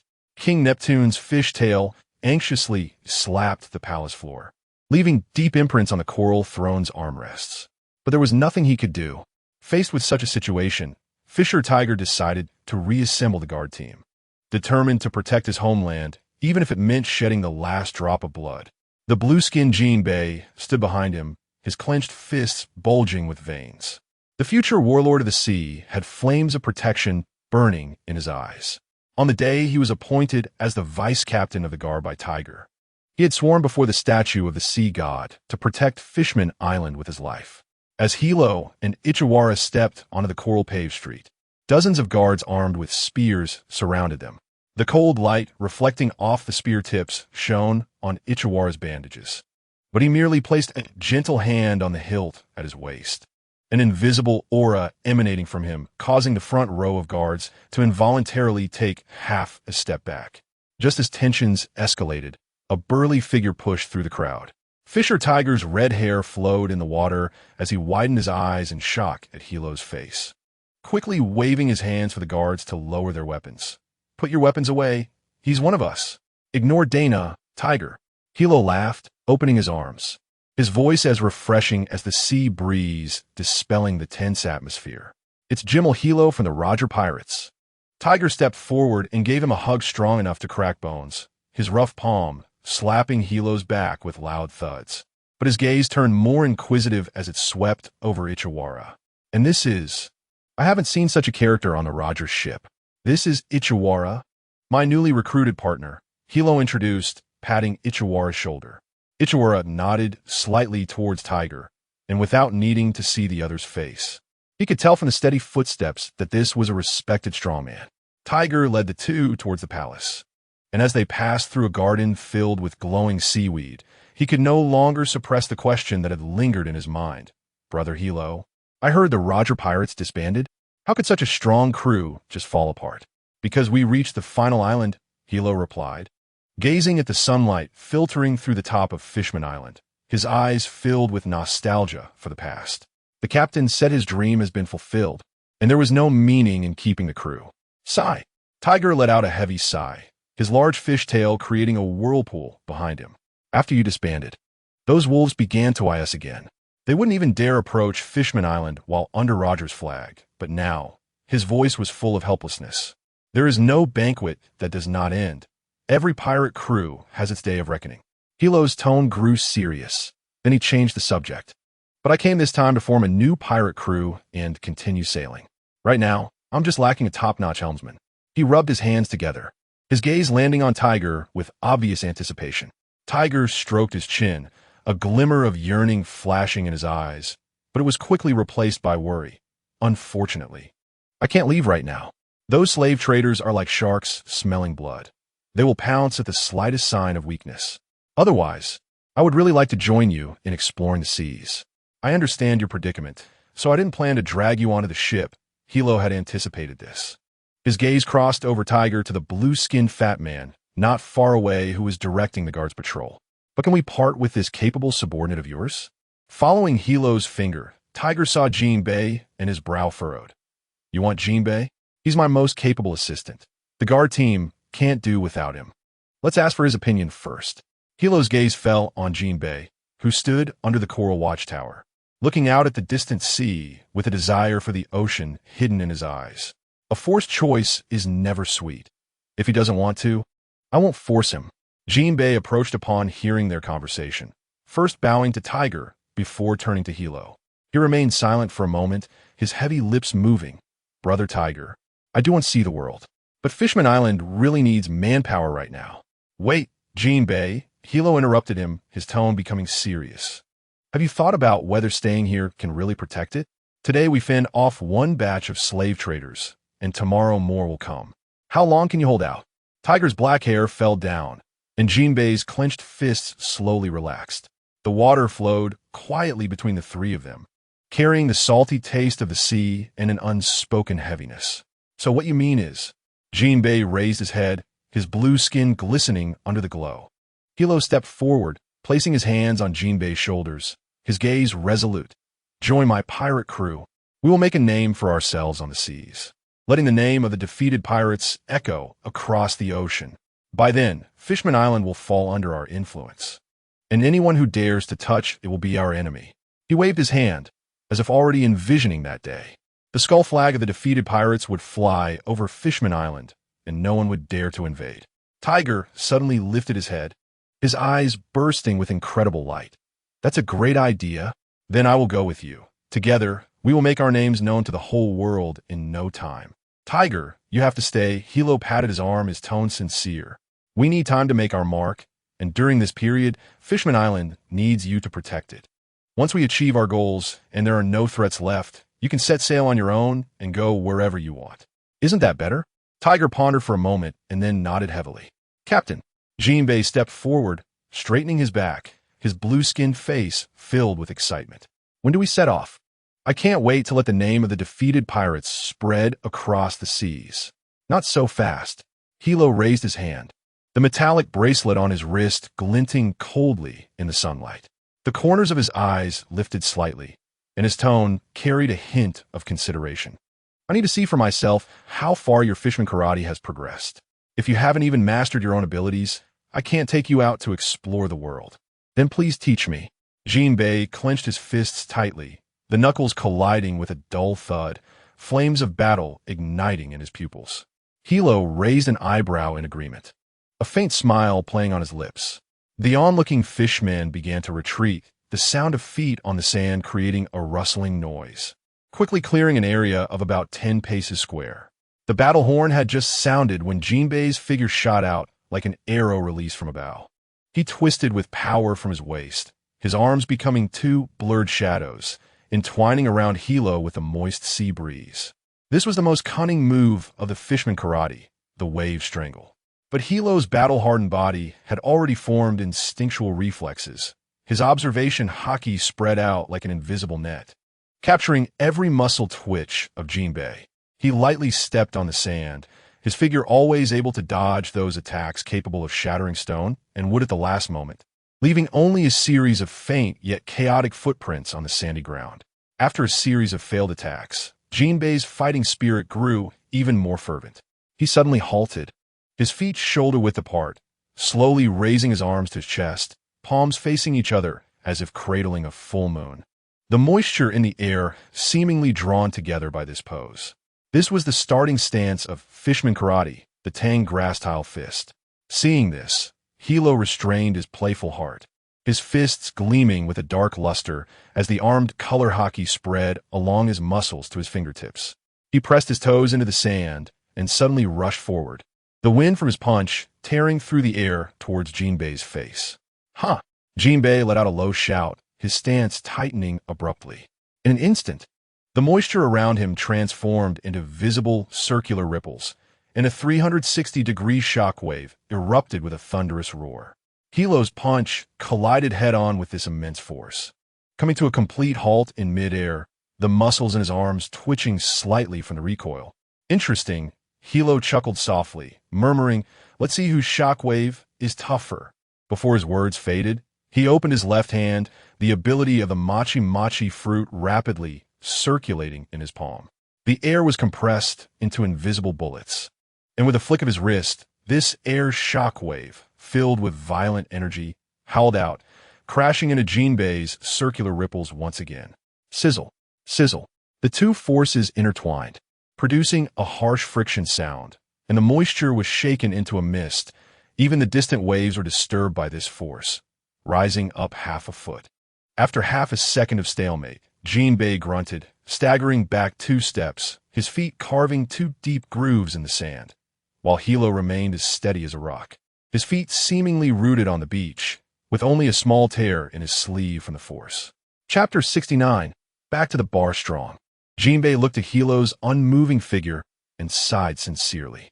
However, the light in his eyes did not dim. Instead, he suddenly slammed his hands on the ground, and the seawater surged upward in response to his will, transforming in his palm into a winding water snake. "Try this." He suddenly exerted force with both arms. And the water snake swelled like a living creature, carrying immense power as it smashed down towards Hilo, resembling a wrestler throwing his opponent over his shoulder. "It's the sea's shoulder throw," Errol, the observer, exclaimed in shock, his pupils constricting. Everyone knew that water was the nemesis of ability users. No matter how powerful an ability user was, once submerged in water, they would be like a puppet with its strings cut, at the mercy of others. But Hilo showed no signs of panic on his face. Just as the seawater was about to descend upon him, he narrowed his eyes slightly, fully activating the ability of the Machi fruit. The space within a radius of 10 feet around him suddenly rippled, as if enclosed in an invisible glass dome. Jinbei, who was controlling the seawater, suddenly found his hands empty, realizing he was trapped in this independent space, completely cut off from the outside world. Even the moisture in the air no longer obeyed his commands. Now, Hilo seized this fleeting opportunity, pushing off the ground with his right foot, his figure crossing through the spatial barrier. With his hockey-enhanced right fist slicing through the air, he accurately struck Jinbei's unguarded abdomen. Thud! Jinbei was hit hard, his body flying backward like a thrown sack, tracing a parabolic arc in the air before crashing heavily onto the beach, sending sand flying everywhere. "I lost." Jinbei struggled to sit up, blood frothing at the corner of his mouth. He shook his dazed head unwillingly, looking at his slightly trembling fist, finally understanding the vast gap between top-tier powerhouses and himself. "You did very well." Hilo walked forward slowly, a gentle smile on his face as he extended his hand to help him up. "Jinbei, I acknowledge you." Upon hearing this, the dejection on Jinbei's face instantly vanished. His chubby face broke into a smile again, the wrinkles at the corners of his eyes crinkling with joy, and even his voice carried a hint of excitement. "Really? Wait. Jinbei, don't rush to go out to sea with Brother Hilo." Tei's calm voice suddenly rang out, carrying an undeniable authority. He stepped out from the crowd, his tall figure casting a long shadow in the sunlight. "Brother Tej, why is that?" Jinbei looked up in surprise, confusion filling his eyes.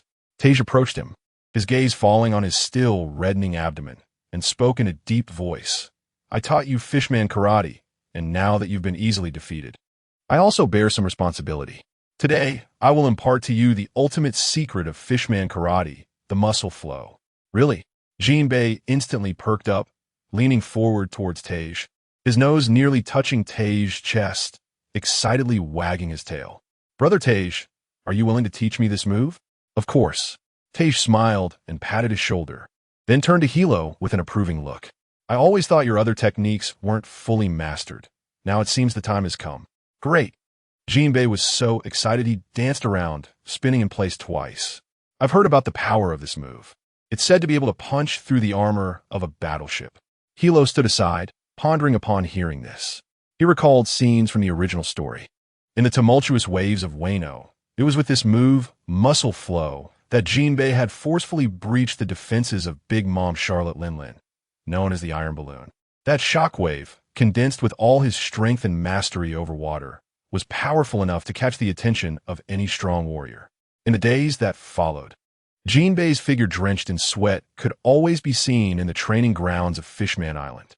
Tej personally instructed him, imparting the essence of muscle flow. It was about compressing the strength of the entire body to the extreme and merging it with absolute control over water, ultimately condensing it at the fingertips to deliver a terrifying blow capable of piercing through a giant whale and tearing apart ocean trenches. Meanwhile, Hilo strolled leisurely around Fishman Island with a smile.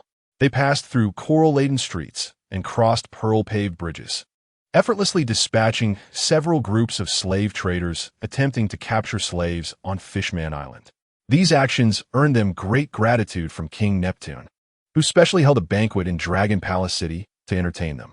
After enjoying such good food and drink for half a month, Jinbei finally, during a trial, punched through a giant rock by the sea, declaring that he had thoroughly mastered the ultimate secret of Fishman karate, muscle flow. From then on, the second crew member of the devious pirates, helmsman Jinbei, officially joined, as the custom pirate ship still needed 2.5 months to be completed. Hilo took Jinbei and a smile to the Sabaody archipelago. On this peculiar island made up of giant bubbles, the sounds of people bustling filled the air, with residents of various races coming and going. Hilo made his way to the bar run by Shaki. He knew that after the dissolution of the Roger Pirates, Rayleigh had hidden here, becoming a coding master, and often frequented this bar. As soon as he pushed open the wooden door of the bar, wind chimes jingled. Hilo immediately spotted the familiar figure at the bar. Rayleigh was leaning sideways on a high stool, playing with a bottle of rum. Sitting across from him was the world's most beautiful woman at the time, Shaki. She rested her elbow on the bar, propping her chin up as she listened to Rayleigh speak, her pretty face radiating a happy smile, the fine lines at the corners of her eyes giving off warmth. Sassy, don't ignore Dana. Rayleigh-sensei. Sister Shaki. Hilo smiled and walked over, taking the initiative to greet them. The two who were conversing turned their heads at the sound, and upon seeing Hilo, a smile instantly spread across Rayleigh's face, his weathered features softening. Little Hilo, what brings you here? Hilo moved closer, his voice tinged with undeniable excitement. Well, after I rescued Captain Roger from the Navy's encirclement, he patted my shoulder and said, "Don't stop, keep sailing in this sea, and recruit powerful comrades who can stir up great waves, because the storm in 24 years needs all of us to fight side by side." As soon as he finished speaking, he slid sideways onto the high stool at the bar, the legs of the stool squeaking against the wooden floor. Hiro snapped his fingers crisply at the inside of the bar, the sound of his knuckles colliding standing out clearly against the lazy jazz background. Sister Shaki. Bring 3 glasses of the strongest rum for me and my 2 new crew members, with ice. Shaki, who was wiping a glass with a cloth, glanced up at him, a smile hidden in the fine lines at the corners of her eyes. "Oh, ice and tea, this little Hiro? How long has it been since you last showed up? You even have your own crew now." Her gaze swept over the 2 people standing behind Hiro. One smile maintained a slightly bent posture, as if he was fully aware of everything around him, while the blue-skinned fisherman had his arms crossed, exuding a calm aura. Chapter 70. Little 8 joins. Shaki shook the 3 bottles of rum in her hand, the bottles clinking together with a dull sound. Then, with a snap, she turned the bottles upside down on the bar. The amber liquid slowly poured into the glass from the tilted bottle. One smile reached out with his bony fingers to grasp the glass. As he tilted his head back, the Adam's apple rolled, and the aroma of the rum wafted from his lips. Jinbei directly lifted the bottle to his mouth, pouring the liquid down, letting it drip down to his collarbone without a care, looking completely at home. When Rayleigh's gaze landed on Jinbei, he raised an eyebrow, trying to dredge up a buried memory. "Aren't you that little chubby one from Fishman Island? What was your name again?" "I'm Jinbei." The fisherman slammed the bottle down onto the bar, splashing a few drops of liquid. He tensed his arms, the blue muscles bulging instantly. "Sharp as rock. Don't call me little chubby." Okay, my mistake." Rayleigh's hearty laughter echoed in the bar as he raised both hands in a gesture of surrender, the wrinkles at the corners of his eyes deepening. "Little Jinbei is very strong, sturdier than a whale." His dismissive tone carried a hint of mockery. And seeing Jinbei's expression soften a bit, he turned to One Smile, who had been quietly tasting his drink. His eyes now filled with more inquiry. "And who is this gentleman wielding a saber?" "His name is One Smile, a master swordsman." Hiro paused for emphasis, and he has eaten the gravity fruit, able to manipulate the weight of all things at will. "Wow." Rayleigh elongated his tone, suddenly sitting up straight from his wicker chair, his thumb almost poking Hiro in the face. "Little Hiro, impressive. You've quickly gathered this level of expert talent. Truly remarkable." He patted Hiro on the back with such force that Hiro stumbled a bit. "No wonder you're my disciple." Hiro twitched the corner of his mouth, rolling his eyes internally. The so-called teaching methods of Rayleigh flashed through his mind, and he silently complained. "You really have no idea how terrible your teaching skills are, yet you still dare to boast." Just as the group was chatting leisurely over the aroma of the rum, the kitchen curtain was suddenly flung open with a whoosh. An octopus fisherman with a round head and a cylindrical mouth dashed out, his 8 tentacles waving chaotically, 2 of which were still wearing white flower-covered chef sleeves. "Boss Shaki, we're running low on the batter and octopus meat for the takoyaki. We need to hurry to the fish market at the port to restock. The rum that Jinbei had just sipped spewed out with a puff, the liquid choking him and causing him to cough violently. He coughed for a full half-minute before clutching his chest to catch his breath, pointing at the octopus fishman and stammering. "A little late? What are you doing here?" Little Eight's eyes widened in surprise, his mouth agape enough to fit a fist. "Brother Jinbei, aren't you supposed to be guarding Dragon Palace on Fishman Island? How did you end up in the Sabati archipelago?" "Never mind me." Jinbei took a few steps to Little Eight's front, his rough palm pressing down on his shoulder. "You said you wanted to go out and explore a year ago, and then you disappeared without a trace. The folks back on Fishman Island are worried sick. How did you end up in this bar?" He glanced at the chef's uniform on Little Eight, still stained with brown sauce, clearly having been making takoyaki. "Well, Brother Jinbei," Little Eight excitedly shook his head, his 8 tentacles gesturing in the air as he animatedly recounted his story. "A year ago, I wanted to leave Fishman Island to see the outside world. But after swimming for several months, all I found was monotonous currents and bare reefs, with no fun places at all. About a month and a half ago, I swam back near the Sabati archipelago, following the warm current, and just happened to see Uncle Rayleigh's ship being attacked and falling into the sea. Without thinking, I rushed over and used my tentacles to pull him away from those attackers. Later, Uncle Rayleigh said this bar needed a takoyaki chef, so he let me stay here to help.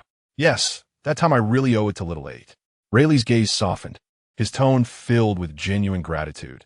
"If it weren't for this little guy pulling me ashore in time, I would have probably fed the sharks long ago. Now I understand." Jinbei's face broke into a gratified smile as he patted Little Eight's shoulder. "You did a great thing." "Oh, right, Little Hero." Rayleigh suddenly slapped his thigh, a sly glimmer flashing in his eyes, as if he had discovered a brilliant idea. He quickly walked up to Hiro, his tone urgent. "Does your pirate crew have chef yet?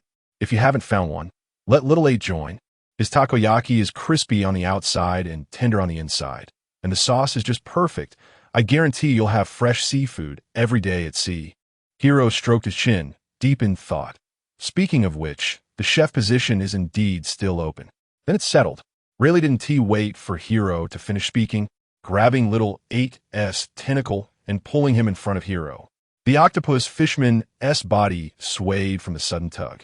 Little Eight's eyes instantly lit up like 2 stars. He had heard of Hiro's exploits and had always dreamed of joining such a pirate crew. Now excited, all 8 of his tentacles were trembling slightly, his voice bubbling with barely contained joy.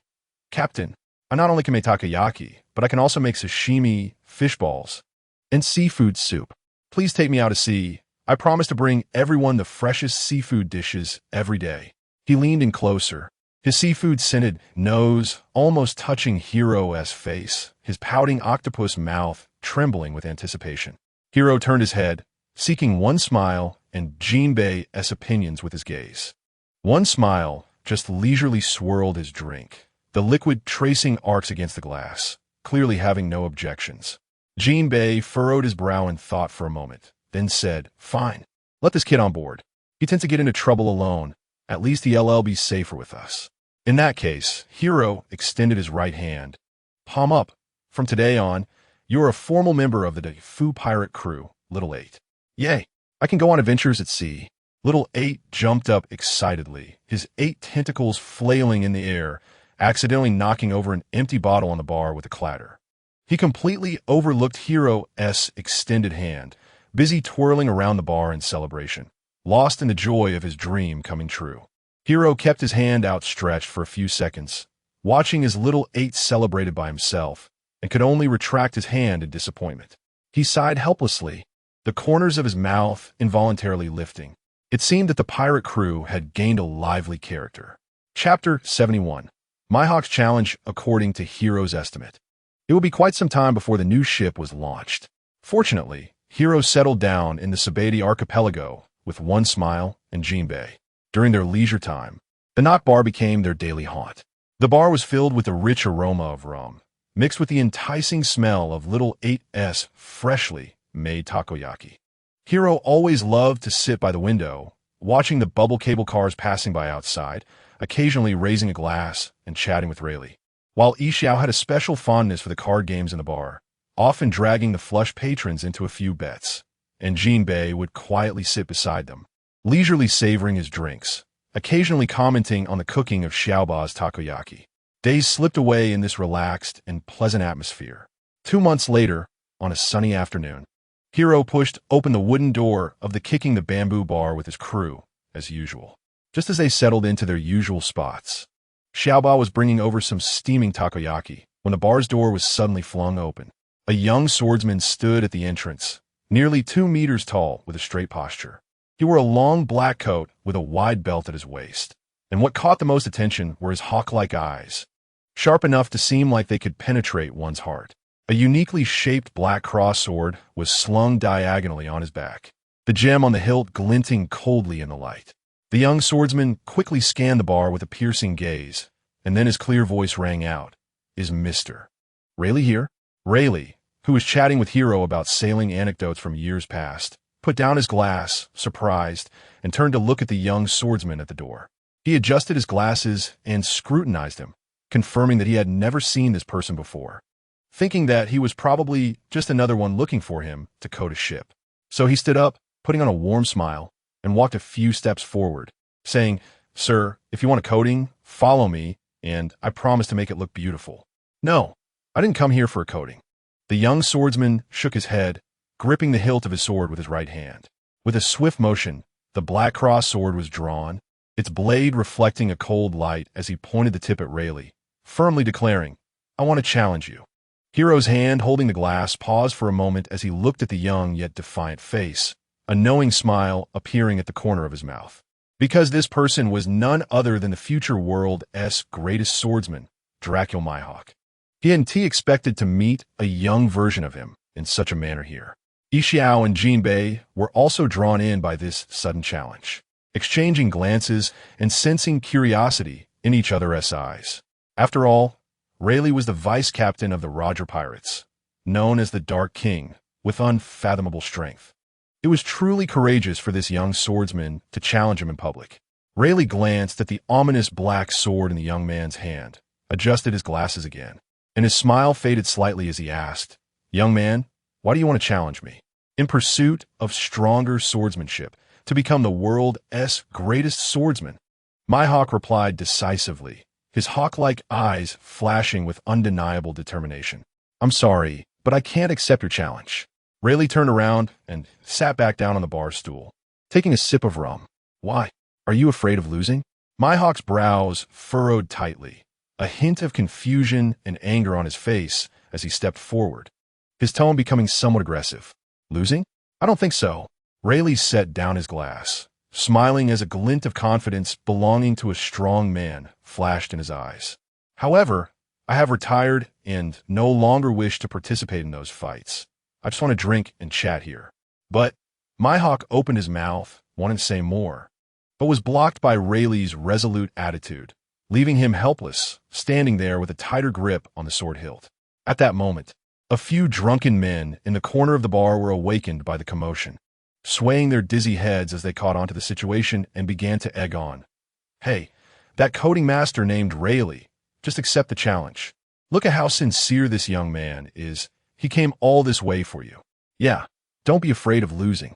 Even if you lose, we won't laugh at you. Ha ha ha. Being a coward will make people look down on you. Who would dare ask you for a coating in the future?" These drunken remarks were like needles, piercingly harsh, and Hiro's face, which had been smiling, instantly darkened. He could not stand to see anyone humiliate his former crewmates like this. An invisible pressure suddenly erupted from him, sweeping across the entire bar in an instant. The drunken men, who had been shouting just moments ago, fell silent and were lulled back to sleep. This pressure made Mihawk's eyes widen in shock as he stared intently in Hiro's direction, a flash of realization striking him. You are the swordsman who robbed the execution site in Road Town? Oh, have you recognized me?" Hiro touched his chin, murmuring to himself with a hint of helplessness on his face. "It seems I was too high profile back then. It's hard not to be recognized." Rayleigh watched this scene with a glint of interest in his eyes. He pointed at Hiro and said to the still shocked Mihawk, "Young man, didn't you want to challenge me? I really don't want to fight anymore, but Hiro is my disciple. You can have a match with him, and if you can win against him, I might consider accepting your challenge." Nanny? Hiro clearly did not expect Rayleigh to play this card. This usually unreliable teacher was actually using him as a shield. Displeasure filled his face as he shot Rayleigh a glare. All right, it's settled. A hint of joy flashed in Mihawk's eyes. He had heard of the deeds of the swordsman from Road Town and had always wanted an opportunity to spar with him. This swordsman who robbed the execution site is also someone I want to challenge. Hey, I haven't agreed yet. Why are you so excited?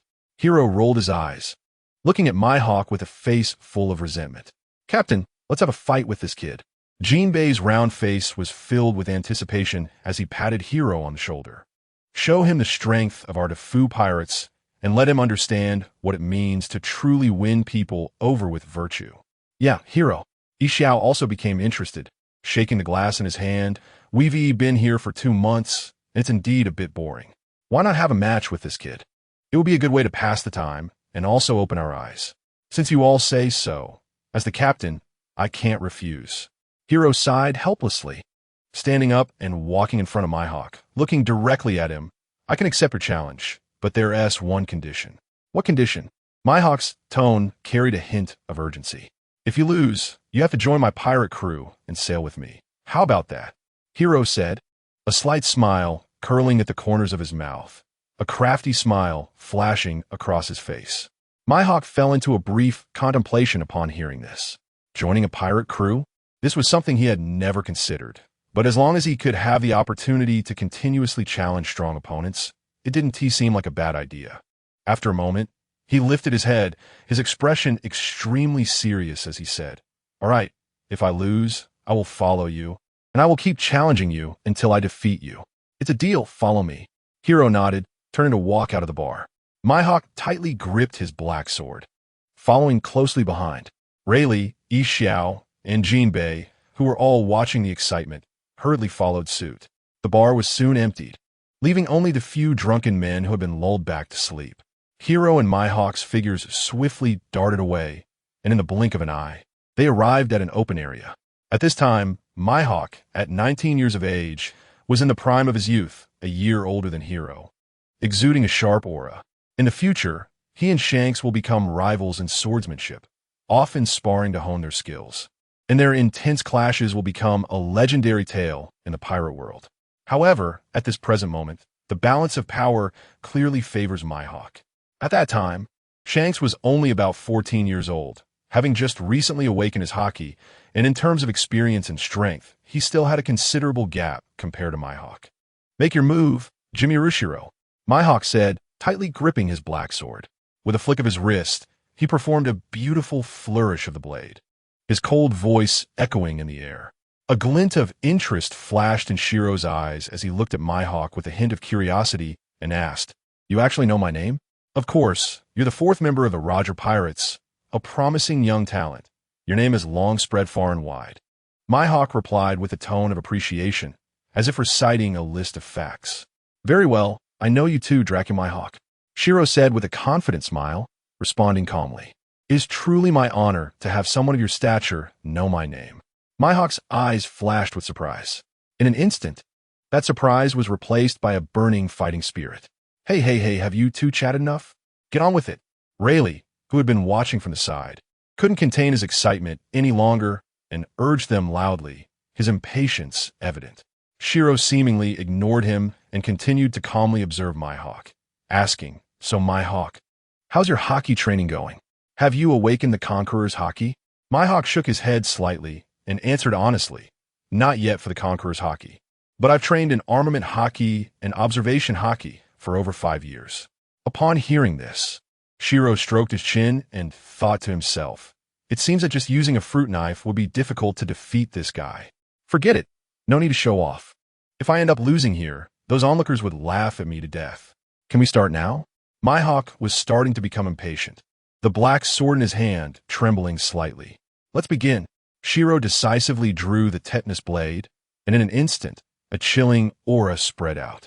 With a clang, the sound of metal clashing resonated through the clearing. The two black swords collided fiercely, sparks flying. Mihawk's swordsmanship was not only agile and varied, but also contained immense power. Over the years, he had continuously challenged other swordsmen, honing his skills through numerous battles, never having tasted defeat. It was precisely because of this that the thought of challenging Rayleigh arose in his heart, longing to explore a higher realm of swordsmanship against a stronger opponent. At this moment, he had already entered the ranks of sword masters, just one step away from becoming a great swordsman. Shiro's swordsmanship was taught by the swordsmanship masters Roger and Rayleigh, blending their essences. At the same time, he skillfully combined the spatial transfer abilities of the pawpaw fruit, making his moves grand and imposing. In terms of speed, he surpassed common understanding, fast as lightning, leaving people dazzled. In terms of swordsmanship alone, Shiro was slightly better than Mihawk at this point. However, when combined with the abilities of the pawpaw fruit and the conqueror's haki, the advantages became immense. Nevertheless, Shiro did not want to easily defeat Mihawk. He had deeper intentions, wanting to use this opportunity to test the current true strength of this future world's greatest swordsman. The two exchanged blows, their figures darting across the clearing like two black flashes of lightning. In the blink of an eye, they had already engaged in over 50 exchanges. Shiro maintained a calm expression, his breathing steady, while Mihawk had beads of sweat forming on his forehead, his breath becoming slightly hurried. This battle clearly placed considerable pressure on him. In Mihawk's view, Shiro's swordsmanship was a storm woven of strength and speed. Each encounter required him to go all out, expending a great deal of energy. He keenly realized that close combat was extremely disadvantageous for him, and if things continued like this, defeat was only a matter of time. Thus, after another exchange, Mihawk swiftly retreated, attempting to create distance from Shiro and look for new opportunities. Seeing this, Shiro felt a surge of anticipation. He knew that Mihawk would surely unleash a powerful move. Sure enough, Mihawk gripped his black sword tightly, all his strength instantly converging into the blade, then suddenly swung it. A blue energy slash, accompanied by a howling wind, raced towards Shiro with a whoosh. Shiro reacted quickly, sidestepping effortlessly to avoid the slash. He frowned slightly and couldn't help but complain, Hey, don't you have a name for your technique? Why don't you shout it out before you attack? In his understanding, powerful techniques should be accompanied by a loud name to showcase their might. To his surprise, Mihawk coldly retorted, Why waste time naming techniques? Shiro was momentarily speechless, feeling that Mihawk's point was quite reasonable. Upon reflection, who would take the time to name a bunch of moves, only to forget them later? However, he had to admit that Mihawk's approach of not naming his techniques inexplicably exuded an unapproachable aura. To outsiders, his ultimate move seemed plain, yet they could strike a deadly blow to opponents in an unassuming manner. No, if it goes on like this, Mihawk will have successfully shown off, and even if I win, I'll lose my flair, Shiro thought to himself, his gaze falling on the tetanus blade in his hand, a thoughtful smile slowly emerging on his face. He called out, Little Tetanus, the next battle is up to you. Yes, master, a clear voice of the sword's spirit echoed. And then the tetanus blade slipped from Shiro's hands, drawing a sharp arc in the air as it charged toward Mihawk. Chapter 73. The departure of the Defuhao. Shiro stretched lazily, his face showing a look of utter boredom, even exaggerating a yawn. This series of actions seemed to announce to everyone, the opponent is too weak, and this battle is incredibly dull for him.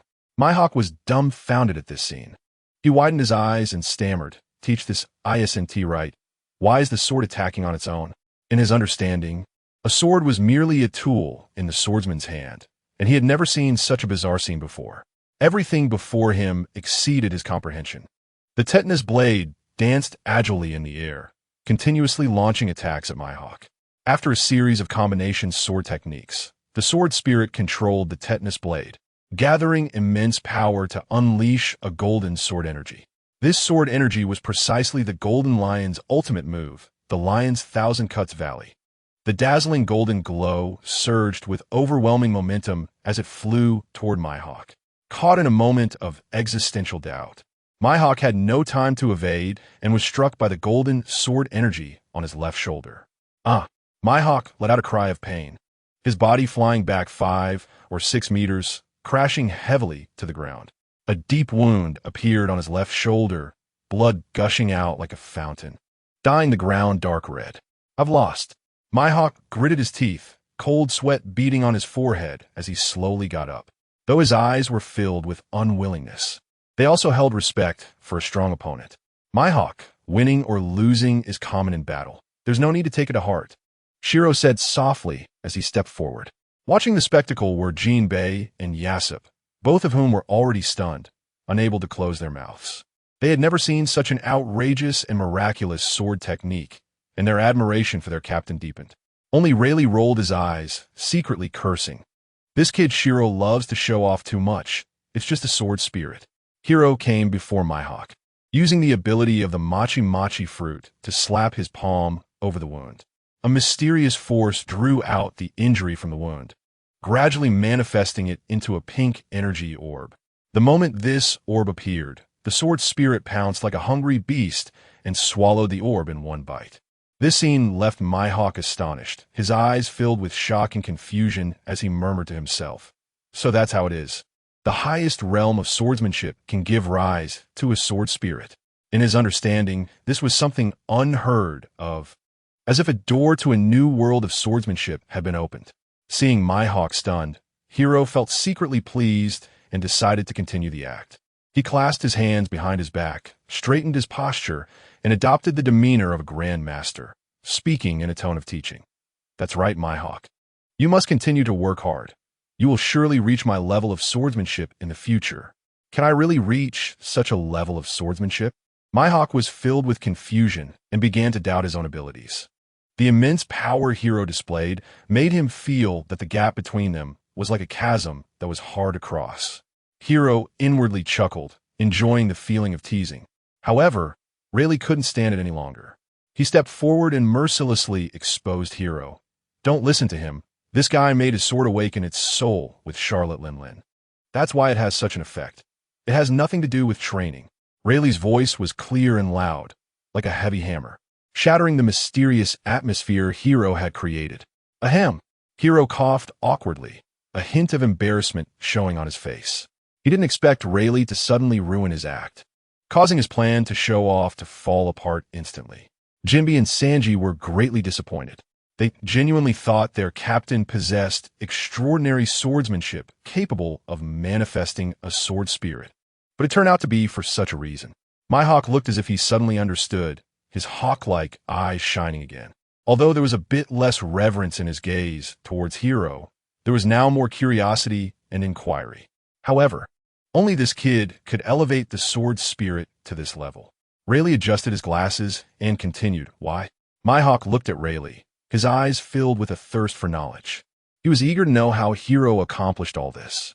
Because this kid had the brilliant idea of using the injuries inflicted by the machi fruit to nourish the sword spirit, enhancing its power while also boosting the effectiveness of his sword.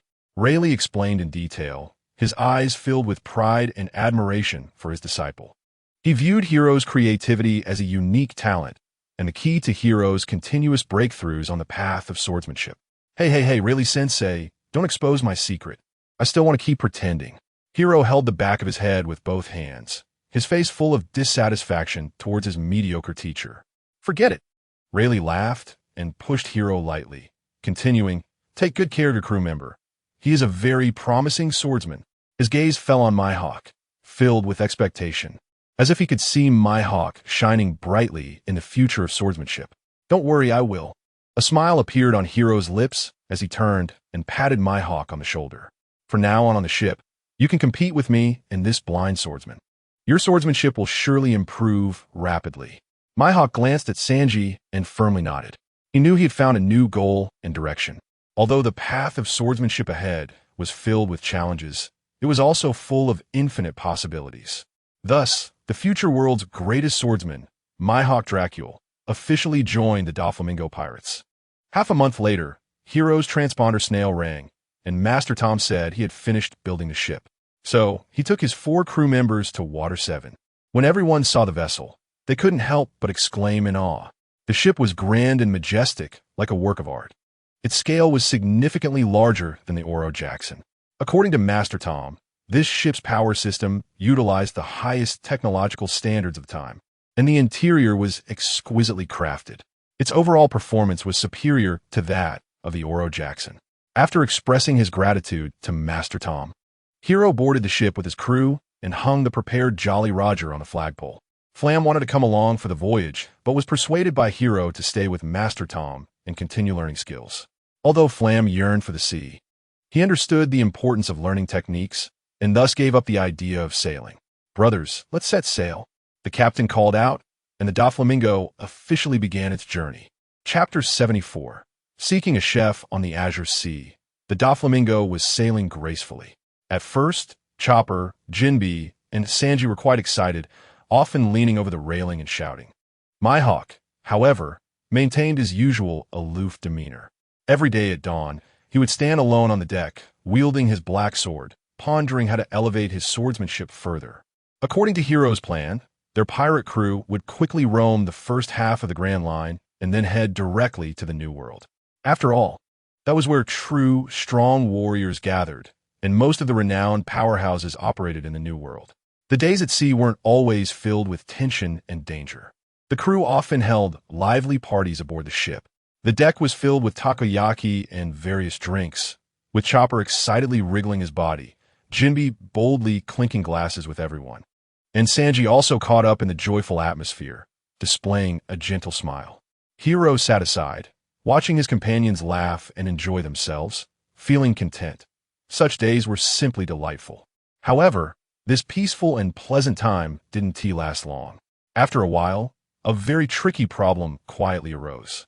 The crew began to lose their appetite, showing little interest in the food on the table, and some even felt nauseous.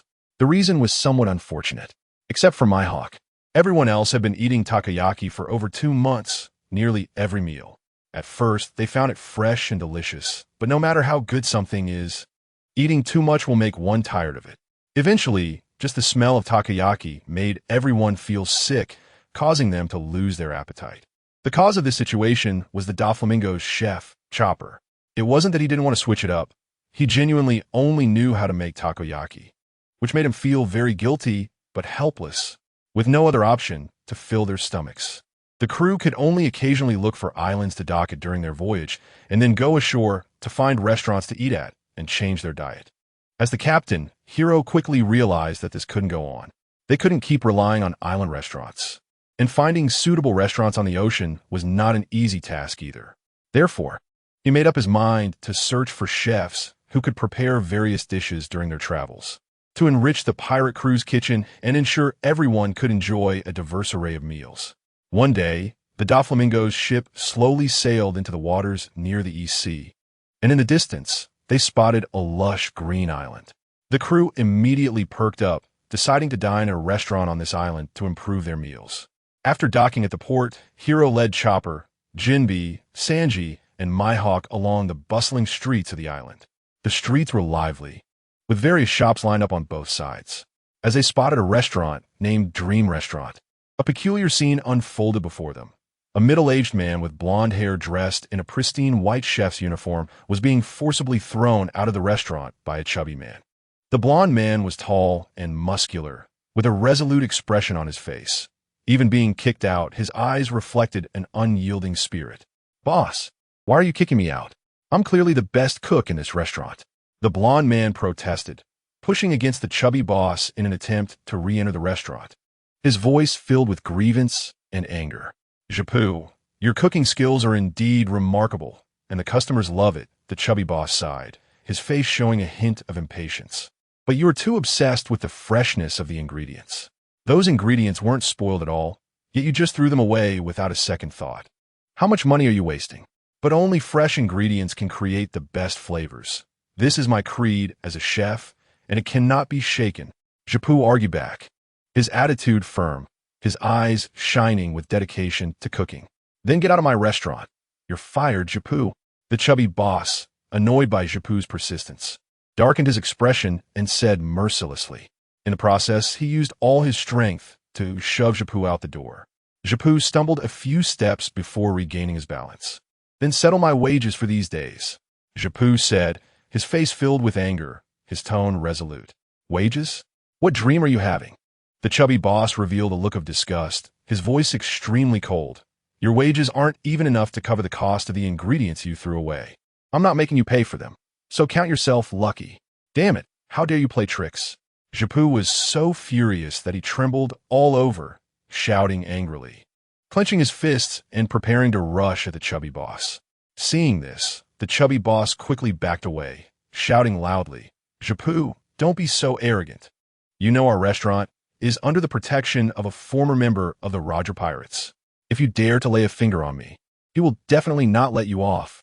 Just as Jappu's fist was about to hit the chubby boss's face, he suddenly paused, a complex expression flashing in his eyes upon hearing this. The chubby boss, seeing him stop, mistakenly thought he was scared and became even more arrogant, smugly saying, Jappu, if you're smart, you'll get lost quickly. Otherwise, when that big shot arrives, you won't be able to leave, and you'll be in for it. Hearing this, Jappu's hesitation vanished in an instant, and his retracted fist swung forward fiercely, knocking the chubby boss back 4 or 5 meters, crashing heavily to the ground. He glared at the chubby boss and shouted, Even if Roger comes, you must settle my wages today. The chubby boss covered his face, crying out in pain while cursing, and instructed the stunned waiter in the restaurant. Quick, call that person to come deal with this reckless Jappu. The waiter finally regained his senses, hurriedly ran into the restaurant, trembling hands picking up the phone to dial a number. A few members of the Defo Pirates stood not far away, watching everything clearly. Seeing Jappu knock down the unreasonable chubby boss with one punch, everyone felt a sense of relief and began to applaud for Jappu. Hilo looked at the blonde chef Jappu, who insisted on fresh ingredients and fought for his wages, a glimmer of light flashing in his eyes, secretly thinking, Isn't this the chef I've always dreamed of? Truly, it's like finding something without searching. However, when he heard the chubby boss mention that the restaurant was under the protection of a former member of the Roger Pirates, his interest was piqued again. He wanted to see who this person really was. However, he also knew that in such places, it was likely someone was impersonating, as it wouldn't be easy to encounter a former member of the Roger Pirates. Chapter 75.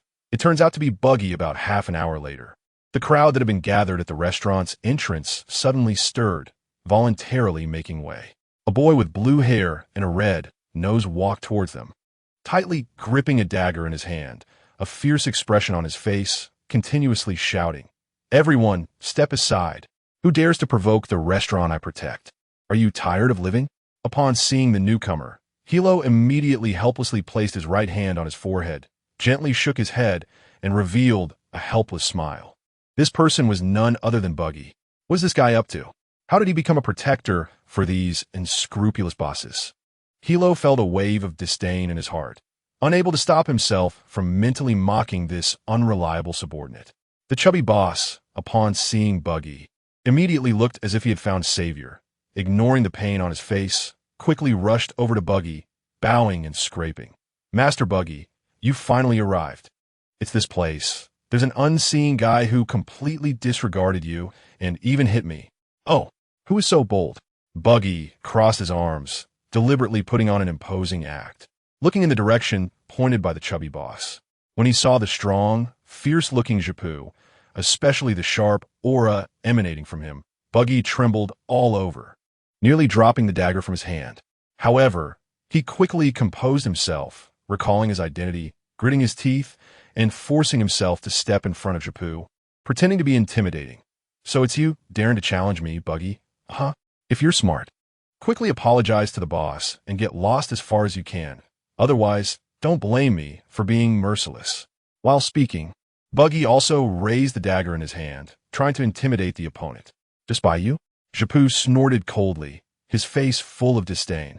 Don't say you're just impersonating a former member of the Roger Pirates.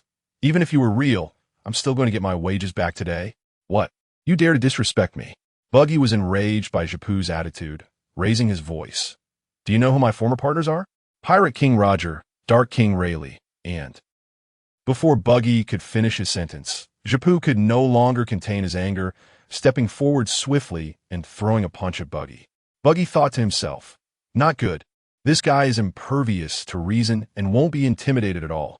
His body began to tremble instinctively, and he hurriedly shielded his head with his hands, closing his eyes in preparation for the blow. However, the expected punch did not land on him. Confused, Buggy cautiously moved his hands away and opened his eyes to check the situation. He saw a tall blonde youth standing in front of him, easily gripping Japu's powerful punch in his hand. The one who intervened was, of course, Hilo. "Who are you? Why are you helping this fraud?" Japu gritted his teeth, feeling the intense pain radiating from his fist. He hadn't expected this sudden appearance of a young man to possess such formidable strength. He is not a fraud. He really is a member of the Roger Pirates. Hilo smiled as he turned his head to look at Buggy hiding behind him, teasingly saying, "ISNT that right? Little Buggy?" Hilo. Upon seeing Hilo, Buggy instantly felt like he had found a backbone. The previous arrogance and fear vanished without a trace, replaced by grievance.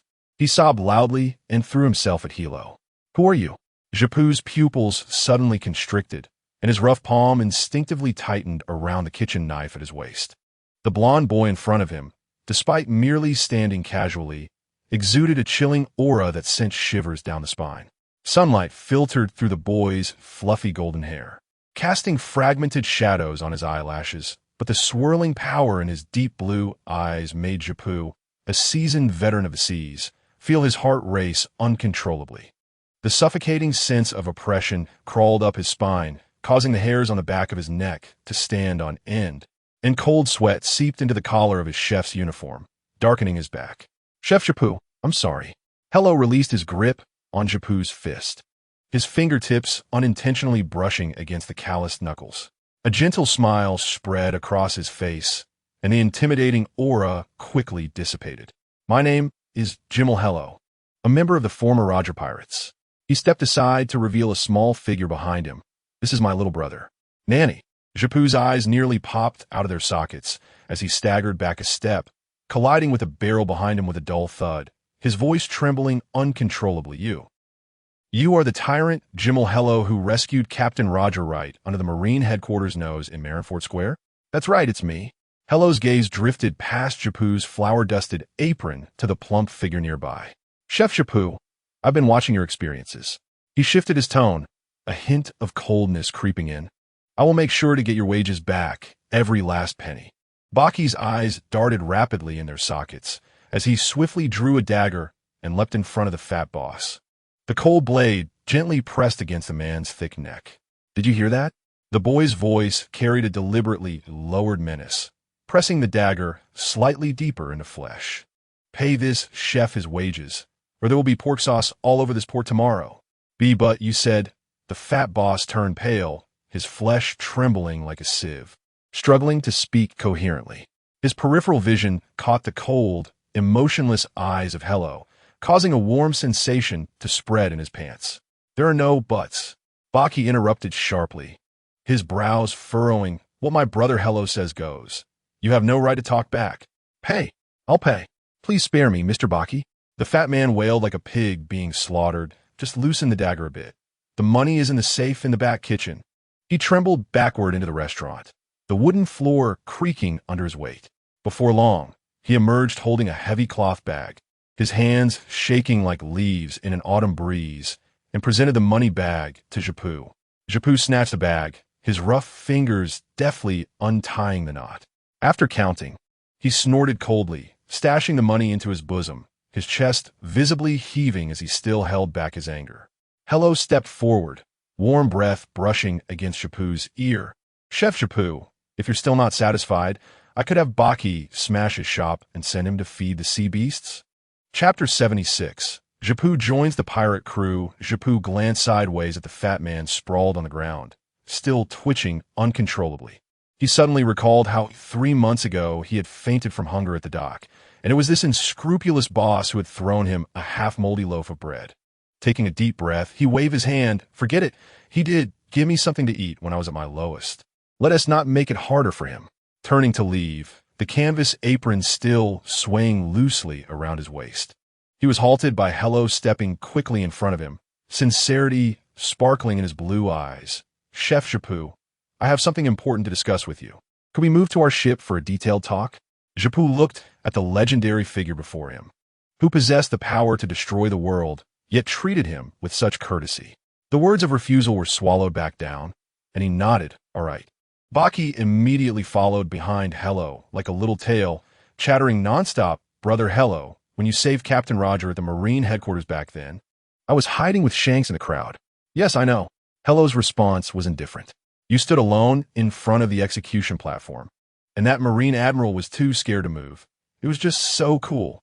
Baki animatedly gestured, his eyes sparkling with admiration. Shanks and I bragged about it for 2 whole months after we got back. Hello suddenly stopped and turned to look at him, gently sighing. Baki, is this what you've been doing all this time? Showing off and deceiving people? Baki's excitement instantly froze, scratching his messy hair, his cheeks slightly flushed. Brother Hello, you know my strength doesn't compare to yours. I can only use my identity as a former member of the Roger Pirates to, intimidate these ordinary folks. You're underestimating yourself. Hello patted his shoulder, his strength moderate. Your split fruit has great potential, if you can develop it well. You might not be unable to become a strong individual in the future. He paused, his gaze deepening. You have a unique charm that makes people easily want to follow you. You don't need to do these petty tricks. Brother Hello, am I really that amazing? Baki stroked his chin, his eyes widening, already imagining himself leading thousands to dominate the new world, a grin stretching from ear to ear. Believe in yourself. You can do it. Hello reached out and ruffled his hair, his tone filled with certainty. Don't forget, you are someone I, Jimmel Hello, have high hopes for. Brother Hello, you're the best to me. Baki suddenly lunged forward, hugging Hello's arm, tears and snot smearing onto his sleeve. You're the only one on this whole sea who truly encourages me. Hello wrinkled his brow in disgust and pushed him away, pulling out a handkerchief to wipe his sleeve vigorously. Stay away from me. Don't rub your dirt on me. Yet, he couldn't help but think. If this kid knew that according to the usual plot development, he would one day become one of the 4 emperors, I wonder how proud he would be. The group quickly reached the end of the port, where a massive pirate ship was quietly docked. The pitch-black hull resembled a lurking giant beast, and the gold embroidered on the sails gleamed brilliantly in the sunlight. Even more imposing than Roger's Oro Jackson back in the day. Baki's eyes nearly popped out, drool almost spilling on the ground. Brother Hello, I have an idea. I disagree. Hello interrupted him without a second thought. But I haven't even said anything. Baki jumped up in frustration, arms wide open to block Hello. I want to go with you. I knew you were going to say that. Hello pressed down on his shoulders, his expression turning serious. But Baki, you need to go out and experience things on your own to truly grow. If you stay by my side, you will always just be a little follower beside the tyrant. Do you understand? Baki's shoulders slumped, fingers twisting the hem of his clothes as he mumbled, well, fine. I'll listen to you. After a moment of silence, he suddenly looked up, his eyes sparkling. Brother Hello, then I want to go up. I wish you become the Pirate King soon, and let the Dufuhao be the most powerful pirate ship in the world. Without waiting for Hello to respond, he turned and dashed towards the other end of the dock, waving his hand back a few steps, his figure quickly disappearing into the crowd. This kid has more backbone than I thought. Hello smiled at his retreating figure, silently wishing him well. As Hello stepped onto the deck of the Dufuhao, he was about to instruct his subordinates to prepare tea when Xiao Ba came running over, balancing a tray. On the tray were a dozen round, plump takoyaki balls, the oil still sizzling on the surface. Mr. Japu, please have some snacks. Xiao Ba grinned, showing 2 rows of sharp teeth. This is my specialty. Japu picked one up, blew on it, and took a bite. The chewy octopus mixed with the crispy aroma of the batter spread in his mouth, and his eyes lit up as he nodded repeatedly. Not bad, not bad. The taste is very authentic. But when he looked up, he found that Shiro and the other crew members were frowning and shrinking back, their faces filled with resistance. Why aren't you eating? Japu asked in confusion. Shiro turned his head to the side, as if just seeing the takoyaki could evoke painful memories. Chef Japu, to be honest, our ship's cook only knows how to make this. For the past 3 months, we've had takoyaki for every meal, and now we get nervous just seeing round things. Is that so?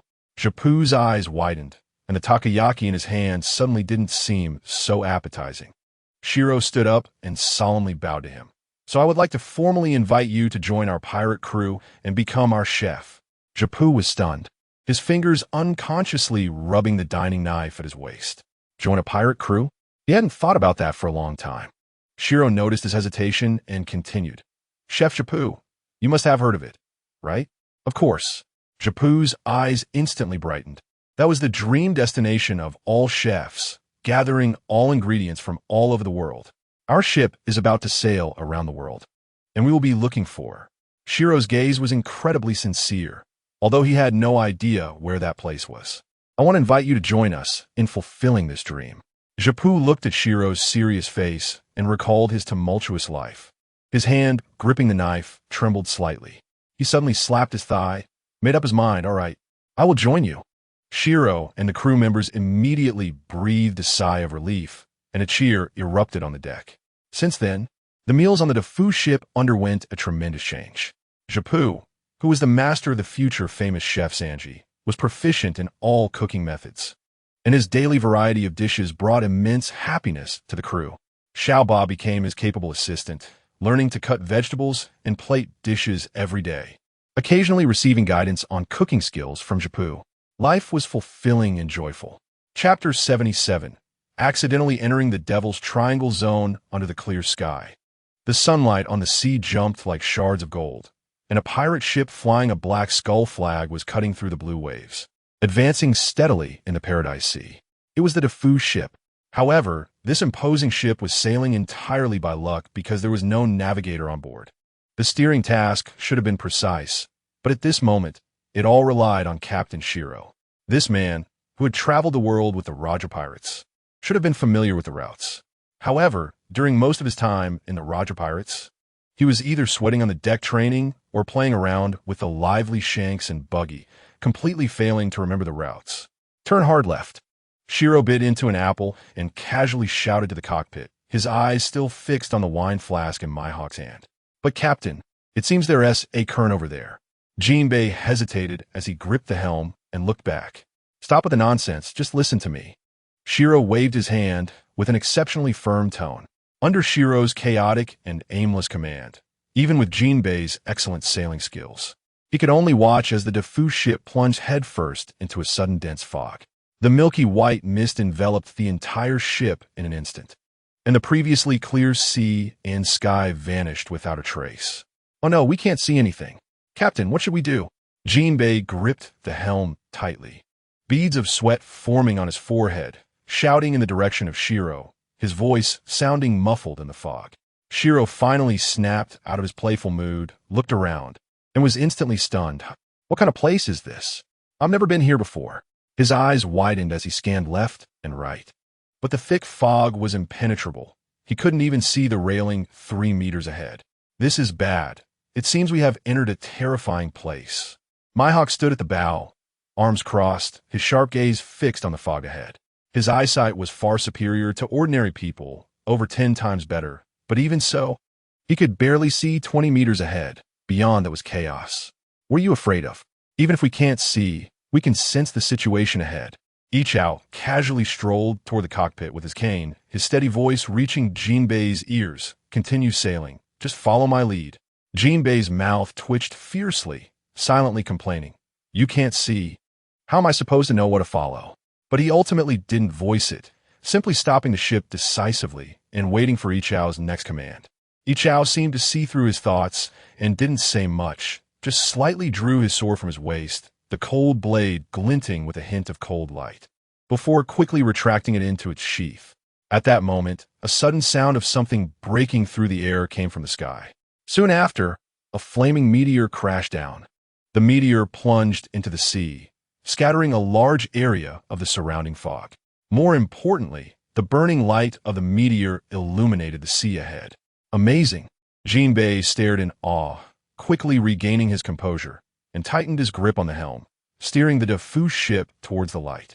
Thus, every time the fog thickened again and obscured their vision, Ichao would casually draw and sheath his sword, and a meteor would fall from the sky just in time, exploding the fog and bringing light. Jinbei carefully maneuvered the ship through the mist, making slow progress with the help of this brief illumination. 15 minutes later, the Defu ship finally broke free from the fog zone, but crashed headlong into an even more eerie and terrifying place. The sky here was gray and hazy, with not a trace of sunlight. The sea was littered with broken planks and rusty iron, and the air was thick with a decaying odor.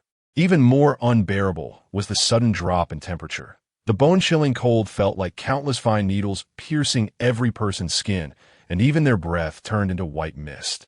Achoo! Japu and Xiaoba rushed out of the kitchen almost simultaneously. Japu tightened his apron and clutched a kitchen knife, likely startled by the sudden cold while chopping vegetables.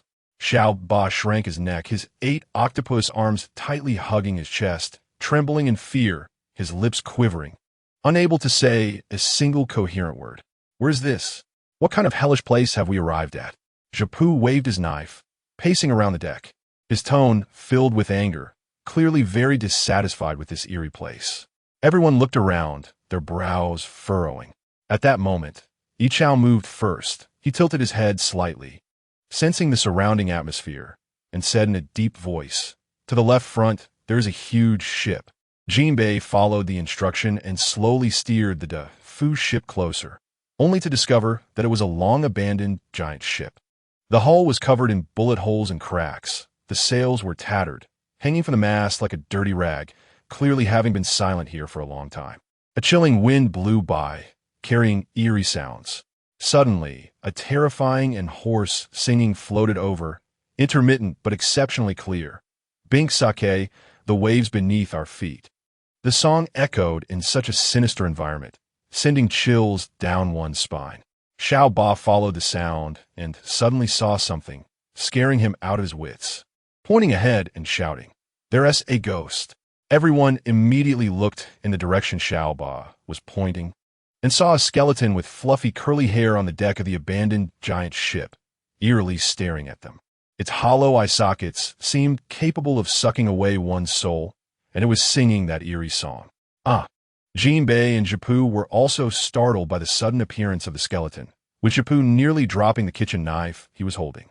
Although Mihawk did not scream, the calmness on his face was gone, and he swiftly drew the black sword Yoru from his back, its blade glinting coldly, ready for battle. Yixiao also tightened his grip on the weapon in his hand, leaning slightly forward, vigilantly staring at the skeleton, exuding an invisible pressure. Only Shiro stood there with his mouth agape, disbelief written all over his face. He stared fixedly at the skeleton, his mind racing with turmoil. That fluffy curly hair, that iconic skeleton image, it was none other than Brook. In other words, they had inadvertently wandered into the legendary Devil's Triangle. "Don't attack," Shiro quickly reacted, stepping forward to block Mihawk and Yixiao. "Do you know this ghostly thing?" Mihawk raised an eyebrow, looking at Shiro in surprise. Yet he did not lower his black sword Yoru. "Not exactly, no, but I have some understanding. He is not a bad person, nor is he a ghost." Shiro frowned, trying to organize his words and explain with difficulty. He knew Brook's background, but he feared that few would believe it if he spoke up. "Yo-ho-ho-ho, someone actually knows me?" Brook let out his signature laugh, the sound echoing over the vast sea, sounding somewhat eerie. He tilted his head, a hint of confusion flashing in his hollow eye sockets. "Are you someone I knew before? I've forgotten too many things." After calming the still wary crowd behind him, Shiro turned to Brook and said, "I know some of your situation. You must have had your shadow taken by Gecko Moria, which is why you have to stay here, right?" "Great. You actually know all this," Brook exclaimed excitedly, jumping up. "Unfortunately, I can't leave. Otherwise, I could take you to see girls' panties. Yo-ho-ho-ho." As he spoke, he exaggeratedly gestured, even puffing out his non-existent chest, his actions comical and amusing. Saying this, Brook leaped onto the deck of the Thousand Sunny. The members of the Foxy Pirates looked at the skeleton that suddenly jumped onto their ship and was babbling nonsense, their brows furrowed, glancing at each other, unsure of what to do. Little 8, frightened, hid behind Japu, while Japu gripped his kitchen knife tightly, ready to defend against the uninvited guest. In the end, their gazes all turned to Shiro, waiting for their captain to make a decision. Shiro's mouth twitched as he looked at Brook's appearance, secretly sighing. As expected, no matter how much time passes, Brook's obsession with girls' panties remains so strong. He cleared his throat and asked Brook, "So, Brook, do you want to leave this cursed place?" "Of course I do," Brook answered without hesitation, his tone filled with longing. He leaned closer to Shiro, eagerly saying, "But I don't have a shadow. Once I see sunlight, I'll turn to ashes, even though I'm already a skeleton." I can help you get your shadow back. Shiro smiled, shifting the conversation and inviting Brooke. But how about you join our pirate crew afterward? I would love to. Brooke answered without a second thought, not hesitating at all. Leaving this cursed place was a tremendous opportunity for him. Nanny? Mihawk, Ishiao, Jinbei, Japu, and Little Eight nearly shouted in unison, their faces filled with shock and confusion. Wait, Captain, are you really going to let this skeleton on board? You can't be serious. Japu was the first to voice his doubts. What if he suddenly pops out from some corner at night? Wouldn't that scare us to death? Exactly. If he's around, I won't be able to sleep at night. Little Eight chimed in, looking particularly pitiful as he waved his 8 octopus tentacles. Mihawk and Ishiao exchanged glances. Although they were also surprised by Shiro's decision just now, they quickly regained their composure. They cleared their throats, put away their weapons, and returned to their usual enigmatic demeanor, though their eyes still carried a hint of helplessness. Please don't say that. Shiro quickly stepped forward, arms outstretched to shield Brooke, his tone filled with urgent defense. Brooke is really a good person. No, a good skeleton. He turned to face the doubtful crowd, continuing, You haven't spent time with him. He has a kind heart. Besides, he's a top musician in the world. When we drift at sea, no matter how noisy the wind is or how dull the days are, as long as he picks up an instrument and plays music, wouldn't that make our days much more enjoyable? Upon hearing this, the spark of life in Brooke's hollow eye sockets suddenly brightened, and his bony fingers fumbled at his waist for a moment before producing a shiny violin. The bow trembled lightly, and a stream of clear, flowing notes immediately rippled through the air, gently plucking at everyone's heartstrings. In an instant, the beautiful, enchanting music filled the ears of everyone present. Some people's eyelashes fluttered lightly, some instinctively held their breath, and all involuntarily closed their eyes, allowing the flowing melodies to spread through their bodies with the blood. Brooke's music contained a power that could penetrate flesh and reach the soul, as if it was narrating the tenderness of a century of solitude, and singing of the perseverance amidst raging waves, almost causing even the hardest hearts to ripple. Soon, the last note dissipated from his fingertips, but the lingering resonance clung to the air like mist around the mast, refusing to fade. Everyone remained immersed in that dream woven from melodies, even their breathing becoming exceptionally gentle. How was that? Shiro's voice, laced with a smile, broke the silence as he turned his head to look at the still entranced crowd, his eyes sparkling with mischief. Do you still oppose him joining us? Welcome aboard, Brooke. The first to break free from the music was Little Eight, who excitedly shook his head, one stout octopus tentacle slapping against his palm before reaching out to Brooke. Next, Japu stroked his beard, Ishiao rubbed his eyes, and Mihawk nodded slightly, the three of them stepping forward in turn to gently shake Brooke's bony hand. In fact, Shiro's insistence on having Brooke join the pirate crew was not solely based on his identity as a musician. More importantly, this skeleton hid many mysterious stories behind him. He was born into a noble family in a kingdom and had an almost obsessive love for music since he could remember. His parents traveled the world to hire renowned teachers to satisfy his wishes. The countless days and nights spent practicing on the black and white keys ultimately allowed his musical skills to reach an unparalleled level. Moreover, his strength was not to be underestimated. It should be noted that Brooke was once the vice captain of the Rumbar Pirates, and being able to secure that position in an era filled with strong characters was no easy feat, unfortunately. The Rumbar Pirates encountered the Rocks Pirates in the Grand Line, and a sudden plague swept through the entire ship, claiming nearly everyone's lives. Only Brooke, having eaten the Yomi Yomi no Mi, managed to snatch a life back from the grasp of death. But the long years acted like a dull knife, slowly wearing away his memories. Even the formidable strength he once possessed faded along with the lost past. However, Shiro knew very well that in this world rampant with pirates, a secret was circulating. As long as Brooke could remember the strength he had at his peak, his power could soar instantly, potentially even reaching the level of an emperor. How could he possibly miss out on such a potential asset? Chapter 79, Arrival at Wano Country. Let me introduce myself. My name is Jabbar Hiro, and I am a captain of the Defu pirate crew. Shiro extended his hand, and firmly shook Brooke's cold skeletal hand. "I'm Brooke, a musician." There was an unmistakable gratitude in Brooke's voice as he shook back, the sound of their finger bones clacking lightly. "I am truly honored to join this pirate crew." Next, Shiro introduced everyone in the crew to Brooke one by one, from the boisterous helmsman to the taciturn sniper. Each greeted Brooke with a smile.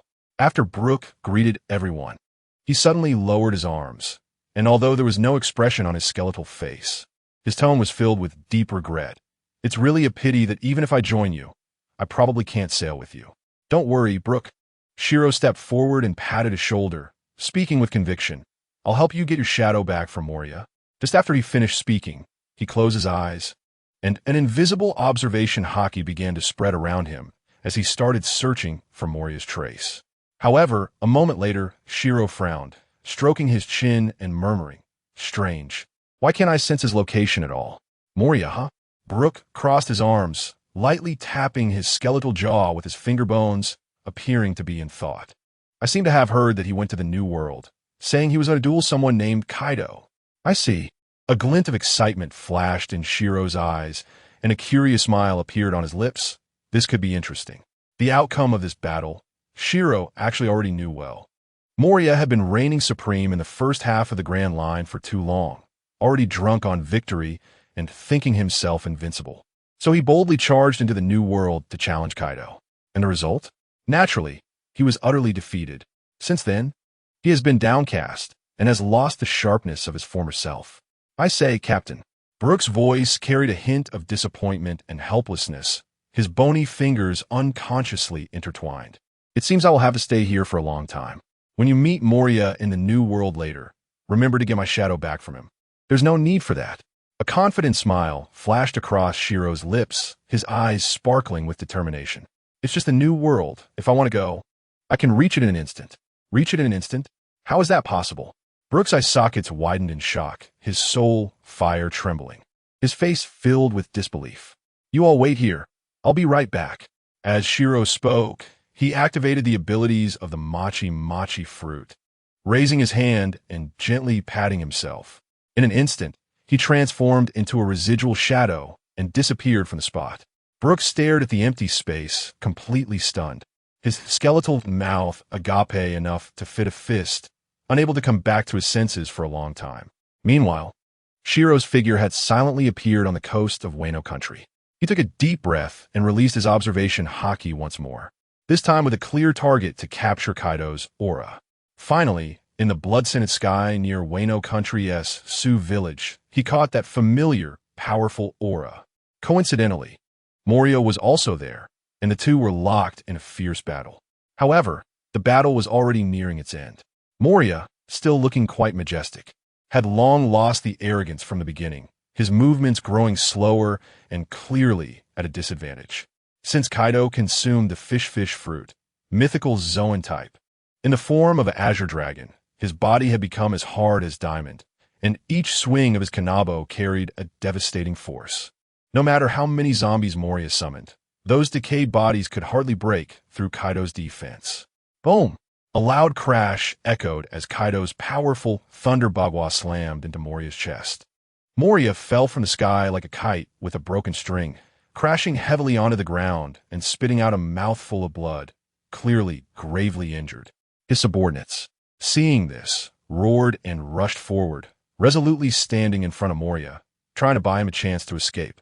But Kaido had already lost his mind in the heat of battle, a fierce smile on his face as he unleashed his innate killing instincts. In just a moment, those loyal subordinates fell one by one into pools of blood, almost all eliminated. Moria watched his subordinates sacrifice themselves to protect him, his fists clenched tightly, filled with unwillingness.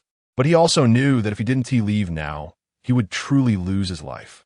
However, just as he was enduring the pain and preparing to escape using the powers of the shadow fruit, a golden figure suddenly appeared in front of him, blocking his path. The newcomer was, of course, Shiro. "Why you are?" Moria's throat tightened, his murky eyes fixated on the sharply defined handsome face before him, his pupils suddenly constricting to the size of a pinhole. He had witnessed this blonde kid break through the layers of the Navy's blockade in Lowtown, saving Roger from the executioner's blade, under the gaze of tens of thousands. The aura that Shiro exuded back then was still imprinted in his marrow. "Stop talking nonsense. If you don't want to die, come with me," Shiro barked, his voice carrying an undeniable pressure. Before Moria could recover from his shock, a hand enveloped in white air currents had already slapped against his chest. Moria felt an invisible energy surge towards him, and by the time he realized it, his figure had disappeared.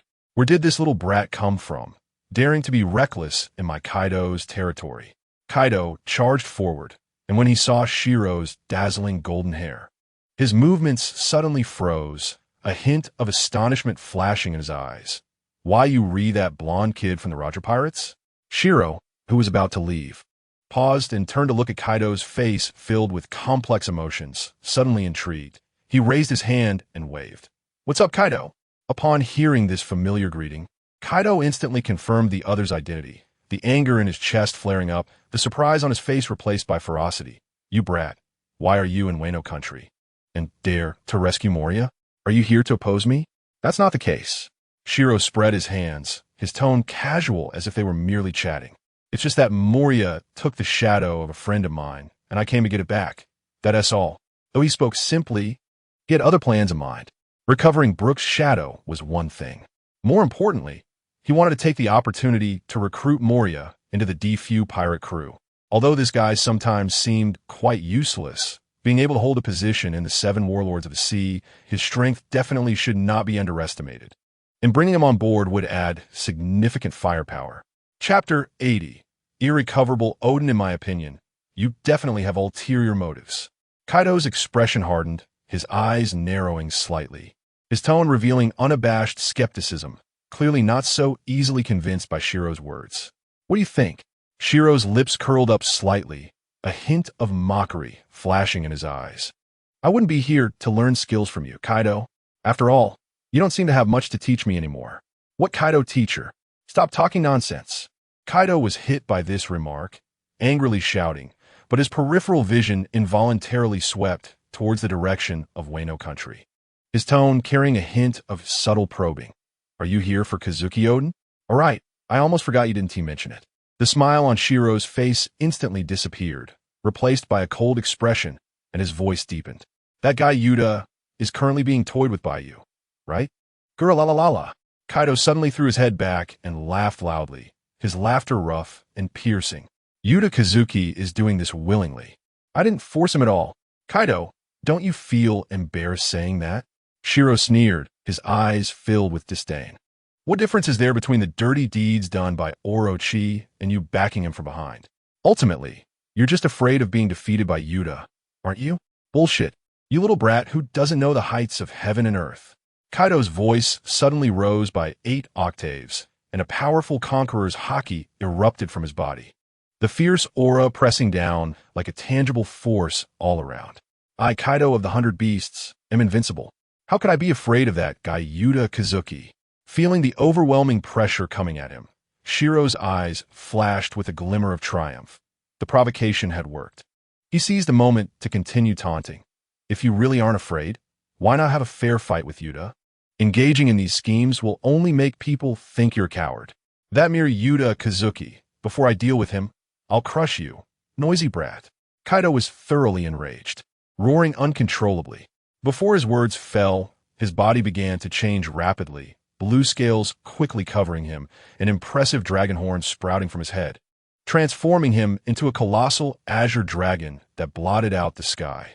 Accompanied by a deafening dragon roar, a scorching dragon breath shot towards Shiro like magma. Shiro calmly patted his chest, activating the ability of the bouncing fruit. His figure vanished in place, and the next second, he appeared hundreds of meters away. As Kaido's heat breath, capable of melting steel, struck the empty space, leaving a charred trench on the ground. "Kaido, did you forget I have the bouncing fruit? Such an attack is useless against me." A playful smile tugged at the corners of Shiro's mouth as he deliberately waved his palm. "How about this? I'll call Yuta right now and let him come here to have a proper fight with you. How about that?" "Roar." Kaido let out an angry dragon roar, his huge dragon eyes blazing with fury. "Go ahead and call him. Today, I'll take care of both you and him." Shiro grinned, pulled out a den mushy from his pocket, and skillfully dialed Lady Toki's number. The Den Den Mushi quickly rang, and after a few seconds, it was connected. "Hello, is this Shiro-kun? What's the matter?" Lady Toki's gentle voice came from the Den Den Mushi, carrying a hint of warmth. "Lady Toki, please help me find Yuta." Shiro spoke rapidly, his voice laced with a deliberately created urgency. "I'm in Ringhoku village, and Kaido has agreed to have a fair duel with Yuta, so tell him to hurry over." "Okay, I'll go tell my husband right away," Lady Toki replied without hesitation, and soon after, the sound of hurried wooden clogs hitting the ground could be heard from the other end of the line. Shiro held the Den Den Mushi, his gaze fixed on Kaido not far away, a determined smile on his face. However, not long after, the shape of the Den Den Mushi suddenly changed, transforming into the somewhat naive face of Yuta Kazuki. "Shiro, you shouldn't interfere in this matter." Yuta's voice carried a hint of fatigue and helplessness. "If I really resist, Orochi will go after innocent civilians to kill. I can't do that." Upon hearing this, Shiro felt his blood pressure spike, almost spitting out a mouthful of old blood. He took a deep breath, suppressing his anger, and gritted his teeth. "Yuta, have you ever thought that as long as we take down Kaido, Orochi will have no backing and won't dare to act recklessly, and those civilians will naturally be saved?" "Stop talking, Shiro." Yuta's tone suddenly became righteous. "You don't understand the situation in Wano country. I have to pretend to be a fool every day, dancing naked in the streets to ensure the safety of the people. This is my responsibility. Your responsibility, my ass." Shiro could no longer contain his anger, cursing loudly. "You're just a stupid donkey. You deserve to be completely controlled by that bastard Orochi."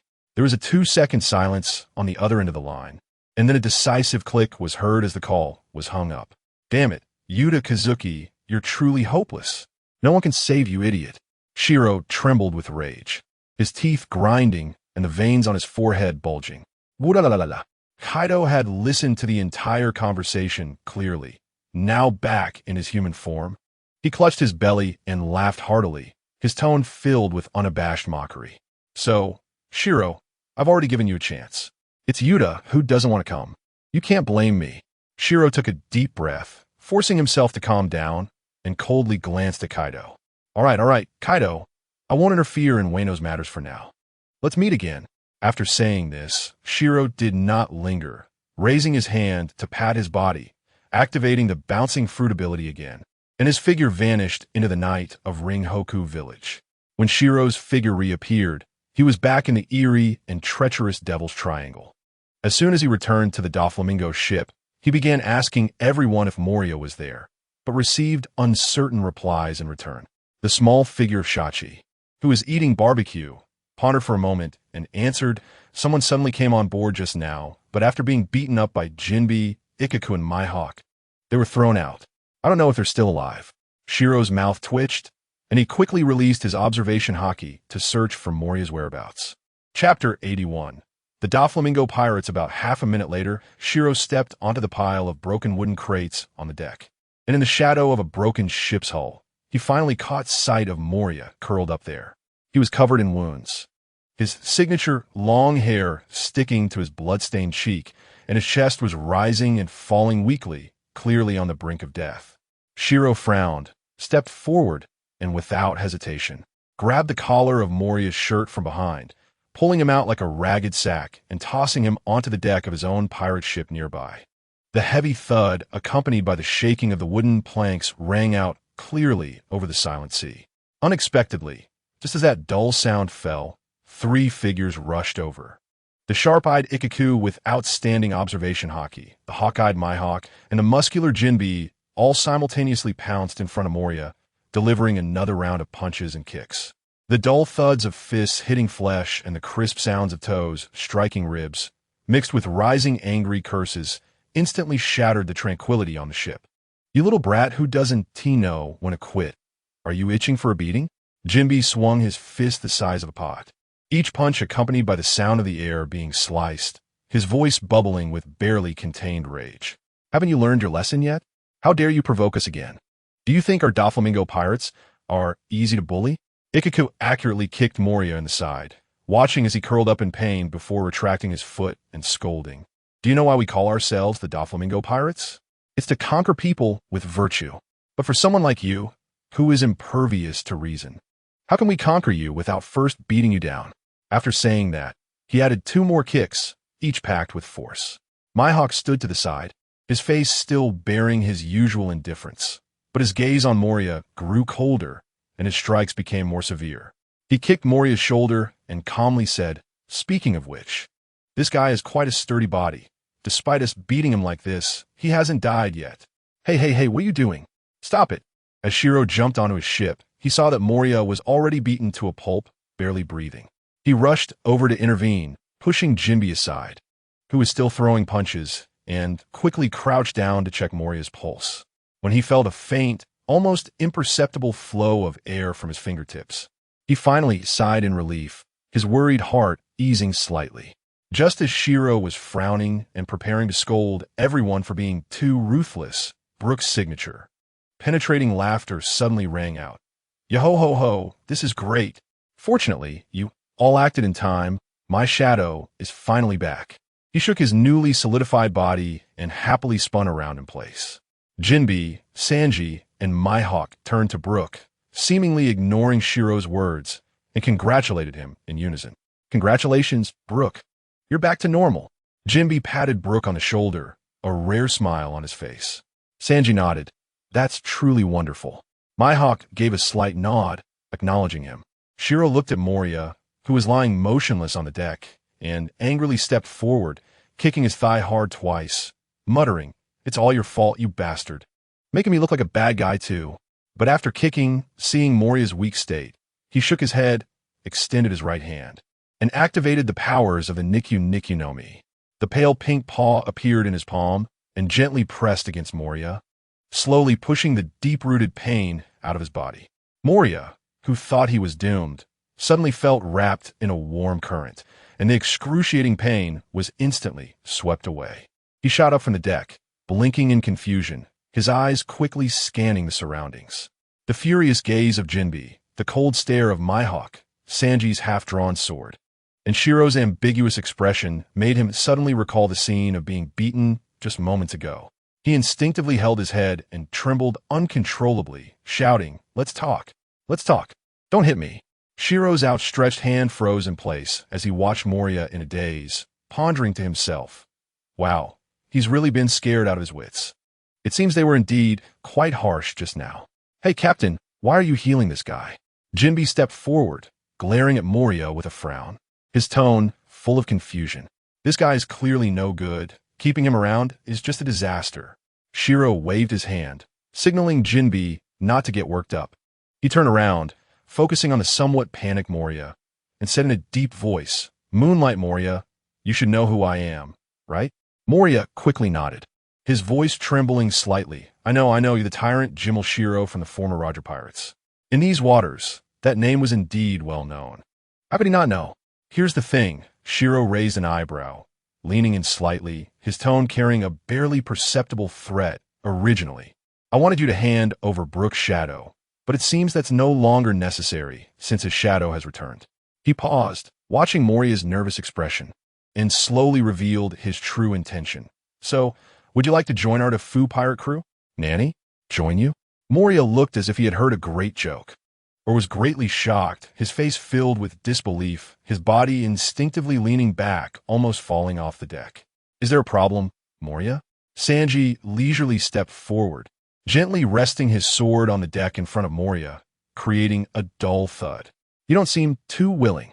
"That's right, Moria." Mihawk crossed his arms, a sharp light in his eyes that seemed capable of piercing through. "You should know, our Defu pirate crew always believes in virtue." Shiro held his forehead, wearing a look of despair, mentally complaining. "What the hell, this is not about virtue. They're clearly a bunch of violent thugs. Is that what virtue means? What was I thinking when I came up with this name?" Moria, who had just been beaten into a psychological shadow, looked at the 3 formidable figures in front of him, feeling his scalp tingle, shrinking into a pitiful, helpless ball. All right, you've scared him." Shiro stepped forward, blocking Moria, and feigned a difficult expression, saying to Moria, "Come on, little M.O., are you joining or not? You need to make a statement. Otherwise, I can't help you." I join. Moria almost gritted his teeth as he said this. He knew that under these circumstances, he had no choice. Great, little M.O., your choice is very correct. Shiro immediately switched to a warm smile, patting Moria's shoulder, a sly glint flashing in his eyes. Moria looked at his expression, internally sighing in despair. These guys are all as strong as monsters. If I don't join, I might not even know how I died. There's no way out. Next, the crew members came forward one by one to shake hands with Moria, welcoming him. When it was Brook's turn, Moria remembered how he had taken Brook's shadow before and felt a pang of guilt, his gaze flickering. Unexpectedly, Brook was very magnanimous. He extended his bony skeleton hand and smiled, saying, "Let's let the past be the past. From now on, we'll get along well and go see girls' panties together in the future. To celebrate our new member joining, let us have a feast tonight. Zep, please go prepare." Shiro cheered excitedly, his voice carrying far over the sea. "Received," Zep replied, and quickly ran into the kitchen to get ready. At the feast, the lights were bright, and laughter and joy filled the air. The once arrogant and overbearing Moria now seemed like a different person, very understanding of people's feelings. He carefully raised his glass, respectfully toasting everyone. Shiro watched him and nodded in satisfaction, inwardly sighing. It seems that Moria has truly grasped our Defu pirate crew's principle of virtue. Not bad. Not bad, he can be taught. As the noise of the feast gradually faded, the deck still retained the aroma of grilled meat and the sweetness of fruit wine. Shiro leaned against the ship's railing, rubbing his forehead, his fingertips brushing over the wine stains left on his sleeve, then turned and shouted towards the cockpit. "Jinbi, adjust the course. Target reverse mountain twin gorges." Jinbi poked his head out from the cockpit, his deep blue fishman skin glistening softly in the sunset, and respectfully nodded. "Understood." "Captain Shiro." As he spoke, he quickly turned to adjust the helm, and the massive Defu ship slowly turned, cutting through the waves and creating layers of white foam.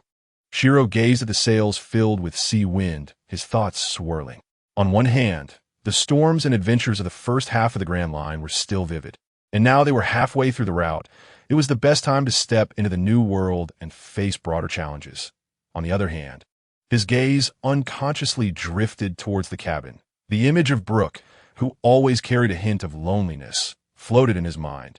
The time waiting to reunite with the whale who kept their promise with his partner felt too long. He is determined to shorten this wait of 21 years with his own hands.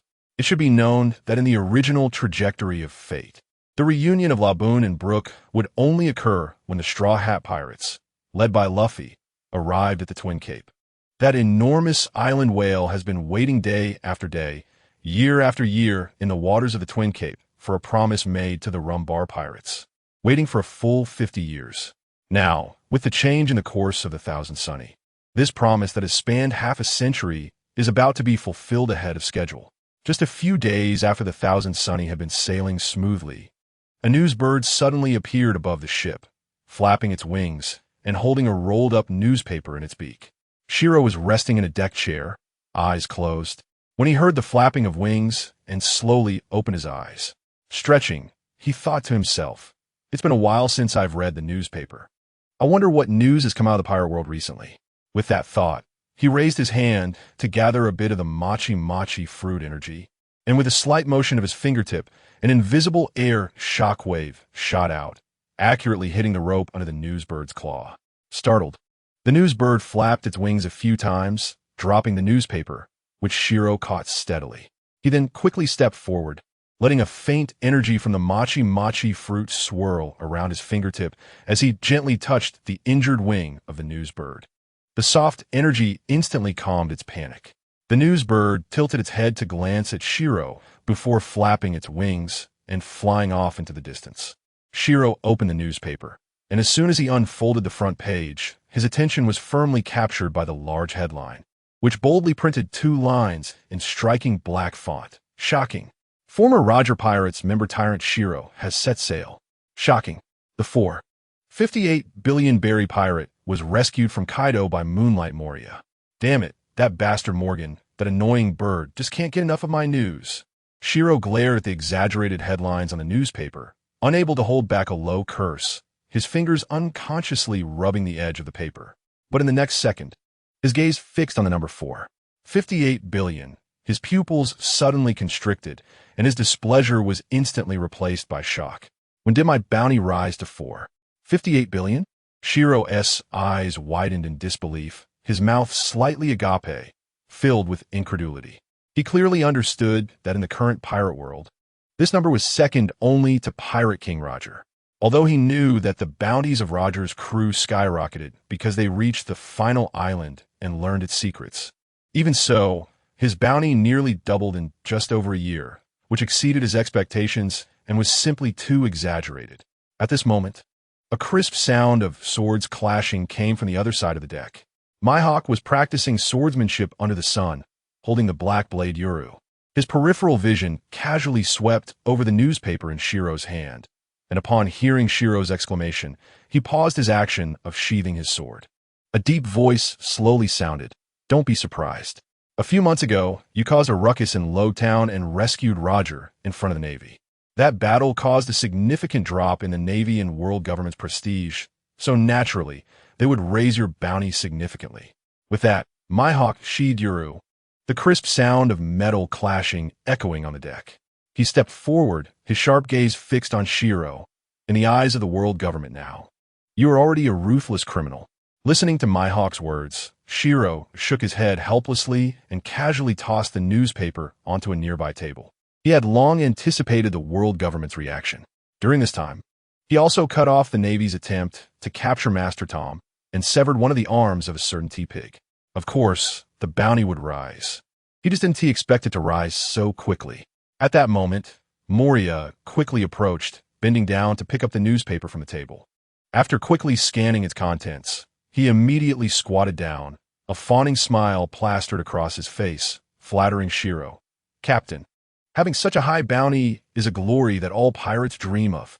Looking across the entire sea, very few can have this kind of strength and treatment." Shiro looked at Moria's ingratiating demeanor, smiled, and with a hint of playfulness asked, "I say, little Moria, you've stirred up quite a bit in paradise. Even went to the New World to fight Kaido, and are managing your own territory. What's your bounty now?" Upon hearing this, Moria's smile instantly stiffened. He rubbed his hands, his eyes darting a bit, and lowered his head awkwardly. I only have a little over 300 million berries. Compared to your 58 billion. It's simply worlds apart, not even worth mentioning. It's okay." Shiro reached out and gently patted Moria's shoulder, his tone carrying a bit of consolation. "There will be plenty of opportunities for your bounty to rise in the future. Remember, as long as you're on the Thousand Sunny and follow me, everyone will eventually have a stunningly high bounty." Upon hearing this, Moria immediately nodded vigorously, his eyes igniting with fervor as he began to fantasize about his future bounty skyrocketing and his fame rising across the sea, his fawning smile becoming even more sincere. Time quietly passed in smooth sailing. In just over half a month, the Thousand Sunny traversed several sea areas, experiencing a few small storms, and finally, one morning, arrived at the twin cape of Reverse Mountain. Shiro stood at the bow of the ship, gazing into the distance as the unique landscape of the twin cape came into view, with enormous mountains lying across the sea like a sleeping dragon, and the waterways between the mountains winding and twisting. He was just about to instruct Jinbe to slow down the ship to search for Laboon's trace. Suddenly, the ship shook violently beneath his feet. The previously calm sea turned turbulent, and the water began to churn wildly, forming massive whirlpools. Immediately after, a powerful, irresistible suction force emanated from the front sea area, dragging the enormous body of the Thousand Sunny uncontrollably toward it. In the cockpit, Jinbe's urgent shout rang out, "Captain, this is bad. The Thousand Sunny is out of control. It seems something is pulling the ship over there." Everyone turned to see Jinbe gripping the ship's wheel tightly, his arm muscles bulging, beads of sweat covering his forehead. Yet, even so, the wheel remained unresponsive, and the Thousand Sunny continued to move quickly toward the source of the suction. On the deck, the crew members were thrown about. Some clung tightly to the railing, while others stumbled and fell to the ground. For a moment, cries of alarm and discussion rose and fell, everyone in a state of panic, not knowing how to respond to this sudden turn of events. Amidst the chaos, a massive black shadow suddenly emerged on the surface of the sea, slowly moving through the water. As it drew nearer, its size grew even larger. Before everyone could react, the shadow suddenly opened its massive maw, sharp teeth glinting in the sunlight, and a powerful suction force erupted from its mouth, instantly swallowing the surrounding sea water along with 1,000 sunny. This scene made Shiro's pupils constrict, and then a flash of realization crossed his eyes. He recognized this massive black shadow all too well. He immediately realized that this enormous shadow was indeed an island whale. And it was Laboon, the very one he had come to find. "Hey, Laboon, don't swallow us!" Shiro shouted at the massive figure, his voice piercing through the roar of the waves. But the crashing sound of the waves was too loud for Laboon to hear his call. In just a few seconds, the 1,000 sunny was completely swallowed into Laboon's belly. The ship moved rapidly through the turbulent sea in the darkness, surrounded by damp inner walls and thick liquid. Moments later, the ship, the Defu, slowly settled in a relatively flat area. This was inside Laboon's stomach. Surprisingly, there was a small island inside Laboon's stomach, covered with sparse vegetation. At the edge of the island, a middle-aged man in simple clothing sat on a rock, holding a fishing rod, leisurely fishing in the stomach fluid. When Shiro saw this man, a glimmer of understanding flashed in his eyes. This man was Kuroka's. In the original storyline, Kuroka's would join the Roger Pirates as the ship's doctor and sail with them for a while. However, due to Shiro's crossing over, the abilities granted by his pawpaw fruit not only provided immense combat power, but also surpassed any doctor in medical capabilities. Naturally, the Roger Pirates no longer needed an additional ship's doctor, so Kuroka's did not board Roger's ship and remained in Twin Cape, accompanying Laboon. Kuroka's sensed the arrival of the Defu and sighed helplessly, putting down his fishing rod. He looked at Shiro and the crew members coming down from the ship, his tone carrying a hint of complaint. Hey, what's with Laboon lately? Why does he keep swallowing pirate ships? The wreckage and the debris brought by the crew are not good for his health. Upon hearing Kuroka's words, Shiro immediately activated the ability of his pawpaw fruit and then slapped his body hard. In the next moment, an invisible energy enveloped his body and instantly transported him to the small island where Kuroka's was, landing right in front of him. Kuroka's pupils suddenly widened in shock as he nearly dropped his fishing rod into the stomach fluid. Shiro smiled friendly at Kuroka's and calmly explained, "Mr. Kuroka's, hello. My name is Jimel Shiro. You don't need to be surprised. This is my devil fruit ability, which allows for spatial teleportation." Hearing Shiro accurately call his name, Kuroka's eyes widened even more, and he looked Shiro up and down, his tone filled with confusion. "You know my name? I've been in Twin Cape for so long, and aside from the occasional passing pirates, very few people know me. Of course, you are a very famous doctor with a high reputation at sea. I've heard of you long ago," Shiro said, telling a lie with a serious face, showing no signs of flaw. He couldn't tell Kuroka's that he came from another world and knew the original plot. Could he? Chapter 84. The 29-year agreement. Upon hearing this, Kuroka's confusion gradually dissipated, and he nodded as if realizing something. He then slightly bowed, his tone carrying an apologetic note. "I see. Then I must apologize. You're being trapped here is all because of my friend Laboon. I don't know what's wrong with him lately. He keeps mistakenly swallowing passing ships. I know that, Mr. Kuroka's. You don't need to worry about it." Shiro waved his hand, interrupting Kuroka's apology. He then paused, glancing at the surrounding thick stomach fluid and the Defu in the distance, and continued, "Moreover, we came to Twin Cape specifically to find this whale, Laboon." "Nanny?" Kuroka's voice suddenly rose, his murky eyes flashing with astonishment. "It's like this. We have a crew member named Brooke, who is a member of the Rumbar Pirates, and he has a long-standing agreement with Laboon." Shiro pointed to the striking skeleton figure on the deck of the Defu, his voice carrying a sense of seriousness. "We are here to bring him to fulfill that promise." "I certainly know about that agreement." Kuroka's voice trembled slightly. He followed Shiro's pointing direction and, upon seeing Brooke's entirely white skeleton form with hollow eye sockets, a chill unexpectedly surged up his back, racing up his spine to the top of his head, causing him to shudder. No, wait. You just said that skeleton. Is he the one who made the agreement with Laboon back then?" He stuttered, his eyes filled with disbelief. "Mr. Kuroka's, you don't need to be so nervous." Shiro quickly stepped forward, softening his tone in an attempt to reassure Kuroka's. "That person is indeed a member of the Rumbar Pirates, named Brook. However, 29 years ago, the Rumbar Pirates unfortunately encountered a deadly plague during their voyage, and all the crew members could not survive and passed away one after another." At this point, Shiro's voice lowered slightly, unconsciously carrying a hint of sadness and regret.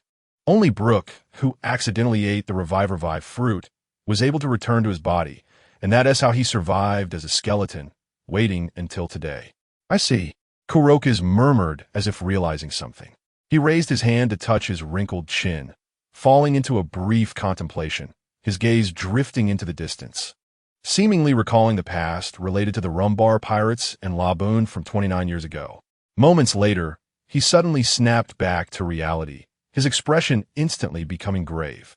And he said urgently, "You probably don't know, but you are inside Laboon's stomach. You must find a way to get out immediately.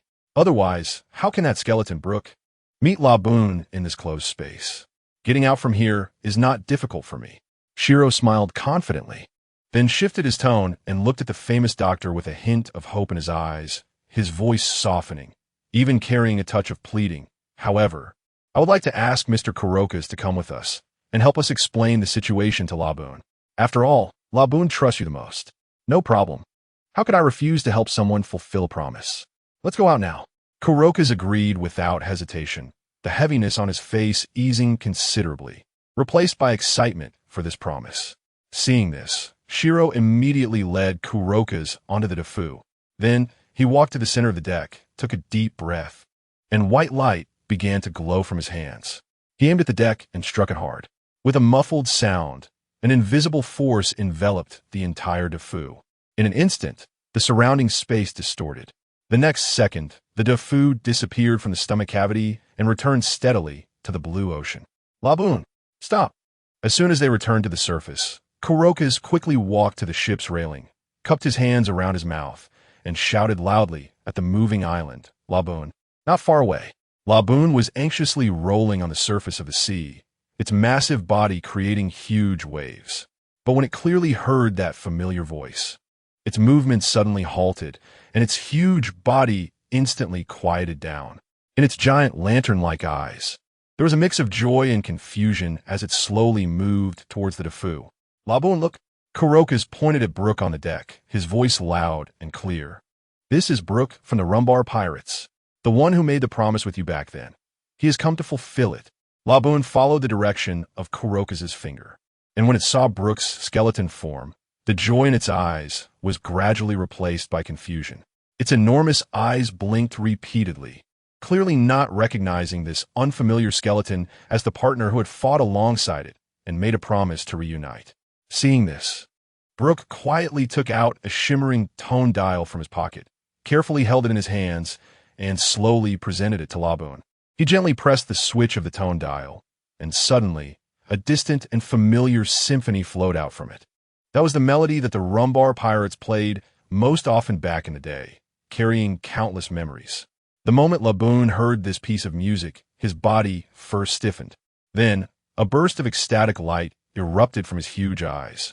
He immediately let out a joyful, deafening cry, filled with excitement and joy. His massive body swayed on the sea surface, and his enormous tail slapped the water, creating waves several meters high. Even the Thousand Sunny rocked violently in the waves, nearly capsizing, causing the crew to scramble to stabilize the ship. While Laboon joyfully called out, he continuously sprayed jets of water from his nostrils, crystalline tears sliding down the corners of his eyes and dripping into the sea. Those were tears of happiness, tears of a reunion after waiting for 29 years. Brook watched the excited Laboon before him. Although there were no tears in his eyes, they were filled with deep warmth. He slowly took out the violin from his back, placed the bow on the strings, and began to play along with the familiar melody. The melodious sound of the violin intertwined with the melody from Laboon, echoing across the sea. At that moment, Brook's memories, sealed for 29 years, seemed to be pried open by this melody, and some vague fragments flashed in his mind. The crew on the ship watched this touching scene, their faces showing a sense of melancholy, their eyes filled with emotion. After all, this was a promise that spanned 29 years, a commitment that had endured life and death, never forgotten. This persistence and waiting were enough to move anyone. Hey, are you serious? At that moment, Moria leaned against the side of the ship with his arms crossed, speaking in a sarcastic tone filled with disdain. It's just a skeleton and a whale meeting. Do you really need to be this moved? Isn't this something ordinary? Jinbei, Brooke, and Mihawk exchanged glances, a hint of displeasure flashing in their eyes. Without saying a word, the three walked straight to Moria's side, lifting his arms from either side and effortlessly dragging him to the stern. Soon, sounds of cracking and Moria's screams came from the back of the ship. Clearly, the three were giving Moria a lesson in respecting others' feelings in their unique way. Chapter 85. Returning to Sky Island after helping Brooke and Laboon successfully reunite. The Heart Pirates did not linger and continued on their journey. Laboon seemed reluctant to part with Brooke, following closely behind the Thousand Sunny, his huge eyes filled with anticipation, clearly wanting to accompany the pirate crew. However, Hiro looked at Laboon's massive body and shook his head helplessly. He walked to the side of the ship and patiently explained to Laboon, "Laboon, it's not that I don't want to take you with me. It's just that your size is too big for our ship to accommodate you. Moreover, there are many unknown dangers ahead, and it would be very inconvenient to bring you along." He temporarily declined Laboon's request to board the ship, but did not close the door completely. Instead, he solemnly promised Laboon, "Don't worry. I promise you that when we find a devil fruit similar to the human fruit in the future, we will definitely come back and let you eat it. By then, you will be able to shrink down and board the Thousand Sunny to sail and adventure with us." Although Laboon felt a bit disappointed, seeing Hiro's serious expression, he nodded understandingly and let out a few reluctant cries towards the Thousand Sunny, slowly coming to a stop. After bidding farewell to Laboon and Crocus, the Thousand Sunny adjusted its course, preparing to cross Reverse Mountain and head to the new world filled with unknown challenges. However, just as everyone was filled with anticipation, a tricky crisis quietly approached. While checking the supplies on the ship, Hiro discovered that the pirate crew's funds were nearly depleted. It was important to note that the funds originally allocated for sailing were the severance pay Hiro received when the Roger Pirates disbanded. Although it was not a small amount, it could not withstand long-term consumption. During this time, the pirate crew had been sailing at sea, and each item, from daily supplies to ship maintenance, required money. More critically, since Zeph joined the crew as a cook, he had been selecting only fresh and expensive ingredients to prepare tastier and more nutritious meals, which directly accelerated the depletion of their funds several times over. Hiro sighed helplessly as he assessed the crew's financial situation. The others were practically a group of people with pockets cleaner than their faces. Mihawk, once a renowned bounty hunter who made a decent living by capturing wanted pirates and selling them to the world government for high bounties, had completely given up that work after joining the Heart Pirates, living off the Captain Hiro without spending a single cent. Ikaku was particularly fond of gambling and didn't he really like to win. Every time the ship docked, he couldn't help but go into the casino, and the meager savings he were long gone.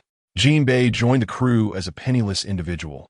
As a fishman, he used to jump into the sea to catch fish whenever he was hungry, having no concept of saving money. Zeph, who previously worked as a chef at a sea restaurant, not only didn't he earn much money, but often had his wages deducted. And the little pay he did receive was something Hiro had to help him reclaim. As for Chopper, he didn't need to be mentioned. He previously worked at a bar, earning a pitiful wage that barely covered his living expenses, leaving him with no extra money. Moria once had his own pirate crew and often accumulated treasure by plundering merchant ships, but ever since his battle with Kaido, his entire crew was wiped out, and all the treasure was left in Wano, leaving him broke. Where could they get some money? Hiro leaned against the ship's wheel, stroking his chin and falling into deep thought, his brow furrowing tightly. The ship's funds were already insufficient to support them until the next supply point. And if they couldn't find a way to make money soon, they might have to go hungry at sea. After thinking for about 5 minutes, a thought suddenly flashed through Hiro's mind, and he slapped his forehead, his eyes lighting up instantly. He remembered that during his time sailing with the Roger pirates, they had visited Sky Island. That floating island in the sky had mountains of gold. At that time, they had already seized many treasures from the celestial dragon Roswald and felt that the gold on Sky Island was somewhat excessive, so they didn't take it. That gold still remained on Sky Island to this day. Perfect. My pirate crew is in dire need of money. Why not take a trip to Sky Island and bring back that gold as funding? Hiro made up his mind, turned around, and called out to the crew members busy on the deck. Listen up, everyone. You stay here and don't move the ship. I'm at a place to get some money to replenish our sailing funds. I'll be back soon. Upon hearing this, everyone stopped their actions, looking at each other with puzzled expressions. Where was the captain going to get money? And he didn't even want anyone to move the ship? However, in the Heart Pirates, Hiro had a very high level of authority as captain. Since it was an order from the captain, everyone, although confused, didn't ask further and nodded in compliance. Okay, captain, we'll wait for you to come back. Hiro concentrated the white meatball light pattern at his fingertips, gently clapping it against his chest. The next second, he completely vanished from the spot, leaving only a faint ripple of energy in the air. When his figure solidified again, he was no longer standing on the blue sea, but on Sky Island, where soft white clouds covered the ground. The floating island in the sky was adorned with lush green vegetation and strange vines intertwined with glowing crystals, with even the sea breeze carrying a hint of sweetness. To avoid getting caught up in the conflict between the residents and the Shandians as soon as he arrived at the Sky Island, Zyro slowly released the conqueror's haki within him the moment he set foot on this floating land. The invisible pressure spread outwards, causing the tools in the hands of passing Sky Island residents to drop to the ground, and the Shandian hunters also halted their patrols. Under the overwhelming aura that resonated from their very souls, everyone felt their eyelids grow heavy and soon fell asleep. However, this powerful conqueror's haki still alerted the current god of the Sky Island, Gonfer, riding atop the Sky Point bird, Pierre, and followed by 4 attendants dressed in various priestly garments. Several figures swept across the sea of clouds and quickly stopped in front of Zyro. Upon recognizing Gonfer, Zyro took a couple of steps forward, wearing a slightly relaxed smile on his face, and raised his hand in greeting. Sasabai Dana, god of the sky, Island Gonfer. And all esteemed priests, how have you been? You're Jimmy Zyro from the Roger Pirates. Gonfer's eyes widened in shock, his pupils slightly constricting, his tone filled with undeniable astonishment. The 4 priests behind him also changed their expressions instantly, exchanging confused glances. How could this legendary pirate suddenly appear in the isolated Sky Island? That's right, it's me. Zyro nodded gently, unconsciously rubbing the back of his head, his ears slightly reddening. And with a hint of embarrassment in his tone, he continued, Mr. Gonfer, I've encountered a bit of trouble this time and would like to ask for your help. Chapter 86. Almost a sunken ship, Gonfer furrowed his brows tightly, his fingertips unconsciously tapping on the armrest of the Wybra, his tone clearly indicating refusal. Mr. Zyro, you know that our Sky Island has never had much interaction with the lower world. That stone tablet related to the historical text was long ago handed over to the Roger Pirates, so I'm afraid we can't help you much. You've misunderstood. Zyro quickly waved his hand, then paused, his hands subconsciously rubbing together as he continued. Actually, the Roger Pirates have long disbanded. I now want to continue sailing alone. But I've encountered a tricky problem. I'm really short on fun for the voyage, so I was hoping you could provide some support. So that's what it's about. Gonfer was taken aback for a moment, then rolled his eyes dramatically, his mouth twitching. He never expected that a member of the illustrious Roger Pirates would come to the Sky Island asking for help due to lack of money. He waved his hand helplessly, his tone easing a bit. You can take as much gold from the Golden Country as you want, but the Golden Bell must be left behind. Thank you so much. Zyro immediately bowed deeply to Gonfer, the embarrassment on his face vanishing, replaced by uncontainable joy. At that moment, he suddenly recalled a famous saying he had heard in his previous life and couldn't help but sigh. Money isn't everything, but without money, you really can't do anything. Then, Gonfer led Zyro to the legendary Golden Country. The ground was covered in gold, shimmering under the sunlight of the Sky Island, with massive golden statues and piles of gold bricks stacked high. Even the ground was sprinkled with a thin layer of gold dust. Gonfer waved his hand, indicating Zyro to help himself, while he crossed his arms and stood by, waiting to see how much this pirate could take. But Zyro showed no signs of hesitation. He activated the glowing pattern on his palm again and gently patted the gold bricks in front of him. With each contact, a faint blue light spread along the gold. In the next second, those dozens of pounds of gold bricks flew straight into the sky, disappearing into the depths of a sea of clouds. He continued to pat rhythmically, with gold bricks taking off one after another like a production line, the speed dazzling to behold. Initially, Gonfer didn't care much, thinking that one person couldn't take too much. But as he watched, his expression gradually changed. Zyro's devil fruit, the Machi Machi no Mi, actually possessed this kind of spatial transferability? And this guy showed no mercy at all. He watched helplessly as the gold in the golden country visibly decreased, the once towering piles of gold quickly halving in size. His mouth twitching uncontrollably, and he caught a glimpse of the four priests behind him, all with stiff expressions. But since he had already said it, he felt awkward to step in and stop it. "Oh no, I can't take any more." Just as Gonfor was about to speak up, Zyro suddenly slapped his thigh and exclaimed, stopping his actions. Gonfor and the four priests breathed a sigh of relief and wiped the cold sweat from their foreheads. If this continued, the golden country would be emptied. But before they could catch their breath, Zyro's next words nearly made them spit out old blood. "If I keep taking gold onto the Defu ship, I guess that ship will sink," Zyro said seriously, then bowed again to Gonfor and sincerely thanked him for his hospitality before gently patting himself, his figure transforming into a halo and disappearing from the golden country. Gonfor watched the direction in which Zyro left, finally letting out a long sigh of relief, and the priests behind him also showed expressions of relief. Meanwhile, the deck of the Defu ship had already descended into chaos. Initially, chunks of gold suddenly fell from the sky, crashing onto the deck with a clatter, and the crew first stood in shock before erupting into thunderous cheers. "We're rich. Gold is actually falling from the sky. How incredible!" Little 8 excitedly grabbed 2 pieces of gold, raised them above his head, and shouted loudly, his round eyes revealing a clear and unreserved foolishness. "Little 8, did you hit your head?"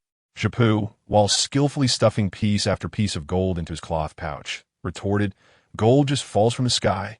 It must be the captain using his powers to bring it." Jinbei stood with his arms crossed, expressionless as he watched the gold scattered everywhere.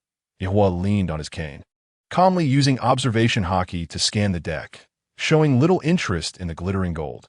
Mihawk leaned against the ship's railing with one hand in his pocket, his gaze still indifferent, as if the gold before him was just ordinary stones. Only Moria's gaze was a bit off. A glint of greed flashed in the corner of his eye as he stared intently at the gold on the deck, unable to help but calculate.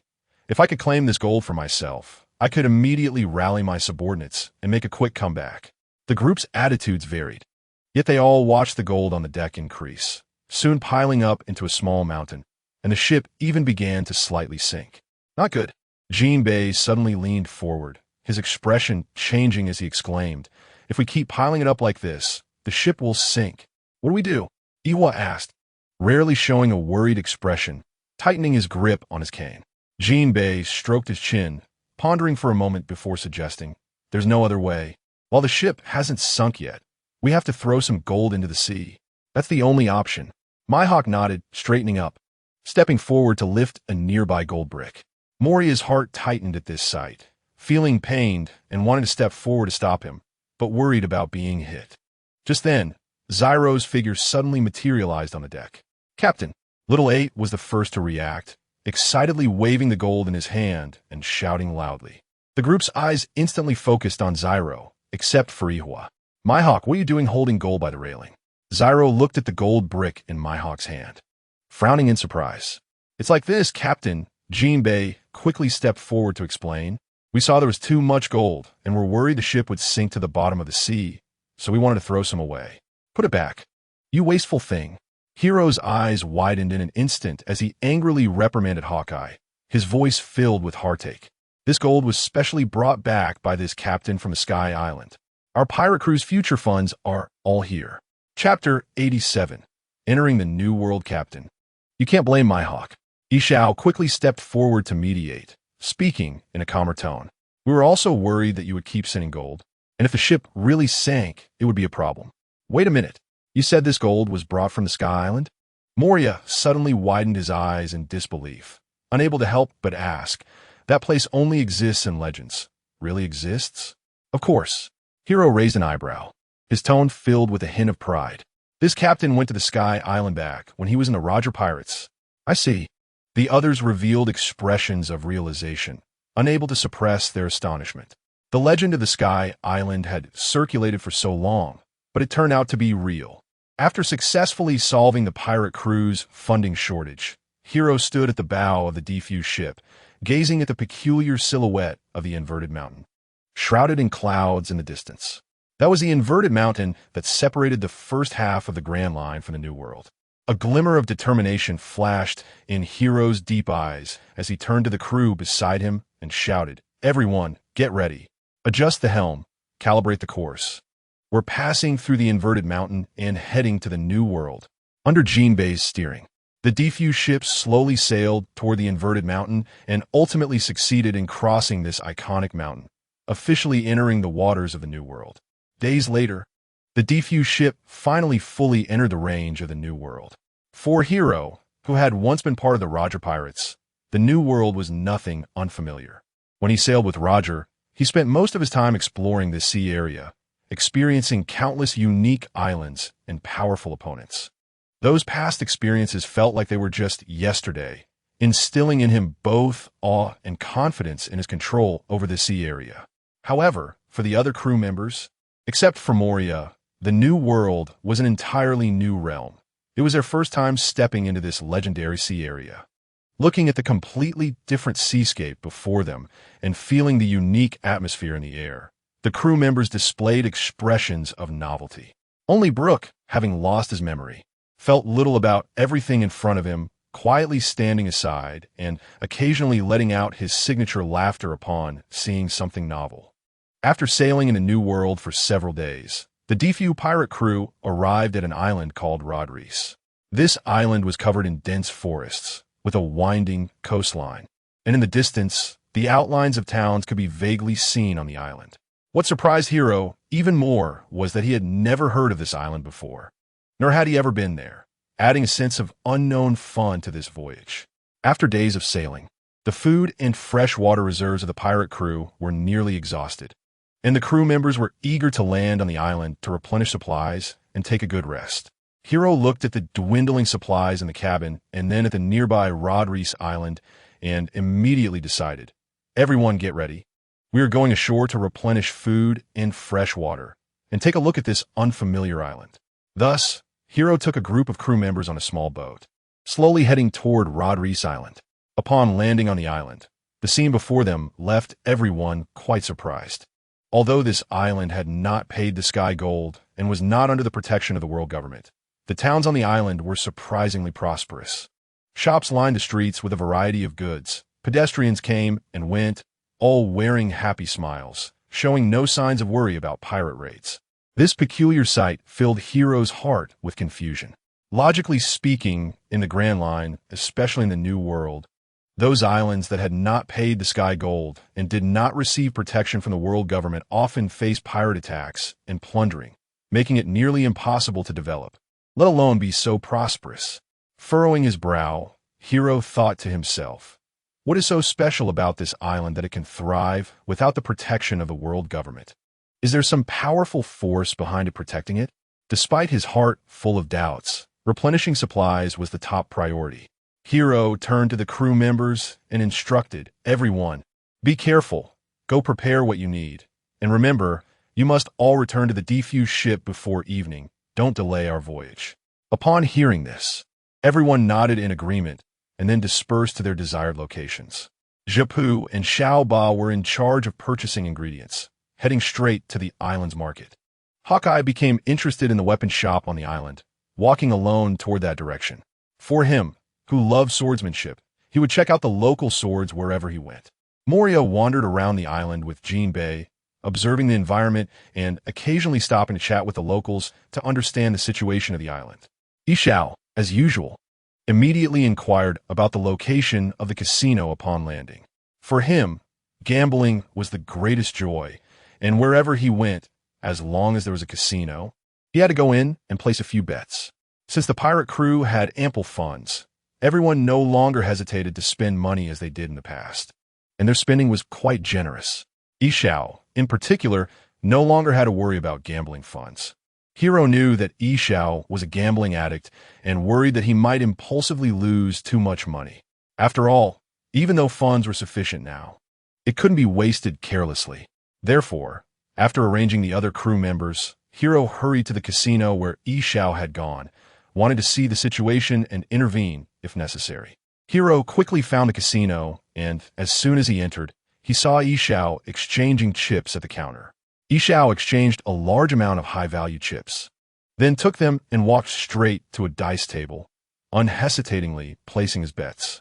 At this moment, many gamblers were already gathered around the table, and a stunningly beautiful dealer with an attractive figure stood at the table, skillfully shaking the dice cup. After shaking the cup, the dealer placed it on the table and announced to the surrounding gamblers, "Dear guests, betting begins." The gamblers around began placing their bets, but the amounts were relatively small, generally not exceeding 50,000 berries. Ishao, however, appeared particularly generous, directly placing a chip worth 500,000 berries on the small position. Seeing the amount Ishao had bet, the dealer's eyes widened in surprise. It was rare for someone to place such a large bet at this table, and she couldn't help but glance at Ishao a few more times, wondering to herself, who is this person to be so bold? Chapter 88. The casino storm bet locked in. The dealer regained her composure and shouted the common phrase used in casinos, then reached out to open the dice cup. "Wait, let me take another look," a gambler suddenly shouted, but was quickly drowned out by the urging voices of other gamblers. The dealer no longer hesitated and directly opened the dice cup, loudly announcing 446, 14 points big. Upon hearing the result, Ishao showed no expression on his face, silently picking up the chips on the table and continuing to place bets. This time, he was even more decisive, placing a 1 million berry chip on the small position. The surrounding gamblers began to discuss Ishao's large bet again. Some thought he was too impulsive, while others looked forward to seeing an exciting gambling match. The dealer shook the dice cup once more, and when she opened it, the result was still big. With a smile that did not change his expression, Ishao pushed 2 million berries into the small position. However, the roll numbers were still high. After losing 3 rounds in a row, Ishao showed no signs of retreating. Just as he was about to pick up the 4 million berries on the table to continue betting on small, a pair of strong hands suddenly pressed down on his arm. "Hey, Ishao, you're being too reckless," Hiro said with a tone of complaint. "Even if we have money now, we can't waste it like this. You've lost 3 times in a row. Can't you change your betting direction or take a break?" Ishao slowly turned his head, a faint smile on his face, and asked Hiro, "So what do you say for this round, big or small?" Hiro sighed helplessly. He knew Ishao's personality. Once he made a decision, it was hard to change. He glanced at the shaker on the table, sensed the surrounding situation, then pointed to the small position and said, "Let's continue betting on small, but be careful this time." Meanwhile, Hiro secretly activated the ability of the meatball fruit as an invisible force quietly spread, firmly locking the space inside the shaker to ensure that the dice rolled in accordance with his expectations. The beautiful dealer was unaware of all this. She, as usual, stepped on the buttons by the corner of the gambling table, intending to control the dice's outcome through the mechanism. But at that moment, she found that the buttons had no response, and there was no sound of the dice rolling from inside the shaker as expected. Her face instantly turned pale, and an ominous premonition surged in her heart. The surrounding gamblers, seeing that the beautiful dealer was slow to open the shaker, began to grow impatient and started to shout, "Open it! Why isn't it open yet? Are you having problems? Yeah, if you're tired, you can change dealers. Don't delay our gambling. Don't tell me you want to cheat and secretly change the numbers. I think this casino is totally unregulated." Various voices of doubt and urging rang out continuously. Pressure by the crowd. The beautiful dealer had no choice but to harden her resolve and, trembling, open the shaker. The moment the shaker opened, the surrounding gamblers held their breath, their eyes fixed on the dice inside. To their surprise, the numbers were 1, 1, and 3, totaling 5, small. Seeing the result, Yishao expressionlessly collected the chips on the table. In the following rounds, Yishao continued to bet on small, and each time, the numbers indeed came out small. As the games progressed, the chips in front of Yishao piled higher and higher, quickly accumulating to over 30 million berries, drawing the envious and astonished gazes of the surrounding gamblers. The beautiful dealer was covered in beads of sweat on her forehead, her hands trembling continuously. While wiping the sweat with her sleeve, she nervously watched Yishao, her mind already in a state of chaos. She knew that if this continued, the casino would suffer a huge loss, but she had no way to stop it. When Yishao once again picked up the 30 million berries in front of him, ready to continue betting, the beautiful dealer finally couldn't hold back anymore. She stepped forward, blocking Yishao, and urgently said, "Sir, I'm really sorry, but this gambling table can only accept a maximum bet of 20 million berries. If you want to continue gambling, please go to the second floor. There, we can accept larger bets." Just then, not far from the gambling table, a tall staff member in a black suit noticed the situation. He quietly picked up the phone bug on the table, lowered his voice, and reported the situation to the casino owner, his tone filled with tension. Hiro glanced at the mountain of chips on the table, then at the anxious, beautiful dealer beside him, realizing that continuing to gamble on the first floor was pointless. He waved to a nearby waiter and said, "Please bring me a bag." The waiter quickly brought over a sturdy cloth bag. Hiro carefully placed the chips from the table into the bag, then patted Yishao on the shoulder and said, "Let's go, Yishao. We'll check out the second floor hall and experience a different level of service."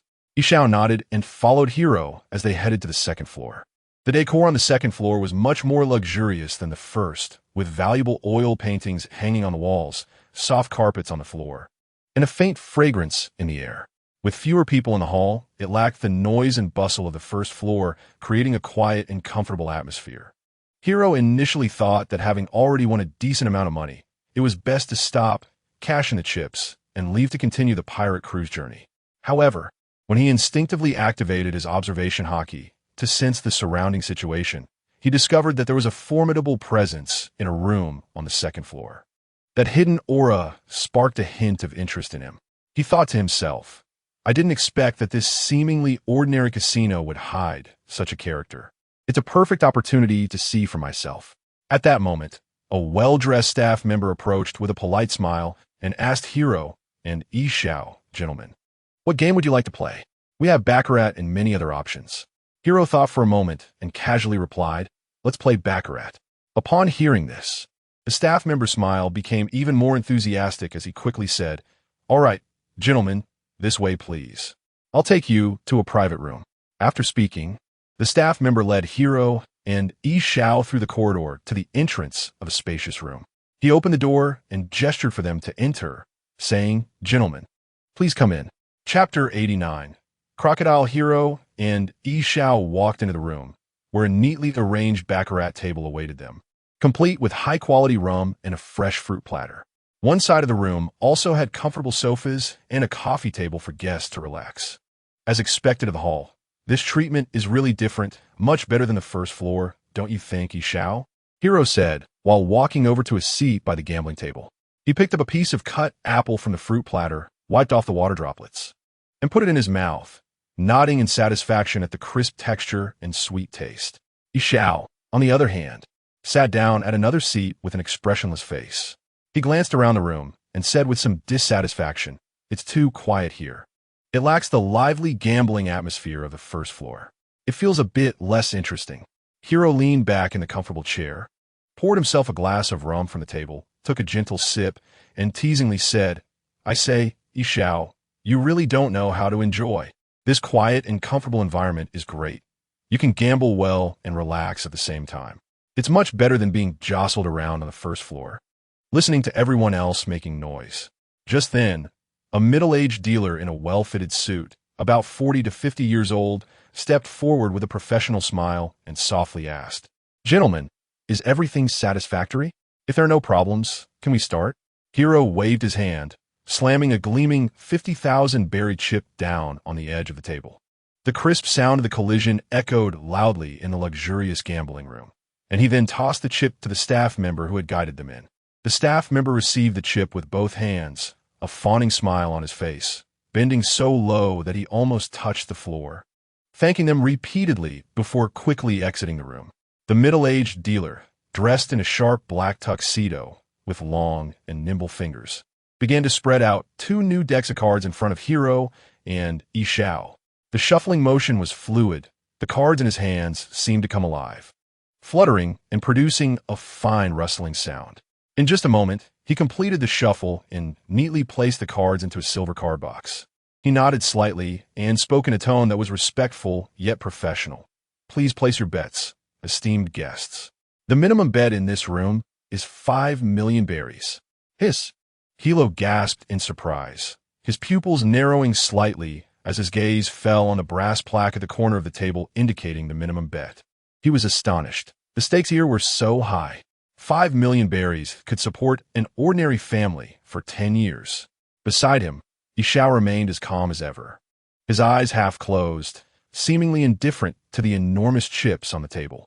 He pushed forward, and the stack of over 30 million berries in front of him slid toward the betting area, the sound of the chips clattering like a rain of coins. Hey, can you not be so aggressive?" Hilo couldn't help but turn his head, lowering his voice to complain. He reached out to stop him, but it was already too late, and he could only shake his head helplessly. "Bet confirmed." The middle-aged dealer cleared his throat, his voice suddenly rising with undeniable authority. As soon as he finished speaking, he flung the cards in his hand, which landed precisely in front of Hilo and himself. Hilo and Ishao each received a card showing the 10 of spades and a 2 of diamonds, totaling only 2 points, while the middle-aged dealer got a 9 of hearts and a 5 of clubs, totaling 4 points. According to the casino rules, a player with a point total of 5 or less must draw a third card. Just as the dealer was about to deal the next card, a sharp light flashed in Hilo's eyes. His observation hockey quietly unfurled, and his ability to foresee the future allowed him to see clearly. The dealer was secretly swapping the card hidden in his sleeve with the one he was about to deal.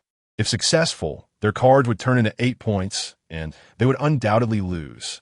Not a chance. Hilo sneered coldly in his heart and activated the ability of his meatball fruit without hesitation. A faint white light glimmered in his palm. An invisible spatial barrier instantly enveloped the middle-aged dealer's arm. The dealer felt his body stiffen suddenly, as if his arm was bound by invisible chains, and the card in his sleeve could not slide out at all. Hilo flipped over the third card in front of him, revealing a 6, adding the previous 2 points.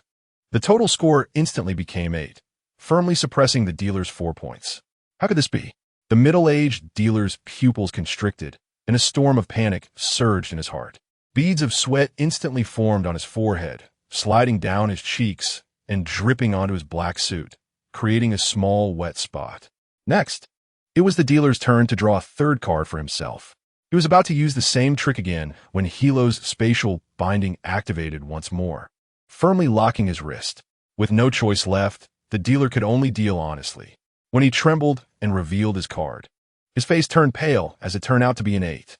4 points plus 8 points exceeded 10 points, and, according to the rules, only the unit digit is taken, resulting in a total of 2 points. The outcome of this round was without suspense. Hilo and Ishao easily won. In the next 2 rounds, Hilo continued to leverage his foresight and the ability of the meatball fruit to repeatedly uncover and thwart the dealer's card-swapping tricks, winning 2 more times. In a short time, the chips in front of them piled up like a small mountain, totaling over 200 million berries. The middle-aged dealer's black suit was already soaked with sweat, clinging tightly to his body, and his hands trembled like leaves in the wind, barely able to hold the cards. Just as he was about to deal the 4th round, a youthful voice, laced with a hint of laziness and arrogance, suddenly came from the doorway. Esteemed guests who have traveled from afar to Mizar Casino should naturally be allowed to enjoy themselves. Why not let me join you for a good game? Hilo turned around at the sound, his gaze instantly locking onto the newcomer. The person had a meticulously slicked-back hairstyle, a burning cigar dangling from the corner of his mouth, with smoke curling up. His left hand was replaced by a glinting golden hook. A faintly wicked smile played on his face, and his eyes exhibited a hint of defiance. Isn't this crocodile in his youth? A knowing smile crept onto Hiro's lips as he instantly understood. The hidden powerhouse he sensed with his observation haki earlier turned out to be this famous warlord of the sea. Only at this moment did he fully grasp why this island could exist without paying the heavenly tribute and why no pirates dared to raid it. It was because Crocodile was backing it. Boss, I.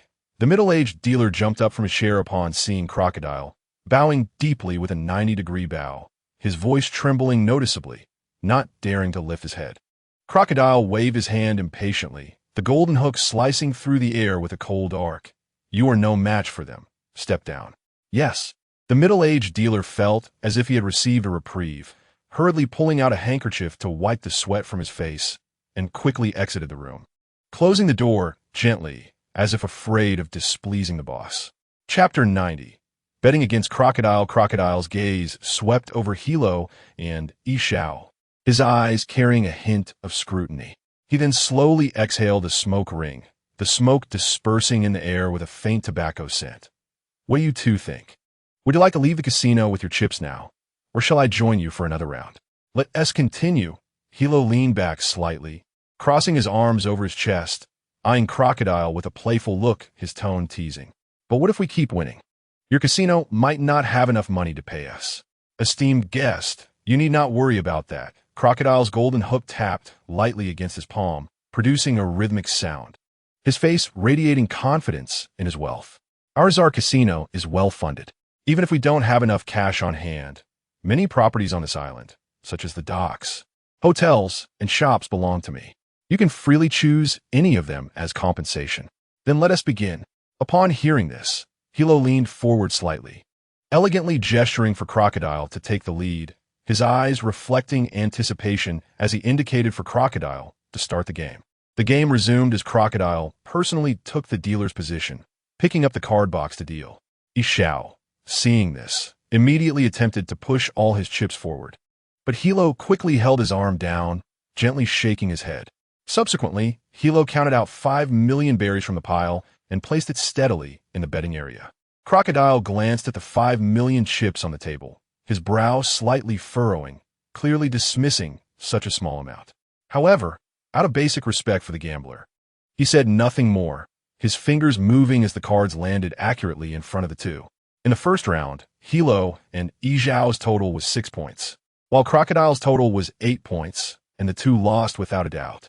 In the second round, Hilo still only bet 5 million berries, and the result was the same, a loss. Thus, one round followed another, and by the end of the 10th round, Hilo and Ishao had lost all 10 rounds, accumulating a loss of 50 million berries. Dear guest, with such a small bet, you won't be able to recoup your losses. Crocodile gently pressed the cigar into the ashtray, ash falling lightly, a smirk playing on his face as he spoke with a hint of warning and mockery. No worries, these chips are all winnings from before, so losing them isn't painful, Hilo replied with a sly smile, a glimmer of shrewdness flashing in his eyes. Besides, the one who won't be able to recoup their losses might be your casino. Upon hearing this, Crocodile's lips twitched slightly, the mockery in his gaze fading a bit, replaced by a hint of vigilance. Hiro didn't care about Crocodile's change in expression and continued to count out 5 million berries and chips, placing them in the idle area. After losing 5 more rounds, Hiro suddenly stopped, pressing his hands down on the remaining chips in front of him. That was a whopping 150 million berries. He took a deep breath and suddenly pushed all the chips forward, the chips sliding across the table with a loud clatter, instantly filling the idle area. Oh, customer. Now it's interesting.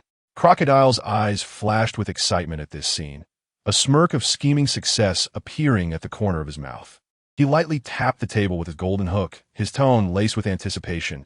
I thought you were going to keep playing it safe. Let us begin. Hiro leaned back slightly, arms crossed over his chest, his sharp gaze fixed on the card box in Crocodile's hand, his voice clear and firm. The tips of his fingers glimmered with a faint white light, the power of the mochi fruit quietly gathering. Just as 2 playing cards landed steadily in front of Hiro and Crocodile, the power of the mochi fruit silently enveloped the silver card box at the edge of the table. Hiro gently pushed aside the cards in front of him, the 2 cards showing the number 9 making a faint scratching sound against the table, the combined total clearly stopping at 8. Out of the corner of his eye, he glanced across the table, a smile unconsciously rising at the corners of his mouth. Crocodile, sitting opposite him, slowly revealed his cards with his metal hook hand. A 2 and a 10 lay quietly on the table, totaling only 2 points according to the casino's rules, meaning he had to draw a third card as required. When Crocodile's hook reached for the silver card box, the familiar sensation of flowing sand suddenly disappeared from his fingertips. His pupils constricted slightly, instantly sensing something was wrong. Before the game started, he had already embedded the fine sand from his sand fruit into every card in the box. By activating his fruit's ability while drawing the cards, he could control the cards accurately through the touch of his sand, easily obtaining the cards he wanted. But at this moment, no matter how he tried to summon the power of his fruit, the sand in the card box seemed frozen, completely unresponsive. The ability of the sand fruit had utterly failed. What's the matter? Crocodile, it's time to reveal the cards. Hiro grinned, a hint of playful amusement in his expression, his fingers lightly tapping the table, his tone full of confidence. Crocodile's brows furrowed tightly, his hook pausing above the card box for a few seconds, attempting to activate his fruit's power 3 more times, but the box remained still. He took a deep breath of his cigar, the sound of burning tobacco particularly clear in the quiet casino, and ultimately had to give up trying to control it. Reaching for the top card in the box, the heart card came into view, and according to the rules, cards above 10 counted as 0, leaving his total still at 2 points. Instantly, the face of this man, known as the King of the Desert, darkened, a hint of ferocity flashing in his previously calm eyes, his left hand clenched tightly under the table. In this case, I now have 300 million chips. Hiro smiled as he gathered the chips in front of him, without hesitation pushing them all into the idle area. The crisp sound of chips clashing seeming particularly jarring at this moment. This round, I continue to bet on idle. Crocodile's brows furrowed even tighter, the gloom in his eyes deepening, but he still suppressed his unease and picked up the card box to deal again. His fingers unconsciously quickened their pace, seemingly trying to mask his inner turmoil this way. But in the end, the winner of this round was still Hiro.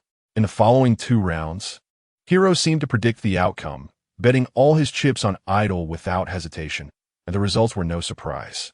He won 3 rounds in a row.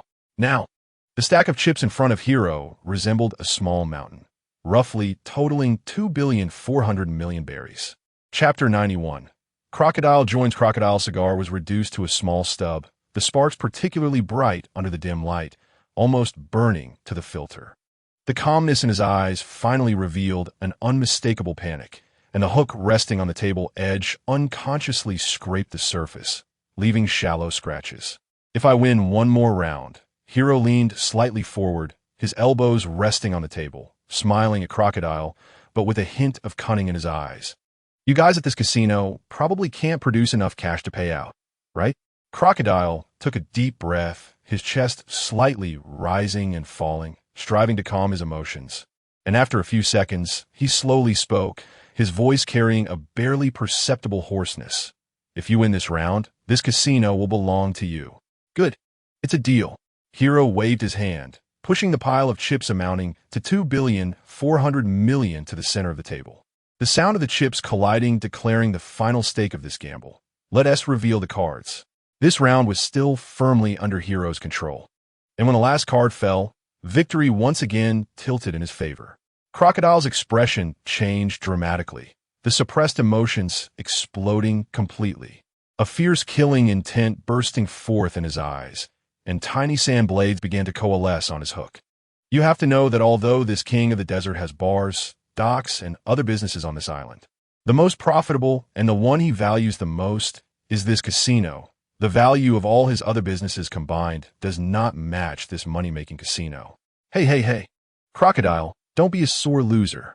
As Hiro spoke, an invisible sense of pressure suddenly radiated from him. Conqueror's haki instantly enveloped the entire room. This haki intimidated Crocodile, dispersing much of the killing intent emanating from him. Now this casino belongs to me. There is no need to continue gambling, right? Yes, you're right, Tyrant Jabbar Hiro. Crocodile felt the suppression of the Conqueror's haki, his body momentarily pausing almost imperceptibly, Then he struggled to calm himself, his tone carrying a hint of helplessness. Even if I act now, I can't do anything against a powerhouse of your level. You have good insight. Hiro clapped his hands with a smile. The sound of applause particularly clear in the quiet casino. However, I do have a new proposal. Let us gamble one last round. If I lose, the casino and all these chips will be returned to you. If I win, you must agree to one condition of mine. How about that? What condition? A glimmer of interest suddenly flashed in Crocodile's eyes, his body sitting up slightly, seemingly intrigued by the condition. Hiro leaned in closer. The distance between them suddenly shortened, and he stated his condition in a calm tone, his voice not loud, but exceptionally clear. If you lose, you must join my pirate crew and sail with me. Sailing with the tyrant of the former Roger pirates? Crocodile was momentarily taken aback. Then a smile slowly spread across his face, a low chuckle resonating beside the table. Ha ha, that wouldn't be impossible. Then let us start, Hiro said eagerly, a glimmer of understanding flashing in his eyes. He knew all too well that gambling is something that easily gets people high. Even someone as meticulous as Crocodile, after losing several rounds in a row, couldn't help but be influenced by his emotions. Sure enough, Crocodile's hand began to tremble slightly while dealing the cards, and the sand at his fingertips occasionally slipped onto the card face, a stark contrast to his earlier composure. Meanwhile, Hiro had already activated his observation hockey to foresee the future, and with the control of the mochi fruit over the card box, he easily won this final round of the gamble. You lost, Crocodile. Hiro smiled and extended his right hand, his tone carrying a hint of certainty from now on. You are my crew. Crocodile looked at Hiro's outstretched hand, his face full of reluctance, his fingers unconsciously tightening around his hook. But he knew in his heart that he was facing a tyrant who could stand shoulder to shoulder with Roger, leaving him no room to refuse. In the end, he still relaxed his fingers and reached out his right hand to shake Hiro's hand. Don't look like that, Crocodile. Hiro's smile widened as he patted his shoulder. Suddenly, he changed his tone, lowering his voice slightly and becoming serious. I know you have unfulfilled ambitions in your heart. Don't worry, once we complete this journey, I will return everything to you, including your freedom. Sounds interesting. After hearing this, Crocodile's reluctance gradually faded, and a signature charming smile appeared on his lips. His deep laughter echoed again. Ha! I suddenly have a bit of interest in joining your pirate crew. Just as the two reached an agreement, a nearby Ishao suddenly stood up in dissatisfaction, the chair scraping loudly against the ground. He still held unfinished playing cards in his hand, his face full of frustration. Sigh. I was planning to have a good game, but it turned into recruiting crew members. What a buzzkill. Hey, Ishao. Hiro quickly called out to his back, teasingly. This casino is now an asset of our pirate crew. You can play however you want, as long as you enjoy it. What is the point of that? Ishao waved his hand without looking back, leaving that remark before heading straight toward the pirate ship, the Defu. Captain, I'll go explain a few things to the casino staff and handle some follow-up matters. Crocodile's eyes swept over the familiar scenes in the casino, from the bar to the gambling tables, each place showing traces of his years of management, his tone carrying a hint of unhidden reluctance. Go ahead. I'll wait for you outside. After Hiro finished speaking, he gently patted his body. The power of the pawpaw fruit activated, and his body instantly appeared at the entrance of the casino, his movements crisp and efficient. Not long after, Crocodile also walked out of the casino. Although his face still bore little expression, the reluctance in his eyes had faded considerably. He walked to Hiro's side, his tone more respectful. Let's go, Captain. Take me to see our ship. The two walked side by side toward the Defu and soon returned to the ship. At that moment, the other crew members had also completed their tasks and returned to the deck. Seeing Hiro bring Crocodile back, they all showed curious expressions. Hiro stood in the center of the deck, cleared his throat, and pulled Crocodile to his side, introducing him to everyone. Everyone, this is Crocodile. From today on, he will be a new member of our pirate crew. The crew members immediately surrounded him, all extending their hands to shake Crocodile's hand, their faces full of welcoming smiles. And the deck instantly became lively. Then, Hiro shouted excitedly to everyone to celebrate Crocodile's joining. We are having a feast tonight.